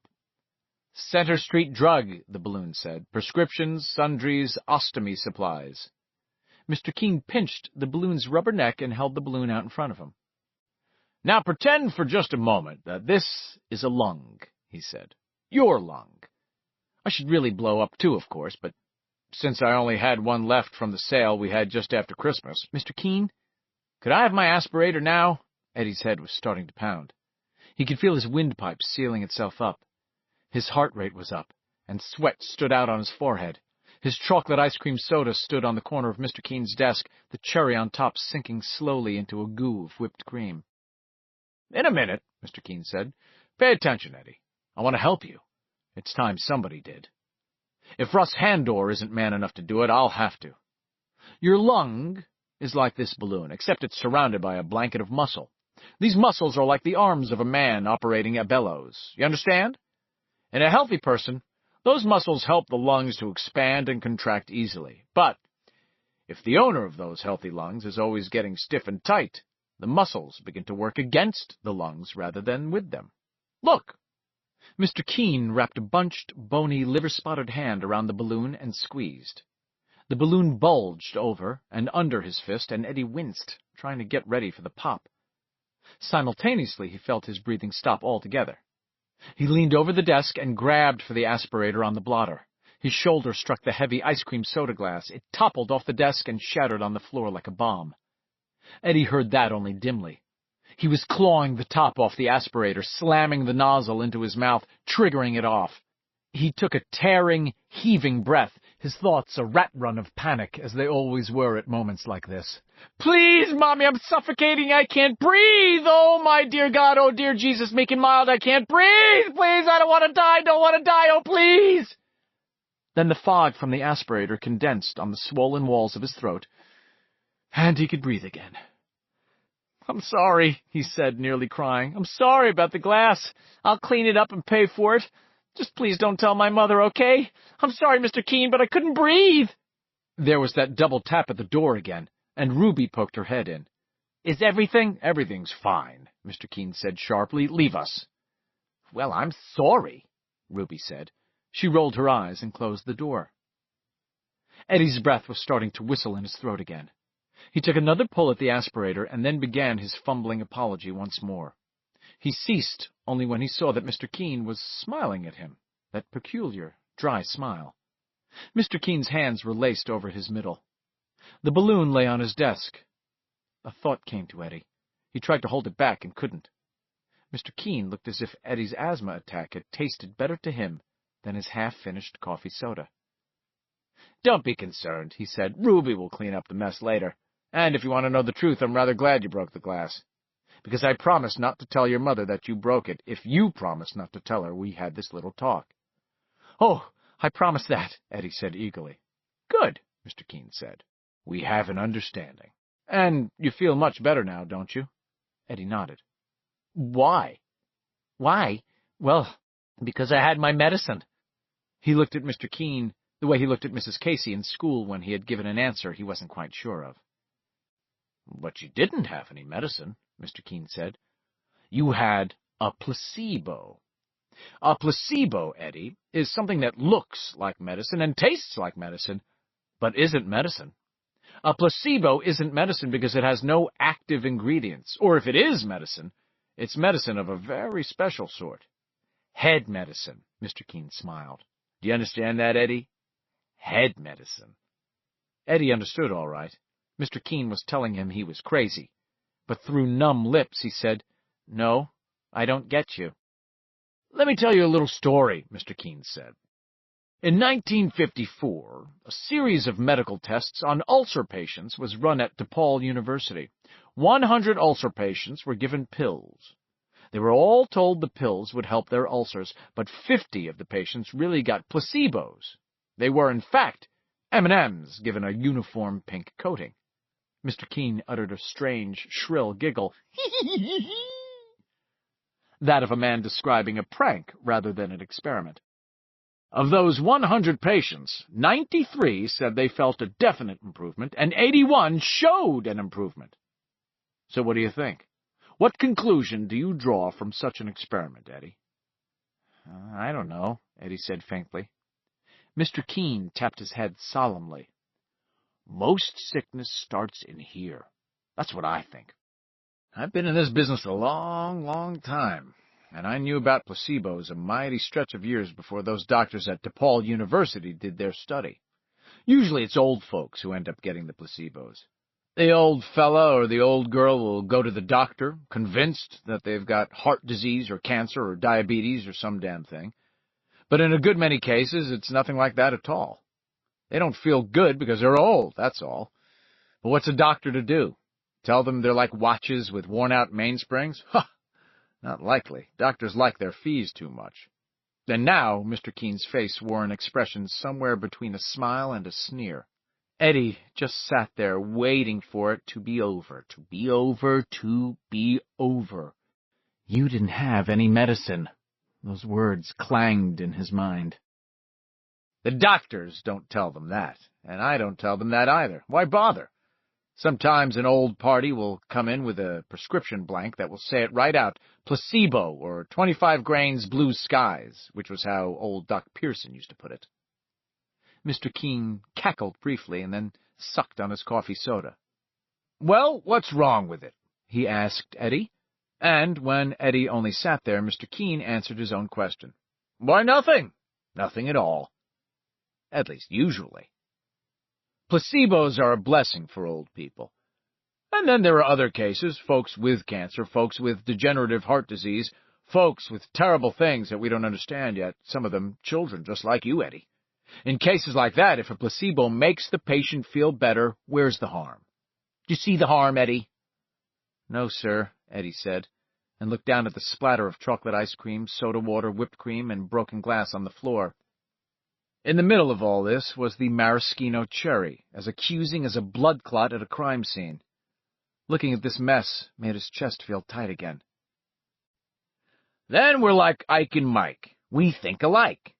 5 years ago, when Vernon Maitland had cancer of the esophagus, a painful, painful sort of cancer, and the doctors had run out of anything effective they could give him for his pain, I came by his hospital room with a bottle of sugar pills. He was a special friend, you see. And I said, 'Vern, these are special experimental pain pills. The doctor doesn't know I'm giving them to you, so for God's sake, be careful and don't tattle on me. They might not work, but I think they will.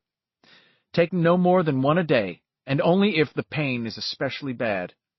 He thanked me with tears in his eyes. Tears, Eddie. And they worked for him. Yes! They were only sugar pills, but they killed most of his pain. Because pain is here." Solemnly, Mr. Keene tapped his head again. Eddie said, "My medicine does so work." "I know it does," Mr. Keene replied, and smiled a maddening, complacent grown-up smile. "It works on your chest because it works on your head. Hydrox, Eddie, is water with a dash of camphor thrown in to give it a medicine taste." "No," Eddie said. His breath had begun to whistle again. Mr. Keene drank some of his soda, spooned some of the melting ice cream, and fastidiously wiped his chin with his handkerchief, while Eddie used his aspirator again. "I want to go now," Eddie said. "Let me finish, please." "No, I want to go. You've got your money, and I want to go." "Let me finish," Mr. Keene said, so forbiddingly that Eddie sat back down in his chair. Grown-ups could be so hateful in their power sometimes, so hateful. "Part of the problem here is that your doctor, Russ Handor, is weak. And part of the problem is that your mother is determined you are ill. You, Eddie, have been caught in the middle." "I'm not crazy," Eddie whispered, the words coming out in a bare husk. Mr. Keene's chair creaked like a monstrous cricket. "What?" "I said I'm not crazy," Eddie shouted. Then immediately a miserable blush rose into his face. Mr. Keene smiled. "Think what you like," that smile said. "Think what you like, and I'll think what I like. All I'm telling you, Eddie, is that you're not physically ill. Your lungs don't have asthma. Your mind does." "You mean I'm crazy?" Mr. Keene leaned forward, looking at him intently over his folded hands. "I don't know," he said softly. "Are you?" "It's all a lie!" Eddie cried, surprised the words came out so strongly from his tight chest. He was thinking of Bill, how Bill would react to such amazing charges. Bill would know what to say, stutter or not.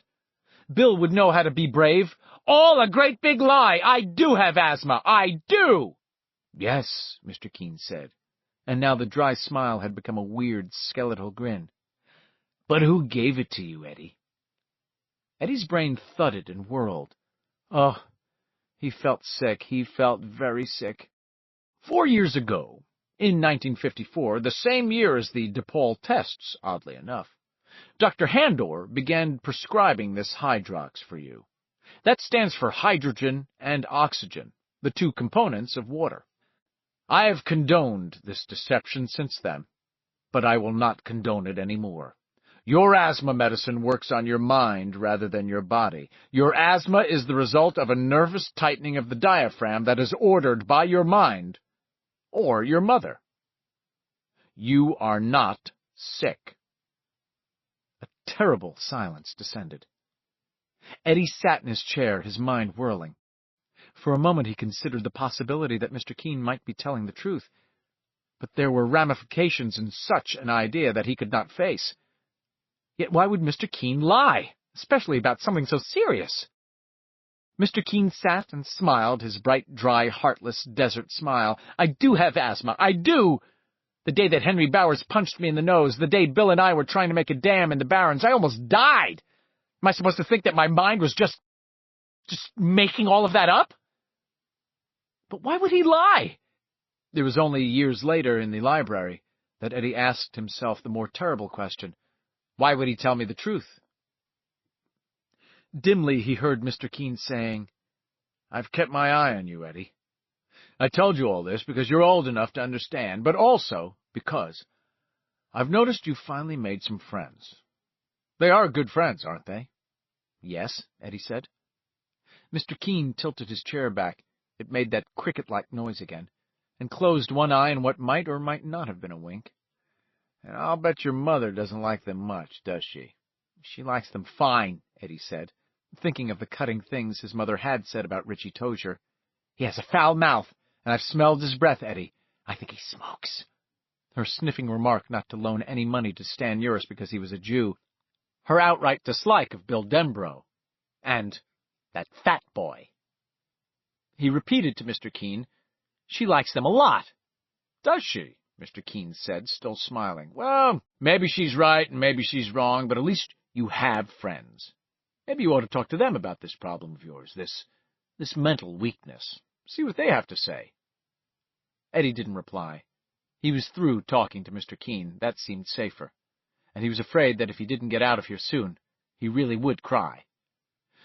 "Well," Mr. Keene said, standing up, "I think that just about finishes us up, Eddie.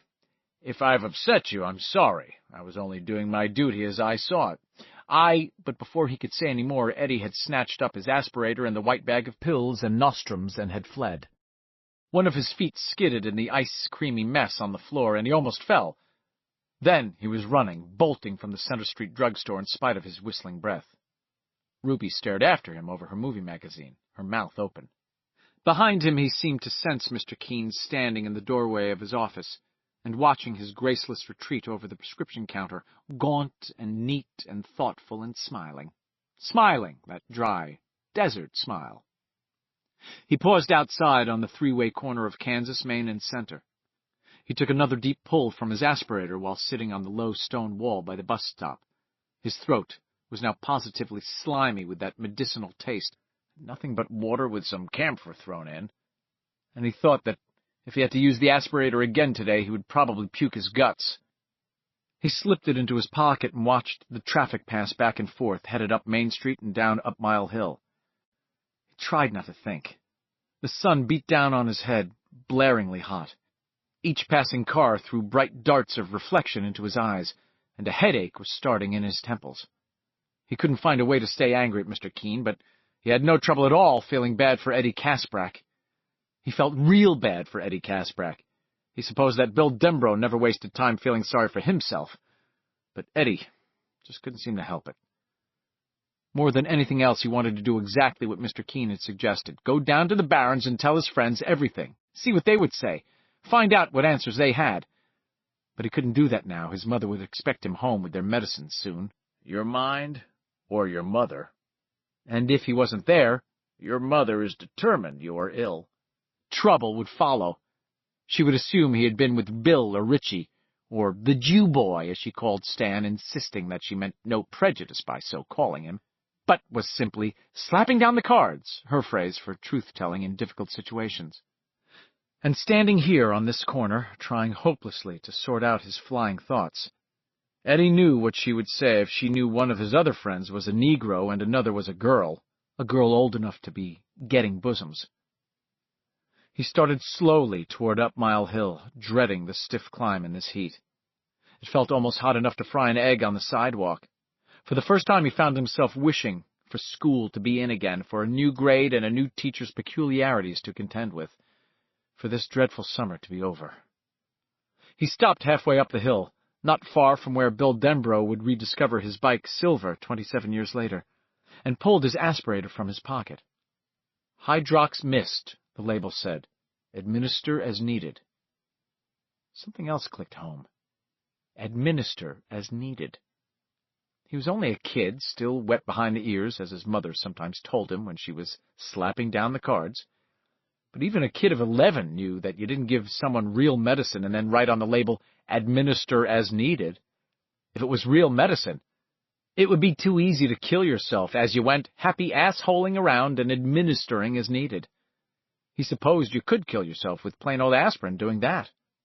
He looked fixedly at the aspirator, unaware of the old lady who glanced curiously at him as she passed on down the hill toward Main Street with her shopping basket over her arm. He felt betrayed, and for one moment he almost cast the plastic squeeze bottle into the gutter. Better yet, he thought, throw it down that sewer grating. Sure, why not? Let it have it down there in its tunnels and dripping sewer pipes. Have a placebo, you 100-faced creep. He uttered a wild laugh and came within an ace of doing it. But in the end, habit was simply too strong. He replaced the aspirator in his right front pants pocket and walked on, hardly hearing the occasional blare of a horn or the diesel drone of the Bassey Park bus as it passed him. He was likewise unaware of how close he was to discovering what being hurt, really hurt, was all about. 3. When he came out of the Costello Avenue Market 25 minutes later with a Pepsi in one hand and 2 Payday candy bars in the other, Eddie was unpleasantly surprised to see Henry Bowers, Victor Criss, Moose Sadler, and Patrick Hochstetter kneeling on the crushed gravel to the left of the little store. For a moment Eddie thought they were shooting craps. Then he saw they were pooling their money on Victor's baseball shirt. Their summer school textbooks lay off to one side in an untidy heap. On an ordinary day, Eddie might have simply faded quietly back into the store and asked Mr. Gaudreau if he could leave by the back door, but this had been no ordinary day. Eddie froze right where he was instead, one hand still holding the screen door with its tin cigarette signs. Winston tastes good like a cigarette should. 21 great tobaccos make 20 wonderful smokes. The bellboy who was shouting, "Call for Philip Morris." The other clutching the brown grocery bag and the white drugstore bag. Victor Criss saw him and elbowed Henry. Henry looked up. So did Patrick Hochstetter. Moose, whose relays worked more slowly, went on counting out pennies for 5 seconds or so before the sudden silence sank into him, and he also looked up. Henry stood, brushing loose pieces of gravel from the knees of the bib-alls he was wearing. There were splints on the sides of his bandaged nose, and his voice had a nasal, foghorning quality. "Well, I be go to hell," he said. "One of the rock throwers. Where's your friends, asshole? They inside?" Eddie was shaking his head numbly before he realized this was another mistake. Henry's smile broadened. "Well, that's okay," he said. "I don't mind taking you one by one. Come on down here, asshole." Victor stood beside Henry. Patrick Hochstetter trailed behind them, smiling in a porky, vacant way Eddie was familiar with from school. Moose was still getting up. "Come on, asshole," Henry said. "Let's talk about throwing rocks. Let's talk about that. You wanna?" Now that it was too late, Eddie decided it would be wise to go back into the store. Back in the store where there was a grown-up. But as he retreated, Henry darted forward and grabbed him. He pulled Eddie's arm, pulled hard, his smile turning into a snarl. Eddie's hand was ripped free of the screen door. He was pulled off the steps and would have crashed headlong into the gravel if Victor hadn't caught him roughly under the arms. Victor threw him. Eddie managed to keep on his feet, but only by whirling around twice. The 4 boys faced him now over a distance of about 10 feet, Henry slightly ahead of the others, smiling. His hair stood up at the back in a cowlick. Behind Henry, and on his left, was Patrick Hochstetter, a genuinely spooky kid. Eddie hadn't ever seen him with anyone else until today. He was just enough overweight so that his belly always hung slightly over his belt, which had a Red Ryder buckle. His face was perfectly round, and usually as pale as cream. Now he had a slight sunburn. It was heaviest on his nose, which was peeling, but it spread out toward either cheek like wings. In school, Patrick liked to kill flies with his green, plastic school-time ruler and put them in his pencil box. Sometimes he would show his fly collection to some new kid in the play yard at recess, his heavy lips smiling, his gray-green eyes sober and thoughtful. He never spoke when he exhibited his dead flies, no matter what the new kid might say to him. That expression was on his face now. "How you doing, Rock Man?" Henry asked, advancing across the distance between them. "Got any rocks on you?" "Leave me alone," Eddie said in a trembling voice. "Leave me alone," Henry mimicked, waving his hands in mock terror. Victor laughed. "What are you going to do if I don't, Rock Man, huh?" His hand flashed out incredibly fast and exploded against Eddie's cheek with a gunshot sound. Eddie's head rocked back. Tears began to pour from his left eye. "My friends are inside," Eddie said. "My friends are inside," Patrick Hockstetter squealed. "Ooh, ooh, ooh!" He began to circle to Eddie's right. Eddie started to turn in that direction. Henry's hand flashed out again, and this time his other cheek flamed. "Don't cry," he thought. "That's what they want. But don't you do it, Eddie. Bill wouldn't do it. Bill wouldn't cry. And don't you cry either." Victor stepped forward and gave Eddie a hard, open-handed push in the middle of his chest. Eddie stumbled half a step backward, and then fell sprawling over Patrick, who had crouched directly behind his feet. He thudded to the gravel, scraping his arms. There was a whoof as the wind rushed out of him. A moment later, Henry Bowers was on top of him, his knees pinning Eddie's arms, his butt on Eddie's stomach. "Got any rocks, Rock Man?" Henry raved down at him, and Eddie was more frightened by the mad light in Henry's eyes than he was by the pain in his arms or by his inability to get his breath back. Henry was nuts. Somewhere close by, Patrick tittered. "You want to throw rocks, huh? I'll give you rocks. Here's some rocks." Henry swept up a handful of gravel and slammed it down into Eddie's face. He rubbed the gravel into Eddie's skin, cutting his cheeks, his eyelids, his lips. Eddie opened his mouth and screamed, "Want rocks? I'll give you rocks. Here's some rocks, Rock Man. You want rocks? Okay. Gravel slammed into his open mouth, lacerating his gums, grinding against his teeth. He felt sparks fly against his fillings. He screamed again and spat gravel out. "Want some more rocks? Okay. How about a few more? How about—" "Stop that! Here, stop that! You boy, quit on him! Right now, you hear me? Quit on him!" Through half-lidded, tear-blurred eyes, Eddie saw a big hand come down and grab Henry by the collar of his shirt and the right strap of his bibballs. The hand gave a yank, and Henry was pulled off. He landed in the gravel and got up. Eddie rose more slowly. He was trying to scramble to his feet, but his scrambler seemed temporarily broken. He gasped and spat chunks of bloody gravel out of his mouth. It was Mr. Gaudreau, dressed in his long white apron, and he looked furious. There was no fear in his face, although Henry stood about 3 inches taller and probably outweighed him by 50 pounds. There was no fear in his face because he was the grown-up and Henry was the kid.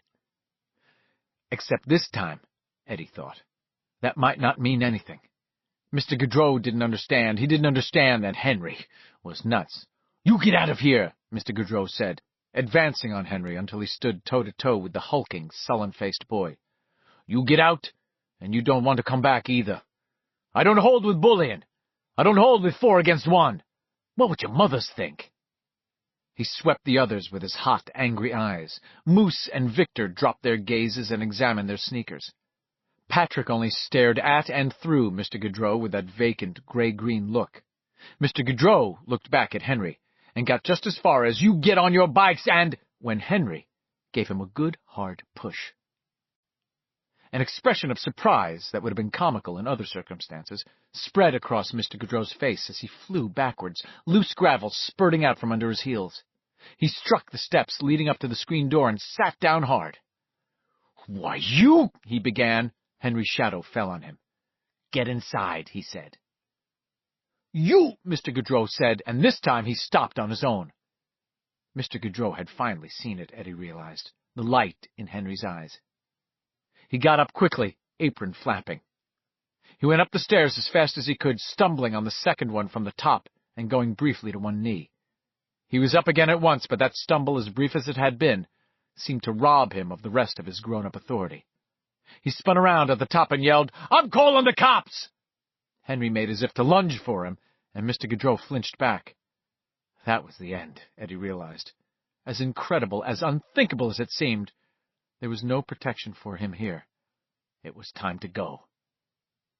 While Henry was standing at the bottom of the steps and glaring up at Mr. Gaudreau, and while the others were staring transfixed, and, except for Patrick Hockstetter, not a little horrified, by this sudden, successful defiance of adult authority, Eddie saw his chance. He whirled, took to his heels, and ran. He was halfway up the block before Henry turned, his eyes blazing. "Get him!" he bellowed.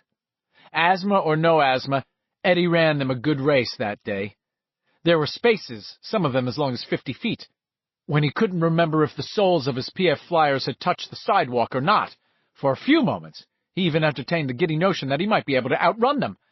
Then, just before he reached Kansas Street and what might have been safety, a little kid on a trike suddenly pedaled out of a driveway and right into Eddie's path. Eddie tried to swerve, but running full out as he had been, he might have done better to jump over the kid. The kid's name, in fact, was Richard Cowan, and he would grow up, marry, and father a son named Frederick Cowan, who would be drowned in a toilet, and then be partially eaten by a thing that rose up from the toilet like black smoke, and then took an unthinkable shape. Or at least to try. One of Eddie's feet caught on the trike's back deck, where an adventurous little shit might stand and push the trike along like a scooter. Richard Cowan, whose unborn son would be murdered by it 27 years later, barely rocked on his trike. Eddie, however, went flying. He struck the sidewalk on his shoulder, rebounded, came down again, and skidded 10 feet, erasing the skin from his elbows and knees. He was trying to get up when Henry Bowers hit him like a shell from a bazooka and knocked him flat. Eddie's nose connected briskly with the concrete. Blood flew. Henry did a quick side roll like a paratrooper and was up again.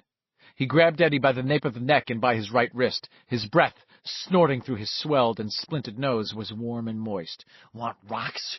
Rock man? Sure! Shit!"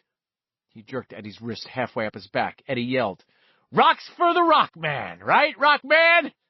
He jerked Eddie's wrist up even higher. Eddie screamed. Behind him, dimly, he could hear the others approaching, and the little kid on the trike started to bawl. Join the club, kid, he thought, and in spite of the pain, in spite of the tears and the fear, he brayed a huge donkey-like hee-haw of laughter. "You think this is funny?" Henry asked, sounding suddenly astounded rather than furious. "You think this is funny?" And did Henry also sound scared? Years later, Eddie would think, yes, scared. He sounded scared. Eddie twisted his wrist in Henry's grip. He was slick with sweat, and he almost got away. Perhaps that was why Henry shoved Eddie's wrist up harder this time than before. Eddie heard a crack in his arm like the sound of winter wood giving under an accumulated plate of ice. The pain that rolled out of his fractured arm was gray and huge. He shrieked, but the sound seemed distant. The color was washing out of the world, and when Henry let go of him and pushed, he seemed to float toward the sidewalk.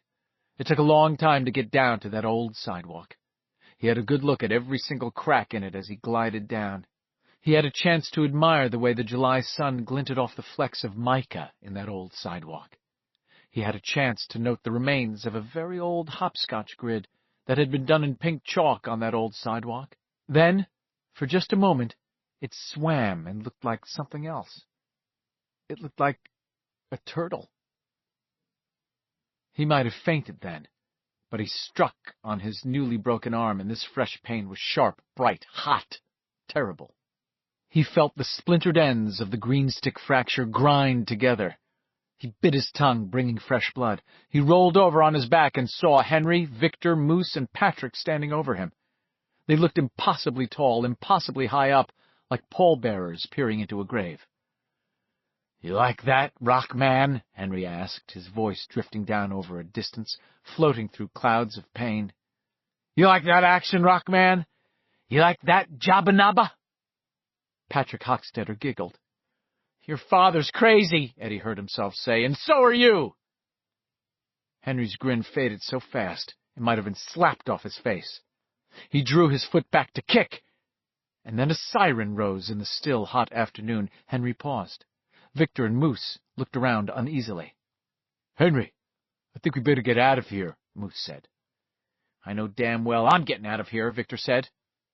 How far away their voices seemed. Like the clowns' balloons, they seemed to float. Victor took off toward the library, cutting into McCarran Park to get off the street. Henry hesitated a moment longer, perhaps hoping the cop car was on some other business, and he could continue with his own. But the siren rose again, closer. You got lucky, fuckface, he said. He and Moose took off after Victor. Patrick Hochstetter waited for a moment. "Here's a little something extra for you," he whispered in his low, husky voice. He inhaled and spat a large green lunger into Eddie's upturned, sweating, bloody face. Splat! "Don't eat it all at once if you don't want," Patrick said, smiling his liverish, unsettling smile. "Save some for later if you want." Then he turned slowly and was also gone. Eddie tried to wipe the lunger off with his good arm, but even that little movement made the pain flare again. Now, when you started off for the drugstore, you never thought you'd end up on the Costello Avenue sidewalk with a busted arm and Patrick Hochstetter's snot running down your face, did you? You never even got to drink your Pepsi. Life's full of surprises, isn't it? Incredibly, he laughed again. It was a weak sound, and it hurt his broken arm to laugh, but it felt good. And there was something else. No asthma. His breathing was okay, at least for now. A good thing, too. He never would have been able to get to his aspirator, never in 1,000 years. The siren was very close now, whooping and whooping. Eddie closed his eyes and saw red under his eyelids. Then the red turned black as a shadow fell over him. It was the little kid with the trike. "You okay?" the little kid asked. "Do I look okay?" Eddie asked. "No, you look terrible," the little kid said, and pedaled off singing The Farmer in the Dell. Eddie began to giggle. Here was the cop car. He could hear the squeal of its brakes. He found himself hoping vaguely that Mr. Nell would be in it, even though he knew Mr. Nell was a foot patrolman. Why, in the name of God, are you giggling? He didn't know, any more than he knew why he should feel, in spite of the pain, such intense relief. Was it maybe just because he was still alive, that the worst he had suffered was a broken arm, and there were still some pieces to pick up? He settled for that, but years later, sitting in the Derry library with a glass of gin and prune juice in front of him, and his aspirator near at hand, he told the others he thought it was something more than that. He'd been old enough to feel that something more, but not to understand or define it. "I think it was the first real pain I ever felt in my life," he would tell the others. "It wasn't what I thought it would be at all. It didn't put an end to me as a person, I think. It gave me a basis for comparison, finding out you could still exist inside the pain, in spite of the pain." Eddie turned his head weakly to the right, and saw large black Firestone tires, blinding chrome hubcaps, and pulsing blue lights. He heard Mr. Nell's voice then, thickly Irish, impossibly Irish, more like Richie's Irish cop voice than Mr. Nell's real voice. But perhaps that was the distance. "Holy Jesus, it's the Casbrick boy!" At this point, Eddie floated away. 4. And with one exception, stayed away for quite a while. There was a brief period of consciousness in the ambulance. He saw Mr. Nell sitting across from him, tipping a drink from his little brown bottle, and reading a paperback called I, the Jury. The girl on the cover had the biggest bosoms Eddie had ever seen. His eyes shifted past Mr. Nell to the driver up front. The driver peered around at Eddie, with a big leering grin, his skin livid with grease paint and talcum powder, his eyes shiny as new quarters. It was Pennywise. "Mr. Nell?" Eddie husked. Mr. Nell looked up and smiled. "How are you feeling, me boy?" The driver. "Yes, we'll be there in a jig," Mr. Nell said, and handed him the little brown bottle. "Suck some of this. It'll make you feel better." Eddie drank what tasted like liquid fire. He coughed, hurting his arm. He looked toward the front and saw the driver again. Just some guy with a crew cut. No clown. He drifted off again. Much later, there was the emergency room and a nurse wiping blood and dirt and snot and gravel off his face with a cold cloth. It stung, but it felt wonderful at the same time. He heard his mother bugling and clarioning outside, and he tried to tell the nurse not to let her in, but no words would come out, no matter how hard he tried. "If he's dying, I want to know," his mother was bellowing. "You hear me? It's my right to know, and it's my right to see him. I can sue you, you know. I know lawyers, plenty of lawyers. Some of my best friends are lawyers. Don't try to talk, the nurse said to Eddie. She was young, and he could feel her bosoms pressing against his arm. For a moment he had this crazy idea that the nurse was Beverly Marsh, and then he drifted away again. When he came back, his mother was in the room, talking to Dr. Handor at a mile-a-minute clip. Sonia Kasprak was a huge woman. Her legs, encased in support hose, were trunk-like but weirdly smooth. Her face was pale now, except for hectic, flaring blots of rouge. "Ma," Eddie managed. "All right, I'm all right." "You're not! You're not!" Mrs. Kasprak moaned. She wrung her hands. Eddie heard her knuckles crack and grind. He began to feel his breath shorten up as he looked at her, seeing what a state she was in, how this latest escapade of his had hurt her. He wanted to tell her to take it easy or she'd have a heart attack, but he couldn't. His throat was too dry. "You're not all right. You've had a serious accident, a very serious accident.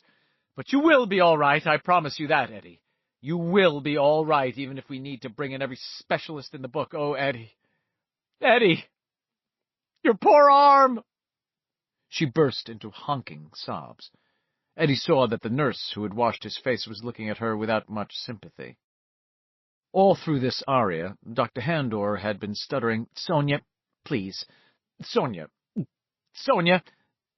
He was a skinny, limp-looking man with a little mustache that hadn't grown very well and which, in addition, had been clipped unevenly, so it was longer on the left side than on the right.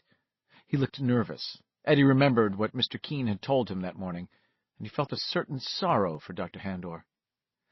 At last, gathering himself, Russ Handor managed to say, "If you can't control yourself, you'll have to leave, Sonia." She whirled on him, and he drew back. "I'll do no such thing. Don't you even suggest it. This is my son lying here in agony.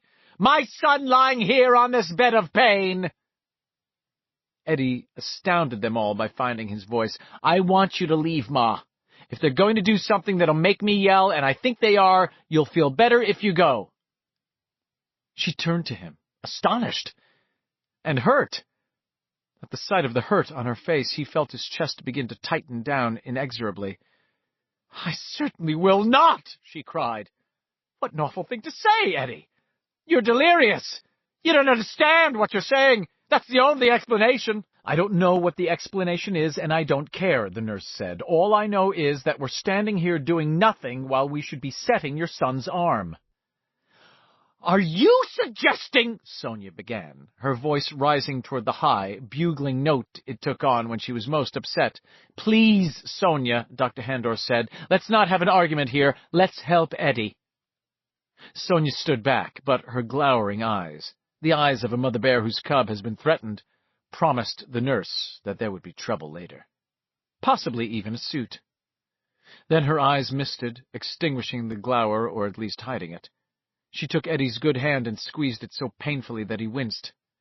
"It's bad, but you'll be well again soon," she said. "Well again soon, I promise you that." "Sure, Ma," Eddie wheezed. "Could I have my aspirator?" "Of course," she said.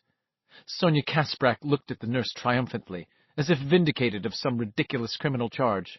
"My son has asthma," she said. "It's quite serious, but he copes with it beautifully." "Good," the nurse said flatly. His ma held the aspirator for him so he could inhale. A moment later, Dr. Handor was feeling Eddie's broken arm. He was as gentle as possible, but the pain was still enormous. Eddie felt like screaming and gritted his teeth against it. He was afraid if he screamed, his mother would scream too. Sweat stood out on his forehead in large, clear drops. "You're hurting him," Mrs. Kasprak said. "I know you are. There's no need of that. Stop it! There's no need for you to hurt him. He's very delicate. He can't stand that sort of pain."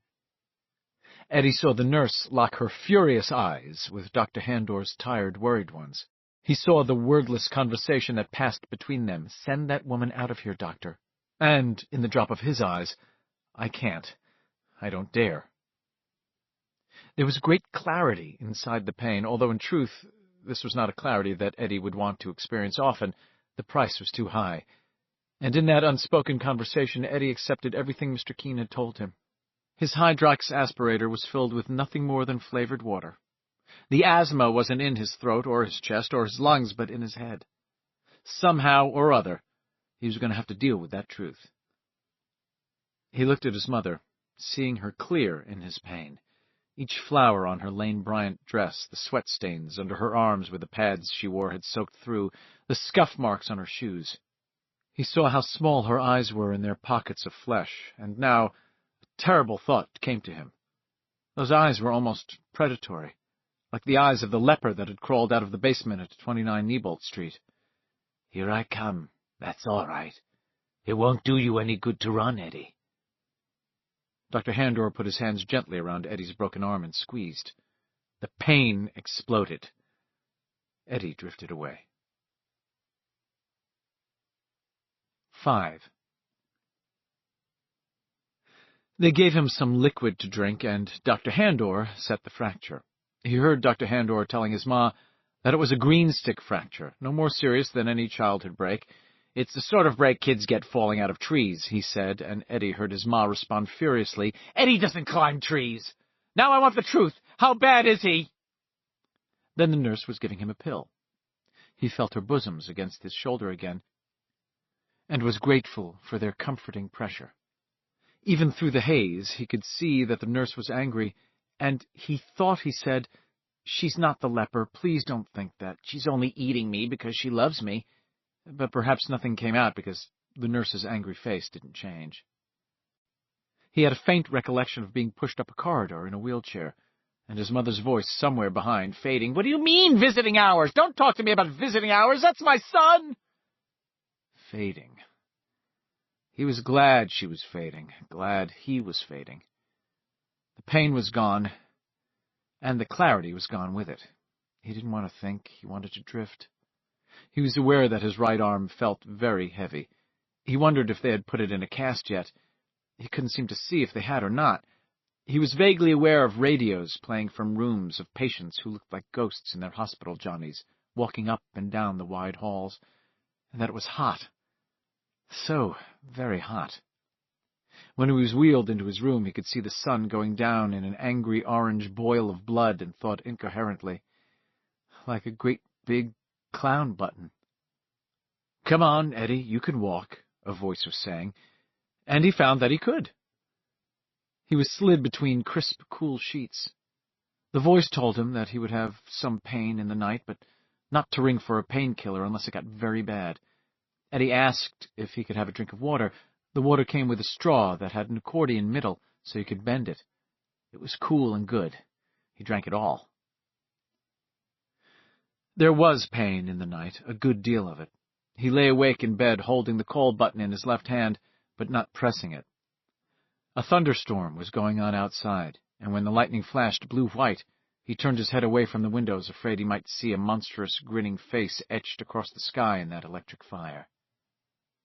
At last he slept again, and in his sleep he had a dream. In it he saw Bill, Ben, Richie, Stan, Mike, and Bev, his friends, arriving at the hospital on their bikes. Bill was riding Richie double on silver. He was surprised to see that Beverly was wearing a dress. It was a lovely green, the color of the Caribbean, in a National Geographic plate. He couldn't remember if he had ever seen her in a dress before. All he remembered were jeans and pedal pushers and what the girls called school sets, skirts and blouses, the blouses usually white with round collars, the skirts usually brown and pleated and hemmed at mid-shin, so that the scabs on their knees didn't show. In the dream, he saw them coming in for the 2 p.m. visiting hours, and his mother, who had been waiting patiently since 11, shouting so loudly at them that everyone turned to look at her. "If you think you're going to go in there, you've got another thing coming!" Eddie's mother shouted.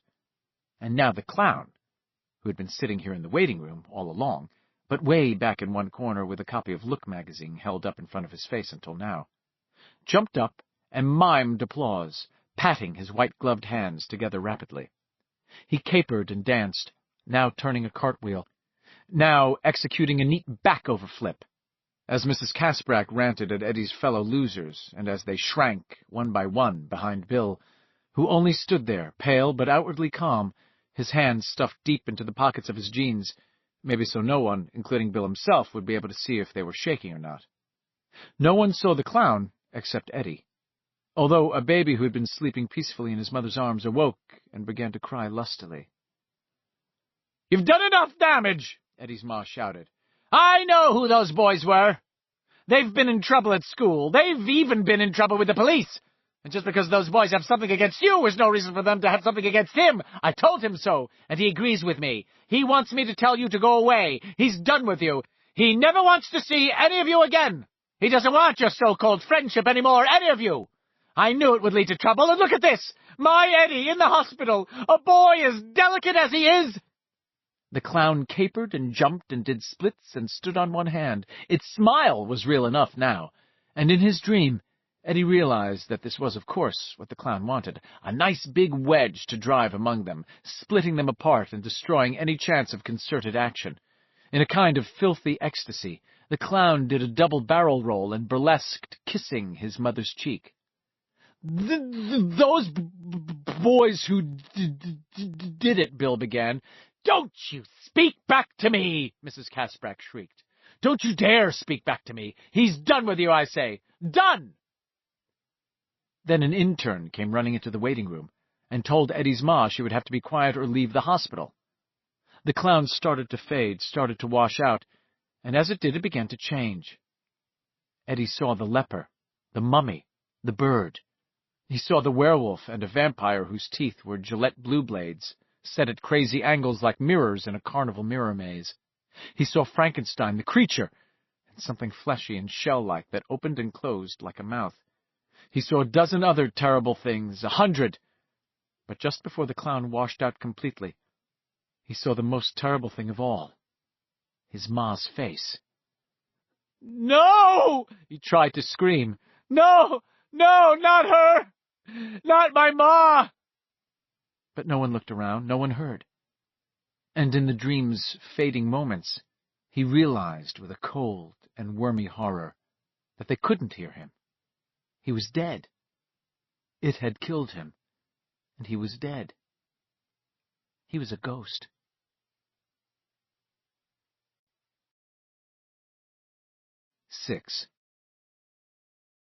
Sonia Kasprak's sour-sweet triumph at sending Eddie's so-called friends away evaporated almost as soon as she stepped into Eddie's private room the next afternoon on the 21st of July.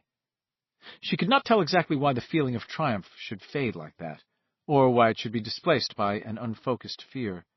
It was something in her son's pale face which was not blurred with pain or anxiety, but instead bore an expression she could not remember ever having seen there before. It was sharp somehow, sharp and alert, and set. The confrontation between Eddie's friends and Eddie's ma had not occurred in the waiting room as in Eddie's dream. She had known they would be coming, Eddie's friends, who were probably teaching him to smoke cigarettes in spite of his asthma, his friends, who had such an unhealthy hold over him that they were all he talked about when he came home for the evening, his friends, who got his arm broken. She had told all of this to Mrs. Van Pret next door. "The time has come," Mrs. Kasprak had said grimly, "to slap a few cards down on the table." Mrs. Van Pret, who had horrible skin problems and who could almost always be counted upon to agree eagerly, almost pathetically, with everything Sonia Kasprak said, in this case had the temerity to disagree. "I should think you'd be glad he's made some friends," Mrs. Van Pret said as they hung out their washes in the early morning cool before work. This had been during the first week of July. "And he's safer if he's with other children, Mrs. Kasprak, don't you think so?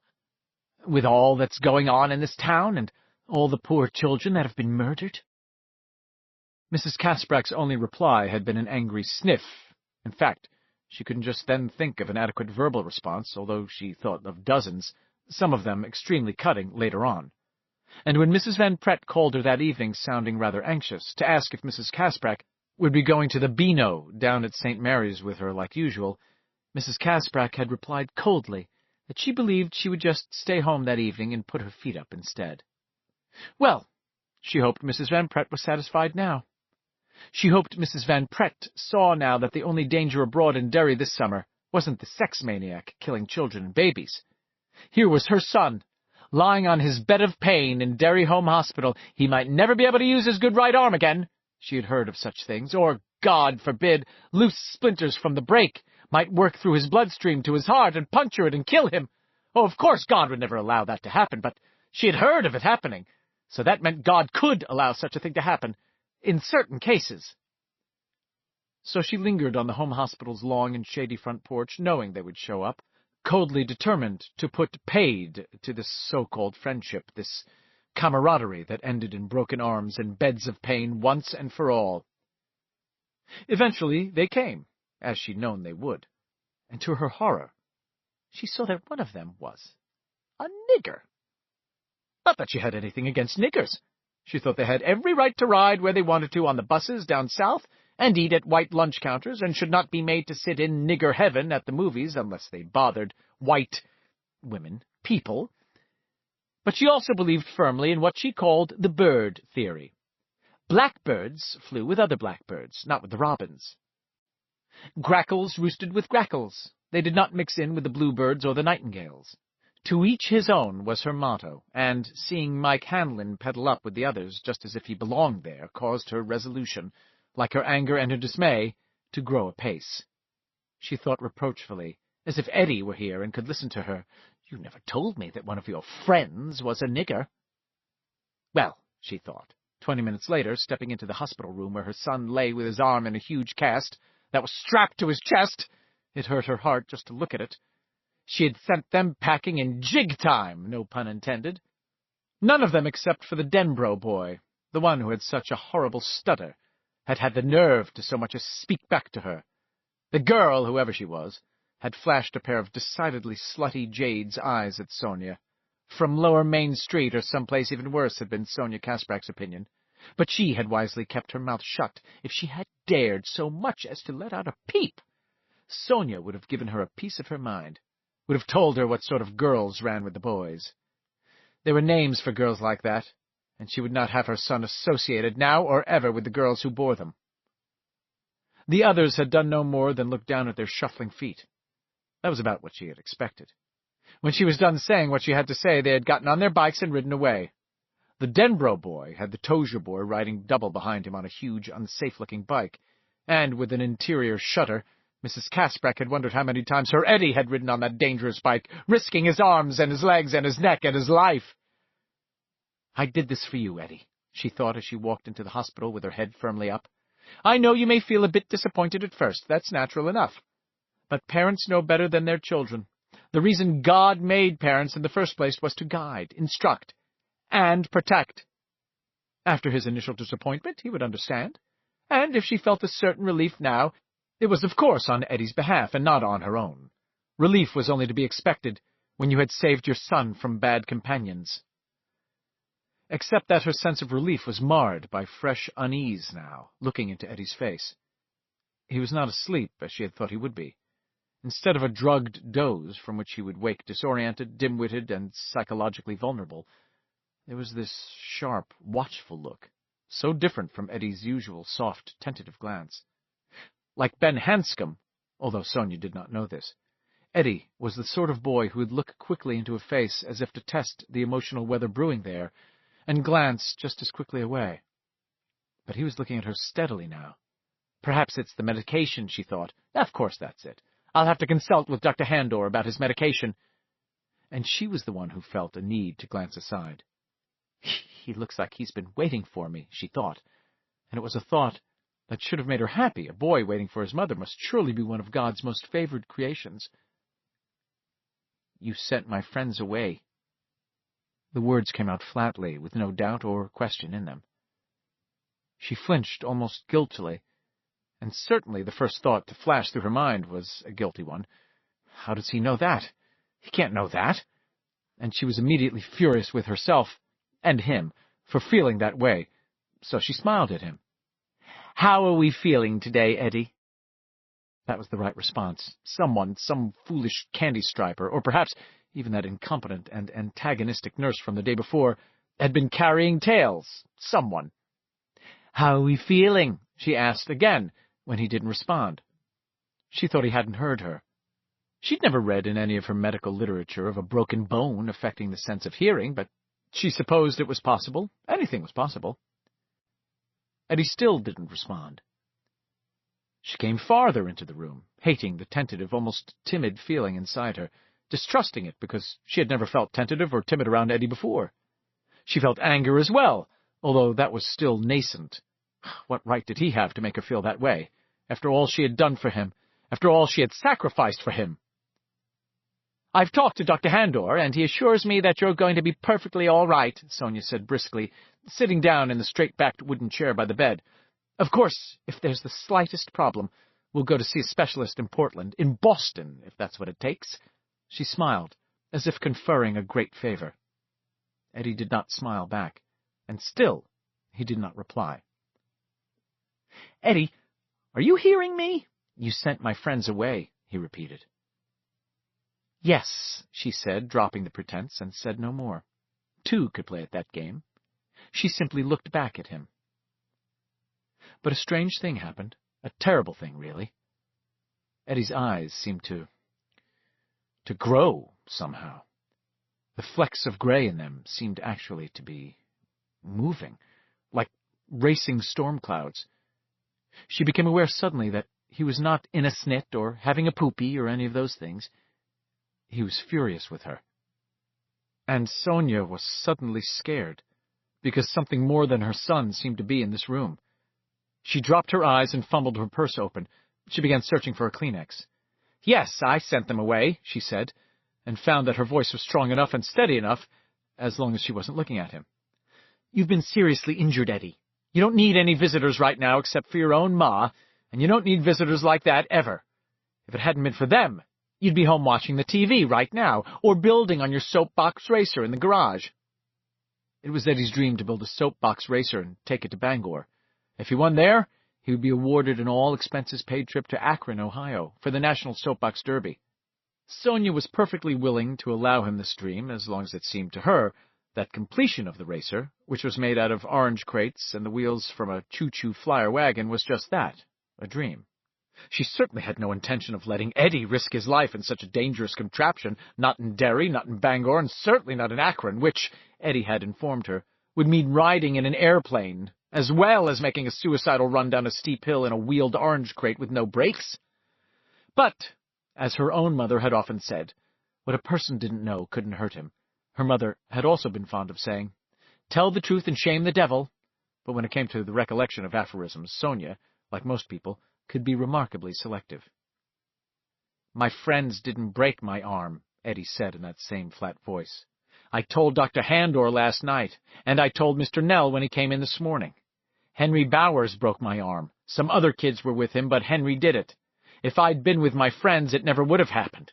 It happened because I was alone." This made Sonia think of Mrs. Van Pret's comment about how it was safer to have friends, and that brought the rage back like a tiger. She snapped her head up. "That doesn't matter, and you know it. What do you think, Eddie? That your ma fell off a hay truck yesterday? Is that what you think? I know well enough why the Bowers boy broke your arm. That Paddy cop was at our house, too. That big boy broke your arm because you and your friends crossed him somehow. Now, do you think that would have happened if you'd listened to me and stayed away from them in the first place?" "No. I think that something even worse might have happened," Eddie said.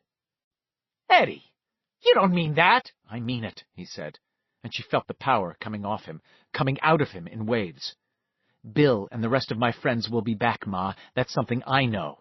And when they come, you're not going to stop them. You're not going to say a word to them. They're my friends, and you're not going to steal my friends just because you're scared of being alone."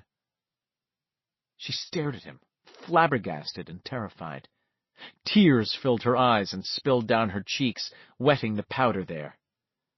"This is how you talk to your mother now, I guess," she said through her sobs. "Maybe this is the way your friends talk to their folks. I guess you learned it from them." She felt safer in her tears. Usually when she cried, Eddie cried too. A low weapon, some might say, but were there really any low weapons when it came to protecting her son? She thought not. She looked up, the tears streaming from her eyes, feeling both unutterably sad, bereft, betrayed, and sure. Eddie would not be able to stand against such a flood of tears and sorrow. That cold, sharp look would leave his face. Perhaps he would begin to gasp and wheeze a little bit, and that would be a sign, as it was always a sign, that the fight was over and that she had won another victory. For him, of course, always for him. She was so shocked to see that same expression on his face. It had, if anything, deepened, that her voice caught in mid-sob. There was sorrow under his expression, but even that was frightening. It struck her in some way as an adult's sorrow, and thinking of Eddie as adult in any way always caused a panicky little bird to flutter inside her mind. This was how she felt on the infrequent occasions when she wondered what would happen to her if Eddie didn't want to go to Derry Business College or the University of Maine in Orano, or Husson in Bangor, so he could come home every day after his classes were done. What would happen if he met a girl, fell in love, wanted to get married? Where's the place for me in any of that? The panicky bird voice would cry when these strange, almost nightmarish thoughts came. Where would be my place in a life like that? I love you, Eddie. I love you. I take care of you and I love you. You don't know how to cook or change your sheets or wash your underwear. Why should you? I know those things for you. I know because I love you. He said it himself now. I love you, Ma, but I love my friends too. I think you're making yourself cry. Eddie, you hurt me so much, she whispered, and fresh tears doubled his pale face, trebled it. If her tears a few moments ago had been calculated, these were not. In her own peculiar way, she was tough. She had seen her husband into his grave without cracking up. She had gotten a job at a depressed job market where it wasn't easy to get a job. She had raised her son, and when it had been necessary, she had fought for him. These were the first totally unaffected and uncalculated tears she had wept in years, perhaps since Eddie had gotten the bronchitis when he was 5, and she had been so sure he would die as he lay there in his bed of pain, glowing bright with fever, whooping and coughing and gasping for breath. She wept now because of that terribly adult, somehow alien expression on his face. She was afraid for him, but she was also, in some way, afraid of him, afraid of that aura that seemed to surround him, which seemed to demand something of her. Don't make me have to choose between you and my friends, Ma, Eddie said. His voice was uneven, strained, but still under control, because that's not fair. They're bad friends, Eddie, she cried in a near frenzy. I know that. I feel that with all my heart. They'll bring you nothing but pain and grief. And the most horrible thing of all was that she did sense that. Some part of her had intuited it in the eyes of the Denbrough boy, who had stood before her with his hands in his pockets, his red hair flaming in the summer sun. His eyes had been so grave, so strange and distant, like Eddie's eyes now. And hadn't that same aura been around him, as was around Eddie now? The same, but even stronger, she thought, yes. Ma. She stood up so suddenly she almost knocked the straight-back chair over. I'll come back this evening, she said. It's the shock, the accident, the pain, those things that make you talk this way. I know it. You... She groped and found her original text in the flying confusion of her mind. You've had a bad accident, but you're going to be just fine. And you'll see I'm right, Eddie. They're bad friends, not our sort, not for you. You think it over and ask yourself if your ma ever told you wrong before. You think about it and... I'm running, she thought with a sick and hurtful dismay. I'm running away from my own son. Oh, God, please don't let this be. Ma. For a moment she almost fled anyway, scared of him now. Oh, yes, he was more than Eddie. She sensed the others in him, his friends, and something else, something that was beyond even them. And she was afraid it might flash out at her. It was as if he were in the grip of something, some dreadful fever, as he had been in the grip of the bronchitis that time when he was 5, when he had almost died. She paused, her hand on the doorknob, not wanting to hear what he might say. And when he said it, it was so unexpected that for a moment she didn't really understand it. When comprehension crashed down, it came like a loose load of cement, and for a moment she thought she would faint. Eddie said, Mr. Keene said my asthma medicine is just water. What? What? She turned blazing eyes on him. just water, with some stuff added to it to make it taste like medicine. He said it was a placebo. That's a lie. That is nothing but a solid lie. Why would Mr. Keene want to tell you a lie like that? Well, there are other drugstores in Derry, I guess. I've had time to think about it, Eddie said softly and implacably, his eyes never leaving hers. And I think he's telling the truth. Eddie, I tell you he's not! The panic was back, fluttering. What I think, Eddie said, is that it must be the truth, or there would be some kind of warning on the bottle, like, if you take too much it will kill you, or at least make you sick. Even Eddie, I don't want to hear this, she cried and clapped her hands to her ears. You're just not yourself, and that's all that it is. Even if it's something you can just go in and buy without a prescription, they put special instructions on it, he went on, not raising his voice. His gray eyes lay on hers, and she couldn't seem to drop her gaze or even move it. Even if it's just Vicks cough syrup, or your Geritol. He paused for a moment. Her hands dropped from her ears. It seemed too much work to hold them up. They seemed very heavy. And it's like, you must have known that too, Ma. Eddie! She nearly wailed it. Because, he went on, as if she had not spoken at all. He was frowning now, concentrating on the problem. Because your folks are supposed to know about medicines. Why, I use that aspirator 5, sometimes 6 times a day. And you wouldn't let me do that if you thought it could, hurt me. Because it's your job to protect me. I know it is, because that's what you always say, so... Did you know, Ma? Did you know it was just water? She said nothing. Her lips were trembling. It felt as if her whole face was trembling. She was no longer crying. She felt too scared to cry. Because if you did, Eddie said, still frowning, if you did know, I'd want to know why. I can figure some things out, but not why my ma would want me to think water was medicine. Or that I had asthma here, he pointed to his chest, when Mr. Keene says I only have it up here, and he pointed to his head. She thought she would explain everything then. She would explain it quietly and logically. How she had thought he was going to die when he was 5, and how that would have driven her crazy after losing Frank only 2 years before. How she came to understand that you could only protect your child through watchfulness and love, that you must tend a child as you tended a garden, fertilizing, weeding, and yes, occasionally pruning and thinning, as much as that hurt. She would tell him that sometimes it was better for a child, particularly a delicate child like Eddie, to think he was sick than to really get sick. And she would finish by talking to him about the deadly foolishness of doctors and the wonderful power of love. She would tell him that she knew he had asthma, and it didn't matter what the doctors thought or what they gave him for it. She would tell him you could make medicine with more than a malicious, meddling druggist's mortar and pestle. Eddie, she would say, it's medicine because your mother's love makes it medicine. And in just that way, for as long as you want me and let me, I can do that.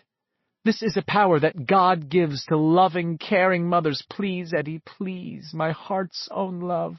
You must believe me. But in the end, she said nothing. Her fright was too great. But maybe we don't even have to talk about it, Eddie went on. Mr. Keene might have been joking with me. Sometimes grown-ups, they like to play jokes on kids, because kids believe almost anything. It's mean to do that to kids, but sometimes grown-ups do it. Yes, Sonia Kasprek said eagerly. They like to joke, and sometimes they're stupid, mean, and... So I'll kind of keep an eye out for Bill and the rest of my friends, Eddie said, and keep right on using my asthma medicine. That's probably best, don't you think? She realized only now, when it was too late, how neatly, how cruelly she had been trapped. What he was doing was almost blackmail, but what choice did she have? She wanted to ask him how he could be so calculating, so manipulative. She opened her mouth to ask, and then closed it again. It was too likely that, in his present mood, he might answer. But she knew one thing. Yes, one thing for sure. She would never, never, never set foot into Mr. Nosy Parker Keene's drugstore again in her life. His voice, oddly shy now, interrupted her thoughts. Ma? She looked up and saw it was Eddie again, just Eddie, and she went to him gladly. Can I have a hug, Ma? She hugged him, but carefully so as not to hurt his broken arm or dislodge any loose bone fragments so they could run an evil race around his bloodstream and then lodge in his heart. What mother would kill her son with love? And Eddie hugged her back. 7. As far as Eddie was concerned, his ma left just in time. During the horrible confrontation with her, he had felt his breath piling up and up and up in his lungs and throat, still and tideless, stale and brackish, threatening to poison him.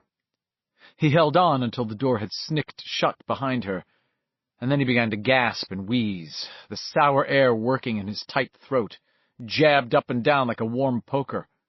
He grabbed for his aspirator, hurting his arm but not caring. He triggered a long blast down his throat.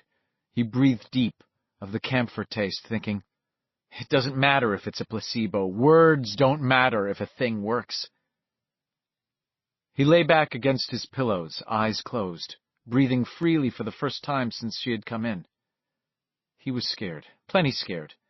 The things he had said to her, the way he had acted, it had been him, and yet it hadn't been him at all. There had been something working in him, working through him, some force, and his mother had felt it too. He had seen it in her eyes and in her trembling lips. He had no sense that this power was an evil one, but its enormous strength was frightening. It was like getting on an amusement park ride that was really dangerous and realizing you couldn't get off until it was over, come what might.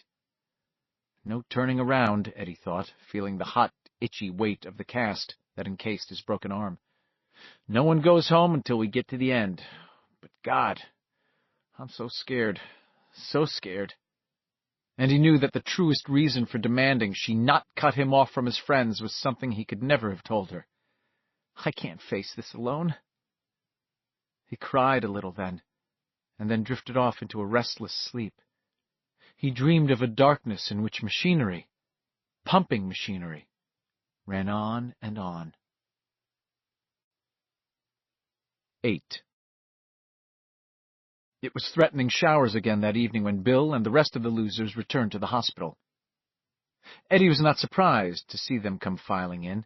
He had known they would be back. It had been hot all day. It was generally agreed later that that third week of July was the hottest of an exceptionally hot summer, and the thunderheads began to build up around 4 in the afternoon, purple-black and colossal, pregnant with rain, loaded with lightnings. People went about their errands quickly and a little uneasily, with one eye always cocked at the sky. Most agreed it would rain good and hard by dinner-time, washing some of the thick humidity out of the air. Derry's parks and playgrounds, underpopulated all summer, were totally deserted that evening by 6. The rain had still not fallen, and the swings hung moveless and shadeless, in a light that was a queer flat yellow. Thunder rumbled thickly. That, a barking dog, and the low mutter of traffic on Outer Main Street were the only sounds that drifted in through Eddie's window until the losers came. Bill was first, followed by Richie. Beverly and Stan followed them, then Mike. Ben came last. He looked excruciatingly uncomfortable in a white turtleneck sweater. They came to his bed, solemn. Not even Richie was smiling. Their faces, Eddie thought, fascinated. Jeez, crow, their faces.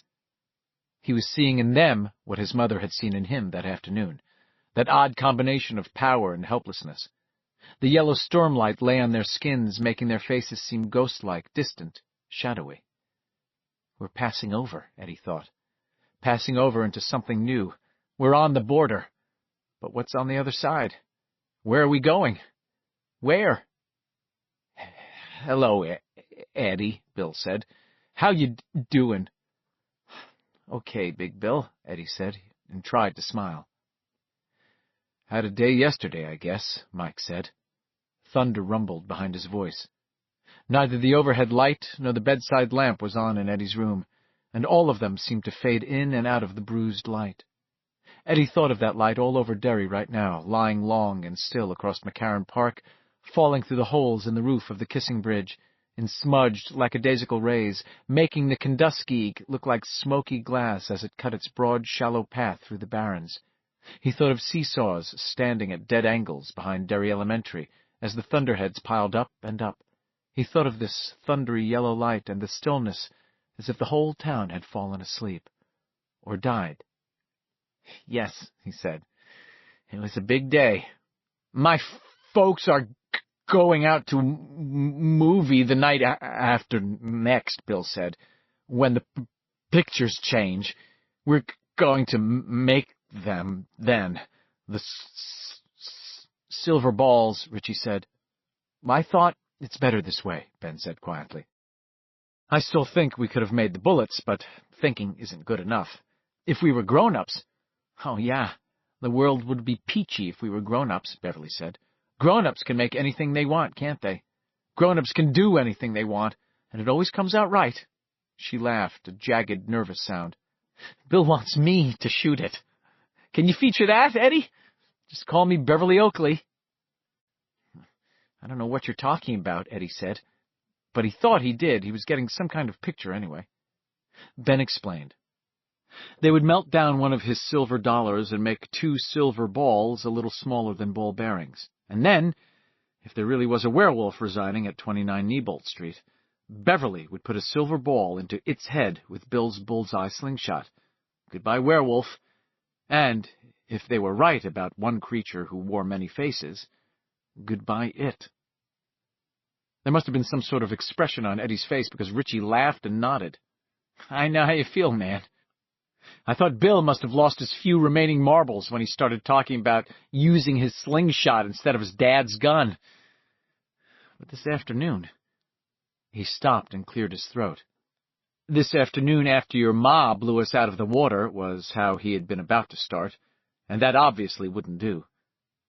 "This afternoon we went down to the dump. Bill brought his bullseye. Look!" From his back pocket, Richie took a flattened can, which had once held Del Monte pineapple chunks.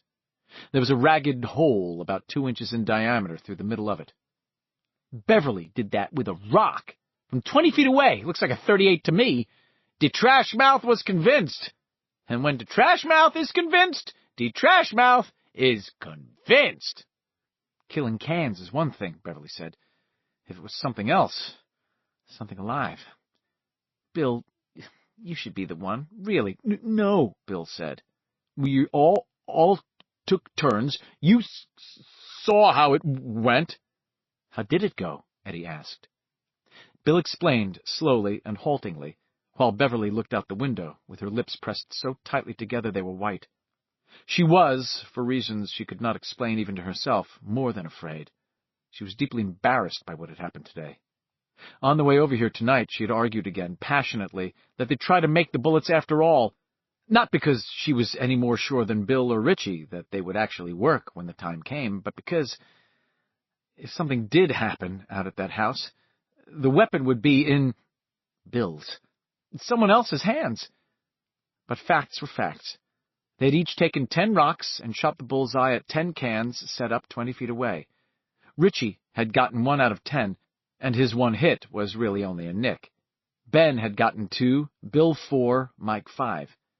Beverly, shooting almost casually and appearing to aim not at all, had banged 9 of the 10 cans dead center. The 10th fell over when the rock she fired bounced off the rim. "But first, we gotta make the ammo." "Night after next? I should be out by then," Eddie said. His mother would protest that, but he didn't think she would protest too much, not after this afternoon. "Does your arm hurt?" Beverly asked. She was wearing a pink dress, not the dress he had seen in his dream. Perhaps she had worn that this afternoon when Ma sent them away, on which she had appliqued small flowers, and silk or nylon hose. She looked very adult, but also somehow very childlike, like a girl playing dress-up. Her expression was dreamy and distant. Eddie thought, I bet that's how she looks when she's sleeping. "Not too much," he said.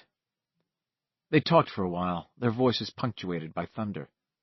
Eddie did not ask them about what had happened when they came to the hospital earlier that day, and none of them mentioned it. Richie took out his yo-yo, made it sleep once or twice, then put it back. Conversation lagged, and in one of the pauses there was a brief click that made Eddie look around. Bill had something in his hand, and for a moment Eddie felt his heart speed up in alarm. For that brief moment, he thought it was a knife. But then Stan turned on the room's overhead, dispelling the gloom, and he saw it was only a ballpoint pen. In the light, they all looked natural again, real, only his friends. "I thought we ought to sign your cast," Bill said. His eyes met Eddie's squarely. "But that's not it," Eddie thought with sudden and alarming clarity. "It's a contract. It's a contract, Big Bill, isn't it? Or the closest we'll ever get to one." He was frightened, and then ashamed and angry at himself. If he had broken his arm before this summer, who would have signed the cast? Anyone besides his mother and perhaps Dr. Handor, his aunts in Haven? These were his friends, and his mother was wrong. They weren't bad friends. Maybe, he thought, there aren't any such things as good friends or bad friends. Maybe they were just friends, people who stand by you when you're hurt and who help you feel not so lonely. Maybe they're always worth being scared for and hoping for and living for. Maybe worth dying for, too, if that's what has to be. No good friends, no bad friends. Only people you want, need to be with. People who build their houses in your heart. "Okay," Eddie said a little hoarsely. "Okay. That'd be real good, Big Bill." So Bill leaned solemnly over his bed and wrote his name on the hillocky plaster of Paris that encased Eddie's mending arm, the letters large and looping. Richie signed with a flourish. Ben's handwriting was as narrow as he was wide, the letters slanting backward. They looked ready to fall over at the slightest push. Mike Hanlon's writing was large and awkward, because he was left-handed, and the angle was bad for him. He signed above Eddie's elbow and circled his name. When Beverly bent over him, he could smell some light, flowery perfume on her. She signed in a round Palmer method script. Stan came last, and wrote his name in tight-packed little letters by Eddie's wrist. They all stepped back then, as if aware of what they had done. Outside, thunder muttered heavily again. Lightning washed the hospital's wooden exterior in brief, stuttering light. "That's it?" Eddie asked. Bill nodded. "Come over to my house after supper, day after tomorrow if you can, okay?" Eddie nodded, and the subject was closed. There was another period of desultory, almost aimless conversation. Some of it was about the dominant topic in Derry that July, the trial of Richard Macklin for the bludgeon murder of his stepson Dorsey, and the disappearance of Dorsey's older brother, Eddie Corcoran. Macklin would not break down and confess, weeping on the witness stand for another 2 days, but the losers were in agreement that Macklin probably had nothing to do with Eddie's disappearance. The boy had either run away, or it had gotten him. They left around 7:15, and the rain still had not fallen. It continued to threaten until long after Eddie's ma had come, made her visit, and gone home again. She had been horrified at the signatures on Eddie's cast, and even more horrified at his determination to leave the hospital the following day. She had been envisioning a stay of a week or more in absolute quiet, so that the ends of the break could set together, as she said. Eventually the storm clouds broke apart and drifted away. Not so much as a drop of rain had fallen in Derry. The humidity remained, and people slept on porches and on lawns and in sleeping bags in back fields that night. The rain came the next day, not long after Beverly saw something terrible happen to Patrick Hochstetter. Chapter 17. Another one of the missing. The death of Patrick Hochstetter. 1. When he finishes, Eddie pours himself another drink with a hand not completely steady. He looks at Beverly and says, "You saw it, didn't you? You saw it take Patrick Hochstetter the day after you all signed my cast." The others lean forward. Beverly pushes her hair back in a reddish cloud. Beneath it, her face looks extraordinarily pale. She fumbles a fresh cigarette out of her pack, the last one, and flicks her Bic. She can't seem to guide the flame to the tip of her cigarette. After a moment, Bill holds her wrist lightly but firmly, and puts the flame where it's supposed to go. Beverly looks at him gratefully and exhales a cloud of bluish-gray smoke. Yeah, she says. I saw that happen. She shivers. He was crazy, Bill says, and thinks just the fact that Henry let a flaco like Patrick Hochstetter hang around as that summer wore on, that says something, doesn't it? Either that Henry was losing some of his charm, some of his attraction, or that Henry's own craziness had progressed far enough so that the Hochstetter kid seemed okay to him. Both came to the same thing, Henry's increasing, degeneration? Is that the word? Yes, in light of what happened to him, where he ended up, I think it is. There's something else to support the idea, too, Bill thinks. But, as yet, he can only remember it vaguely. He and Richie and Beverly had been down at Tracker Brothers, early August by then, and the summer school that had kept Henry out of their hair for most of the summer was just about to end, and hadn't Victor Criss approached them? A very frightened Victor Criss? Yes, that had happened. Things had been rapidly approaching the end by then, and Bill thinks now that every kid in Derry had sensed it, the losers and Henry's group most of all. But that had been later. Oh yeah, you got that right, Beverly says flatly. Patrick Hochstetter was crazy. None of the girls would sit in front of him in school. You'd be sitting there doing your arithmetic or writing a story or a composition, and all at once you'd feel this hand, almost as light as a feather, but warm and sweaty. Meaty. She swallows, and there's a small click in her throat. The others watch her solemnly from around the table. You'd feel it on your side, or maybe on your breast. Not that any of us had much in the way of breasts back then, but Patrick didn't seem to care about that. You'd feel that touch, then you'd jerk away from it and turn around, and there Patrick would be, grinning with those big, rubbery lips. He had a pencil box full of flies, Richie said suddenly. Sure, he'd kill him with this green ruler he had, and then put him in his pencil box. I even remember what it looked like, red, with a wavy white plastic cover that slid open and closed. Eddie is nodding. You'd jerk away, and he'd grin, and then maybe he'd open his pencil box so you could see the dead flies inside, Beverly says. And the worst thing, the horrible thing, was the way he'd smile and never say anything. Mrs. Douglas knew. Greta Bowie told on him, and I think Sally Muller said something once too, but I think Mrs. Douglas was scared of him too. Ben has rocked back on the rear legs of his chair, and his hands are laced behind his neck. She still cannot believe how lean he is. I'm pretty sure you're right, he says. What happened to him, Beverly? Bill asks. She swallows again, trying to fight off the nightmarish power of what she saw that day in the Barrens, her roller skates tied together and hung over her shoulder, one knee, a stinging net of pain from a fall she had taken on St. Crispin's Lane, another of the short tree-lined streets that dead-ended where the land fell and still falls sharply into the Barrens. She remembers. Oh, those memories, when they come, are so clear and so powerful, that she was wearing a pair of denim shorts, really too short, that came only to just below the hem of her panties. She'd become more conscious of her body over the last year, over the last 6 months, actually, as it began to curve and become more womanly. The mirror was one reason for this heightened consciousness, of course, but not the main one. The main one was that her father seemed even sharper just lately, more apt to use his slapping hand or even his fists. He seemed restless, almost caged, and she was more and more nervous when she was around him, more and more on her mark.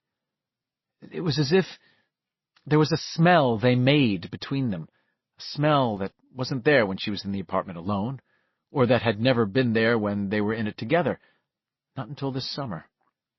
And when Mom was gone, it was worse. If there was a smell, some smell, then he knew it too, maybe, because Bev saw less and less of him as the hot weather wore on, partly because of his summer bowling league, partly because he was helping his friend Joe Tamerley fix cars. But she suspects it was partly that smell. The one they made between them, neither of them meaning to, but making it just the same, as helpless to stop it as either was helpless to stop sweating in July. The vision of the birds, hundreds and thousands of them, descending on the rooftops of houses, on telephone wires, on TV aerials, intervenes again. And poison ivy, she says aloud. What? Bill asks.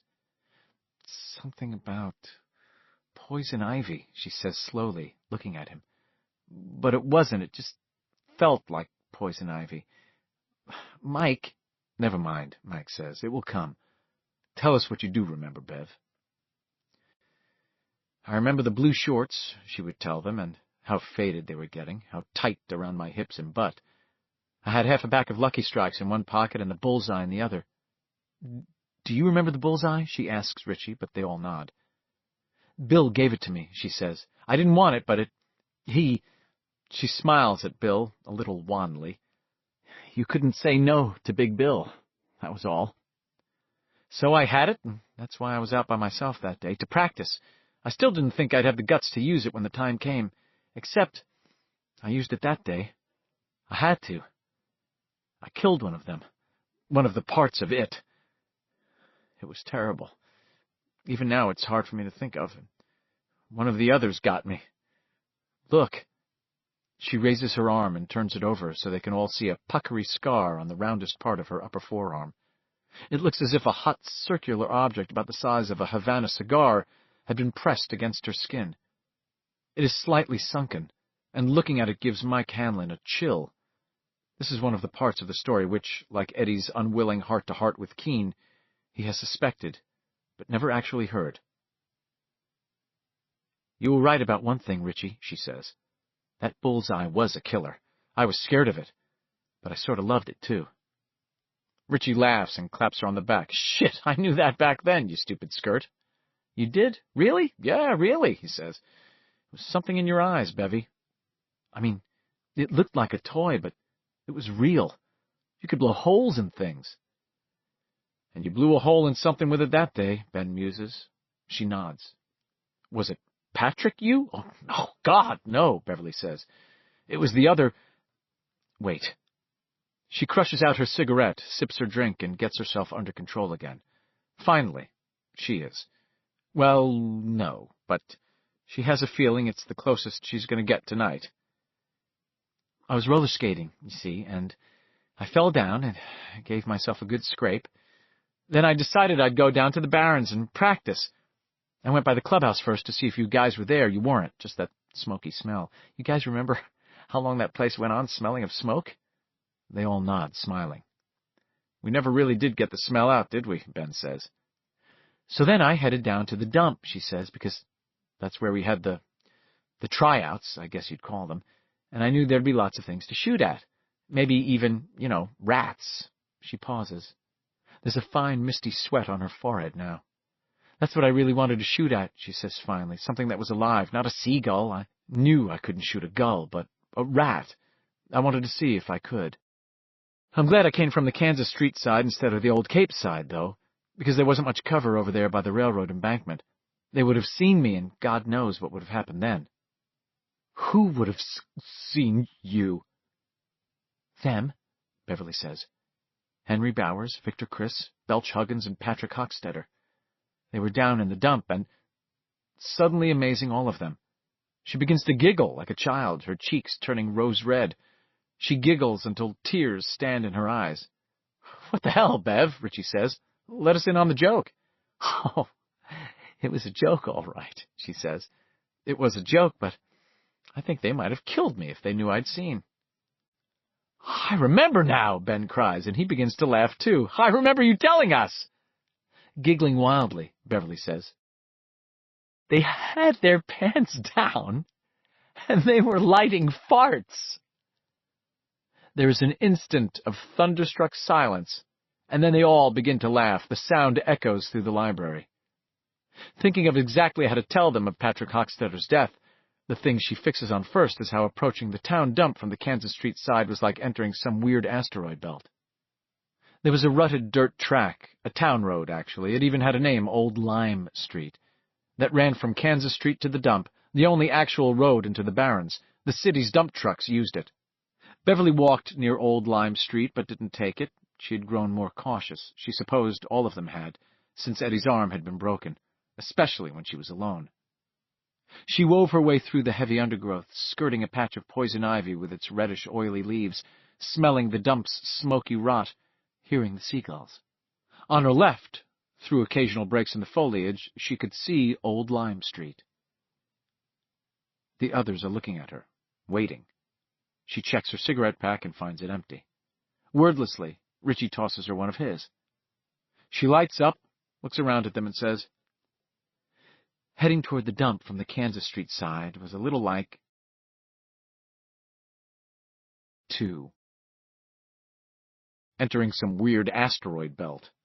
The Dumpoid Belt. At first there was nothing but the underbrush growing from the spongy ground underfoot, and then you would see your first dumpoid, a rusty can that had once contained Prince spaghetti sauce, maybe, or an Nesokay soda bottle crawling with bugs, attracted by the sweet, sticky remains of cream soda, or birch beer. Then there would be a bright wink of sun kicking off a scrap of tinfoil caught in a tree. You might see a bed spring or trip over it if you weren't watching where you were going, or a bone some dog had carried away, gnawed, and dropped.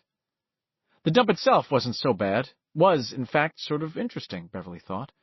What was nasty and sort of creepy was the way it had of spreading, of creating this dumpoid belt. She was getting closer now.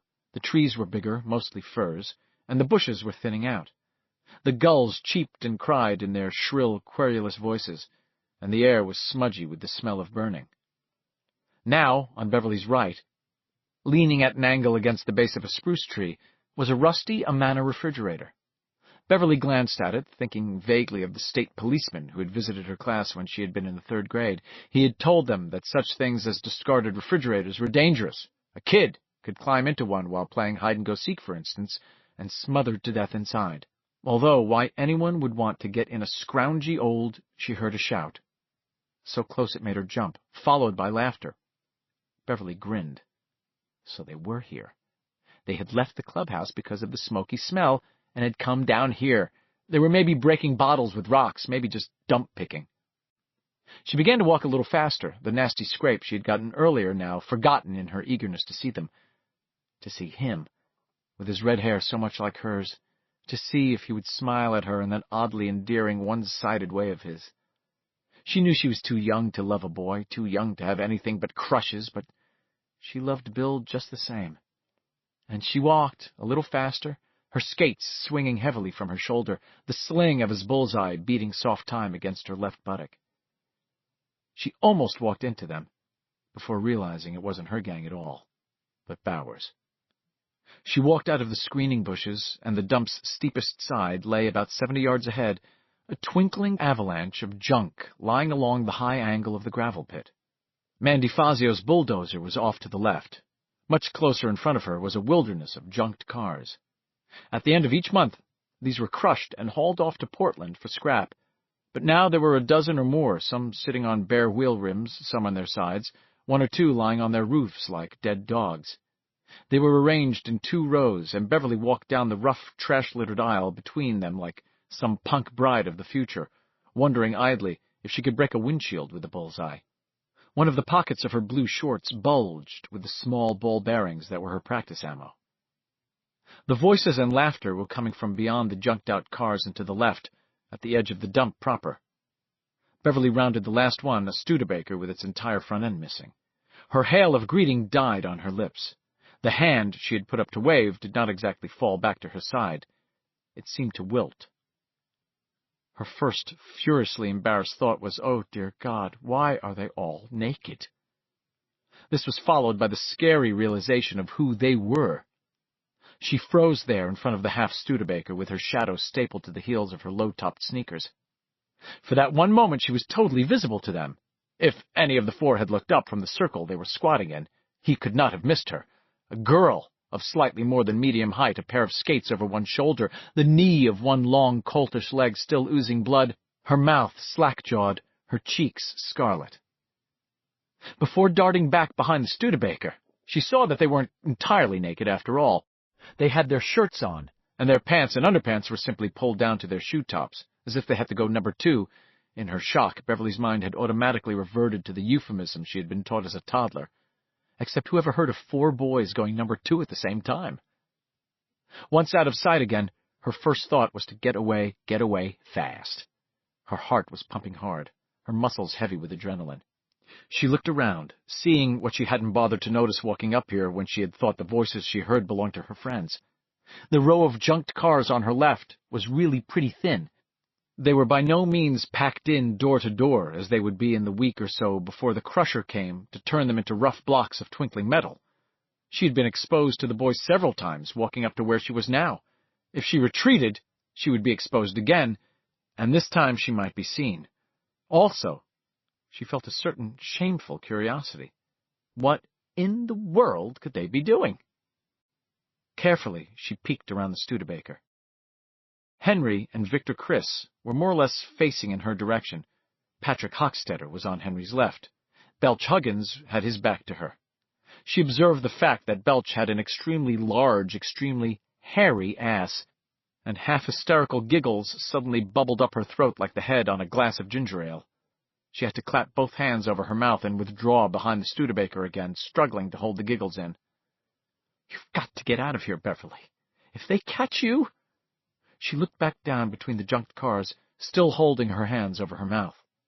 The aisle was maybe 10 feet wide, littered with cans, twinkling with little jigsaw pieces of safe tea glass, scruffy with weeds. If she so much as made a sound, they might hear her, particularly if their absorption in whatever strange thing they were doing flagged. When she thought of how casually she had walked up here, her blood ran cold. Also, what in the world can they be doing? She peeked again, seeing more of the details this time. There was a careless scatter of books and papers nearby, school books. They had just come from their summer classes then, what most of the kids called dummy school or make-up school, and, because Henry and Victor were facing her way, she could see their things. They were the first things she had ever seen in her life, other than pictures in a smudgy little book that Brenda Arrowsmith had showed her the year before, and in those pictures you really couldn't see very much. Bev observed now that their things were little tubes that hung down between their legs. Henry's was small and hairless, but Victor's was quite big, and there was a cloudy fuzz of fine black hair just over it. Bill has one of those, she thought, and suddenly her whole body seemed to flush at once. Heat rushed through her in a wave that made her feel giddy and faint and almost sick to her stomach. In that moment she felt much the way Ben Hanscom had felt on the last day of school, looking down at her ankle bracelet and observing the way it flashed in the sun, but he had not felt the intermixed sense of terror she felt now. She looked behind her once more. Now the pathway between the cars leading to the shelter of the barrens seemed much longer.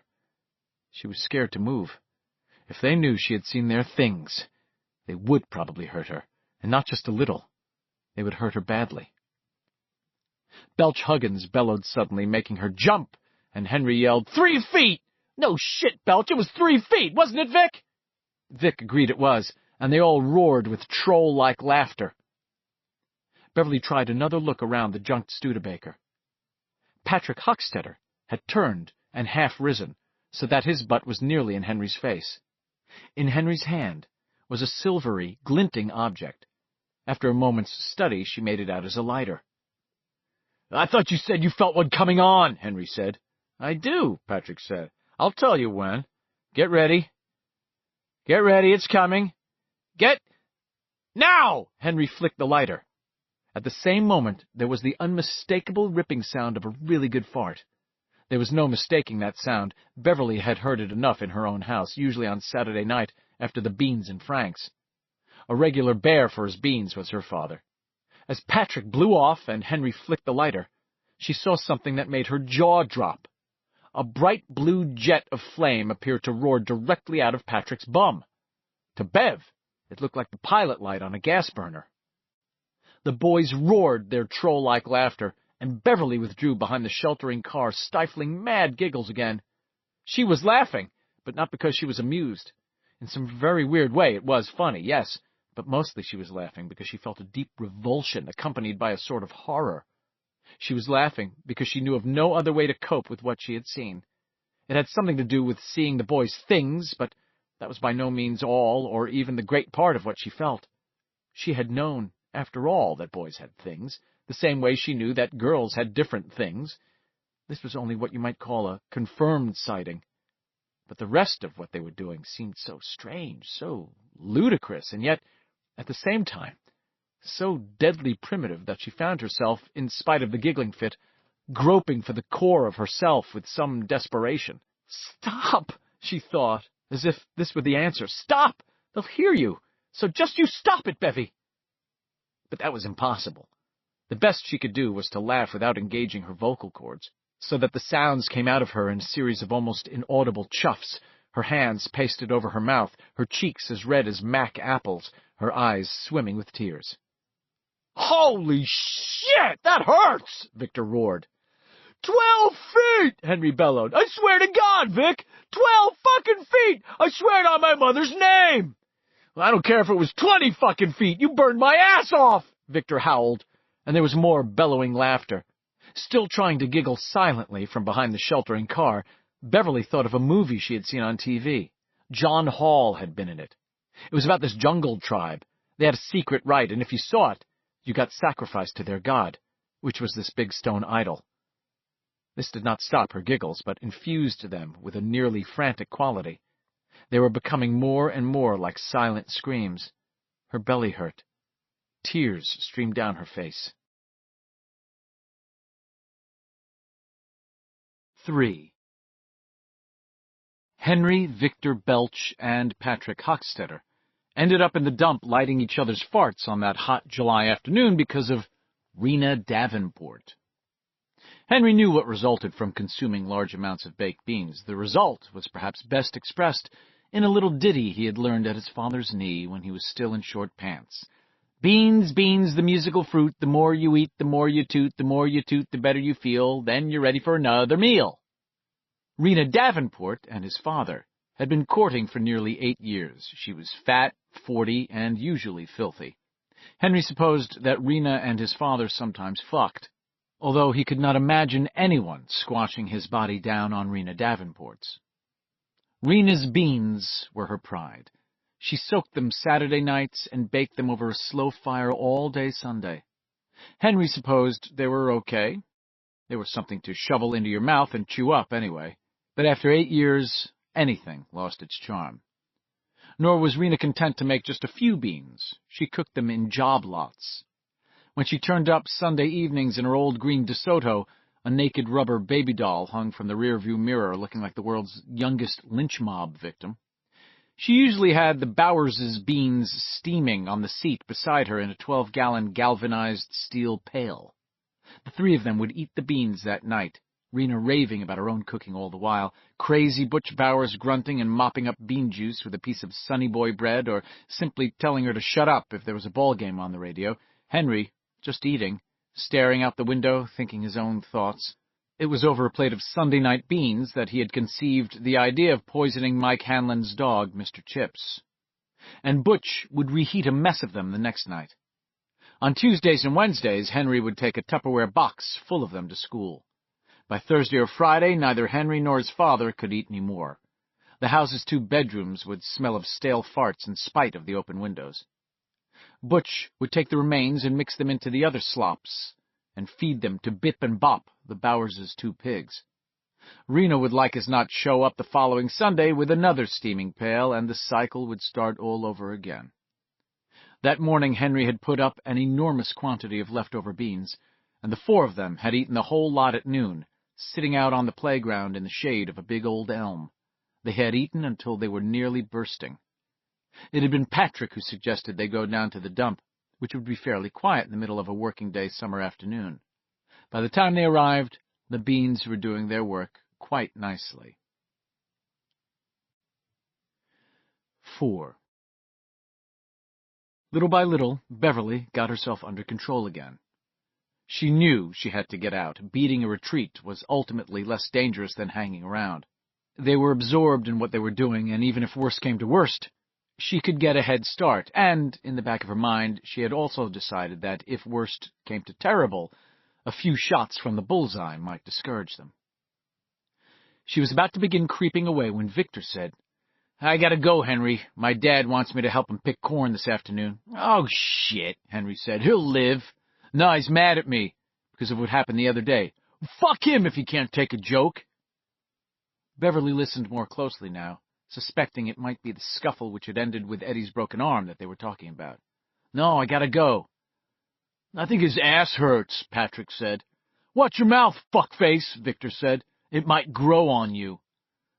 I gotta go too, Belch said. Your father wants you to pick corn? Henry asked angrily. This was what might have passed for a jest in Henry's mind. Belch's father was dead. No, but I got a job delivering the Weekly Shopper. I gotta do that tonight. What's this Weekly Shopper crap? Henry asked, now sounding upset as well as angry. It's a job, Belch said with ponderous patience. I make money. Henry made a disgusted sound, and Beverly risked another peek around the car. Victor and Belch were standing, buckling their belts. Henry and Patrick were still squatting with their pants down. The lighter glinted in Henry's hand. You're not chickening out, are you? Henry asked Patrick. Nope, Patrick said. You don't have to pick corn or go do some pussy job. Nope, Patrick said again. Well, Belch said uncertainly, see you around, Henry. Sure, Henry said, and spat near one of Belch's clod-hopping work shoes. Vic and Belch started off together toward the 2 rows of wrecked cars, toward the Studebaker behind which Beverly was crouching. At first she could only cringe, frozen with fear like a rabbit. Then she slid around the left side of the Studebaker and back down the gap between it and the battered doorless Ford next to it. For a moment she paused, looking from side to side, hearing them approach. She hesitated, her mouth cottony dry, her back itchy with sweat. A part of her mind was numbly wondering how she'd look in a cast like Eddie's, with the loser's name signed on it. Then she dived into the Ford on the passenger side. She curled up on the filthy floor mat, making herself as small as possible. It was boiling hot inside the junked-out Ford, and it smelled so thickly of dust, rotting upholstery, and elderly rat crap that she had to struggle grimly to keep from sneezing or coughing. She heard Belch and Victor pass close by, talking in low voices. Then they were gone. She sneezed 3 times, quickly and quietly, into her cupped hands. She supposed she could go now, if she was careful. The best way to do it would be to shift over to the driver's side of the Ford, sneak back to the aisle, and then just do a fade. She believed she could manage it, but the shock of almost being discovered had robbed her of her courage, at least for the time being. She felt safer here in the Ford, and maybe, now that Victor and Belch had gone, the other 2 would also go soon. Then she could go back to the clubhouse. She had lost all interest in target shooting. Also, she had to pee. Oh, come on, she thought. Come on, hurry up and go. Hurry up and go, please. A moment later, she heard Patrick roar with mixed laughter and pain. 6 feet, Henry bellowed. Just like a fucking blowtorch, swear to God. Silence then for a while. Sweat trickling down her back. The sun beating through the Ford's cracked windshield on the nape of her neck. Heaviness in her bladder. Henry bellowed so loud that Beverly, who had been close to dozing in spite of her discomfort, almost cried out herself. Damn it, Hochstetter! You burned my friggin' ass! What are you doing with that lighter? 10 feet, Patrick giggled. Just the sound of it made Bev feel cold and revolted, as if she had seen a worm squirm its way out of her salad. 10 feet if it was an inch, Henry. Bright blue. 10 feet if it was an inch, swear to God. Give me that, Henry grunted. Come on, you stupidniks. Go, get out. When Patrick spoke again, his voice was so low, Bev could barely hear it. If there had been the slightest breath of wind on the air that baking afternoon, she would not have done. Let me show you something, Patrick said. What? Henry asked. Just something. Patrick paused. It feels good. What? Henry asked again. Then there was silence. I don't want to look. I don't want to see what they're doing now, and besides, they might see me. In fact, they probably will, because you've used up all your luck today, girlie-o. So just stay right here. No peeking. But her curiosity had overcome her good sense. There was something strange in that silence, something a little bit scary. She raised her head inch by inch until she could look through the Ford's cracked, cloudy windshield. She needn't have worried about being seen. Both of the boys were concentrating on what Patrick was doing. She didn't understand what she was seeing, but she knew it was nasty. Not that she would have expected anything else from Patrick, who was just so weird. He had one hand between Henry's thighs, and one hand between his own. One hand was flogging Henry's thing gently.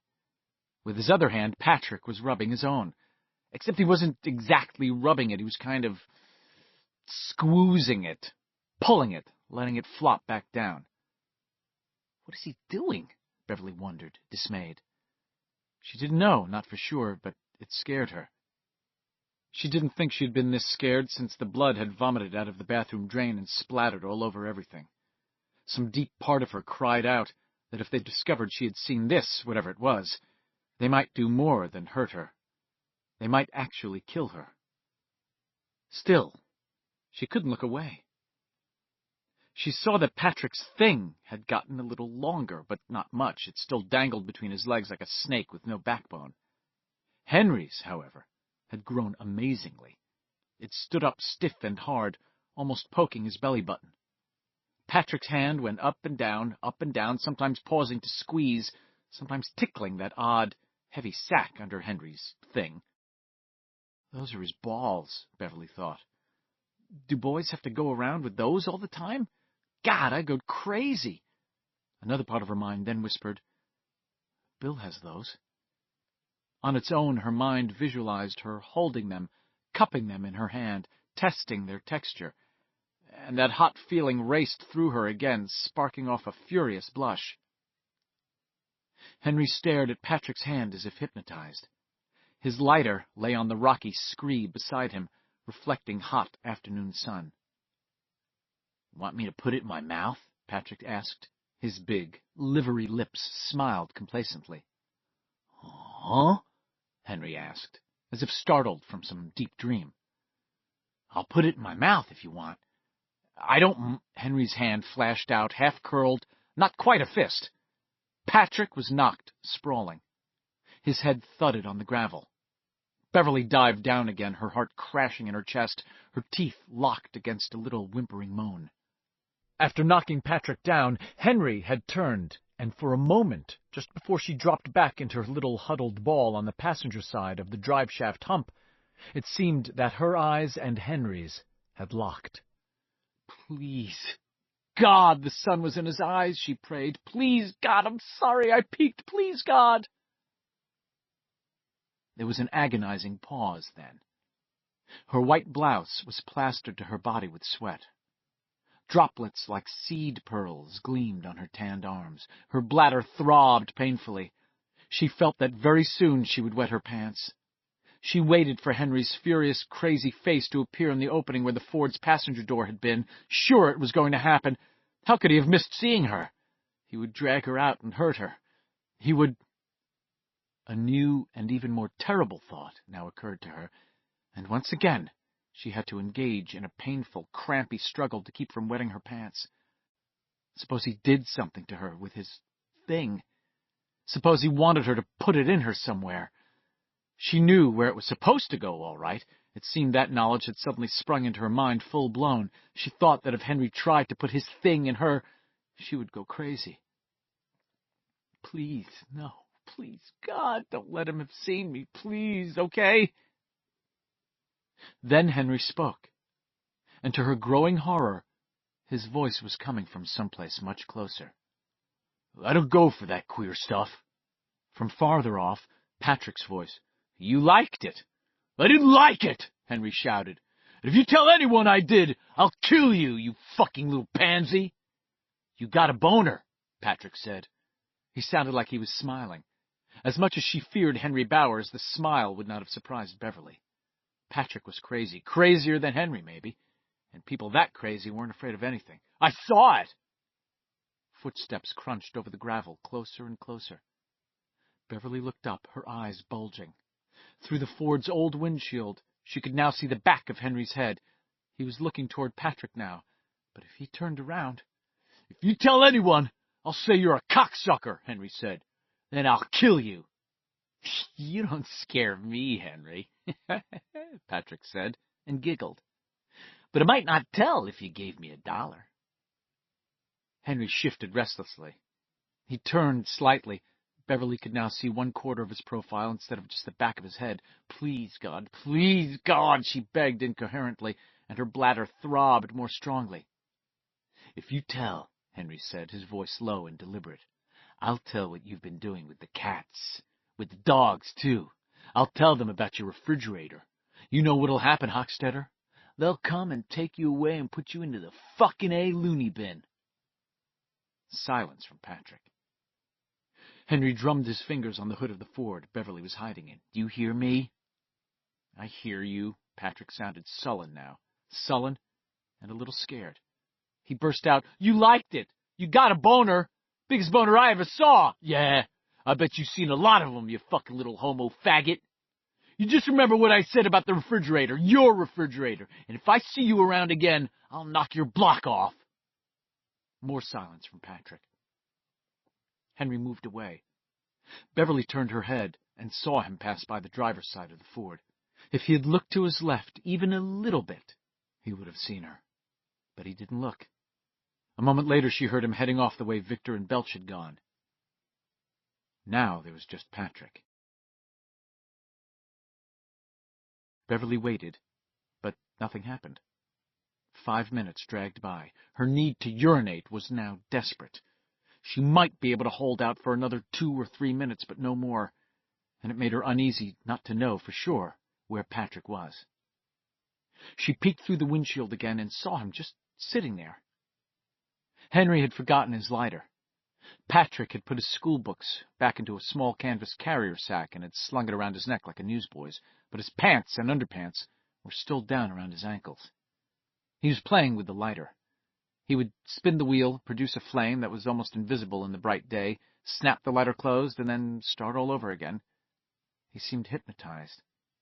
A line of blood ran from the corner of his mouth to his chin, and his lips were swelling up on the right side.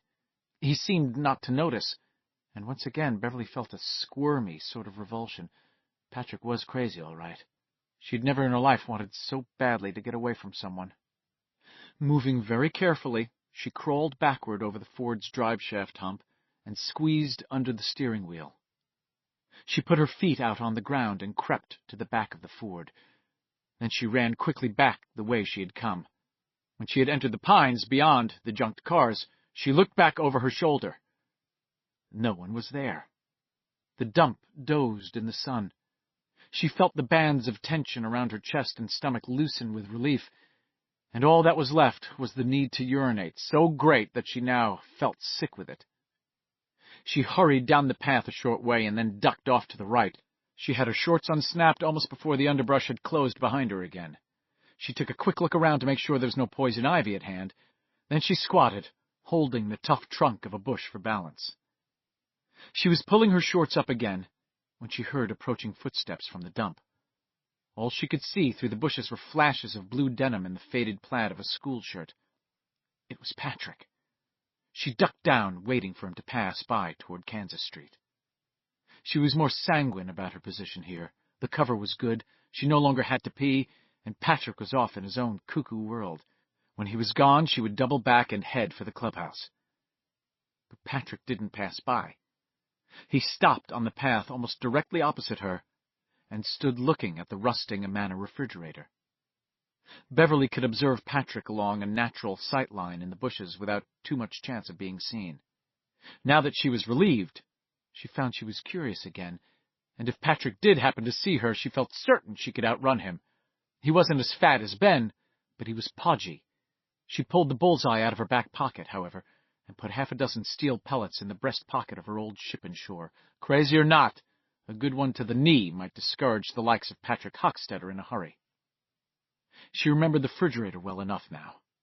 There were lots of discarded fridges at the dump, but it suddenly occurred to her that this was the only one she'd seen which Mandy Fazio hadn't disarmed by either tearing out the latching mechanism with pliers or simply removing the door altogether. Patrick began to hum and sway back and forth in front of the rusty old refrigerator, and Beverly felt a fresh chill course through her. He was like a guy in a horror movie trying to summon a dead body out of a crypt. What's he up to? But if she had known that, or what was going to happen when Patrick finished his private ritual and opened the dead Amana's rusty door, she would have run away as fast as she could. 5. No one, not even Mike Hanlon, had the slightest idea of how crazy Patrick Hochstetter really was. He was 12, the son of a paint salesman. His mother was a devout Catholic who would die of breast cancer in 1962, 4 years after Patrick was consumed by the dark entity which existed in and below Derry. Although his IQ tested out as low normal, Patrick had already repeated 2 grades, the first and third. He was taking summer classes this year, so he would not have to repeat the 5th as well. His teachers found him an apathetic student. This several of them noted on the bare 6 lines of the Derry Elementary School's report cards reserved for teachers' comments.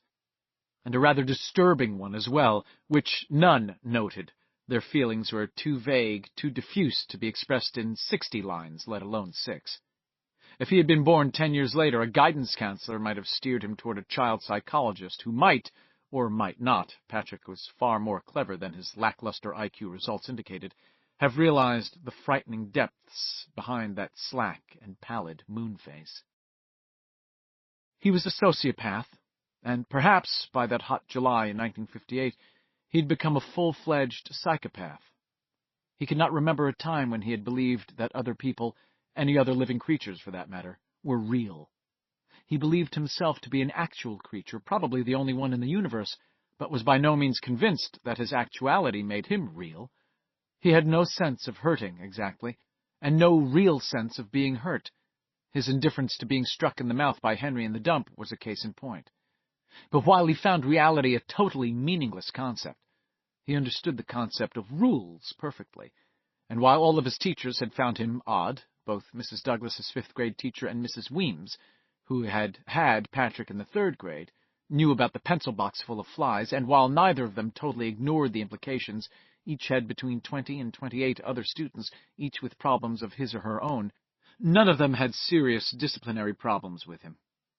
He might turn in test papers that were utterly blank, or blank except for a large decorative question mark, and Mrs. Douglas had discovered it was best to keep him away from the girls because of his Roman hands and Russian fingers.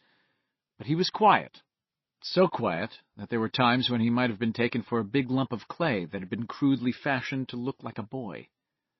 It was easy to ignore a Patrick who failed quietly, when you had to cope with boys like Henry Bowers and Victor Criss, who were actively disruptive and insolent, boys who would steal milk money or happily deface school property if given a chance, and girls like the unfortunately named Elizabeth Taylor, who was epileptic, and whose few poor brain cells worked only sporadically, and who had to be discouraged from pulling her dresses up in the play yard to show off a new pair of panties. In other words, Derry Elementary School was the typical, confused educational carnival, a circus with so many rings that Pennywise himself might have gone unnoticed. Certainly none of Patrick's teachers, or his parents for that matter, suspected that, when he was 5, Patrick had murdered his baby brother Avery. Patrick had not liked it when his mother brought Avery home from the hospital. He didn't care, or so he at first told himself, if his parents had 2 kids, 5 kids, or 5 dozen kids, as long as the kid or kids didn't alter his own schedule. But he found that Avery did. Meals came late. The baby cried in the night and woke him up. It seemed that his parents were always hanging over its crib, and often, when he tried to get their attention, he found that he could not. For one of the few times in his life, Patrick became frightened. It occurred to him that if his parents had brought him, Patrick, home from the hospital, and if he was real, then Avery might be real too. It might even be that, when Avery got big enough to walk and talk, to bring in his father's copy of the Derry News from the front step, and to hand his mother the bowls when she baked bread, they might decide to get rid of Patrick altogether. It was not that he feared they loved Avery more, although it was obvious to Patrick that they did love him more, and in this case his judgment was probably correct. What he cared about was, 1, the rules that were being broken or had changed since Avery's arrival, 2, Avery's possible reality, and 3, the possibility that they might throw him out in favor of Avery. Patrick went into Avery's room one afternoon around 2:30, shortly after the school bus had dropped him off from his afternoon kindergarten session. It was January. Outside, snow was beginning to fall, a powerful wind boomed across McCarran Park and rattled the frosty upstairs storm windows. His mother was napping in her bedroom. Avery had been fussy all the previous night. His father was at work. Avery was sleeping on his stomach, his head turned to one side. Patrick, his moon face expressionless, turned Avery's head so his face was pressed directly into the pillow. Avery made a snuffling noise and turned his head back to the side. Patrick observed this and stood thinking about it while the snow melted off his yellow boots and puddled on the floor. Perhaps 5 minutes passed. Quick thinking was not Patrick's specialty, and then he turned Avery's face into the pillow again and held it there for a moment. Avery stirred under his hand, struggling, but his struggles were weak. Patrick let go. Avery turned his head to the side again, made one snorting little cry, and then went on sleeping. The wind gusted, rattling the windows. Patrick waited to see if the one little cry would awaken his mother. It didn't. Now he felt swept by a great excitement. The world seemed to stand out in front of him clearly for the first time. His emotional equipment was severely defective, and in those few moments he felt as a totally colorblind person might feel if given a shot which enabled him to perceive colors for a short time, or as a junkie who is just fixed feels as the smack rockets his brain into orbit. This was a new thing. He had not suspected it existed. Very gently, he turned Avery's face into the pillow again. This time when Avery struggled, Patrick did not let go. He pressed the baby's face more firmly into the pillow. The baby was making steady, muffled cries now, and Patrick knew it was awake. He had a vague idea that it might tell on him to his mother if he stopped. He held it down. The baby struggled. Patrick held it down. The baby farted. Its struggles weakened. Patrick still held it down. It eventually became totally still. Patrick held it down for another 5 minutes, feeling that excitement crest and then begin to ebb, the shot wearing off, turning the world gray again, the fix mellowing into an accustomed low doze. Patrick went downstairs and got himself a plate of cookies and poured himself a glass of milk. His mother came down half an hour later and said she hadn't even heard him come in. She had been that tired. "You won't be any more, Mom," Patrick thought. "Don't worry, I fixed it." She sat down with him, ate one of his cookies, and asked him how school had been. Patrick said it was all right and showed her his drawing of a house and a tree. His paper was covered with looping, meaningless scribbles made with black and brown crayon. His mother said it was very nice. Patrick brought home the same looping scrolls of black and brown every day. Sometimes he said it was a turkey, sometimes a Christmas tree, sometimes a boy. His mother always told him it was very nice, although sometimes, in a part of her so deep she hardly knew it was there, she worried. There was something a little disquieting about the dark sameness of those big scribbled loops of black and brown. She didn't discover Avery's death until nearly 5 o'clock. Until then, she had simply assumed he was taking a very long nap. By then, Patrick was watching Crusader Rabbit on their 7-inch TV, and he went on watching TV through all the uproar that followed. Whirlybirds was on when Mrs. Henley arrived from next door. His screaming mother had been holding the baby's corpse in the open kitchen door, believing in some blind way that the cold air might revive it. Patrick was cold and got a sweater out of the downstairs closet. Highway Patrol, Ben Hanscom's favorite, was on when Mr. Hochstetter arrived home from work. By the time the doctor arrived, science fiction theater with your host Truman Bradley was just coming on. "Who knows what strange things the universe may hold," Truman Bradley speculated, while Patrick's mother shrieked and struggled in her husband's arms in the kitchen. The doctor observed Patrick's deep calm and unquestioning stare and assumed the boy was in shock. He wanted Patrick to take a pill. Patrick didn't mind. It was diagnosed as crib death. Years later, there might have been questions about such a fatality, deviations from the usual infant death syndrome observed. But when it happened, the death was simply noted and the baby buried.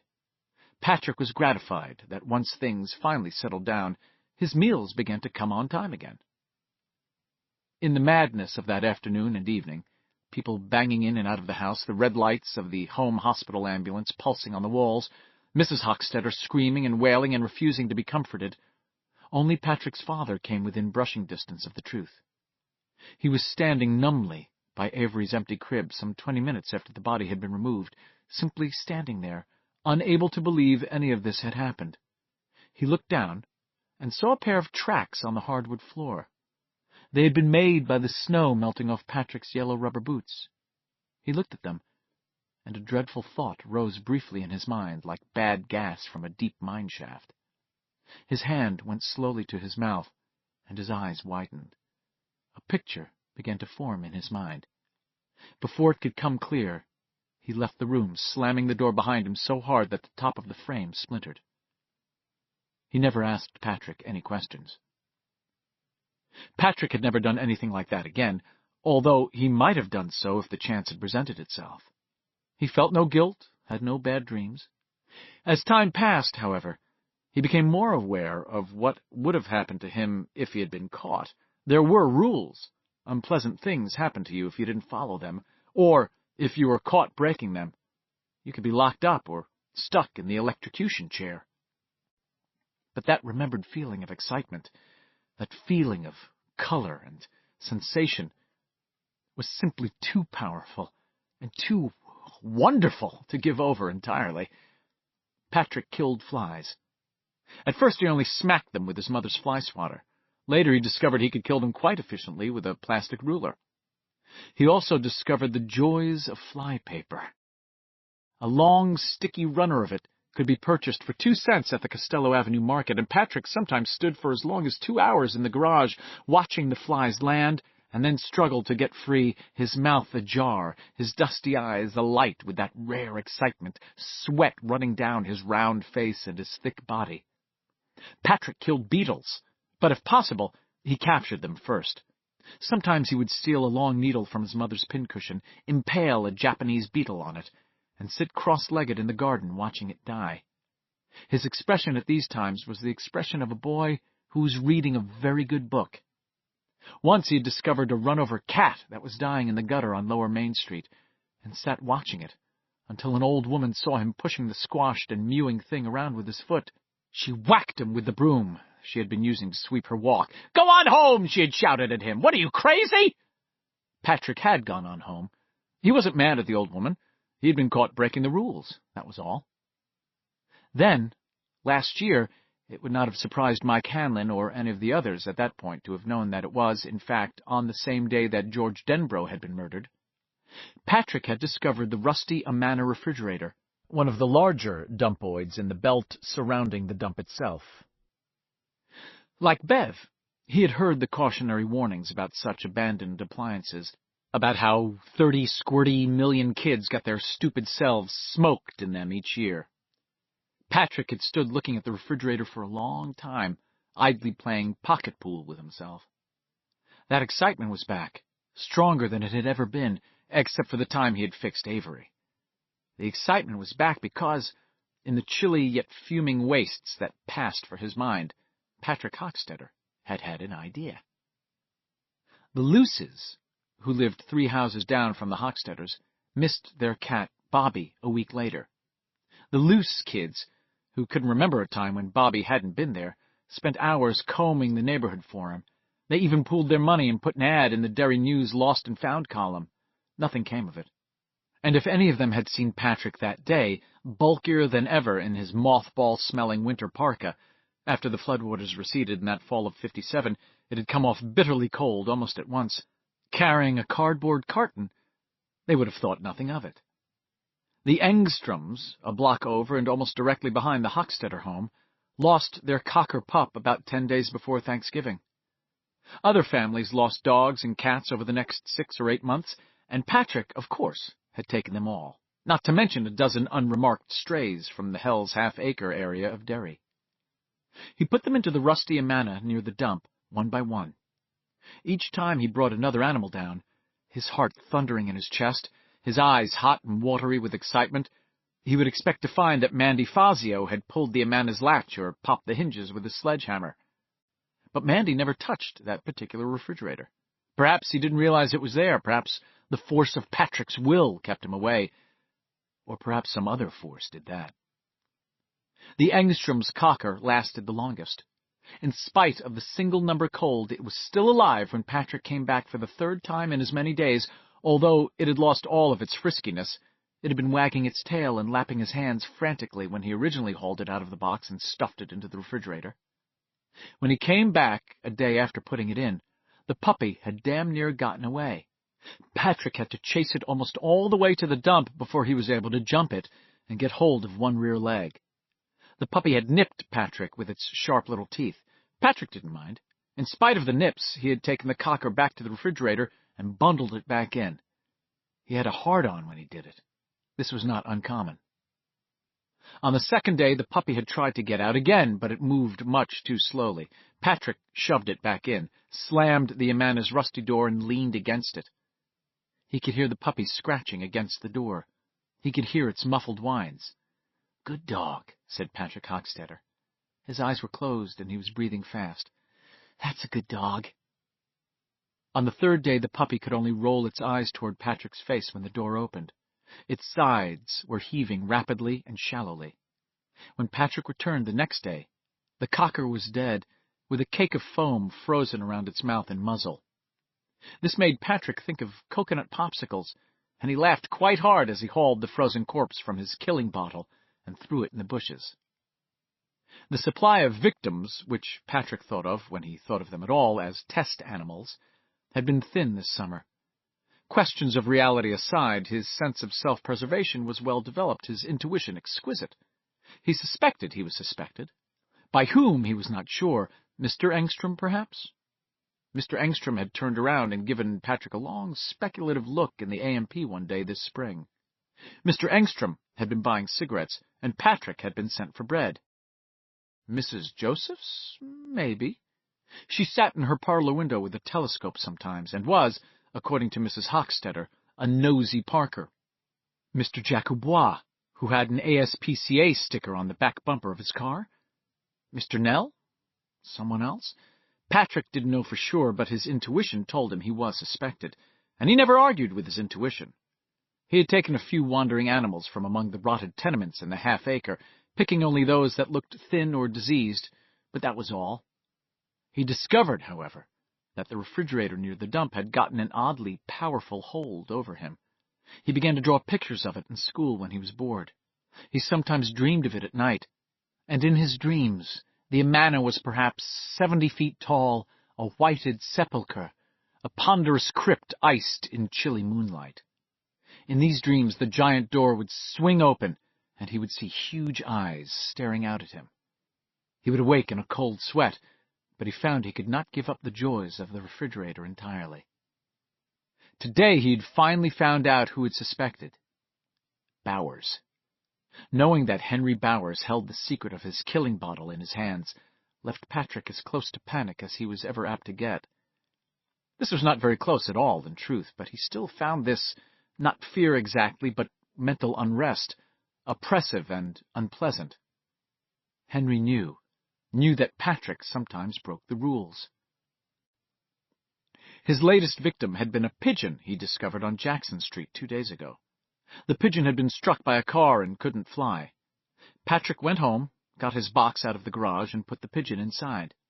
The pigeon pecked the back of Patrick's hand several times, leaving shallow, bloody digs. Patrick didn't mind. When he checked the refrigerator the next day, the pigeon had been quite dead, but Patrick hadn't removed the corpse then. Now, following Henry's threat to tell, Patrick decided he'd better get rid of the pigeon's body right away. Perhaps he would even get a bucket of water and some rags and scrub out the interior of the refrigerator. It didn't smell very good. If Henry told, and Mr. Nell came down to check, he might be able to tell that something, several somethings, in fact, had died in there. If he tells, Patrick thought, standing in the grove of pines and looking at the rusty Amana, I'll tell that he broke Eddie Kasprack's arm. Of course, they probably knew that already, but they couldn't prove anything because all of them said they had been playing out at Henry's house that day, and Henry's crazy father had backed them up. But if he tells, I'll tell. Tit for tat. Never mind that now. What he had to do now was get rid of the bird. He would leave the refrigerator door open, and then come back with the rags and the water and clean it up. Good. Patrick opened the refrigerator door on his own death. At first he was simply puzzled, unable to cope in any way with what he was seeing. It meant nothing to him at all. It had no context. Patrick merely stared, his head cocked to one side, his eyes wide. The pigeon was nothing but a skeleton surrounded by a ragged fall of feathers. There was no flesh left on its body at all, and around it, stuck on the refrigerator's inner walls, hanging from the underside of the freezer compartment, dangling from the wire shelves, were dozens of flesh-colored objects that looked like big macaroni shells. Patrick saw that they were moving slightly, fluttering as if in a breeze. Except there was no breeze. He frowned. Suddenly one of the shell-like things unfurled insectile wings. Before Patrick could do more than register the fact, it had flown across the space between the refrigerator and Patrick's left arm. It struck with a smacking sound. There was an instant of heat. It faded, and Patrick's arm felt just like always again, but the shell-like creature's pale flesh turned first pink, and then, with shocking suddenness, rose red. Although Patrick was afraid of almost nothing in the commonly understood sense of the word, it's hard to be afraid of things that aren't real. There was at least one thing that filled him with wretched loathing. He had come out of Brewster Lake one warm August day, when he was 7, to discover 4 or 5 leeches clinging to his stomach and legs. He had screamed himself hoarse until his father had pulled them off. Now, in a deadly burst of inspiration, he realized that this was some weird kind of flying leech. They had infested his refrigerator. Patrick began to scream and beat at the thing on his arm. It had swelled to nearly the size of a tennis ball. At the third blow, it broke open with a sickening squit sound. Blood, his blood, sprayed his arm from elbow to wrist, but the thing's jelly-like eyeless head held on. In a way, it was like a bird's narrow head, ending in a beak-like structure, but this beak was not flat or pointed. It was tubular and blunt, like the proboscis of a mosquito. This proboscis was buried in Patrick's arm. Still screaming, he pinched the splattered creature between his fingers and pulled it off. The proboscis came out cleanly, followed by a watery flow of blood mixed with some yellowish-white liquid like pus. It had made a painless, dime-sized hole in his arm. And the creature, although exploded, was still twisting and moving and seeking in his fingers.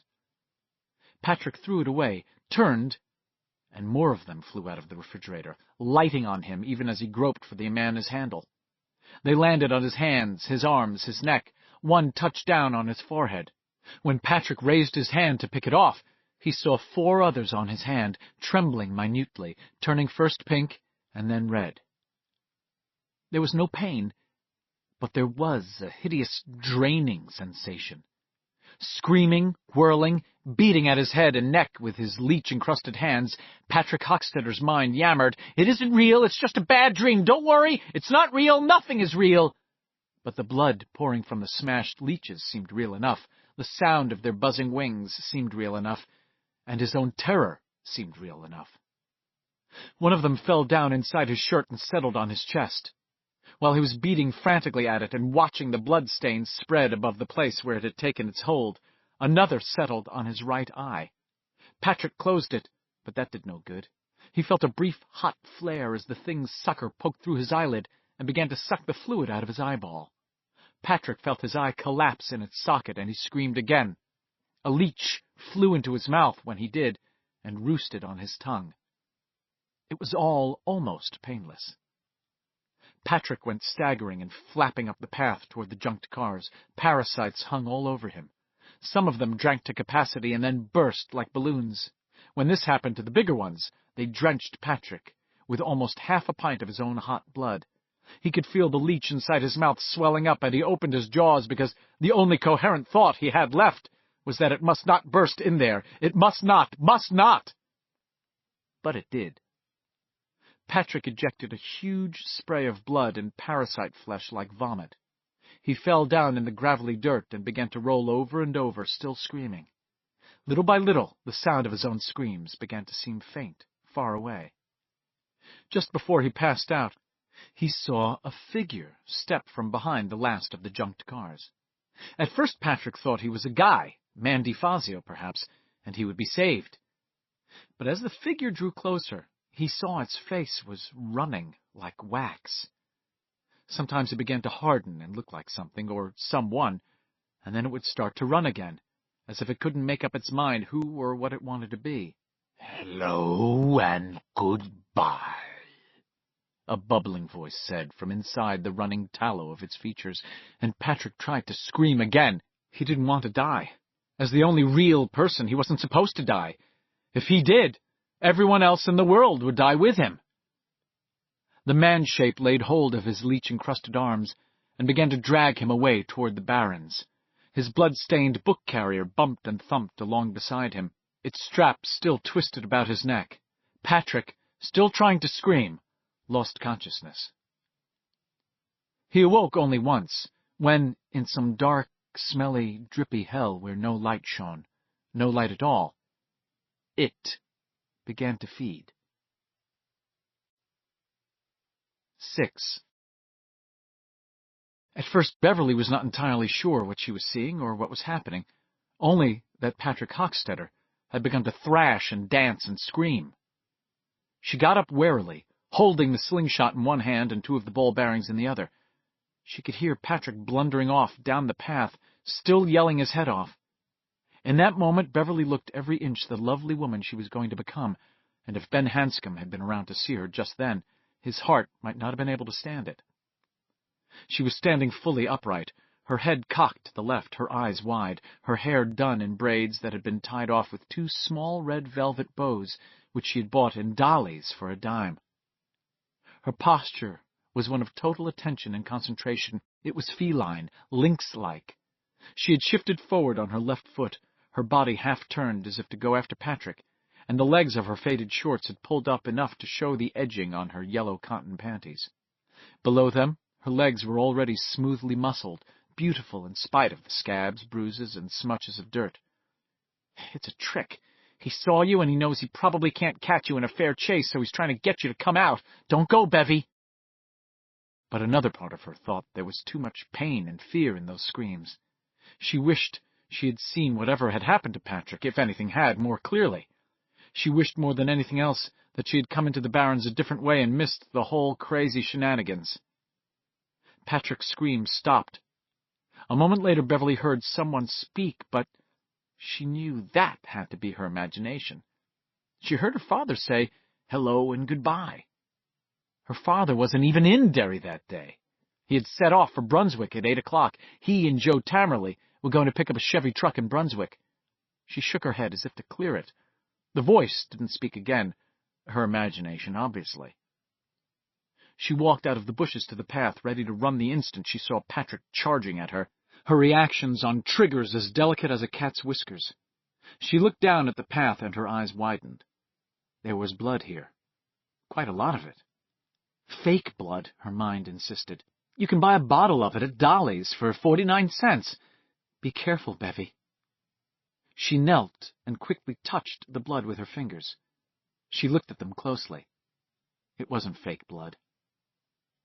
There was a flash of heat in her left arm, just below the elbow. She looked down and saw something that she first thought was some kind of burr. No, not a burr. Burrs didn't twitch and flutter. This thing was alive. A moment after that, she realized it was biting her. She struck it hard with the back of her right hand, and it splattered, spraying blood. She backed up a step, getting ready to scream now that it was over, and then she saw that it wasn't over at all. The thing's featureless head was still on her arm, its snout buried in her flesh. With a shrill cry of disgust and fear, she picked it off and saw its proboscis come out of her arm like a small dagger, dripping with blood. She understood the blood on the path now, oh yes, and her eyes went to the refrigerator. The door had swung closed and latched again, but a number of the parasites had been left outside and were crawling sluggishly over the rusty white porcelain. As Beverly looked, one of them unfurled its membranous fly-like wings and buzzed toward her. She acted without thinking, loading one of the steel ball bearings into the cup of the bullseye and pulling the sling back. As the muscles of her left arm flexed smoothly, she saw loose blood squirt from the hole the thing had made in her arm. She let fly anyway, unconsciously leading the flying thing. "Shit! Missed!" she thought, as the bullseye snapped and the ball bearing flew, a glittering chunk of light in the hazy sun. And, she would later tell the other losers, that she knew she had missed it, the same way a bowler knows he has missed the strike as soon as a bad ball leaves his hand. But then she saw the ball-bearing curve. It happened in a split second, but the impression was very clear. It had curved. It struck the flying thing and splattered it to mush. There was a shower of yellowish droplets which pattered on the path. Beverly backed up slowly at first, her eyes huge, her lips trembling, her face a shocked grayish white. Her gaze was pinned to the front of the discarded refrigerator, waiting to see if any of the other things would smell or sense her. But the parasites only crawled slowly back and forth like autumn flies drugged with the cold. At last she turned and ran. Panic beat darkly against her thoughts, but she would not give in to it entirely. She held the bullseye in her left hand and looked back over her shoulder from time to time. There was still blood dappled brightly on the path, and on the leaves of some of the bushes bordering it, as if Patrick had woven from side to side as he ran. Beverly burst out into the area of the junked cars again. Ahead of her, there was a bigger splash of blood, just beginning to soak into the gravelly earth.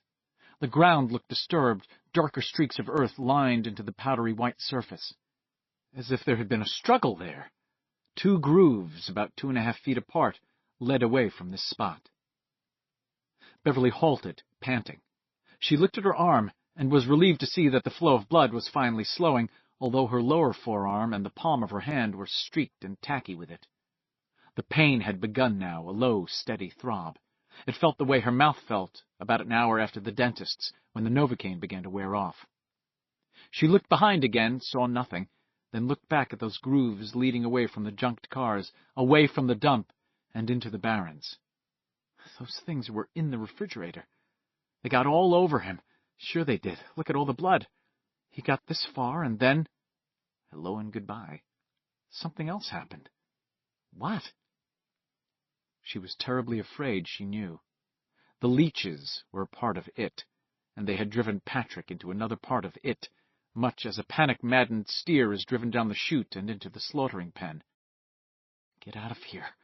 Get out, Bevy! Instead, she followed the grooves in the earth, holding the bullseye tightly in her sweating hand. At least get the others. I will, in a little while. She walked on, following the grooves as the ground sloped down and became softer. She followed them into heavy foliage again. Somewhere a cicada burred loudly, and then unwound into silence. Mosquitoes lighted on her blood-streaked arm. She waved them away. Her teeth were clenched on her lower lip. There was something lying on the ground ahead. She picked it up and looked at it. It was a handmade wallet, the sort of thing a kid might make as a crafts project at Community House. Except it was obvious to Bev that the kid who made this hadn't been much of a craftsman. The wide plastic stitching was already coming unraveled, and the bill compartment flapped like a loose mouth. She found a quarter in the change compartment. The only other thing in the wallet was a library card made out in the name of Patrick Hochstetter. She tossed the wallet aside, library card and all. She wiped her fingers on her shorts. 50 feet farther on, she found a sneaker. The underbrush was now too dense for her to be able to follow the grooves in the earth, but you didn't have to be the pathfinder to follow the splashes and drips of blood on the bushes. The trail wound down through a steep break. Bev lost her footing once, slid, and was raked by thorns. Fresh lines of blood appeared on her upper thigh. She was breathing fast now, her hair sweaty and matted to her skull. The spots of blood led out onto one of the faint paths through the barrens. The Kanduskeag was nearby. Patrick's other sneaker, its laces bloody, lay marooned on the path. She approached the river with the bullseye sling half drawn. The grooves in the earth had reappeared. They were shallower now. That's because he lost his sneakers, she thought. She came around a final bend and faced the river. The grooves went down the bank and led ultimately to one of those concrete cylinders, one of the pumping stations. There they stopped. The iron cover capping the top of this cylinder was a little ajar. As she stood above it, looking down, a thick and monstrous chuckle suddenly issued from beneath. It was too much. The panic which had threatened now descended. Beverly turned and fled toward the clearing and clubhouse, her bloody left arm up to shield her face from the branches which whipped and slapped her. Sometimes I worry too, Daddy, she thought wildly. Sometimes I worry a lot. 7. 4 hours later, all of the losers, except Eddie, crouched in the bushes near the spot where Beverly had hidden and watched Patrick Huckstetter go to the refrigerator and open it. The sky overhead had darkened with thunderheads, and the smell of rain was in the air again. Bill was holding the end of a long length of clothesline in his hands. The 6 of them had pooled their available cash and bought the line and a Johnson's first aid kit for Beverly. Bill had carefully affixed a gauze pad over the bloody hole in her arm. "Tell your parents you got a scrape when you were skating," Bill said. "My skates!" Beverly cried, dismayed. She'd forgotten all about them. "There," Ben said, and pointed. They were lying in a heap not far away, and she went to retrieve them before Ben or Bill or any of the others could offer. She remembered now that she had put them aside before urinating. She didn't want any of the others over there. Bill himself had tied one end of the clothesline to the handle on the Amana refrigerator, although they had all cautiously approached it together, ready to bolt at the first sign of movement. Bev had offered to give the bullseye back to Bill. He had insisted she keep it. As it turned out, nothing had moved.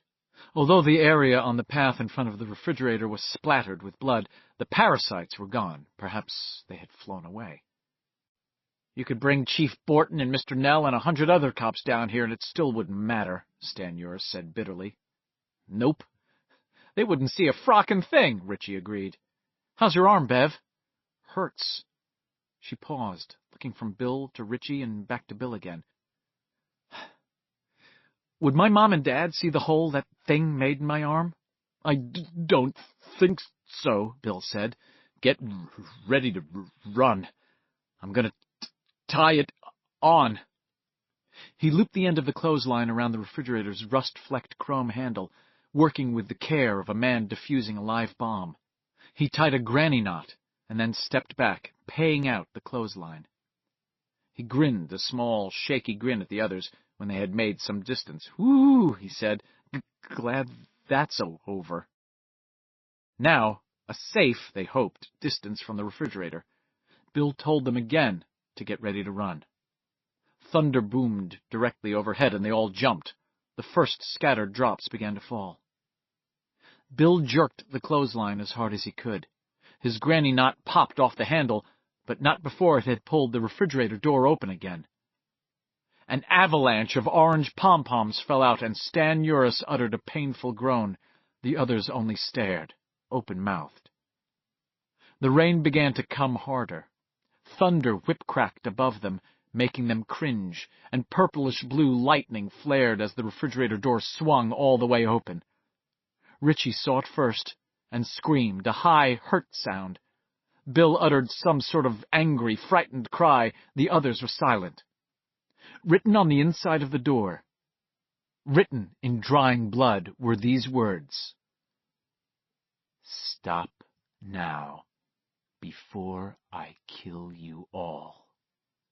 A word to the wise from your friend, Pennywise." Hail mixed with the driving rain. The refrigerator door shuddered back and forth in the rising wind, the letters painted there, beginning to drip and run now, taking on the draggling, ominous look of a horror movie poster. Bev was not aware that Bill had gotten up until she saw him advancing across the path toward the refrigerator. He was shaking both fists. Water streamed down his face and plastered his shirt to his back. "We're gonna kill you!" Bill screamed. Thunder whacked and cracked. Lightning flashed so brightly that she could smell it, and not far away there was a splintering, rending sound as a tree fell. "Bill, come back!" Richie was yelling. "Come back, man!" He started to get up, and Ben hauled him back down again. "You killed my brother George! You son of a bitch! You bastard! You whore master! Let's see you now! Let's see you now!" Hail came in a spate, stinging them even through the screening bushes. Beverly held her arm up to protect her face. She could see red welts on Ben's streaming cheeks. "Bill, come back!" she screamed despairingly. and another thundercrack drowned her out. It rolled across the barrens below the low black clouds. "Let's see you come out now, you fucker!" Bill kicked wildly at the heap of pom-poms that had spilled out of the refrigerator. He turned away and began to walk back toward them, his head down. He seemed not to feel the hail, although it now covered the ground like snow. He blundered into the bushes, and Stan had to grab his arm to keep him from going into the pricker bushes. He was crying. "That's okay, Bill," Ben said, putting a clumsy arm around him. "Yeah," Richie said. "Don't worry. We're not going to chicken out." He stared around at them, his eyes looking wildly out of his wet face. "Is there anyone here who's going to chicken out?" They shook their heads. Bill looked up, wiping his eyes. They were all soaked to the skin and looked like a litter of pups that had just forded a river. "It's scared of us, you know," he said. "I can feel that. I swear to God I can." Bev nodded soberly. "I think you're right." "Help me," Bill said. "Please help me." "We will," Beverly said. She took Bill in her arms. She'd not realized how easily her arms would go around him, how thin he was. She could feel his heart racing under his shirt. She could feel it next to hers. She thought that no touch had ever seemed so sweet and strong. Richie put his arms around both of them and laid his head on Beverly's shoulder. Ben did the same from the other side. Stan Uris put his arms around Richie and Ben. Mike hesitated, and then slipped one arm around Beverly's waist and the other over Bill's shivering shoulders. They stood that way, hugging, and the sleet turned back to driving, pouring rain so heavy it seemed almost like a new atmosphere. The lightning walked and the thunder talked. No one spoke. Beverly's eyes were tightly shut. They stood in the rain in a huddled group, hugging each other, listening to it hiss down on the bushes. That was what she remembered best, the sound of the rain, and their own shared silence, and a vague sorrow that Eddie was not there with them. She remembered those things. She remembered feeling very young and very strong. Chapter 18. The Bullseye. 1. "Okay, Haystack," Richie says. "Your turn. The redhead smoked all of her cigarettes and most of mine. The hour groweth late." Ben glances up at the clock. Yes, it's late, nearly midnight. Just time for one more story, he thinks. One more story before 12, just to keep us warm. What should it be? But that, of course, is only a joke, and not a very good one. There is only one story left, at least only one he remembers, and that is the story of the silver slugs, how they were made in Zach Dembro's workshop on the night of July 23rd, and how they were used on the 25th. "I've got my own scars," he says. "Do you remember?" Beverly and Eddie shake their heads. Bill and Richie nod. Mike sits silent, his eyes watchful in his tired face. Ben stands up and unbuttons the work shirt he is wearing, spreading it open. An old scar in the shape of the letter H shows there. Its lines are broken. The belly was much bigger when that scar was put there, but its shape still identifiable. The heavy scar depending downward from the crossbar of the H is much clearer. It looks like a twisted white hang rope from which the noose has been cut. Beverly's hand goes to her mouth. "The werewolf! In that house! Oh, Jesus Christ!" And she turns to the windows as if to see it lurking outside in the darkness. "That's right," Ben said. "And you want to know something funny? That scar wasn't there 2 nights ago. Henry's old calling card was. I know because I showed it to a friend of mine, a bartender named Ricky Lee, back in Hemmingford home. But this one," he laughs without much humor and begins buttoning his shirt again. "This one just came back." "Like the ones on our hands." "Yeah," Mike says, as Ben buttons his shirt up again. "The werewolf. We all saw it as the werewolf that time." "Because that's how Richie saw it before," Bill murmurs. "That's it, isn't it?" "Yes," Mike says. "We were close, weren't we?" Beverly says. Her voice is softly marveling, close enough to read each other's minds. "Old Big Harry damn near had your guts for garters, Ben," Richie says, and he's not smiling as he says it. He pushes his mended glasses up on his nose, and behind them his face looks white and haggard and ghostly. "Bill saved your bacon," Eddie says abruptly. "I mean, Bev saved us all, but if it hadn't been for you, Bill—" "Yes," Ben agrees. "You did, Big Bill. I was, lost in the funhouse." Bill points briefly at the empty chair. "I had some help from Stan Uris, and he paid for it. Maybe he died for it." Ben Hanscom is shaking his head. "Don't say that, Bill, but it's true. And if it's your fault, it's my fault, too. And everyone else is here. Because we went on. Even after Patrick, and what was written on that refrigerator we went on. It would be my fault most of all, I guess, because I wanted us to go on. Because of George. Maybe even because I thought that if I killed whatever killed George, my parents would have to love you again?" Beverly asks gently. "Yes, of course. But I don't think it was anyone else's fault, Ben. It was just the way Stan was built." "He couldn't face it," Eddie says. He's thinking of Mr. Keene's revelation about his asthma medicine, and how he could still not give it up. He is thinking that he might have been able to give up the habit of being sick. It was the habit of believing he had been unable to kick. As things had turned out, maybe that habit had saved his life. "He was great that day," Ben says. "Stan and his birds." A chuckle stirs through them, and they look at the chair where Stan would have been in a rightful, sane world, where all the good guys won all of the time. "I miss him," Ben thinks. "God, how I miss him." He says, "You remember that day, Richie? When you told him you heard somewhere he killed Christ, and Stan says, totally deadpan, 'I think that was my father'?" "I remember," Richie says, in a voice almost too low to hear. He takes his handkerchief out of his back pocket, removes his glasses, wipes his eyes, then puts his glasses back on. He puts away the handkerchief, and without looking up from his hands, he says, "Why don't you just tell it, Ben?" "It hurts, doesn't it?" "Yeah," Richie says, his voice so thick it is hard to understand him. "Why, sure it hurts." Ben looks around at them and nods. "All right, then. One more story before 12, just to keep us warm." Bill and Richie had the idea of the bullets. "No," Richie demurs. "Bill thought of it first, and he got nervous first. I just started to worry. Doesn't really matter, I guess," Ben says. "The three of us spent some heavy library time that July.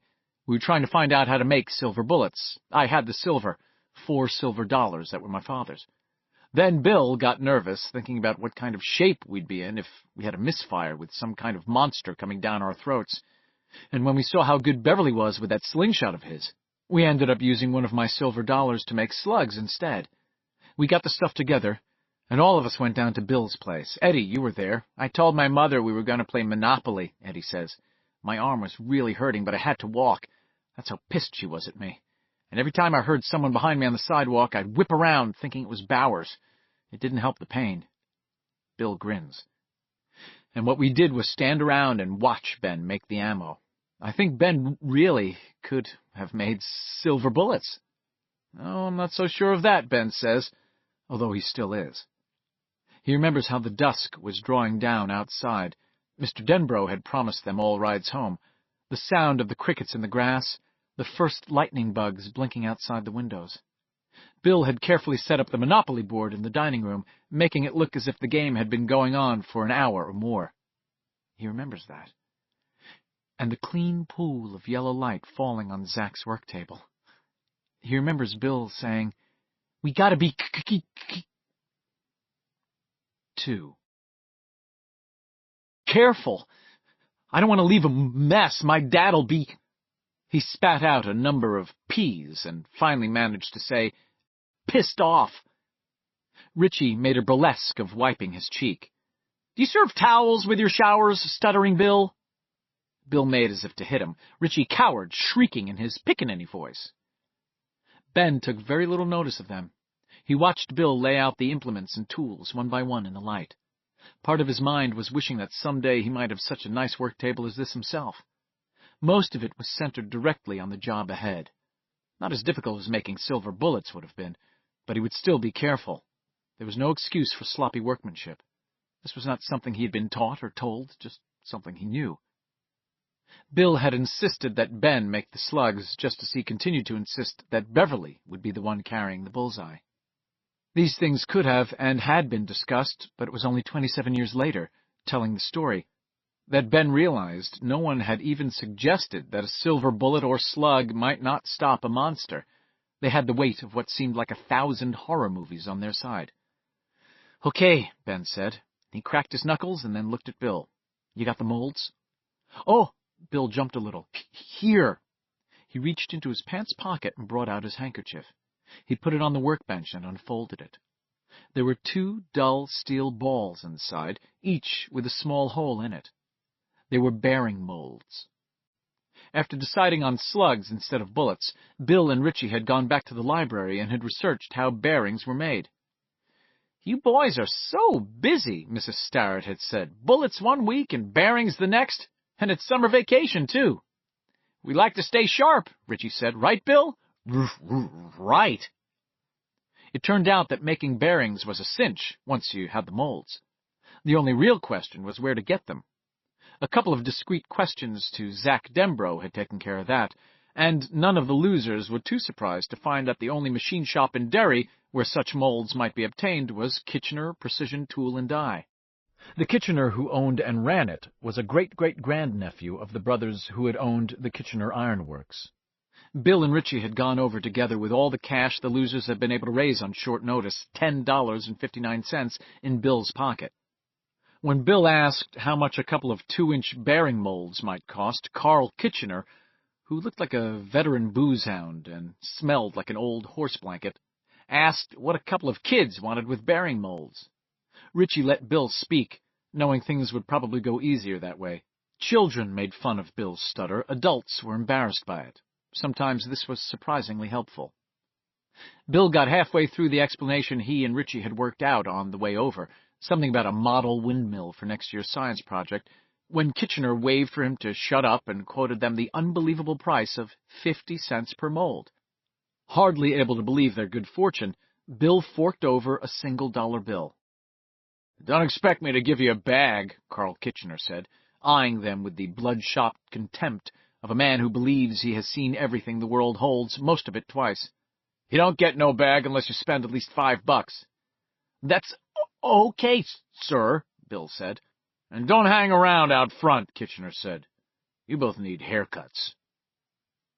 Outside, Bill said, "You ever notice, Richie, how grown-ups won't sell you anything except candy or comic books or maybe movie tickets without first they want to know what you want it for?"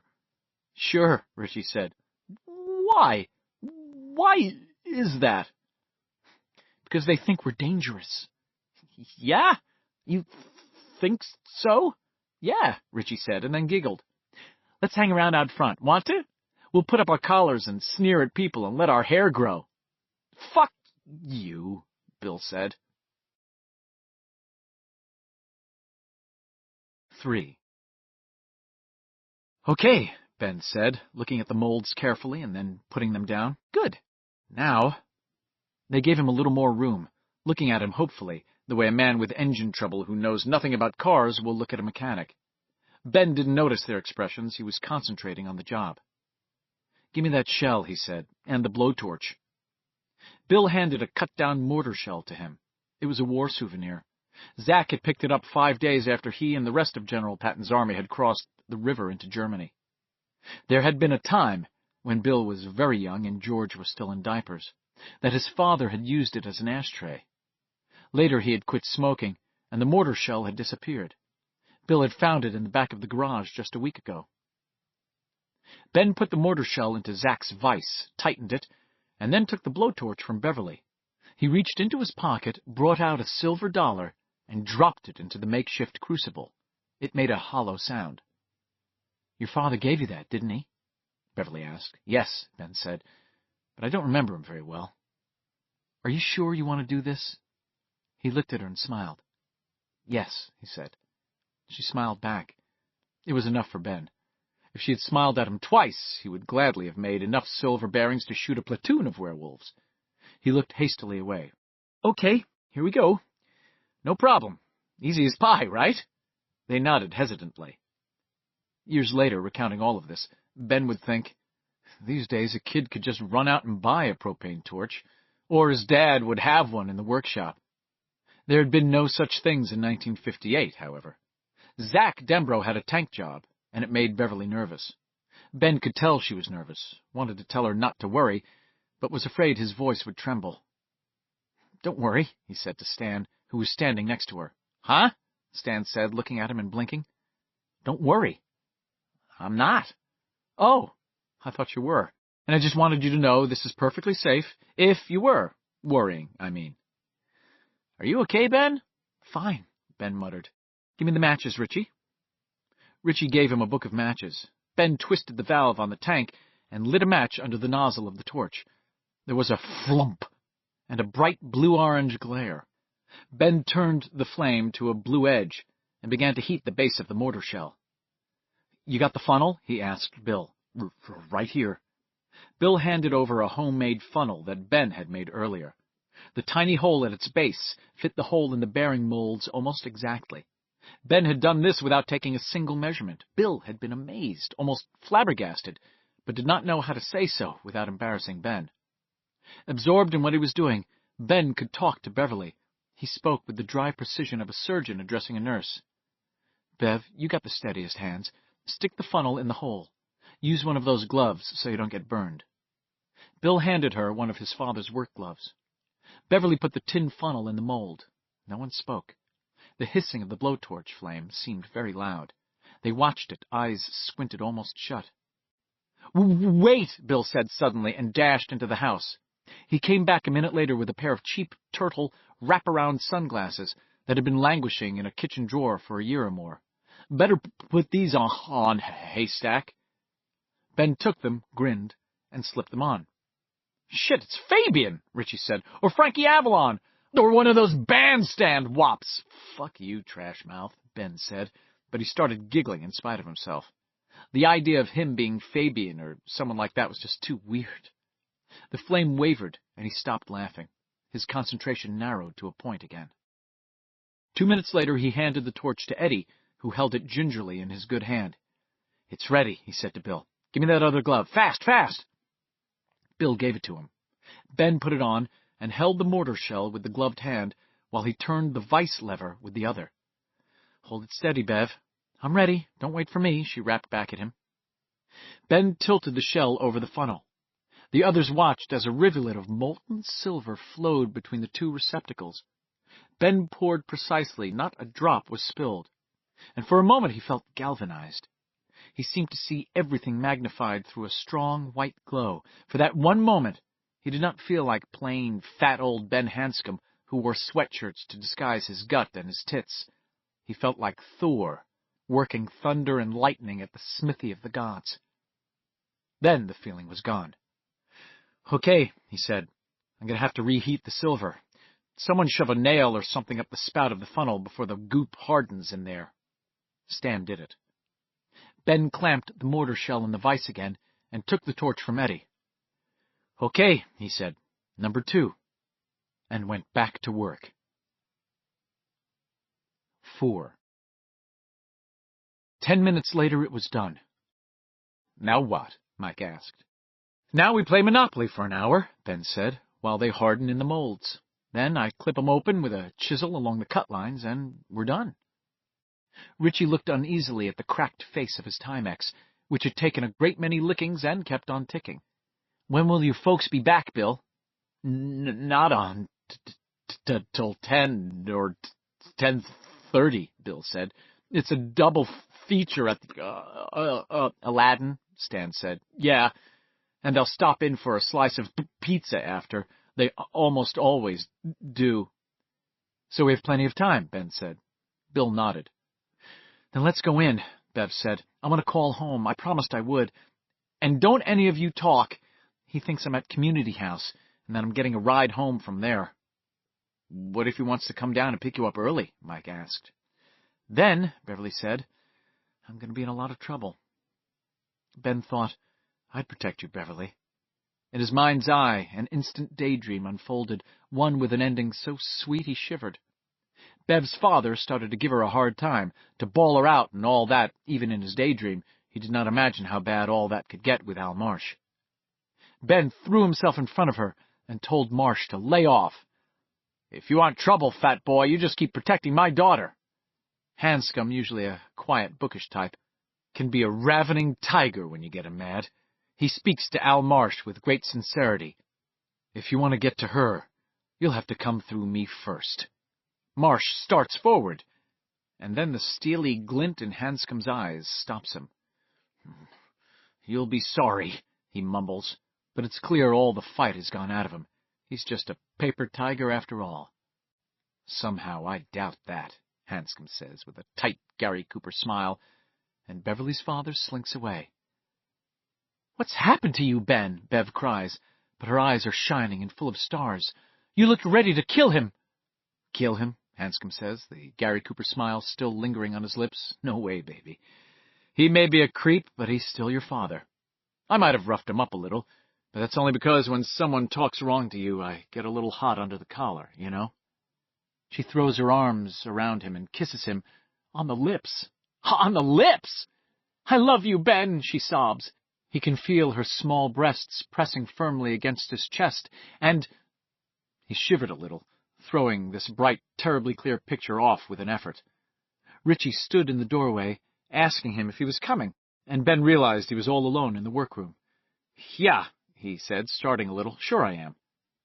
You're going senile, Haystack, Richie said as Ben went through the door, but he clapped Ben on the shoulder. Ben grinned and hooked an elbow briefly around Richie's neck. 5. There was no problem with Beverly's dad. He had come home late from work, Bev's mother told her over the phone, fallen asleep in front of the TV and waked up just long enough to get himself into bed. You got a ride home, Bevy? Yes. Bill Denbrough's dad is going to take a whole bunch of us home. Mrs. Marsh sounded suddenly alarmed. You're not on a date, are you, Bevy? No, of course not, Bev said, looking through the arched doorway between the darkened hall where she was and the dining room, where the others were sitting down around the Monopoly board. But I sure wish I was. Boys! Ugh! But they have a sign-up sheet down here, and every night a different dad or mom takes kids home. That much at least was true. The rest was a lie so outrageous that she could feel herself blushing hotly in the dark. All right, her mom said. I just wanted to be sure, because if your dad caught you going on dates at your age, he'd be mad. Almost as an afterthought, she added, I would be, too. Yeah, I know, Bev said, still looking into the dining room. She did know. Yet here she was, not with one boy, but 6 of them, in a house where the parents were gone. She saw Ben looking at her anxiously, and she sketched a smiling little salute at him. He blushed, but gave her the little salute right back. Are any of your girlfriends there? What girlfriends, Mama? Patty O'Hara's here, and Ellie Geiger, I think. She's playing shuffleboard downstairs. The facility with which the lies came from her lips made her ashamed. She wished she were talking to her father. She would have been more scared, but less ashamed. She supposed she really wasn't a very good girl. I love you, Mama, she said. Same goes back to you, Bev. Her mother paused briefly and added, Be careful. The paper says there may be another one. A boy named Patrick Hochstetter. He's missing. Did you know him, Bevy? She closed her eyes briefly. No, Mom. Well, goodbye then. Bye. She joined the others at the table, and for an hour they played Monopoly. Stan was the big winner. Jews are very good at making money, Stan said, putting a hotel on Atlantic Avenue and 2 more greenhouses on Ventnor Avenue. Everybody knows that. Jesus, make me Jewish, Ben said promptly, and everyone laughed. Ben was almost broke. Beverly glanced around the table from time to time at Bill, noting his clean hands, his blue eyes, the fine red hair. As he moved the little silver shoe he was using as a marker around the board, she thought, if he held my hand, I think I'd be so glad I'd probably die. A warm light seemed to glow briefly in her chest, and she smiled secretly down at her hands. 6. The evening's finale was almost anticlimactic. Ben took one of Zach's chisels from the shelf and used a hammer to strike the molds on the cut lines. They opened easily. 2 small silver balls fell out. In one they could faintly see part of a date, 925. In the other, wavery lines Beverly thought were the remnants of Lady Liberty's hair. They looked at them without speaking for a moment, and then Stan picked one up. "Pretty small," he said. "So was the rock in David's sling when he went up against Goliath," Mike said. "They look powerful to me." Ben found himself nodding. They did to him as well. "We're all done?" Bill asked. "All done," Ben said. "Here." He tossed the second slug to Bill, who was so surprised he almost fumbled it. The slugs went around the circle. Each of them looked closely at both, marveling at their roundness, weight, actuality. When they came back to Ben, he held them in his hand and then looked at Bill. "What do we do with them now?" Give them to Beverly." "No!" He looked at her. His face was kind enough, but stern. "Bev, we've been through this already, and—" "I'll do it," she said. "I'll shoot the goddamn things when the time comes. If it comes. I'll probably get us all killed, but I'll do it. I don't want to take them home, though. One of my parents might find them. Then I'd be in Dutch." "Don't you have a secret hiding place?" Richie asked. "Criminy, I got 4 or 5. "I got a place," Beverly said. There was a small slit in the bottom of her box spring, where she sometimes stashed cigarettes, comic books, and, just lately, film and fashion magazines. "But nothing I'd trust for something like this. You keep them, Bill. Until it's time, anyway, you keep them." "Okay," Bill said mildly. And just then lights splashed into the driveway. "Holy crow, they're early. Let's get out of here." They were just sitting down around the Monopoly board again when Sharon Denbrough opened the kitchen door. Richie rolled his eyes and mimed wiping sweat from his forehead. The others laughed heartily. Richie had gotten off a good one. A moment later she came in. "Your dad's waiting for your friends in the car, Bill." "Okay, Mom," Bill said. "We were just finishing anyway." "Who won?" Sharon asked, smiling bright-eyed at Bill's little friends. The girl was going to be very pretty, she thought. She supposed in another year or 2 the children would have to be chaperoned if they were going to be girls instead of just the regular gang of boys. But surely it was still too soon to worry about sex rearing its ugly head. "Stan won," Bill said. "Jews are very good at making money." "Bill!" she cried, horrified and blushing.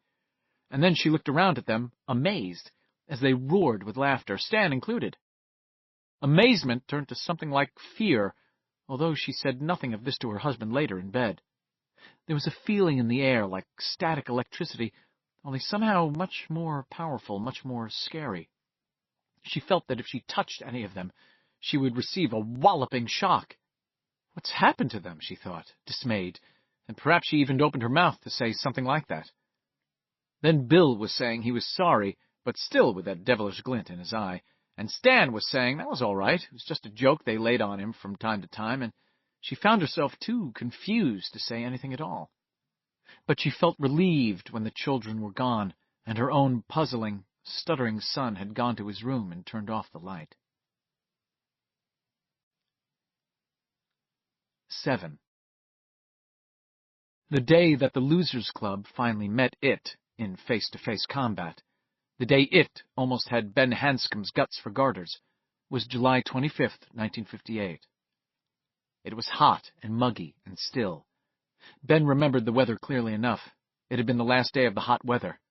After that day, a long spell of cool and cloudy had come in. They arrived at 29 Neibolt Street around 10 that morning, Bill riding Richie double on Silver, Ben with his ample buttocks spilling over either side of the sagging seat on his Raleigh. Beverly came down Neibolt Street on her girl's Schwinn, her red hair held back from her forehead by a green band. It streamed out behind her. Mike came by himself, and about 5 minutes later Stan and Eddie walked up together. "How's your arm, Eddie?" "Not too bad. Hurts if I roll over on that side while I'm sleeping." "Did you bring the stuff?"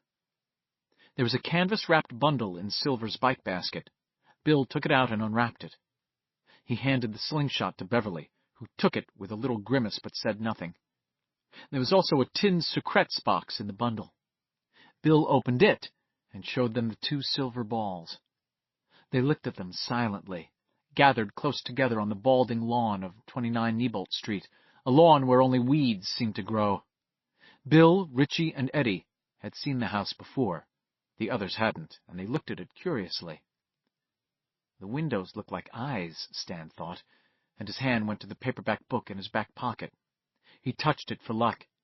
He carried the book with him almost everywhere. It was M.K. Handy's Guide to North American Birds. They looked like dirty, blind eyes. It stinks, Beverly thought. I can smell it, but not with my nose, exactly. Mike thought, it's like that time out where the ironworks used to be. It has the same feel, as if it's telling us to step on in. This is one of its places, all right, Ben thought. One of the places like the Morlock holes, where it goes out and comes back in, and it knows we're out here. It's waiting for us to come in. You all still want to? Bill asked. They looked back at him, pale and solemn. No one said no. Eddie fumbled his aspirator out of his pocket and took a long, whooping gasp at it. Give me some of that, Richie said. Eddie looked at him, surprised, waiting for the punchline. Richie held out his hand. No fake, Jake. Can I have some? Eddie shrugged with his good shoulder, an oddly disjointed movement, and handed it over. Richie triggered the aspirator and breathed deep. Needed that, he said, and handed it back. He was coughing a little, but his eyes were sober. Me too, Stan said. Okay? So, one after another, they used Eddie's aspirator. When it came back to him, Eddie jammed it in his back pocket, where the nozzle stuck out. They turned to look at the house again. Does anybody live on this street? Beverly asked in a low voice. Not this end of it, Mike said. Not anymore. Just the bums that stay for a while and then go out on the freights. They wouldn't see anything, Stan said. They'd be safe. Most of them, anyway. He looked at Bill. Can any grown-ups at all see it, do you think, Bill? I don't know, Bill said. There must be some. I wish we could meet one, Richie said glumly. This really isn't a job for kids. You know what I mean? Bill knew. Whenever the Hardy Boys got into trouble, Fenton